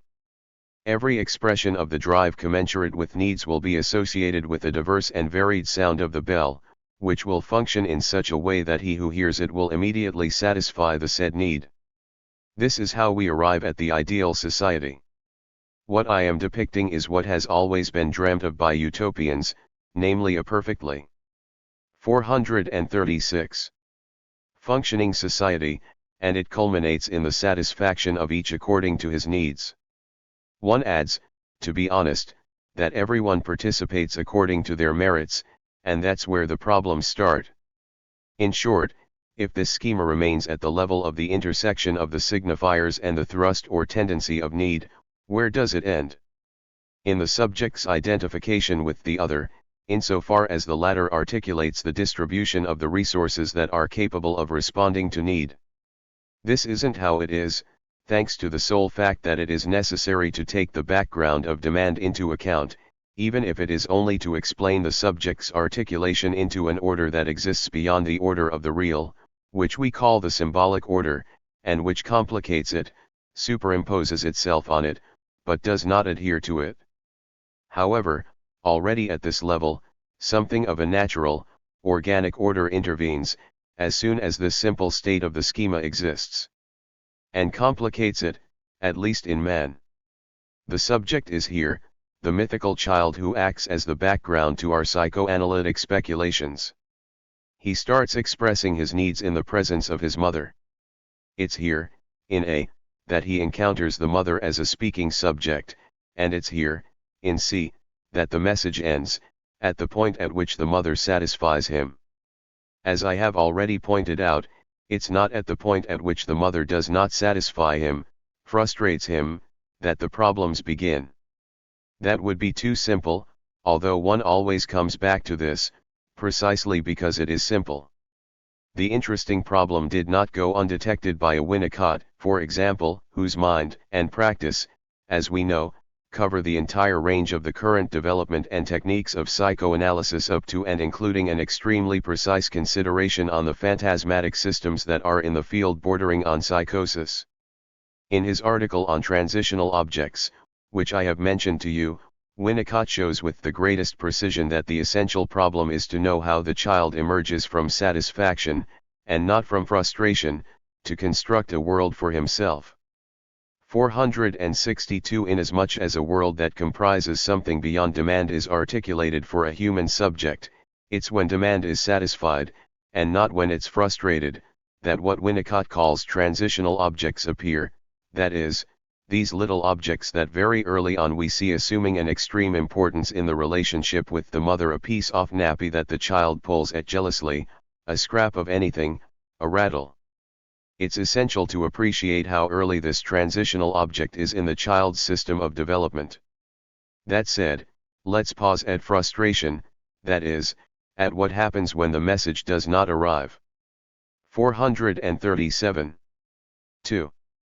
The relationship with the mother, where the mother imposes, more than her law, what I have called her omnipotence or capriciousness, is complicated by the fact that, as experience shows, the child, the human child and not just any young, is open to an imaginary order relationship with the image of one's own body and the image of the other, and at a date we tried to determine 3 years ago when we were interested in the mirror stage. The mirror stage hasn't just evaporated since. I am very fond of those of you who say that every year brings something different and that the system changes. It doesn't change, but I am simply trying to get you to cover the field. On our schema, we can see that the mirror stage is placed prior to what occurs on the line of the return from need, whether satisfied or not.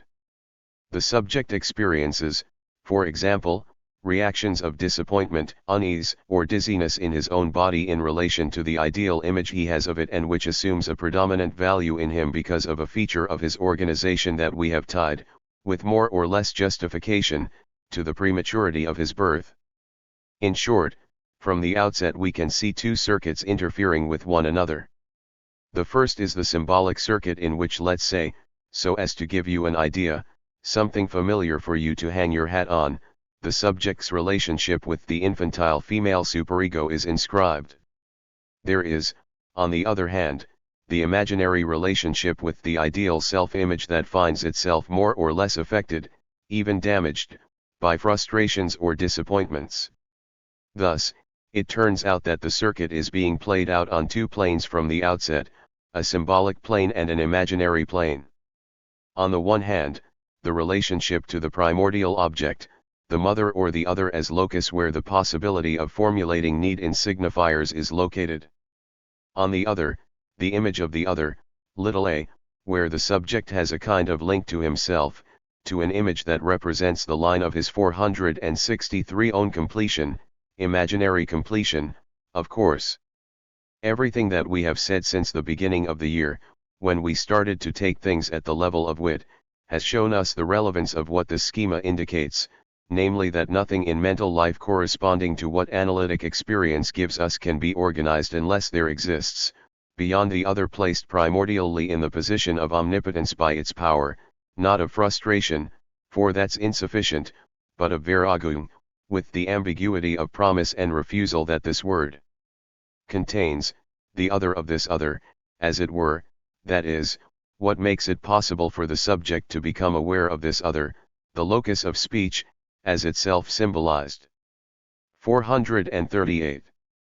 You get the sense that the system of the familial Oedipal triangle comprises something more radical than anything that this social experiment of the family gives us, and indeed it is this that gives this Oedipal triangle and the Freudian discovery their permanence. This is why I told you that there the father, with a capital F, is never just a father, but rather the dead father, the father as the vehicle of a signifier, a second-order signifier that authorizes and founds the entire system of signifiers and makes it possible for the first other, that is, the first subject to whom the speaking subject addresses himself, itself to be symbolized. The articulated, human world is able to assume its proper dimension solely at the level of this other, the other of the law properly so called, a law, I am going to insist on this, that is embodied. Experience shows us the extent to which an other in the background in relation to the other is indispensable and without which the universe of language cannot be articulated, this universe such as it shows itself to be effective in the structuration, not only of needs, but also of this thing called desire whose original dimensions I am trying to demonstrate to you this year. If the other qua locus of speech were able to be simply the locus of the sound of the bell I was talking about before, it would not be an other strictly speaking, but only the organized locus of the system of signifiers that introduced order and regularity into the vital exchanges within a particular species. It's difficult to see who could have organized this. It's possible to envisage that in a given society men full of benevolence spend their time planning it and getting it to work. It's even possible to say that this is one of the ideals of modern politics. It's just that that isn't what the other is.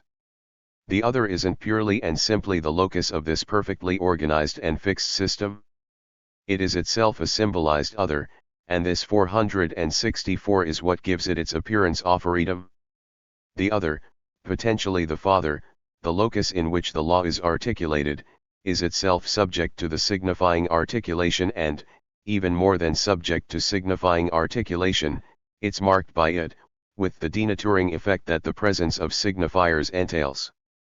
What this is about is still far from having come to a state of perfect conceptualization, but, in the name of a working hypothesis to illustrate my thought, I would say that the effect of signifiers upon the other, the mark that it suffers at this level, represents castration as such.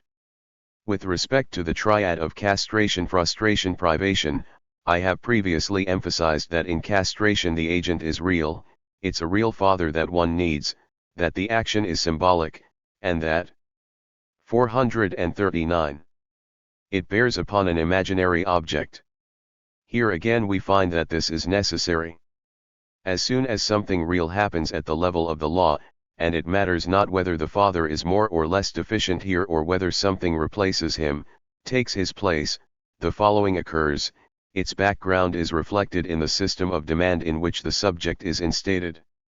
Far from the system of demand being perfect, fully productive, or in full use, it introduces into itself, in the background, the effect of signifiers on the subject, the mark of signifiers on the subject and the dimension of lack these signifiers introduce into the subject. This introduced lack is symbolized as such in the system of signifiers as the effect of signifiers on the subject, that is, the signified. Strictly speaking, the signified does not arise so much from the depths, as if life lived on significations, but from language and signifiers, and this imprints the sort of effect that is called the signified upon life. This symbolization is primitive, as indicated by what I have contributed on castration.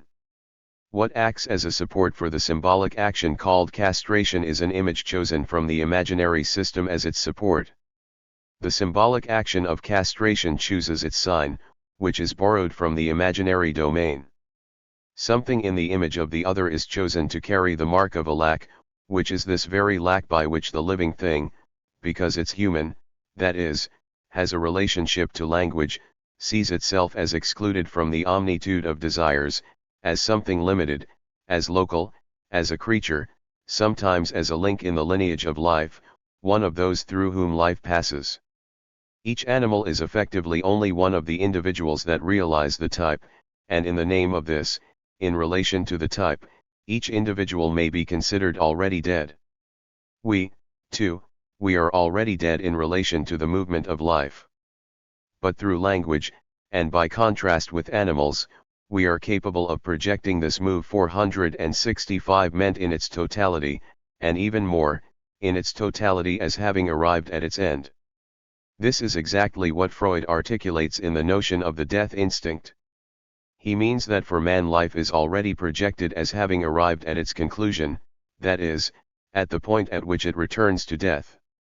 Man is this animal being captured and articulated in a signifying system that makes it possible for him to dominate his immanence as a living thing and perceive himself as already dead. And he only does it in an imaginary, virtual, or even speculative manner. There is, of course, no corresponding experience of death, which is why it's symbolized in another way.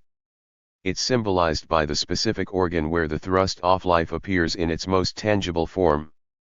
That 440 is why it's the phallus, insofar as it represents the rise of vital power, that takes its place in the order of signifiers and represents what is marked by signifiers, that which signifiers strike with the essential decline where this lack in being manque être, the scale of which signifiers introduce into the life of a subject, can be articulated. This is what makes it possible for us to understand the order in which things presented themselves to us for analysis, once one has not simply gone from the school to the phenomenon, but starts with the phenomena as one sees them appear in the neuroses. They were the ground chosen to manifest that articulation in its essence, because it is here that it appears in its disorder. Our experience has proven to us that it has always been in disorder that we could more easily learn to uncover the inner workings and articulations of order. What initially revealed itself, through Freud, to an experience that immediately made the underpinnings of the castration complex evident was the apprehension of subjects' symptoms. 3. What does symptom mean? Where is it located on this schema? It's located at the level of signification. This is what Freud contributed: a symptom is a signification, it's a signified. Far from involving solely the subject, his history and his entire anamnesis are implicated. That is why one can legitimately symbolize it in this place by a small c, signified of the other coming from the locus of speech. 466 But what Freud also taught us is that a symptom is never simple and that it's always overdetermined. There is no symptom whose signifier has not been provided by a prior experience. This experience is always located at the level involving what is suppressed. Now, the heart of everything that is suppressed in the subject is the castration complex. It's the signifier of Bardet that is articulated in the castration complex but neither necessarily nor always totally articulated therein. What is the famous traumatism we began with? The famous primal scene that enters into the subject's economy, which is in play at the heart and on the horizon of the discovery of the unconscious. What is it, if not a signifier whose impact on life I began describing to you earlier? The living being is grasped as living, as alive, but with this gap or distance that is precisely what constitutes both the signifying dimension's autonomy and the trauma or primitive scene. What is this, then, if it's not this life that grasps itself in a 441 horrible apperception of itself, in its total foreignness and opaque brutality as the pure signifier of an intolerable existence for life itself as soon as it moves away from it to see the trauma and the primal scene? This is how life sees itself as a signifier in a pure state, which can in no way be articulated or resolved. When Freud begins to formulate what a symptom is, the signifiers in the background in relation to the signified are implicated by him in the formation of every symptom. What we have been studying recently in the hysteric makes it possible for us to locate where the problem of neurosis is to be found. It stems from the relationship signifiers have with the position of the subject dependent on demand. This is why the hysteric has to articulate something that we will provisionally call her desire, and this desire's object insofar as it isn't the object of need. This is what led me to insist somewhat on the so-called dream by the butcher's beautiful wife. It appears there in a completely clear fashion, and Freud says it at the very dawn of psychoanalysis, that for the hysteric the question is one of making the object of desire subsist as distinct from and independent of the object of all need. The relationship to desire, to its constitution and to its being maintained in an enigmatic form in the background in relation to all demand is the hysteric's problem. What is my hysteric's desire? It's what opens up for her, I won't say the universe, but an entire world that is already quite vast indeed, by virtue of what one can call the dimension of hysteria latent in every kind of human being in the world. The hysteric finds 467 herself initially going straight to the point by means of anything that can pose as a question about her own desire, what I have called the X, the inexpressible desire, with whatever might happen in this order to all her hysterical brothers and sisters, and it's on that, as Freud formulates it, that hysterical identification is based. All hysterics respond to everything in the order of questions about desire as they currently arise for others, above all for hysterical others, but also for others who may be hysterical only occasionally, even in a latent manner, inasmuch as a hysterical way of posing the question is apparent in them. For the hysteric, this question about her desire opens up the world to her, a world of identifications that place her in a special relationship with the mask, I mean with anything that in any way is able to fix and symbolize, according to a certain type, the question about desire. This question, which allies her to other hysterics and which is an appeal to hysterics as such, has essentially identified her with a sort of general mask under which every possible mode of lack is active. 442. We now come to the obsessional. The obsessional structure, such as I am trying to make progress into it, is also indicated by a particular relationship to desire. This isn't the relationship dx but another, which today I will call do. The obsessional's relationship to his desire is subject to the fact, which we are long familiar with thanks to Freud, that an early role is played therein by what is called the Entbindung, the unbinding of the drives, the isolation of destruction. The entire structure of the obsessional is, as such, determined by the fact that the initial access to his desire is through the other's desire, as it is for every subject, and by the fact that the other's desire is initially destroyed and annulled. In saying this, I am not saying anything terribly new, I am simply articulating it in a new way. Those who already have an obsessional in hand may know that it's an essential trait of his condition that his own desire decreases, blinks, wavers and disappears the closer he gets to it. Desire shows itself here to bear the mark of the fact that desire has initially been encountered by the subject as something that destroys itself, inasmuch as it presented itself to him as that of his rival, and he responded to it in the style of this reaction of destruction that is subjacent to his relationship to the image of the other insofar as it dispossesses and ruins him. The obsessional's approach to his desire remains, therefore, struck by this mark such that every time he approaches it, it disappears. 468. This is what the author I am talking about and have been critiquing for several lessons perceives in the form of what he calls distance from the object, which he initially confuses with what he calls the object's destruction. He has the idea about the psychology of the obsessional that he is someone who has to perpetually defend himself from madness, defined as the object's destruction. That is only a projection which stems from the inadequacies of the said author's thought on the theoretical plan, but where personal factors also enter, for it's only a fantasy in some ways required by the imaginary perspective from which he engages with the solution to the problem of desire for the obsessional. Moreover, it's common experience that there isn't the slightest danger of psychosis for the typical obsessional, wherever you lead him, and I will tell you, when the moment comes, to what extent an obsessional differs in structure from a psychotic. On the other hand, what has been perceived therein, although poorly translated, is that the obsessional only maintains a possible relationship with his desire from a distance. What has to be maintained for the obsessional is the distance from his desire and not the distance from the object. The object in this instance has quite 443. A different function. What experience shows us in the clearest of manners is that he has to maintain himself at a certain distance from his desire for this desire to subsist. But there is another facet that can be observed in the clinical setting, concretely, when the obsessional establishes a relationship with the other that is fully formulated at the level of demand, whether it concerns his mother, initially, or his spouse. What can this term spouse mean for us analysts? It becomes fully articulated at the level at which we are trying to situate things.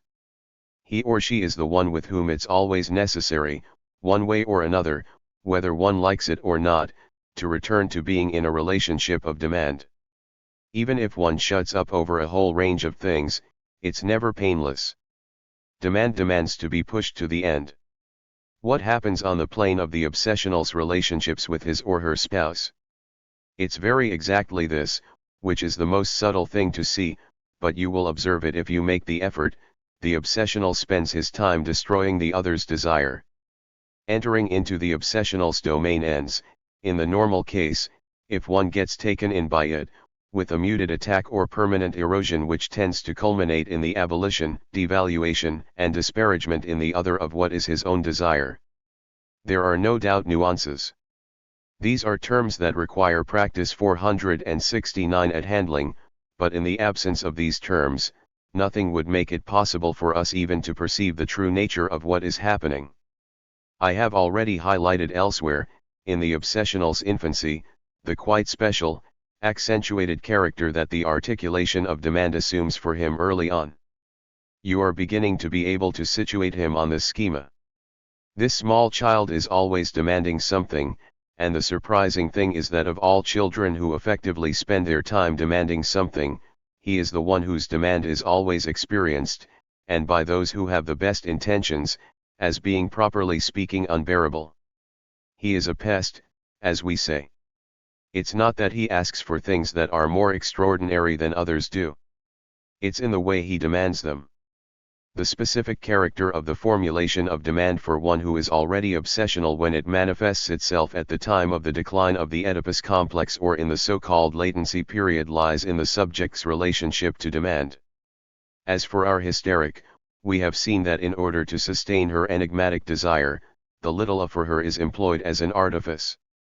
We can represent it with two parallel tensions, one at the level of the idealizing formation, 55-0a, the other at the level of the identification with a little other, I-a.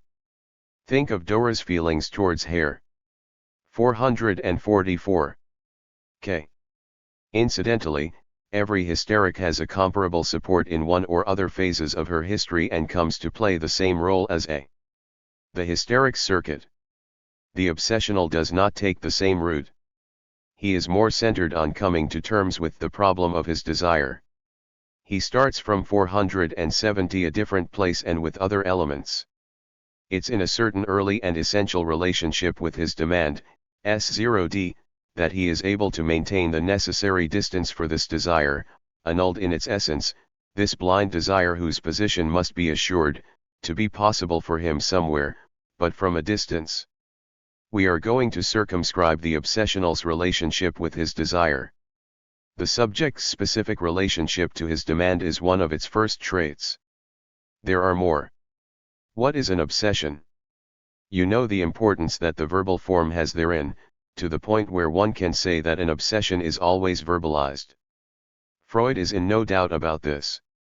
Even when dealing with latent obsessional behavior, he only considers that it has revealed its structure when it adopts the form of a verbal obsession. He even goes so far as to say that in the treatment of an obsessional neurosis the first steps have been taken only when one has obtained the full development of the subject's symptoms, which can present itself as a worsening, clinically. What is at question in all obsessional forms is well and truly articulated destruction. Is there a need to insist upon the verbal character of the formulas of undoing that are a part of the structure of the obsession itself? Everybody knows that what makes its essence and power phenomenologically anxiety-provoking for the subject is that. 445. It's about destruction through words and signifiers. The subject finds himself prey to what one calls magical, I don't know why not quite simply say verbal destruction of the other, which is given in the very structure of symptoms. You have seen the hysterics circuit which terminates on the two 471 planes. Idealization or identification at the upper level is the symbolization paralleling what takes place on the imaginary plane. If I have allowed myself to use the schema to the end and inscribed the destructive schema of the relationship to the other on it, I would say that for the obsessional the circuit goes something like this. Who kills me? The obsessional circuit. The fear of harming the other with one's thoughts, tantamount to saying with one's words, brings us to an entire phenomenology which it would be worth dwelling on for a good bit of time. I don't know if you've ever been interested in the theme of blasphemy. It makes a very good introduction to verbal obsessions. What is blasphemy? I'd very much like some theologian to give me an answer. Let's say that blasphemy diminishes a preeminent signifier, where it's a question of ascertaining at what level of signifying authorization, as it were, it is located. This signifier is related to the supreme signifier called the Father, with which it should not be completely confused, even if it plays a homologous role. That God has a relationship to signifying creation as such isn't in doubt, nor is the fact that blasphemy is situated solely in this dimension. Blasphemy diminishes the signifier to the rank of object. In a way, it identifies the logos with its metonymic effect and brings it down a notch. This 446 remark undoubtedly does not constitute a full response to the question of blasphemy, but it's surely an approach to the phenomenon of the verbal sacrilege that can be observed in obsessionals.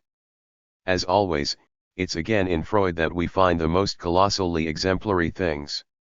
Recall the episode in the case of the rat man of this furious anger that grips him towards his father at the age of 4, if my memory is correct. He starts rolling around on the ground, calling him, you towel, you plate, and so on. There is a veritable collision and collusion between the essential you of the other and this diminished effect of the introduction of signifiers into the human world, which is called an object and especially an inert object, an object of exchange, of equivalences. The multitude of substantives summoned up in the child's rage indicate this well enough.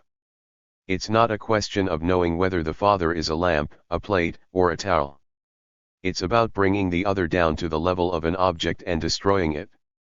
Since we're obliged to leave it there for today, I would say that what is happening here, the structure of which we shall see next time, shows us that it is only with a particular articulation of signifiers that the obsessional subject manages to preserve the other, so much so that the effect of destruction is also the means by which he aspires to sustain it by virtue of the articulation of signifiers.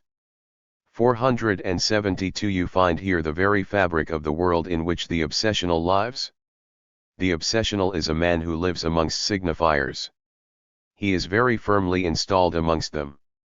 There is absolutely nothing to fear with respect to psychosis. This signifier suffices to preserve the dimension of the other in him, but it is a dimension that in some way is idolized idolatry. French makes it possible to formulate this in a manner that I once introduced here, thou art the one who will. That's what the subject formulates to the other. For the obsessional that is where it stops. Full speech in which the subject's engagement is articulated into a fundamental relationship with the other can't be achieved, unless by this repetition that a comedian used to make use of. To be or not. And the guy scratches his head before continuing, to be or not, and so on. And it's in repeating it that he finds the end of the sentence, tu es Elohiki me, tu es Elohiki me, tu es Elohiki me tus, you are the one who, you are the one who, you are the one who kills me. Here the French language gives us a fundamental schema of the obsessional relationship with the other. The formulation that founds it ends on the other's destruction, but because this is a signifying articulation, it makes the other subsist as a result. Within this formulation we see what the place of the phallus. 447. Signifier is with respect to being and having, which is where we stopped at the end of our last session. This will enable us to see the difference between a solution that enables the obsessional to show what really is his relationship to the phallus, as the signifier of the other's desire, and one that consists in satisfying demand in a sort of imaginary mirage by granting him his object through the symbolization of an imaginary fantasy by the analyst.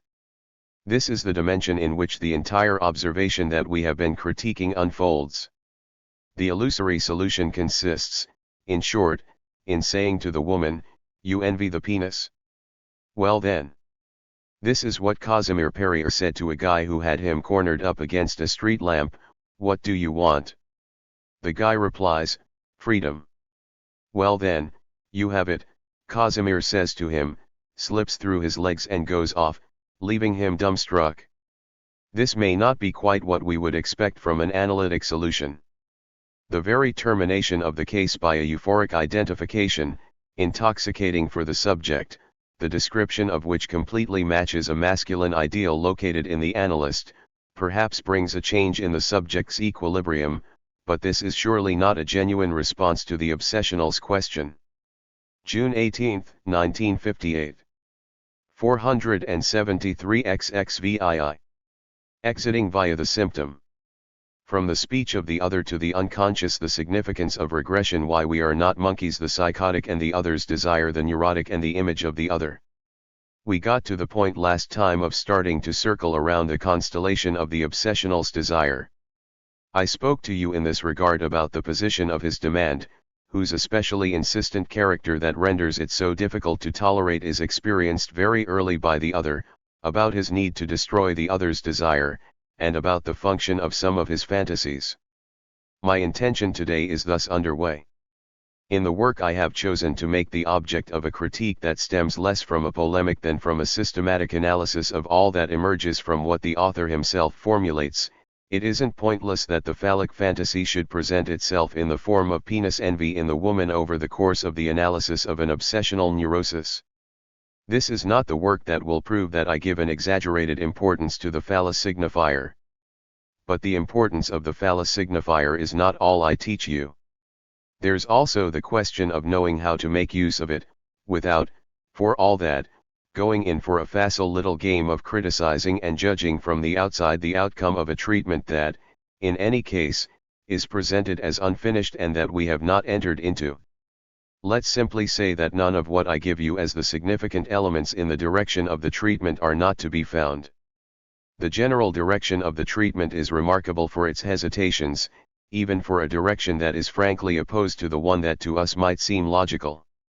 My critique never starts just with the case considered as a factual report, but with the author's own questions, which you will always 449 find expressed at the right moment, for it's one of the properties of the human mind that common sense in particular is, as has been said 474 with reason and not without irony, the most fairly distributed thing in the world. There is no doubt that what is an obstacle here for us was already an obstacle in the mind of authors, and in this case these obstacles are clearly articulated.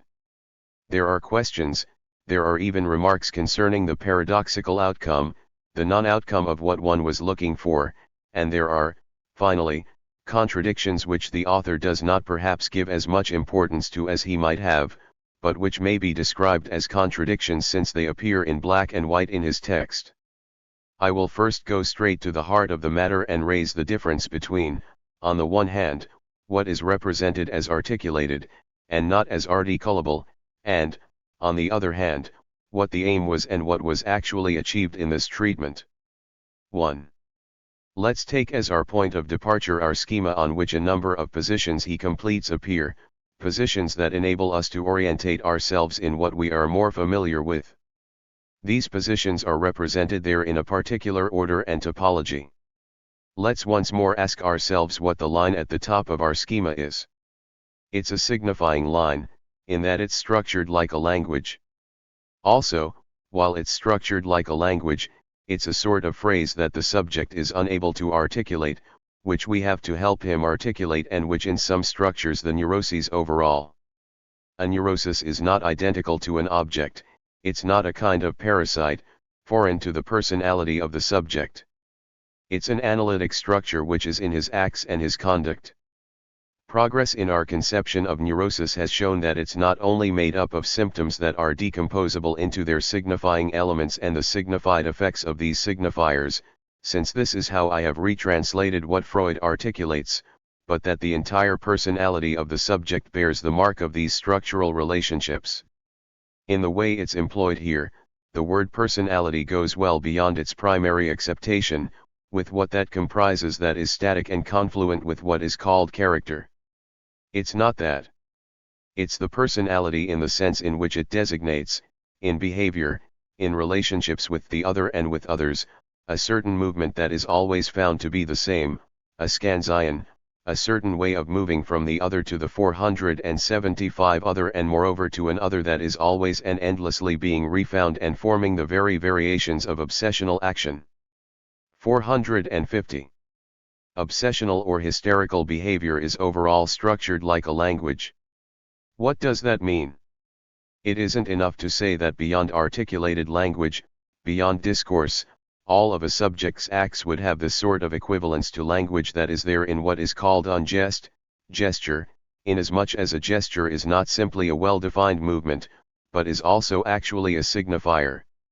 The expression that fits perfectly is ungest, a jest in the sense of a chanson de geste, a jest such as the Song of Roland, that is, the sum of one's history. It's ultimately speech, if you will. The sum of the neurotic's behavior presents itself like speech, and even like full speech, in the sense in which we saw its original mode in the engagement in the form of a discourse. It's full, but entirely cryptographic speech, unknown to the subject as to its sense, even though he pronounces it with all his being, in everything he manifests, everything he evokes, and has ineluctably realized down a certain path of completion and incompletion, if nothing in this order of oscillation called analysis intervenes. It's speech pronounced by the barred subject, barred to himself, which we call the unconscious. It's what we represent in the form of a sign, S. We have now come to the point of introducing a distinction at the level of the other. We have defined the other as the locus of speech. This other is instituted and takes shape through the sole fact that the subject speaks. By virtue of this sole fact, the big other is born as the locus of speech. That does not mean, though, that it is realized as a subject in its alteriority. The other is invoked whenever there is speech. I think that there is no need to go back over this, as I have insisted on it enough. But this beyond that is articulated in the upper line of our schema is the other of the other. This is speech that is articulated on the horizon of the other. The other of the other is the locus in which the other's speech takes shape as such. There is no reason for it to be closed off from us. That the other as locus of speech is immediately and effectively given to us as a subject who thinks of us as his other, is even the root of the intersubjective relation. This is the principle of all strategy.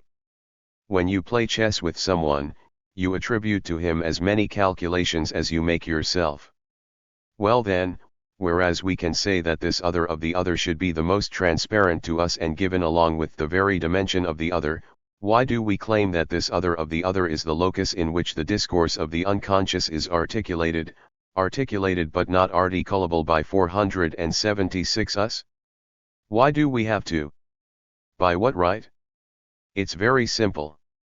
The conditions of human life mean that the latter is engaged in the conditions of speech, and we are subject to the other by the conditions of demand, but without knowing what are. 451. Demand is for the other. Why don't we know this? What gives it this opacity? These things are self-evident, but they're still self-evident things whose coordinates are not the least useful things to spell out, for we are always happy to obscure them in the form of premature objectifications. We don't know how this other, which becomes unbewusst and assumes a paradoxical position in discourse, receives our demand or intervenes in our strategy. That's what I mean when I say that the unconscious is the other's discourse.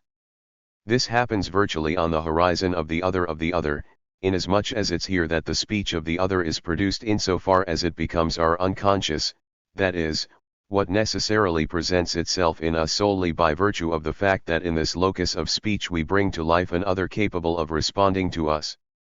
This is why it's opaque for us, it's that there is something in it that we are not aware of and that separates us from its response to our demand. This is nothing other than what is called his desire. This remark, self-evident in appearance only, derives its value as a function from the fact that this desire is located between the other as pure and simple locus of speech and the other insofar as it's a being of flesh whom we are at the mercy of or the satisfaction of our demand. That this desire is located there conditions its relationship to the symbolization of the signifier's action, which forms what we call a subject, and which we symbolize with our s. The subject is something other than a swamim, for which in English one uses the elegant word self.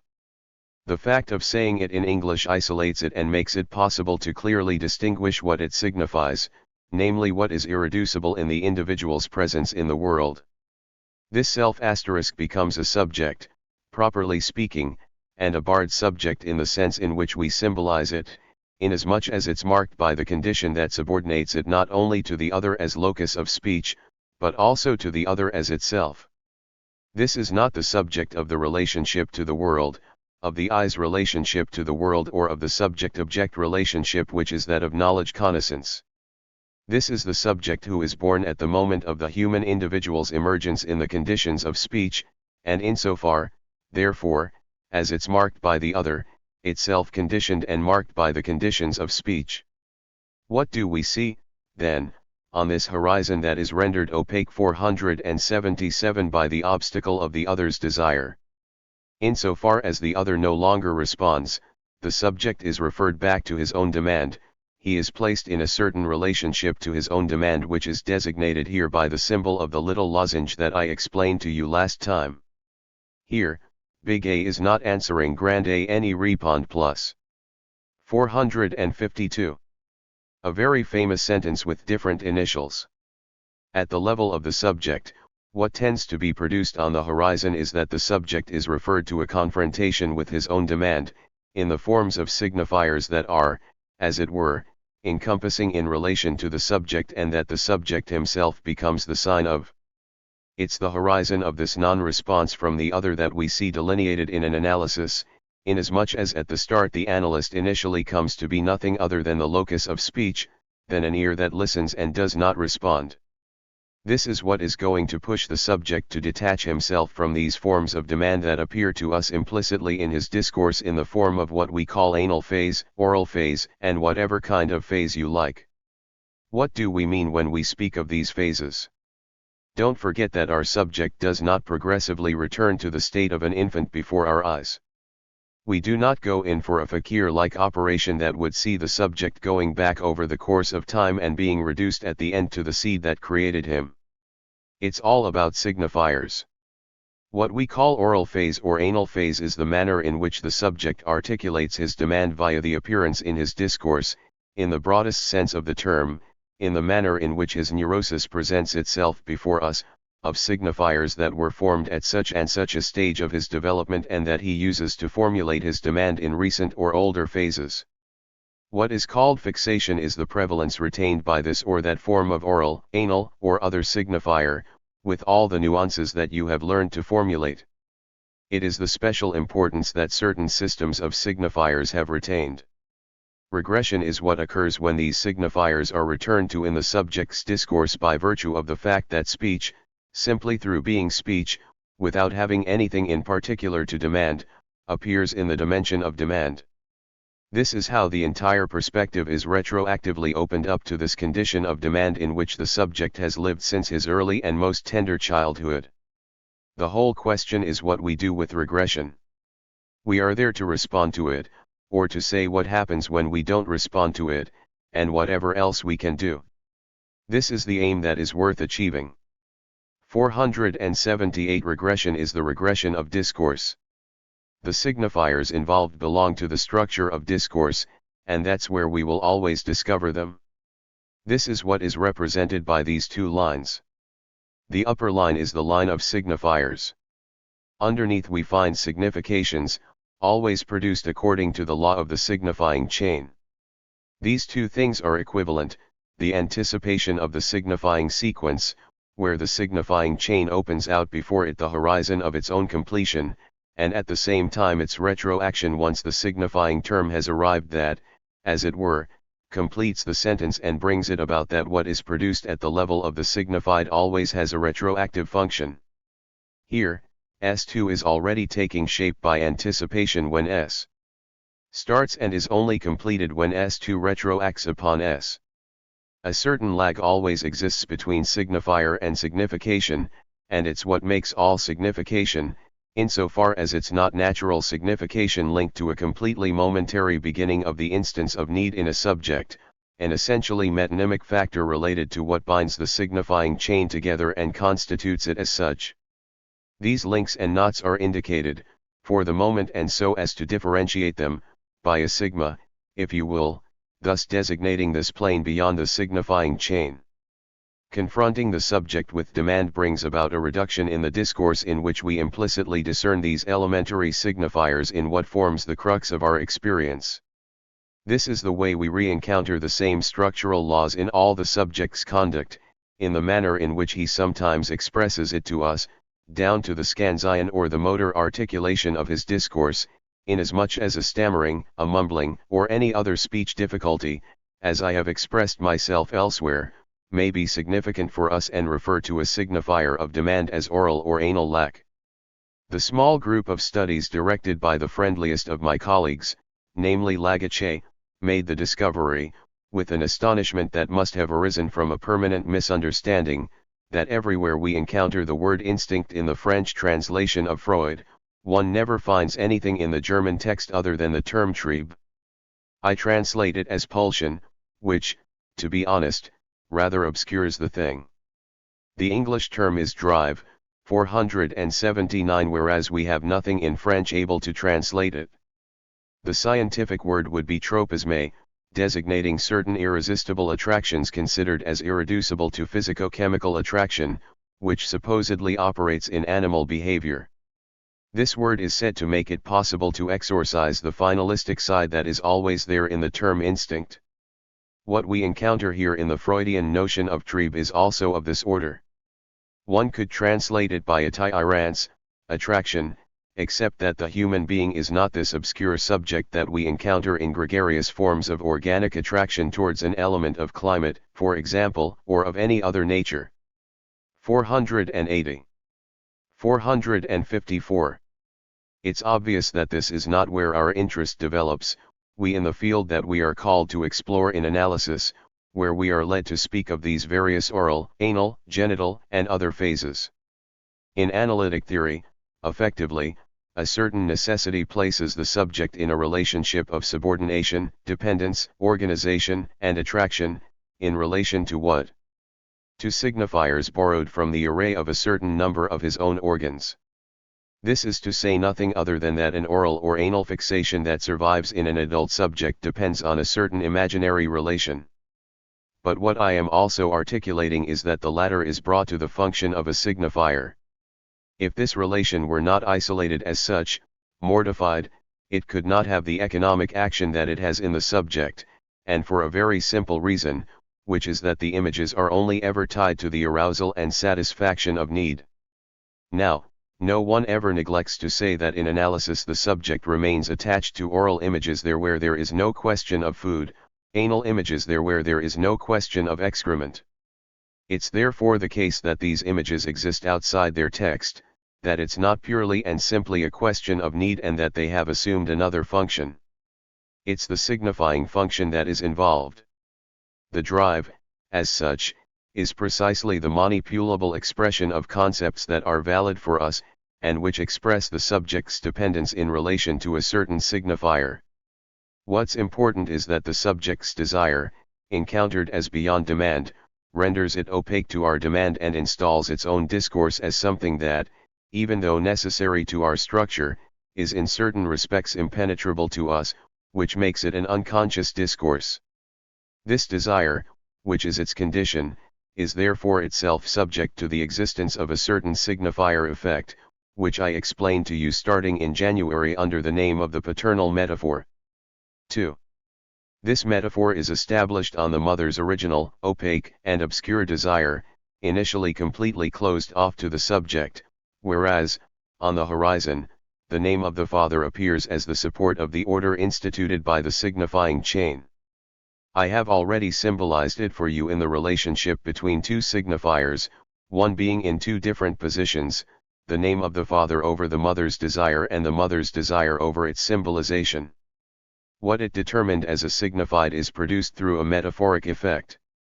Where the name of the father is lacking, the metaphorical effect is not produced, and I cannot manage to bring to the light of day what makes the X designate the phallus signifier.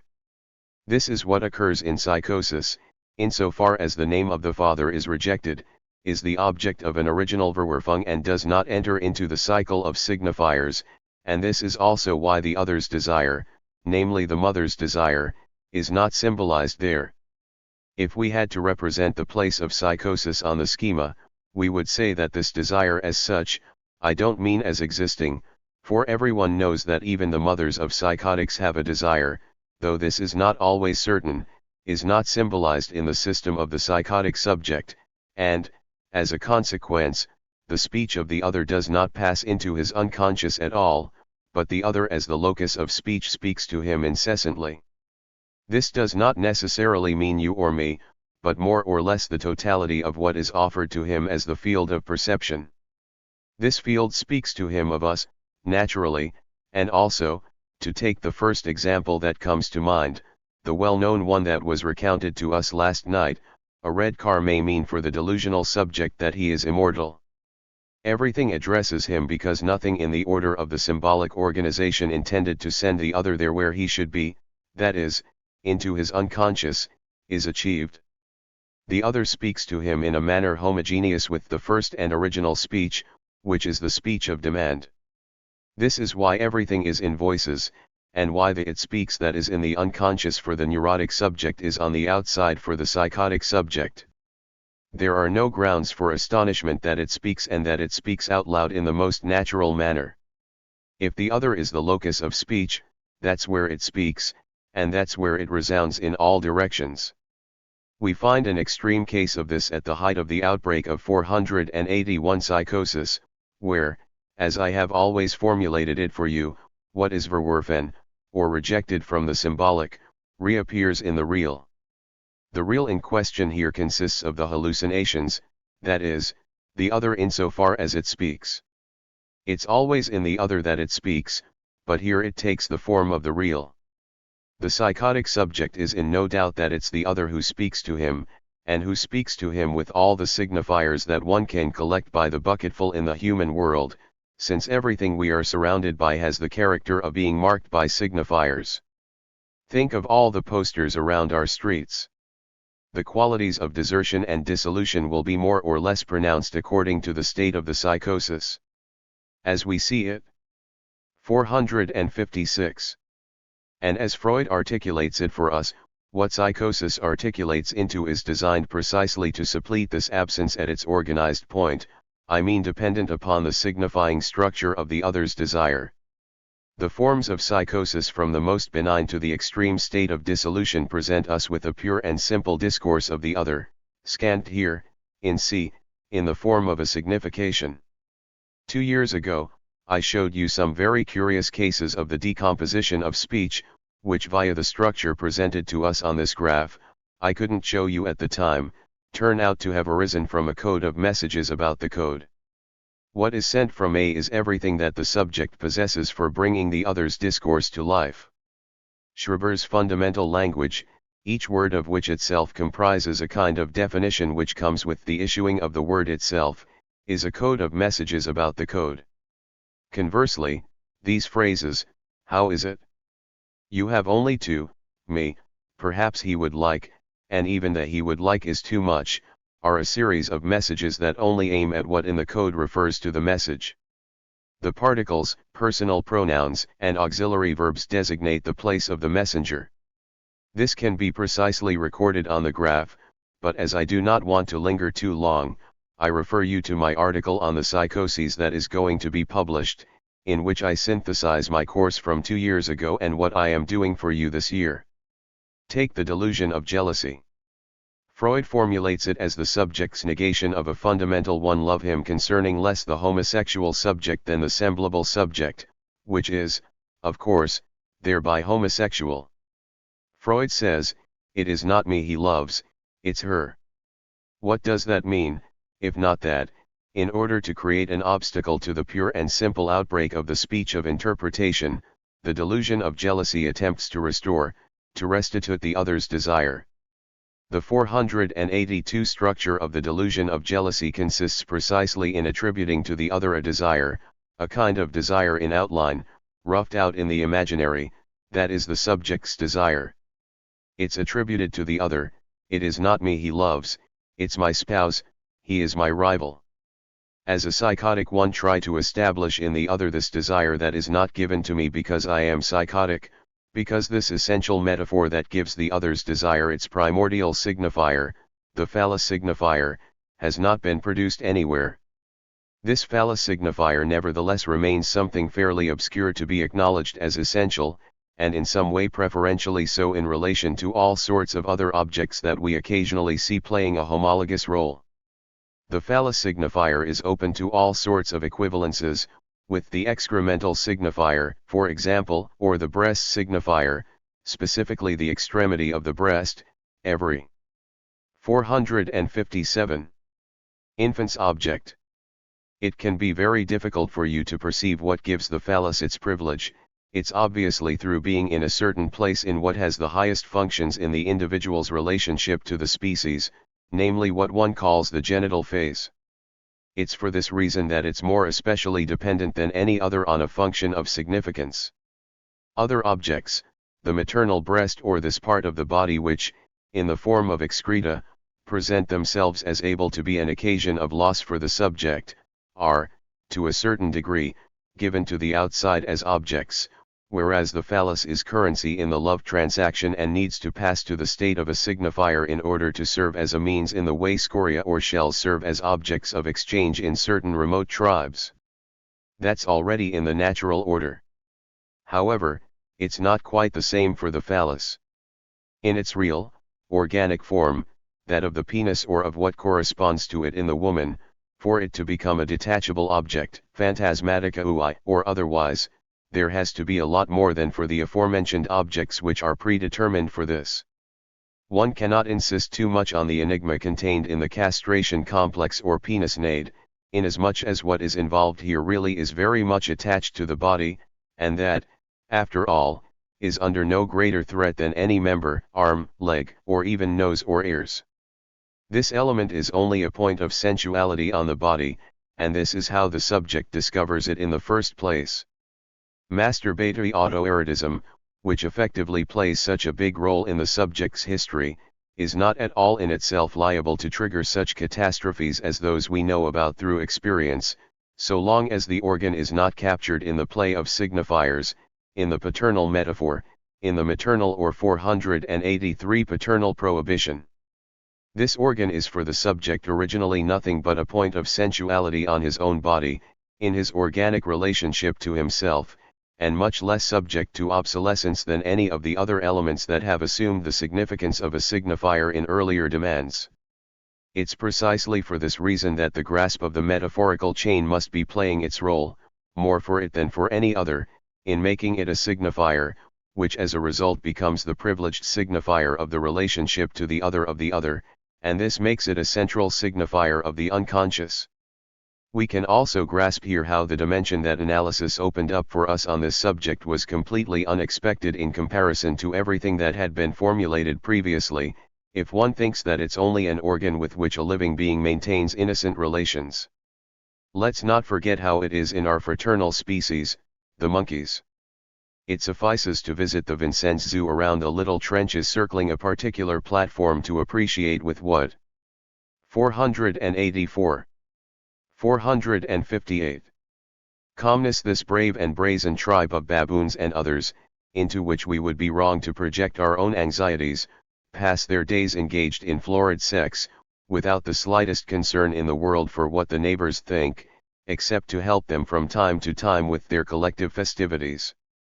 There is a world between the relationship that this animal species, more or less erect in its posture, maintains with what hangs down below its belly and the relationship that man maintains with the same. Originally and signage-wise, this relationship makes the phallus the object of a cult. From the beginning of time, the erection as such has been a signifier, and it's not for nothing, we can sense it, that in our very ancient cultures the raised stone has such an impact as a signifier in the grouping of the human collectivity. The emergence of the phallus in this essential role is certainly not primordial, but depends on something else, namely on its metaphorical passage to the rank of signifier, on which will depend, in all possibility of situating the other's desire, insofar as the subject has to find the place of his own desire therein and has to find out how to signify it. The encounter between the subject's desire and the other's desire is subject to accidents, and this is where, quite naturally, we see the phallus signifier functioning for a subject who is placed in typical, abnormal, deficient, or pathological conditions with respect to the four cardinal points of the definition of desire. This constellation remains complete in the neurotic. It's incomplete for the psychotic. 3. As I've said, the obsessional is someone who, in this relationship to the other's desire, finds himself primordially, originally marked by the diffusion of instincts. Its first outcome, the result at the beginning, the one that is going to condition all later difficulties, will be to undo the other's desire. What does that mean, if we give what I have just been formulating here its full meaning? Undoing the other's desire is not the same thing as having been unable to grasp the other's desire owing to the inadequacies or deficiencies of the metaphorical act, of the name of the Father. Moreover, if in a real that is more or less delusional the other's desire, instituted and symbolized by the phallus, is negated as such, the subject's original relationship to his own desire will be founded on the disavowal of the other's desire. The term Vernianung applies here in the sense in which Freud shows us its two sides, that it's articulated, symbolized, but carries the sign no. That's what. 459. The obsessional finds himself confronted with as the very basis of his position, and to which he responds with formulas of suppletion, of compensation. I'm not saying anything new here, I am only re-articulating the triad emphasized by every author with respect to the obsessional: undoing, isolation, defense reaction. Observe simply that for us to be able to speak about undoing, it must involve signifiers, because one doesn't undo anything that is not a signifier. There is not the slightest conceivable undoing at the animal level, and if we did find something that resembles it, we would say that it's the beginnings of symbolic formation. Undoing is not simply the effacement of the trace, which I have spoken to you about, but on the contrary it's placing an elementary signifier in parentheses to say, that's not it, but having said this, it's still posed as a signifier. It's still a matter of signifiers. If the obsessional is led to undo so many things, it's because they are things that can be formulated. Namely, a demand, as we know. Except it's a demand for death. This demand for death, above all when it's premature, results in the other's destruction, first and foremost the other's desire and, along with the other, equally, whatever the subject may have to articulate himself into. As a consequence, it's all the more necessary to isolate the parts of discourse to be retained in comparison with those that absolutely must be effaced and undone so that the subject himself is not thereby destroyed. It's a perpetual game of yes and no, of separating and sorting, of what 485 in his speech and in his very demand destroys him, in contrast with what can preserve him and is also necessary for the preservation of the other, for the other only exists as such at the level of signifying articulation. The obsessional subject is caught in this contradiction. He is constantly occupied in maintaining the other and making him subsist through imaginary formulations which occupy him more than anyone. They are established to support the other who is perpetually in danger of falling, of succumbing to the demand for death, For this other is the essential condition for him to maintain himself as a subject. He could not subsist as a subject were this other effectively undone. What most particularly presents itself at the signifying level as having been undone is what marks the place of the other's desire as such, namely the phallus. The do I spoke about last time, which situates the obsessional's desire, is equivalent to the undoing of the phallus. Everything in analysis revolves around something that has the closest of relationships with the signifier. The resulting method is one that takes the function of the phallus as a signifier into account. 460. While the other, for having failed to elucidate it, is thereby reduced to groping around in the dark. What does this difference consist in? You will find the golden rule for it if you make the effort to read the article that I referred you to, at the risk of creating a gigantic demand of the publisher. But perhaps this risk is not so great. This rule of demarcation demands that one respond to the question of the basis on which, on what premises, the subject is liable to enter into a completed and complete relationship with his own desire. My response is that the subject, insofar as he must assume his genital desire as a human subject and not just as an animal, must make the phallus signifier function as an essential signifier of this desire. It's because the phallus signifier is there in the circuit of the subject's unconscious articulation that the human subject can be human, even when he fucks. That doesn't mean that the human subject can't occasionally fuck like an animal. It's even an ideal fidgeting away in the very depths of the hopes of human subjects. I don't know whether the thing is often achieved, though some people have boasted that they have got to that point, and one does not see why one would not believe them, but what does it matter? For us, experience shows us that it's subject to much greater difficulties, which are signifier difficulties. The endless ambiguities that surface with respect to the genital stage and the phallic stage, has either been attained? Does the child 486 attain the genital stage before the latency period? Or is this simply a phallic stage? And so on, would perhaps be less obscure if one were to appreciate that phallic stage simply means access to genital desire at the level of signification. The two things are different.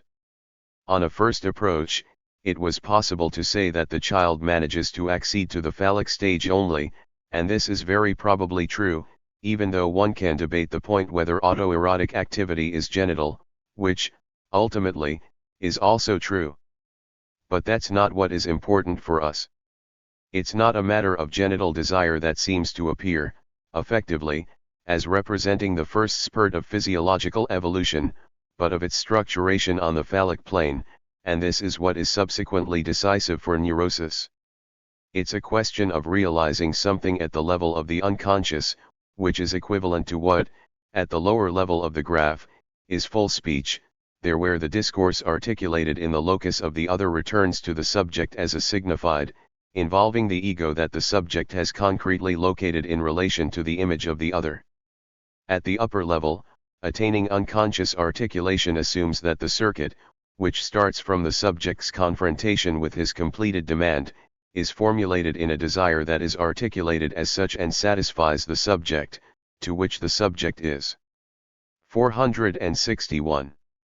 Identical, and ten inats in the place of the other, who, here, is a human being marked by language and the drama of the castration complex, in other words, another me. What is phonulated here is not I am the phallus, but, on the contrary, I am there in the very place that the phallus occupies in the articulation of signifiers. This is the full meaning of wo es war, so liich worden.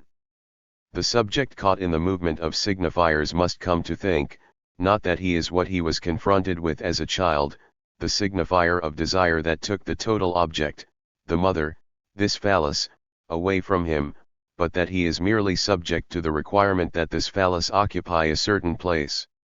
It's only on the basis of the realization that he is not it that the subject is able to accept what over the entire process has been profoundly called into question, namely, to accept having it when he has it and not having it when he does not have it. This locates him in this place, see, in the articulation of the upper signifying chain. Only the elucidation of the subject's relationship to the phallus, insofar as he is not it but must come to its place, is properly suited to make it possible to conceptualize the ideal achievement that Freud formulates with his Wo es war soll ich werden. That is the necessary condition for orientating our interventions and technique. How do we get to this point? This will be the aim of my seminar next year, which I will call Desire and its Interpretation. What are the directions and directives that give us 487 access to this final message designated by the Freudian formula with its pithy, pre-Socratic turn? We'll try to spell this out. In the absence of such access, what is produced is very precisely what neurosis, or any other anomalous form of evolution, spontaneously realizes. For the hysteric, the place of desire is located in a deep incertitude which obliges him or her to take a detour and which she or he takes following the model of what makes it possible for him or her to situate his or her ego. Like all subjects, the hysteric fixes the place of his ego by detouring via the image of the other. It's characteristic of the hysteric to obtain the place for desire in exactly the same way at the upper level. The hysteric separates herself from and turns away from the other and from the signified of the other so as to come to locate herself in a certain ideal type by means of an image with which she identifies. It's by an analogous detour, as I have explained to you, that Dora identifies with Herr K in order to locate the point on which the question of her desire bears, namely, how is it possible to desire a woman when one is impotent? For the obsessional, the procedure is the same, with one small difference. Whereas the hysteric tries to locate the difficulties of her position at the level of the ideal, of the mask of identification, the obsessional, on the contrary, places himself at what can be called the 462 stronghold of his ego in an attempt to find the place of his desire. Hence these famous Vauban-like fortifications which I have spoken about elsewhere, these fortresses inside which a desire always under the threat of destruction barricades itself, and which are constructed on the model of his ego and in relation to the image of the other. The obsessional's relationship to the image of the other consists very precisely in the signifier phallus insofar as it is always under the threat of destruction because it is caught in the negation of rediscovering it in the relationship with the other.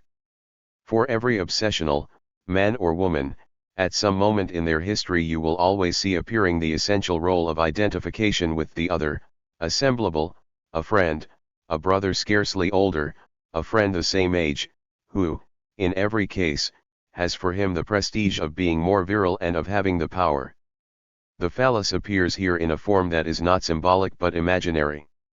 We can say that the subject complements himself with an image stronger than himself, an image of power.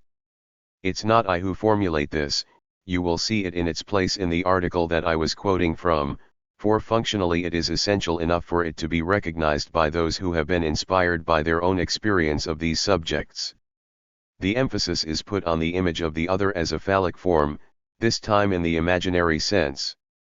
488 That is what here takes on the value and function, no longer as the symbolization of the other's desire, but as an imaginary formation of prestige, presence, and precedence. I've already pointed out its function at the level of the narcissistic relation. This is what is produced as such in obsessional symptoms, in all the obsessional's history, and it's where the special function assumed by the subject's phantasmatic relationship to the imaginary other who is his semblable is marked. The distinction between the presence of the other with a big zero and the presence of the other with a little zero is tangible in the development of the case, if you read it carefully. You will note, for example, a very curious evolution between the beginning of the treatment when she cannot speak and later on when she does not wish to speak, because it's at the level of speech that the analysand's relationship with the analyst is instituted, and she denies herself at that level.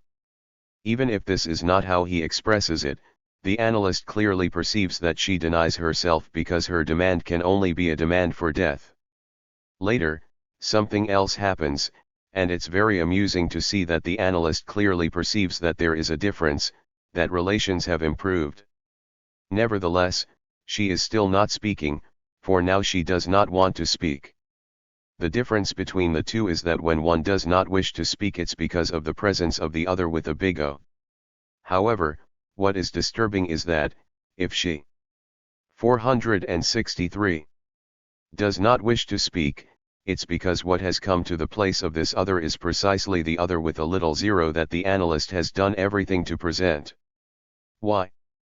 Because, following things closely as he does, he clearly sees that the content of what the subject brings indicates the place that the phallic fantasy plays in it. Of course, this is how the subject is defending herself, whereas her analyst spends his time drumming into her that she would like to be a man. It depends on how one hears it. It's true that the subject, at the imaginary level, effectively makes this phallus a breast, and that the condition of man insofar as he is equipped with the phallus, and uniquely insofar as he is equipped with the phallus, represents an element of power for him. The question is why she has such a great need of the reference to this element of power that is the phallus. From another angle, it's with complete authenticity that she absolutely denies having the slightest desire to be a man. However, on that, one does not let go of her.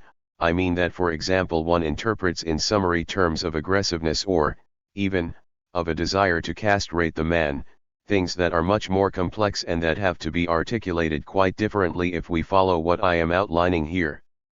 The entire evolution of the treatment, the manner in which it's directed, and this is the entire ambiguity that exists 489 between interpretation and suggestion, tends, on the other hand, towards the fact that an other, not to employ any other term, for it is indeed the other, and nobody is in any doubt, if, may say so, the author himself emphasizes it sufficiently in the manner in which he formulates his own action and in other ways as well, that an other, a benevolent mother, a much more gentle other than the one whom the subject had to contend with, intervenes to tell her, according to the very formula that the author uses somewhere else in terms that are more or less the following: this is my body, this is my blood, this phallus, you can trust me, a man, absorb it, I authorize you to have it, this phallus, it's what must give you force and vigor, and it will resolve all your obsessional difficulties.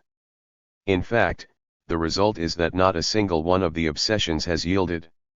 They are simply undergone and experienced without guilt. That is strictly modeled on what I have been telling you, and it's what would normally be the result of such a mode of intervention. Conversely, as I have said to you, it's striking to see at the end of the treatment, at the point at which one has let her go, the patient send her own son to the analyst. This action is rather astonishing, because, we are told, the subject has experienced a holy terror of the son all her life, and one clearly feels, from the context and the images of it that the analyst creates for himself, that there has always been a problem with this son, which is the least one can say. 464. Wouldn't the fact that the son is offered to the analyst at the end be the acting out that marks precisely what has been missed?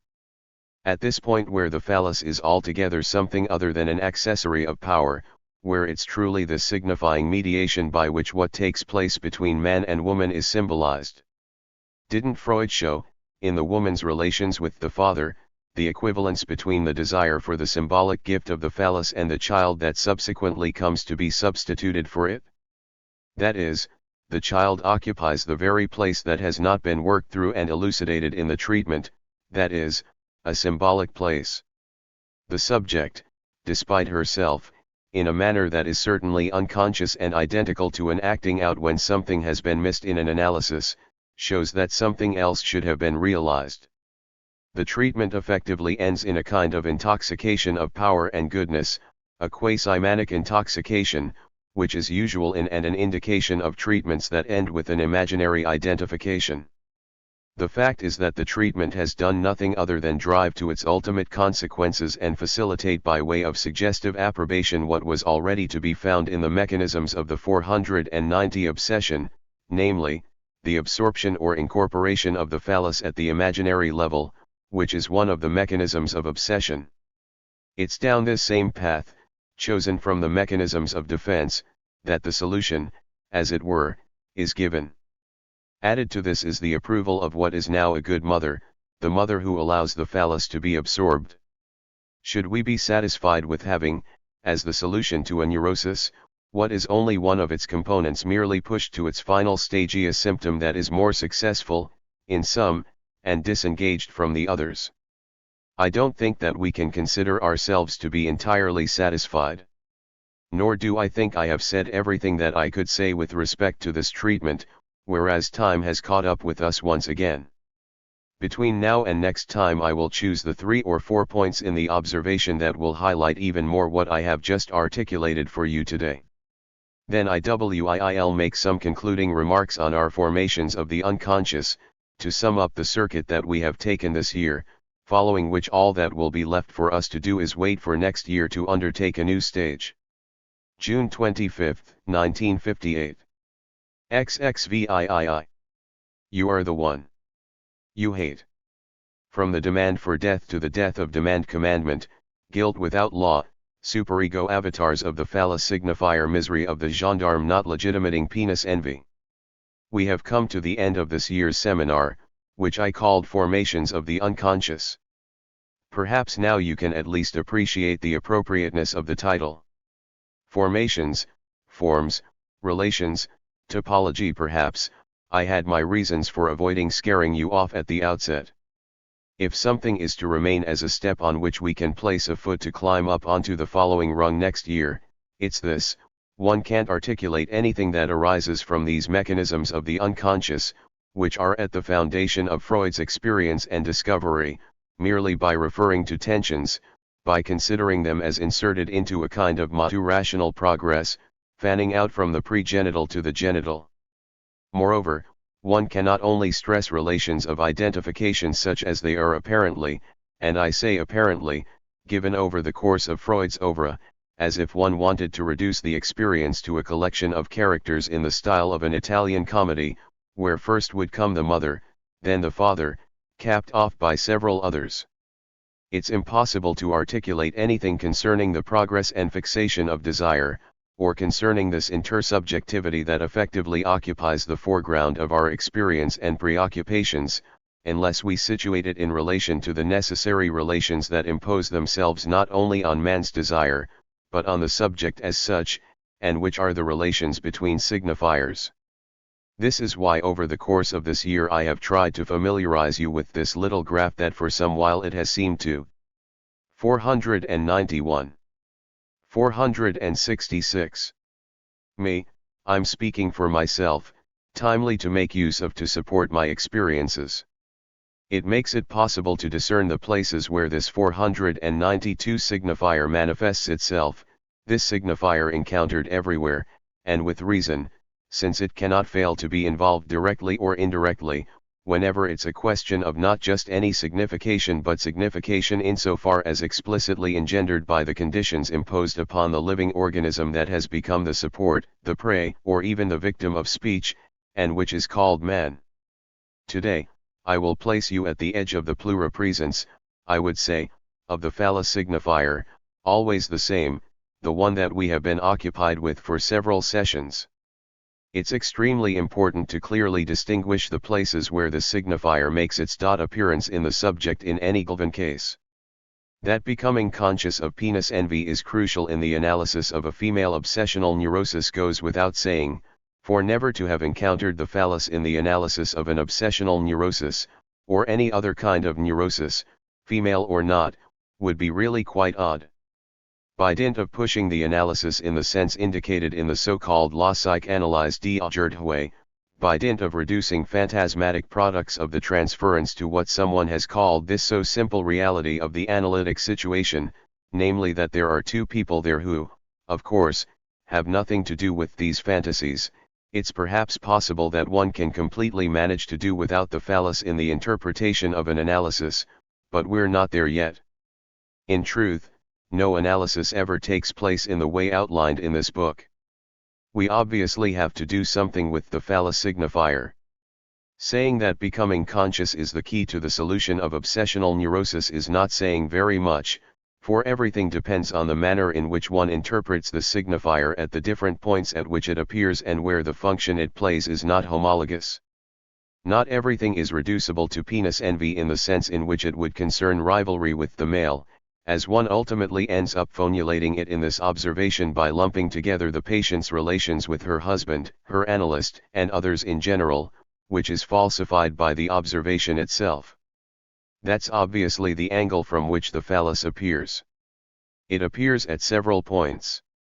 We are not going to claim to give an exhaustive analysis of an observation that is, moreover, given to us as an incomplete analysis and that we only have partial documentation for. But we have enough to get a good idea of it, nevertheless. I will start, then, by making some remarks about this observation which will introduce some other properties of the graph that we will make use of. 467. 1. What is pointed out to us in this observation is the very lively sense 493 of guilt that accompanies the obsessions in the patient, for example, her religious obsessions.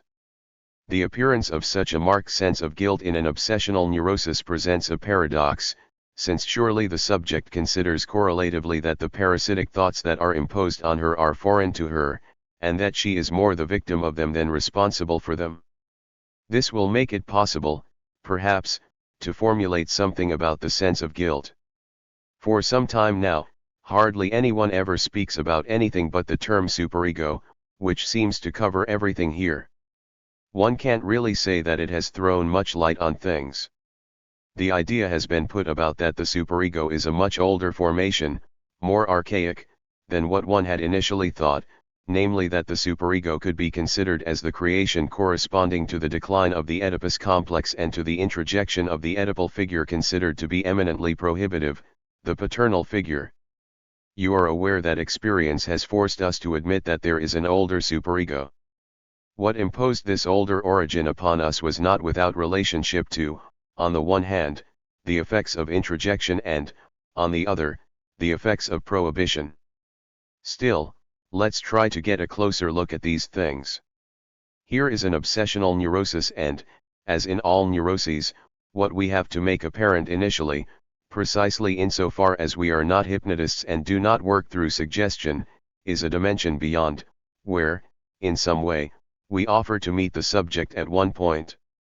This is what is represented here by the upper line, the horizon of signifying articulation. There, the subject, as I explained to you at length last time, is confronted with his demand. This is what is involved when we speak of an alternating process of successive regressions and identifications. The two alternate to the extent that when the subject encounters an identification when regressing he stops along the path of this regression. Regression is entirely inscribed, as I have shown you, in this retroactive opening that is presented to the subject as soon as he speaks, inasmuch as speech makes the whole history of this demand, in which his entire life as a man who speaks has been inserted, emerge right down to its origins. If we examine this closely, without doing anything but rediscover what has always been formulated, there is a fundamental form that 494 we find on the horizon of every demand by an obsessional subject, and it constitutes precisely the greatest obstacle to his formulating his demand. This is what experience teaches us to qualify as 468. Aggressiveness, and which has increasingly led us to take into consideration what can be called a death wish. This is the major, inaugural difficulty, faced with which the obsessional's demand shatters, fragments and disarticulates, and it motivates the undoing, the isolation, and all the defenses, and, very primordially for the grand obsessionals, this silence that is often so prolonged that you have all the difficulty in the world overcoming it in the course of an analysis. I mention it here because it's precisely what is present in the case on which I am basing myself. It's very much the case that this demand is a demand for death.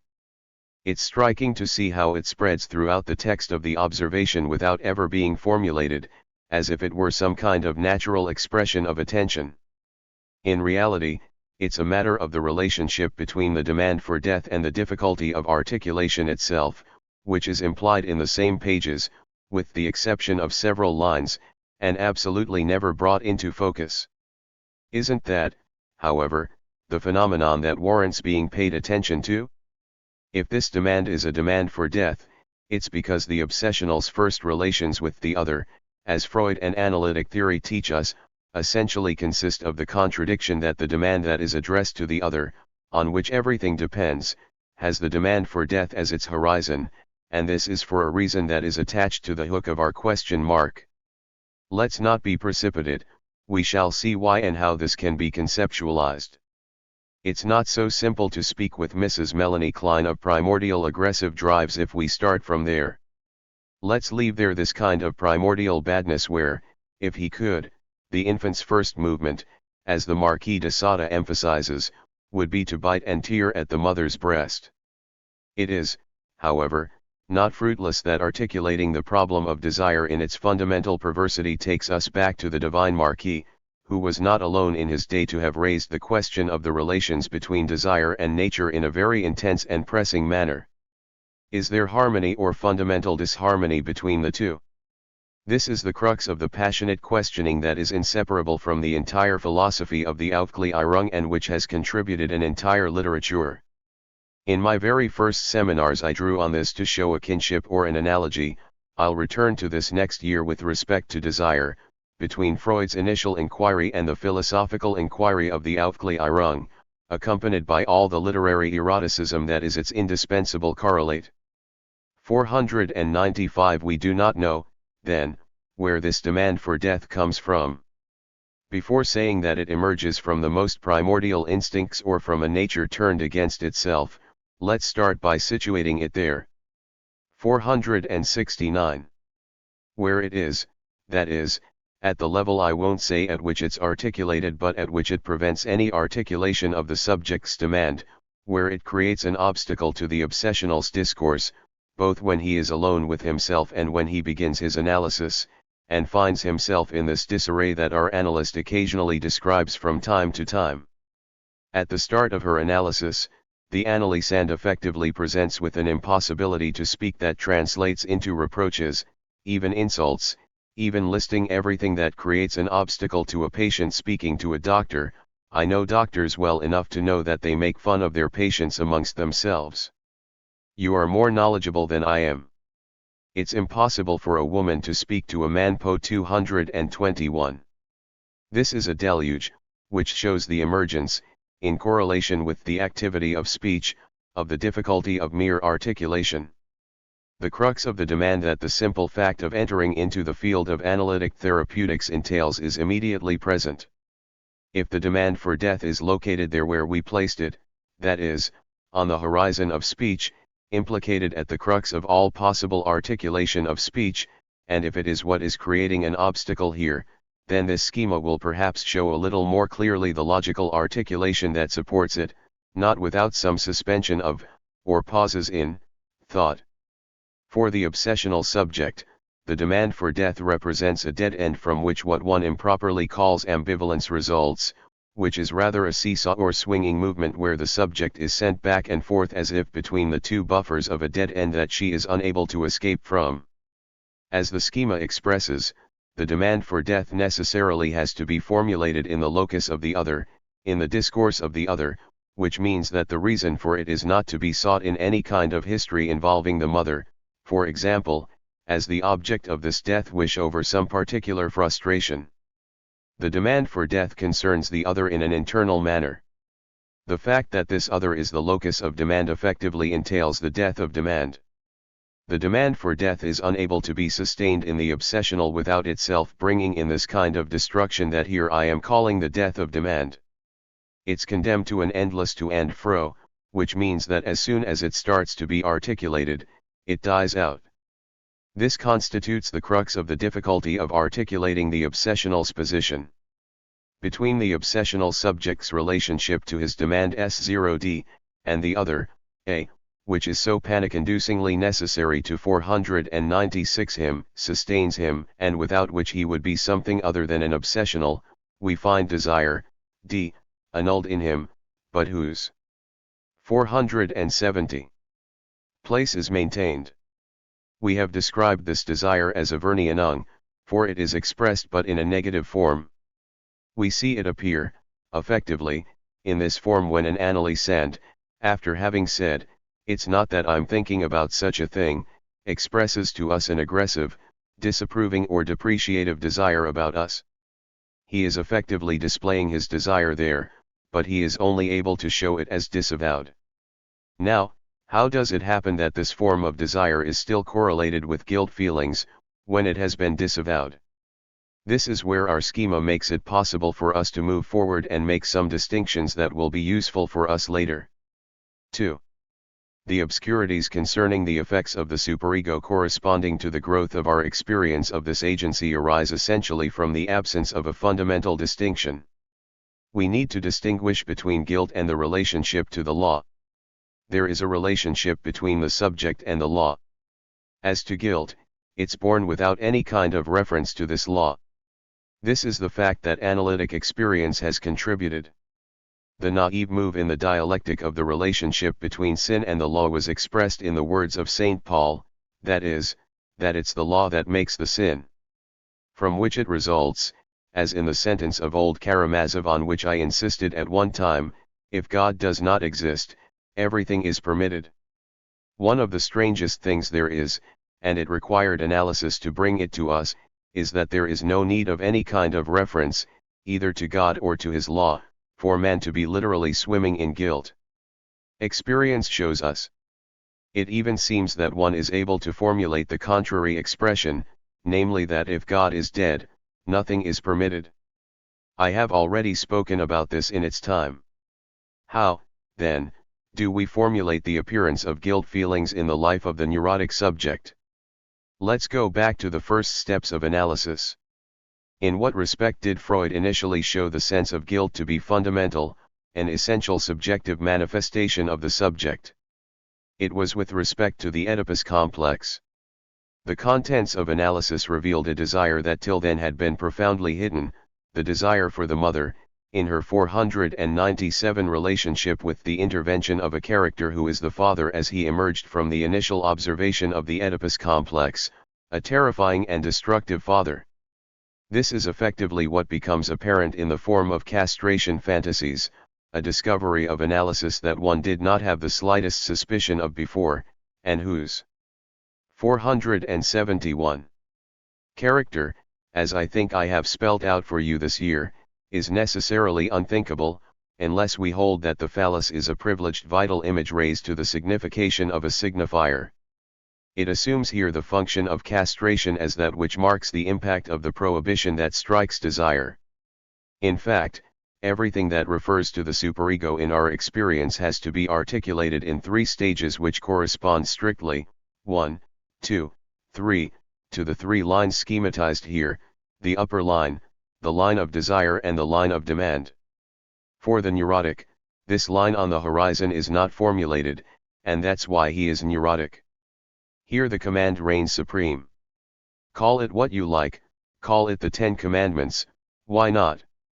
I have previously told you that the 10 Commandments were most likely the laws of speech, that is, that all disorders start to affect the way speech functions when they are not respected. Concerning the demand for death, it's obviously the 2n point, thou shalt not kill, that is on the horizon and makes it so dramatic. But punishment doesn't derive its impact from the response that comes to that place. The fact is that, for reasons that have to do with the structure of the other for man, the demand for death is equivalent to the death of demand. This is the level of the commandment.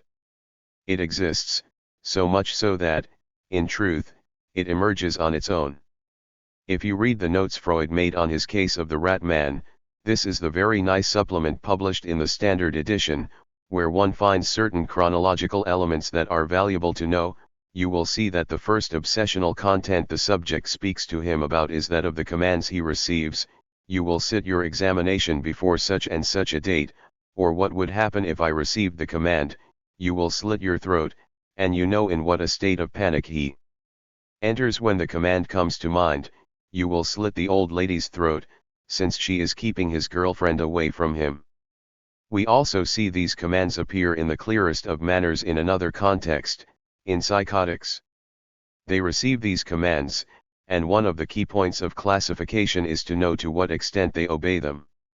In a word, psychosis places the autonomy of this function of command on the horizon of the subject's relationship to speech, an experience that we can only take as fundamental. the command may remain veiled. For the obsessional, it's veiled and 498 fragmented and only appears in bits. Where, and on what line, do we locate guilt? Guilt, as M. de la Palace would say, is a demand experienced as prohibited. Everything is normally drowned in the term prohibition, the notion of demand remaining avoided, whereas 472. It seems that the two go together, which is not certain either, as we shall see. Why is this demand experienced as prohibited? If it were simply experienced as prohibited because, as one says, it has been defended against, there would be no problem. At what level, at what point, do we see the phenomenon appear in clinical work that makes us say that guilt has emerged?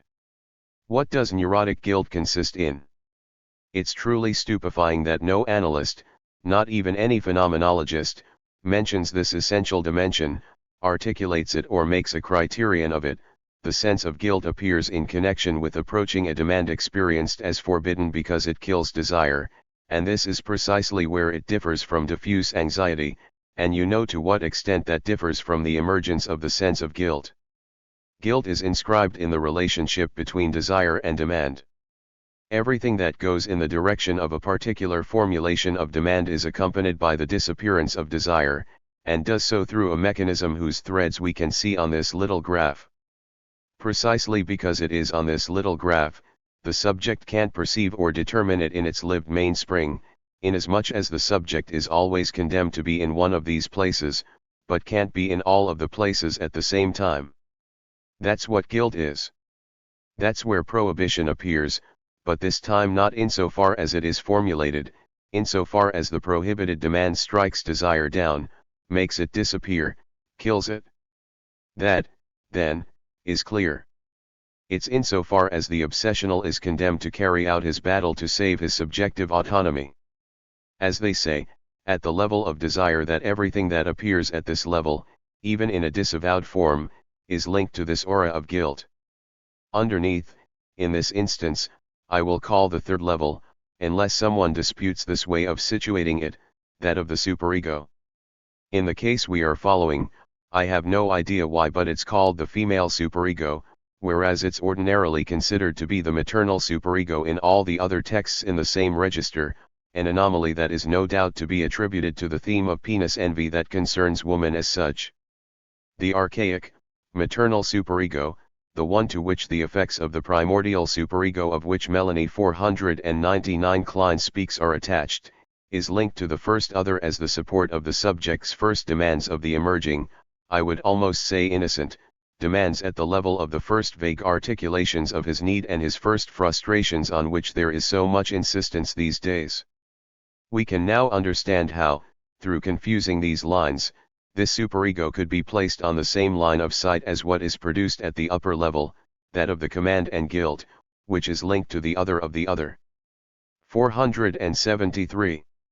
What do we have here at the level of the first other and its first demands? We have the phenomenon that has been called dependence. Everything about the maternal superego is articulated around this. What makes it possible for us to place them in the same register? Placing them in the same register is not to confuse them, as if at the outset there were only the infant and the mother and the relation was dual. If this were the case, it would be quite different from what we have articulated in the relationship of demand as well as in that of guilt.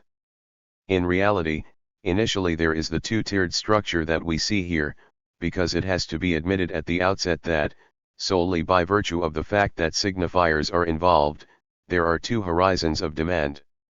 I explain this to you by telling you that behind even the most primitive demand, for the breast and the object that represents the maternal breast, there is this doubling up created in demand by the fact that demand is a demand for love, an absolute demand, a demand that symbolizes the other as such, which therefore differentiates the other as a real object, capable of giving satisfaction, from the other as symbolic object which gives or refuses presence or absence, a matrix in which those fundamental relationships on the horizon of all demand, love, hatred, and ignorance, will crystallize. The first relationship of dependence is threatened by the loss of love and not simply by the privation of maternal care, and this is why it's already in itself homogeneous with what will subsequently become organized according to the perspective of the laws of speech. The latter are already instant, virtual, and preformed from the very first demand. Doubtless, they are not complete and formulated, and this is why an infant doesn't begin to be an obsessional from its first feed. But from its first feed, it can very well already start to create this gap, which will mean that it will be in the refusal to feed that he will find the evidence he requires of his maternal partner's love. In other words, we can see signs of anorexia appearing very early. What is specific to the case of the obsessional? The case of the obsessional is suspended from the early formation, along this horizon of demand, of what I have been calling the demand for death. The demand for death is no pure and simple drive to kill. 500 It's an articulated demand, and solely by virtue of the fact that it's articulated, it's not produced at the level of the imaginary relationship with the other. This is not a dual relation. It looks beyond the imaginary other to the symbolized being of the other, and it's also for that reason that it's experienced and lived in the subject on its return. The fact is that the subject, because he is a speaking subject, and solely for this reason, is unable to harm the other without 474. Harming himself, so much so that the demand for death is the death of demand. It's internal to this that what I will call the avatars of the phallus signifier are located. 3.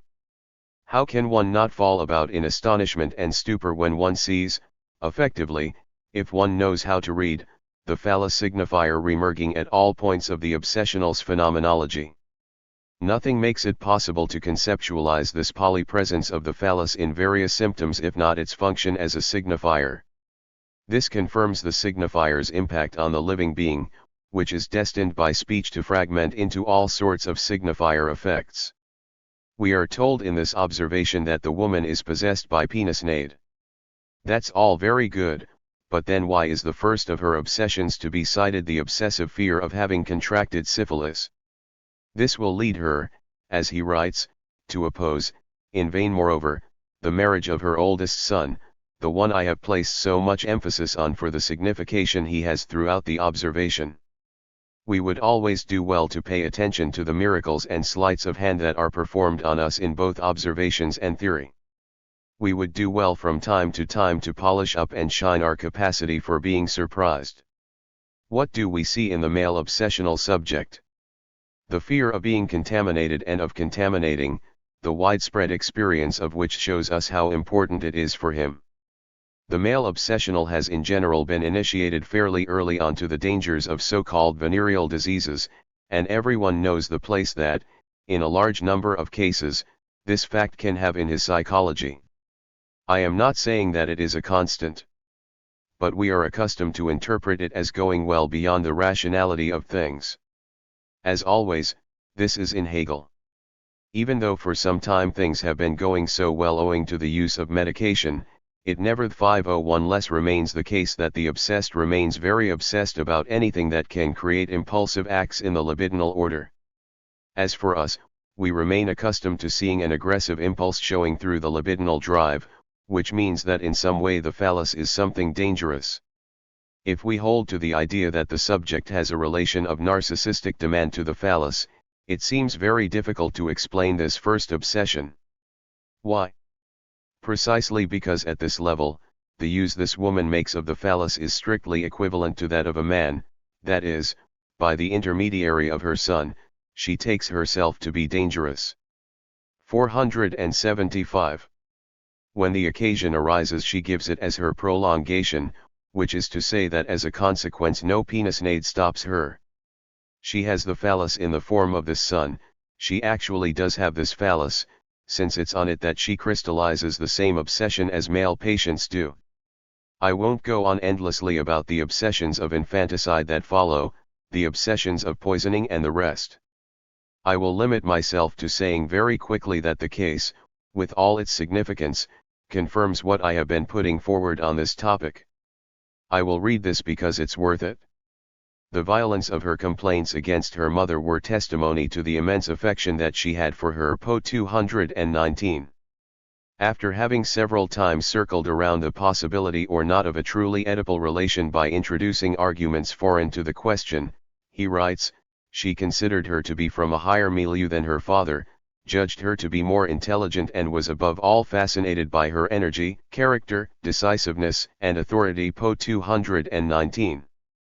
That's the start of a paragraph about getting us to see the imbalance in the parental relation, which undeniably exists, and stressing the oppressed, I would say even depressed, aspect of the father in the presence of a mother who may have been virile, since this is how one interprets the fact that the subject requires that the phallic attribute be linked, in one way or another, to the mother.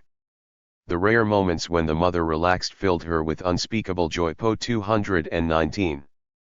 But up to this point there had never been any question of a frankly sexualized desire to possess the mother. Effectively, there is no trace of anything like it. See how he expresses himself: the patient was tied to her, the mother, on an exclusively sadomasochistic plane. And then there came to light the mother-daughter alliance that operated extremely rigorously here, and any transgression of the pact produced a movement of extreme violence, which, up till recently, was never objectified. Every person who meddled in this union was the object of death wishes. Po 219. This is a truly important point, and you will come across it 502 again, and not only in obsessional neuroses. From whatever angle we look at the frequency of this in our analytic experience, these powerful daughter-mother links, this sort of knot, once again places us before a phenomenon that goes well beyond the bodily differences between beings. What is expressed there is exactly the ambiguity or ambivalence which makes the demand for death and the death of demand equivalent. This shows us moreover that the demand for death is really there. I'm not saying anything new here, for Freud sometimes very clearly saw this demand for death, which Mrs. Melanie Klein tried to relate to the subject's primordial. 476. Aggressive. E drives, whereas it's there in the link that binds the subject to the mother. This observation shows us, however, that is not all. The demand for death is the mother's own demand. The mother carries this demand for death within herself, and she exercises it upon the unfortunate paternal character, a corporal in the gendarmerie, who, despite his goodness and gentleness which the patient initially speaks of, shows himself to be unhappy, depressed, and taciturn throughout his life, never manages to overcome the mother's rigidity, nor to prevail over his wife's attachment to a first, incidentally platonic, love, is jealous, and breaks his silence only to explode in emotional outbursts which always end in his defeat. No one doubts that the mother played a part in this. One glosses this in terms of what is called the castrating mother. Perhaps that is the place to examine things more closely and to see that here, much more than a question of castration for this man, it's a question of the privation of the loved object that the mother seems to have been for him, and of the onset of this depressive position in him that Freud teaches us to recognize as determined by a death wish against oneself, and which is directed at what? What else, if not at a loved and lost object? In short, the demand for death was already present in the subject's previous generation. Is it the mother who embodies it? At the level of the subject, the demand for death is mediated by an Oedipal horizon that makes it possible for it to appear on the horizon of speech and not in its immediacy. If it were not thus mediated, we would not have an obsessional, but a psychotic. On the other hand, in the relations between the father and the mother, this demand for death is not mediated for the subject by anything that would indicate any respect for the father, to his being placed by the mother in a position of authority and support of the law. The demand for death in question at the level at which the subject sees it involved in the relationship between the parents is a demand for death directly directed at the father, who turns 503 the aggression in against himself, hence the misery, the partial deafness and the depression. This is thus quite different from the demand for death always involved in all intersubjective dialectic, which finds expression in a court of law when the prosecutor says, "I demand the death penalty." He is not demanding it from the subject in question, he is demanding it from a third party who is the judge, which is the normal Oedipal position. This, then, is the context in which the subject's penis nade, or what one is calling such, is led to play its role. We see it here in the form of this dangerous weapon, which is there only as a signifier of the 477 danger manifested by the emergence of desire in the context of this demand. We shall also see this characteristic of signifiers manifest itself in the detail of a number of the subject's obsessions. One of her first obsessions is a very nice one. It's the fear of putting pins in her parents' bed. And why? To prick her mother, not her father. This is the first level of the appearance of the phallic signifier. Here it's the signifier of desire as dangerous and guilty. It doesn't have the same function at another moment, when it appears altogether clearly, but in the form of an image. Wherever I have shown it to you here, it's been veiled, it's been in the symptom, it has come from elsewhere, it has been phantasmatic interference. For us, as analysts, it suggests the place where it exists as a fantasy, but it's something different when it gets projected out before the image of the host. I have already alluded to these profane obsessions the subject is obsessed by. To be sure, the religious life is present in the obsessional in a profoundly reworked form, one infiltrated by symptoms, but, by a curious sort of conformity, his religious life, and especially his sacramental life, shows itself to be perfectly suited to giving the obsessional symptoms the groove, the mold into which he so easily flows, especially in the Christian religion. I do not have much experience of obsessions in Muslims, for example, but it would be worth the effort to see how they manage it, I mean how the horizon of their belief, such as it's structured in Islam, gets implicated in an obsessional phenomenology. Whenever Freud had an obsessional with a Christian background, whether the rat man or the wolf man, he clearly showed the importance of Christianity in their evolution and economy.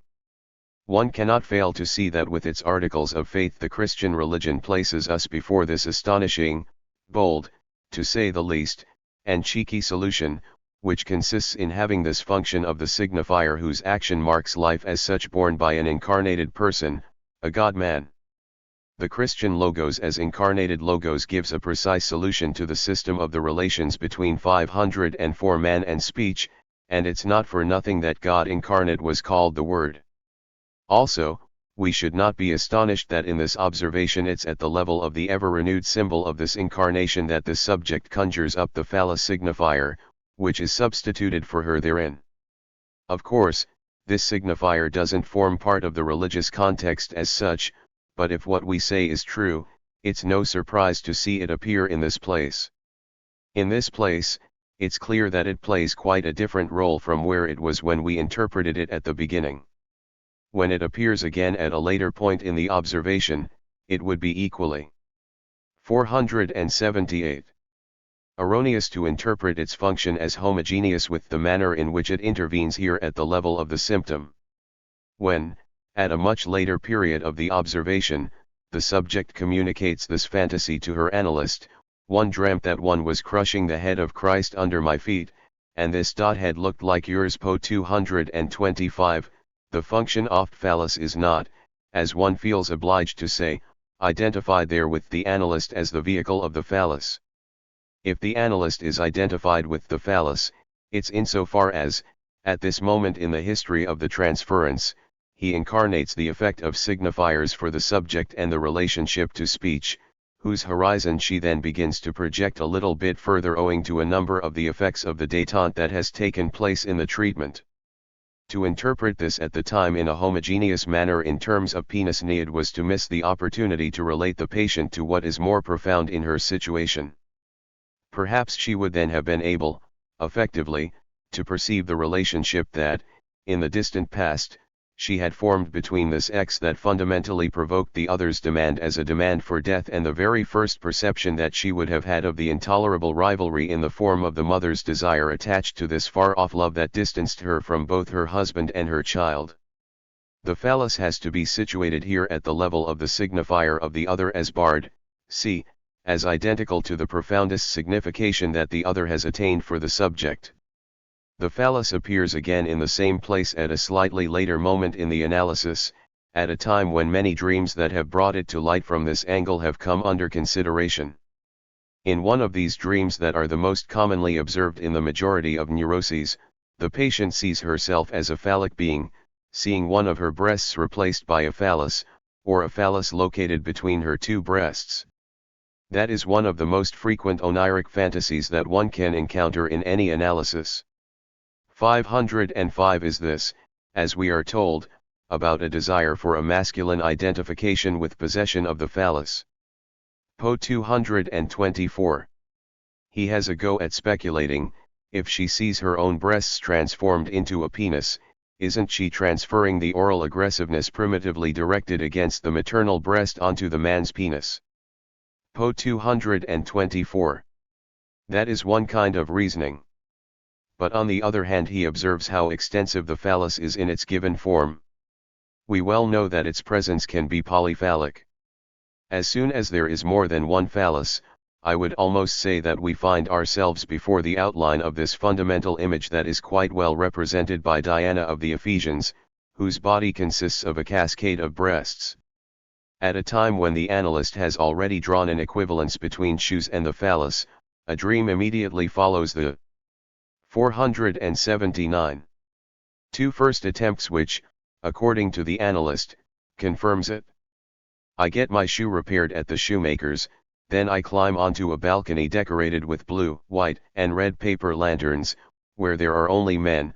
My mother is in the crowd, admiring me. Pages 224-5. Can we be satisfied here with speaking of penisnade? Isn't it obvious that the relationship to the phallus is of a different order? The dream itself indicates that it's linked to a relationship of exhibition, and not in the presence of those who carry it, the other men there with her on the balcony, whose blue, white, and red paper lanterns, this is almost too good to be true, evoke for us all sorts of variously obscene backgrounds, but in the presence of her mother. We find here this compensatory phantasmatic relationship I was talking about last time, a relationship of power, no doubt, but in relation to a third party, who is her mother. The presence of the phallus in the subject's relationship to the image of her semblable, the little other, the image of the body, is precisely the image whose true function in the subject's equilibrium is to be studied, rather than interpreted and purely and simply assimilated to its function at the time of its other appearances. This is testimony here to a flagrant lack of criteria in the orientation of interpretation. Finally, then, where are all the analyst's interventions in this observation going? Towards facilitating in the subject what he calls the becoming conscious of some sort of lack of or nostalgia for the penis, by facilitating her exit from her fantasies by centering her on a less powerful fantasy, whereas the majority of the facts go against this interpretation. The analyst has changed the meaning of the phallus for the patient, he has rendered it legitimate for her. This comes down more or less to teaching her to love her obsessions. This is the evaluation of this therapeutics that we are given. The obsessions have not diminished, the patient simply no longer feels guilty about them. The result is brought about by an intervention essentially centered on 506, the fabric of her fantasies and their value as fantasies of rivalry with man, rivalry supposed to transpose some kind of aggressiveness towards the mother, the roots of which are never touched. We end up with this. The analyst's operation of authorization disconnects the fabric of her obsessions from a fundamental demand for death. In operating in this way, he authorizes and ultimately legitimates her fantasy and, as one can only legitimate in a block, her abandonment of the genital relationship is, as such, consummated. When the subject learns to love her obsessions, inasmuch as they are invested with the full signification of what happens to her, we see at the end of the case all kinds of extremely euphoric intuitions develop. 480. I invite you to refer to it, since it's getting too late for me to read it out to you today. You will certainly find this style of Narcissus IC effusion, a phenomenon at the end of analyses that some people have emphasized. The author doesn't have too many illusions on this count. The positive transference, he writes, became clearer with these very strongly pregenitalized Oedipal characteristics. Po 233. And he concludes on a note of profound incompleteness, with very few illusions over the possibility of a truly genital solution, as one says. What, it seems to me, has not at all been seen is the close correlation between this result and the very mode of interpretation, namely, that it targets the reduction of demand rather than its elucidation. It's all the more paradoxical since these days one is accustomed to stressing the importance of the interpretation of aggressiveness. Perhaps this term is just too vague for practitioners to be always able to use it to find their way around.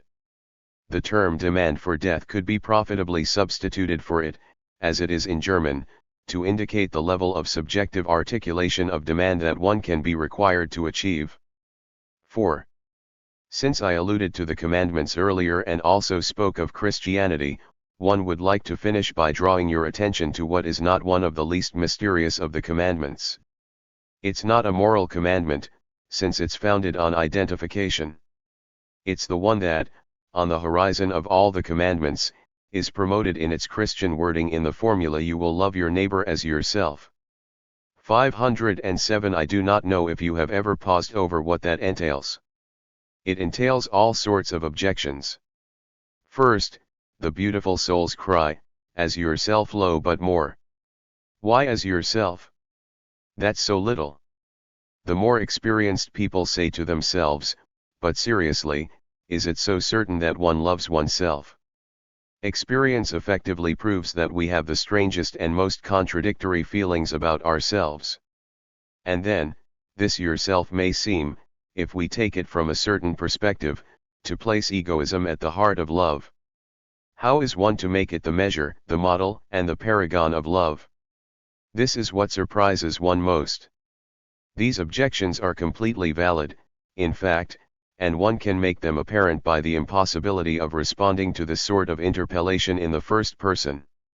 No one has ever suggested that "I love my neighbor as myself" could be a reply, because then the 481 weakness of the formulation of the commandment would become apparent to the eyes of all. If, however, it is worth dwelling on, it's because it illustrates what earlier I called the horizon of the words of the commandment. If we formulate it where it has to begin, that is, in the locus of the other, it reveals itself to be something quite different, namely a circle, symmetrical and parallel to the one that, as I showed you, is subjacent to the position taken by the other at the simple level of the first demand, and which says, "You are the one who kills me." The "as yourself" at the level at which the commandment is formulated in being completed by it can't be the expression of any kind of egoism, inasmuch as the "you" leads us to recognize in this yourself nothing other than the two, thou. The Christian commandment henceforth reveals its value in being extended, "as yourself you are," at the level of speech, the one you hate in the demand for death, because you are unaware of it. This is where it meets the point on the horizon at which Freud's counsel is formulated, his "Wo es war, so ich werden." It's also what another wise saying expresses in its "you are that." This is what must in the end come to mark the subject's authentic and full assumption in his own speech. This means that the subject must recognize where he is on this horizon of speech without which nothing in analysis can be formulated except the tracing out of false pathways and the production of misrecognition. July 2, 1958. A. The graph of desire. The definitive version of the major schema elaborated over the course of the seminar, subsequently called the graph of desire, can be found on page 692 of Kritz. This complete graph was preceded by several versions that represent the stages of its development, pages 681, 684 and 690. The complete form is reproduced below. Explanation of the schemas. On January 31, 1958, between weeks 11 and 12, Lacan met with a small group of participants who had asked him for further explanation of the schemas he had introduced at his seminar. This discussion, perhaps in the form of a response to questions, was not taken down in full, and the notes taken by Paul Lemoyne, which consist of a summary plus some drawings, are the only record. These are reproduced below in expanded form, and should be read with the obvious caveat: this is not one of Lacan's written texts, nor is it a class from his seminar. 1. The signifying chain. It is not possible to define the analytic field without establishing the structuring function of signifiers in relation to the subject and their constitutive value in the subject qua speaking subject. In a word, the human subject cannot be disconnected from discourse, more precisely, from the signifying chain. Some authors have managed to avoid this fact in the name of mechanistic or biologistic prejudices, but the psychoanalytic experience is of the highest importance for showing that it is unavoidable. It shows, effectively, that at the level of the signifying chain as such, subjects are captured in the other, that is, the unconscious, and no subject has access to the unconscious without the other's intervention. The theme of the father, which is one of the themes of social life, but which is also present in the unconscious closest to the primitive instincts, can only be identified on the condition that the name oft father as a signifying not be brought into play. A signification that stems from the signifying chain's relation to itself converges on this signifier. If this were not so, the name of the father could not. 487. Enter into any form of intersubjectivity whatsoever. It's effectively the signifying chain that differentiates the human subject from animal life. For the animal, there is, in a certain sense, a form of intersubjectivity, but it is completely different in kind. The same goes for identification. No system of identification is conceivable unless one brings into play something that is foreign to animal life, namely the signifying chain. This has major consequences for analytic practice. For want of having understood this, a certain analyst, Bouvet, leaves himself open to deviations in technique by virtue of the prevailing imper 514 tans he gives to the homosexual relationship between the analyst and the analysand, and to imaginary filatio, a term that is ambiguous with imaginary filiation. For him, everything takes place at the level of the imaginary relationship, the one that links the ego to the little other. On the contrary, schema Lc p. 53 is intended precisely to indicate that the question is whether, along the vector that goes from the other to the subject, there is anything that traverses this imaginary relationship or not. This year's schema is only a response to the quilting points that link the signifier to the signified. The terms I have put there have a transformative role, in this respect. In themselves, their only originality is as signifiers. Our interest in them lies not so much in their meaning, which is necessarily ambiguous and even contradictory, but in their conjunction as signifiers. This schema can be reduced to the following, which stands for the signifying chain. I only have to bend the line you see there. The retroactive effect of signifiers acts upon the signifieds. Whatever form we give this term signifying chain, as soon as there is a signifying chain, there is a sentence. And there is a sentence whenever something is complete at the level of signifiers, that is, all. The signifiers that have been uttered, in their place, between the start and the punctuation. Meaning is formed when the final word of the sentence has been uttered. Consider my example of the line from Athaliah, "Yes, I come into the temple to worship the Lord." We can represent this retroaction of the signifier on the schema. When point P is attained, when it is produced, something is obtained at an earlier point, at P. What comes next represents the discourse's intention for you, which also has to be indicated inasmuch as the discourse is not 515 detached from the concrete individuality who is uttering it. As analysts, we have at our disposal this middle term that enables discourse to be inserted into the human subject, namely, the term desire. Desire's point of departure is at the same level as the point from which the signifying chain departs. Everything else is situated from there. The duality of the subject operates in an intersubjective conjunction. From its first cry, the newborn baby connects with the mother from whom it will acquire the use of the signifying chain. That's essentially the schema. 489. The encounter with the other is projected onto that. The message is the result. For the message to be formed, it is sufficient that there be a receiver asterisk and a sender star. The support by desire is inscribed the length of the line of retroaction. The action of speaking has effects on the desire of the subject who articulated it, and these effects are produced retroactively. The result is inscribed at the end of the retrograde vector. At the level of the short circuit A, P, W, M, the subject is an 516 animal. Everything that happens at the animal level happens at P, W. The specular imaginary confrontation A is located at this level.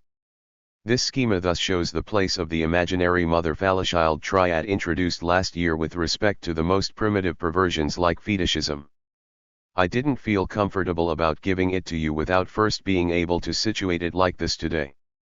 There are other relations, also in the neuroses, that can be established prior to the Oedipus complex, but the subject has to be structured Oedipally for it to be possible to formulate anything about them.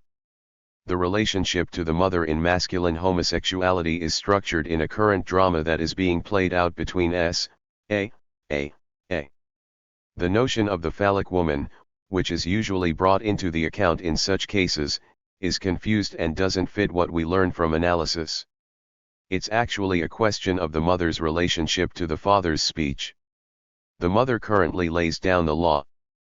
Further verification of the significance of this schema reveals the meaning of the identification with the father that occurs at the end of the Oedipus complex. It makes it possible to situate the paradoxes of the subject's relations to the penis, the appendage required of the eroticized object, the thread of terror that is formed phantasmatically.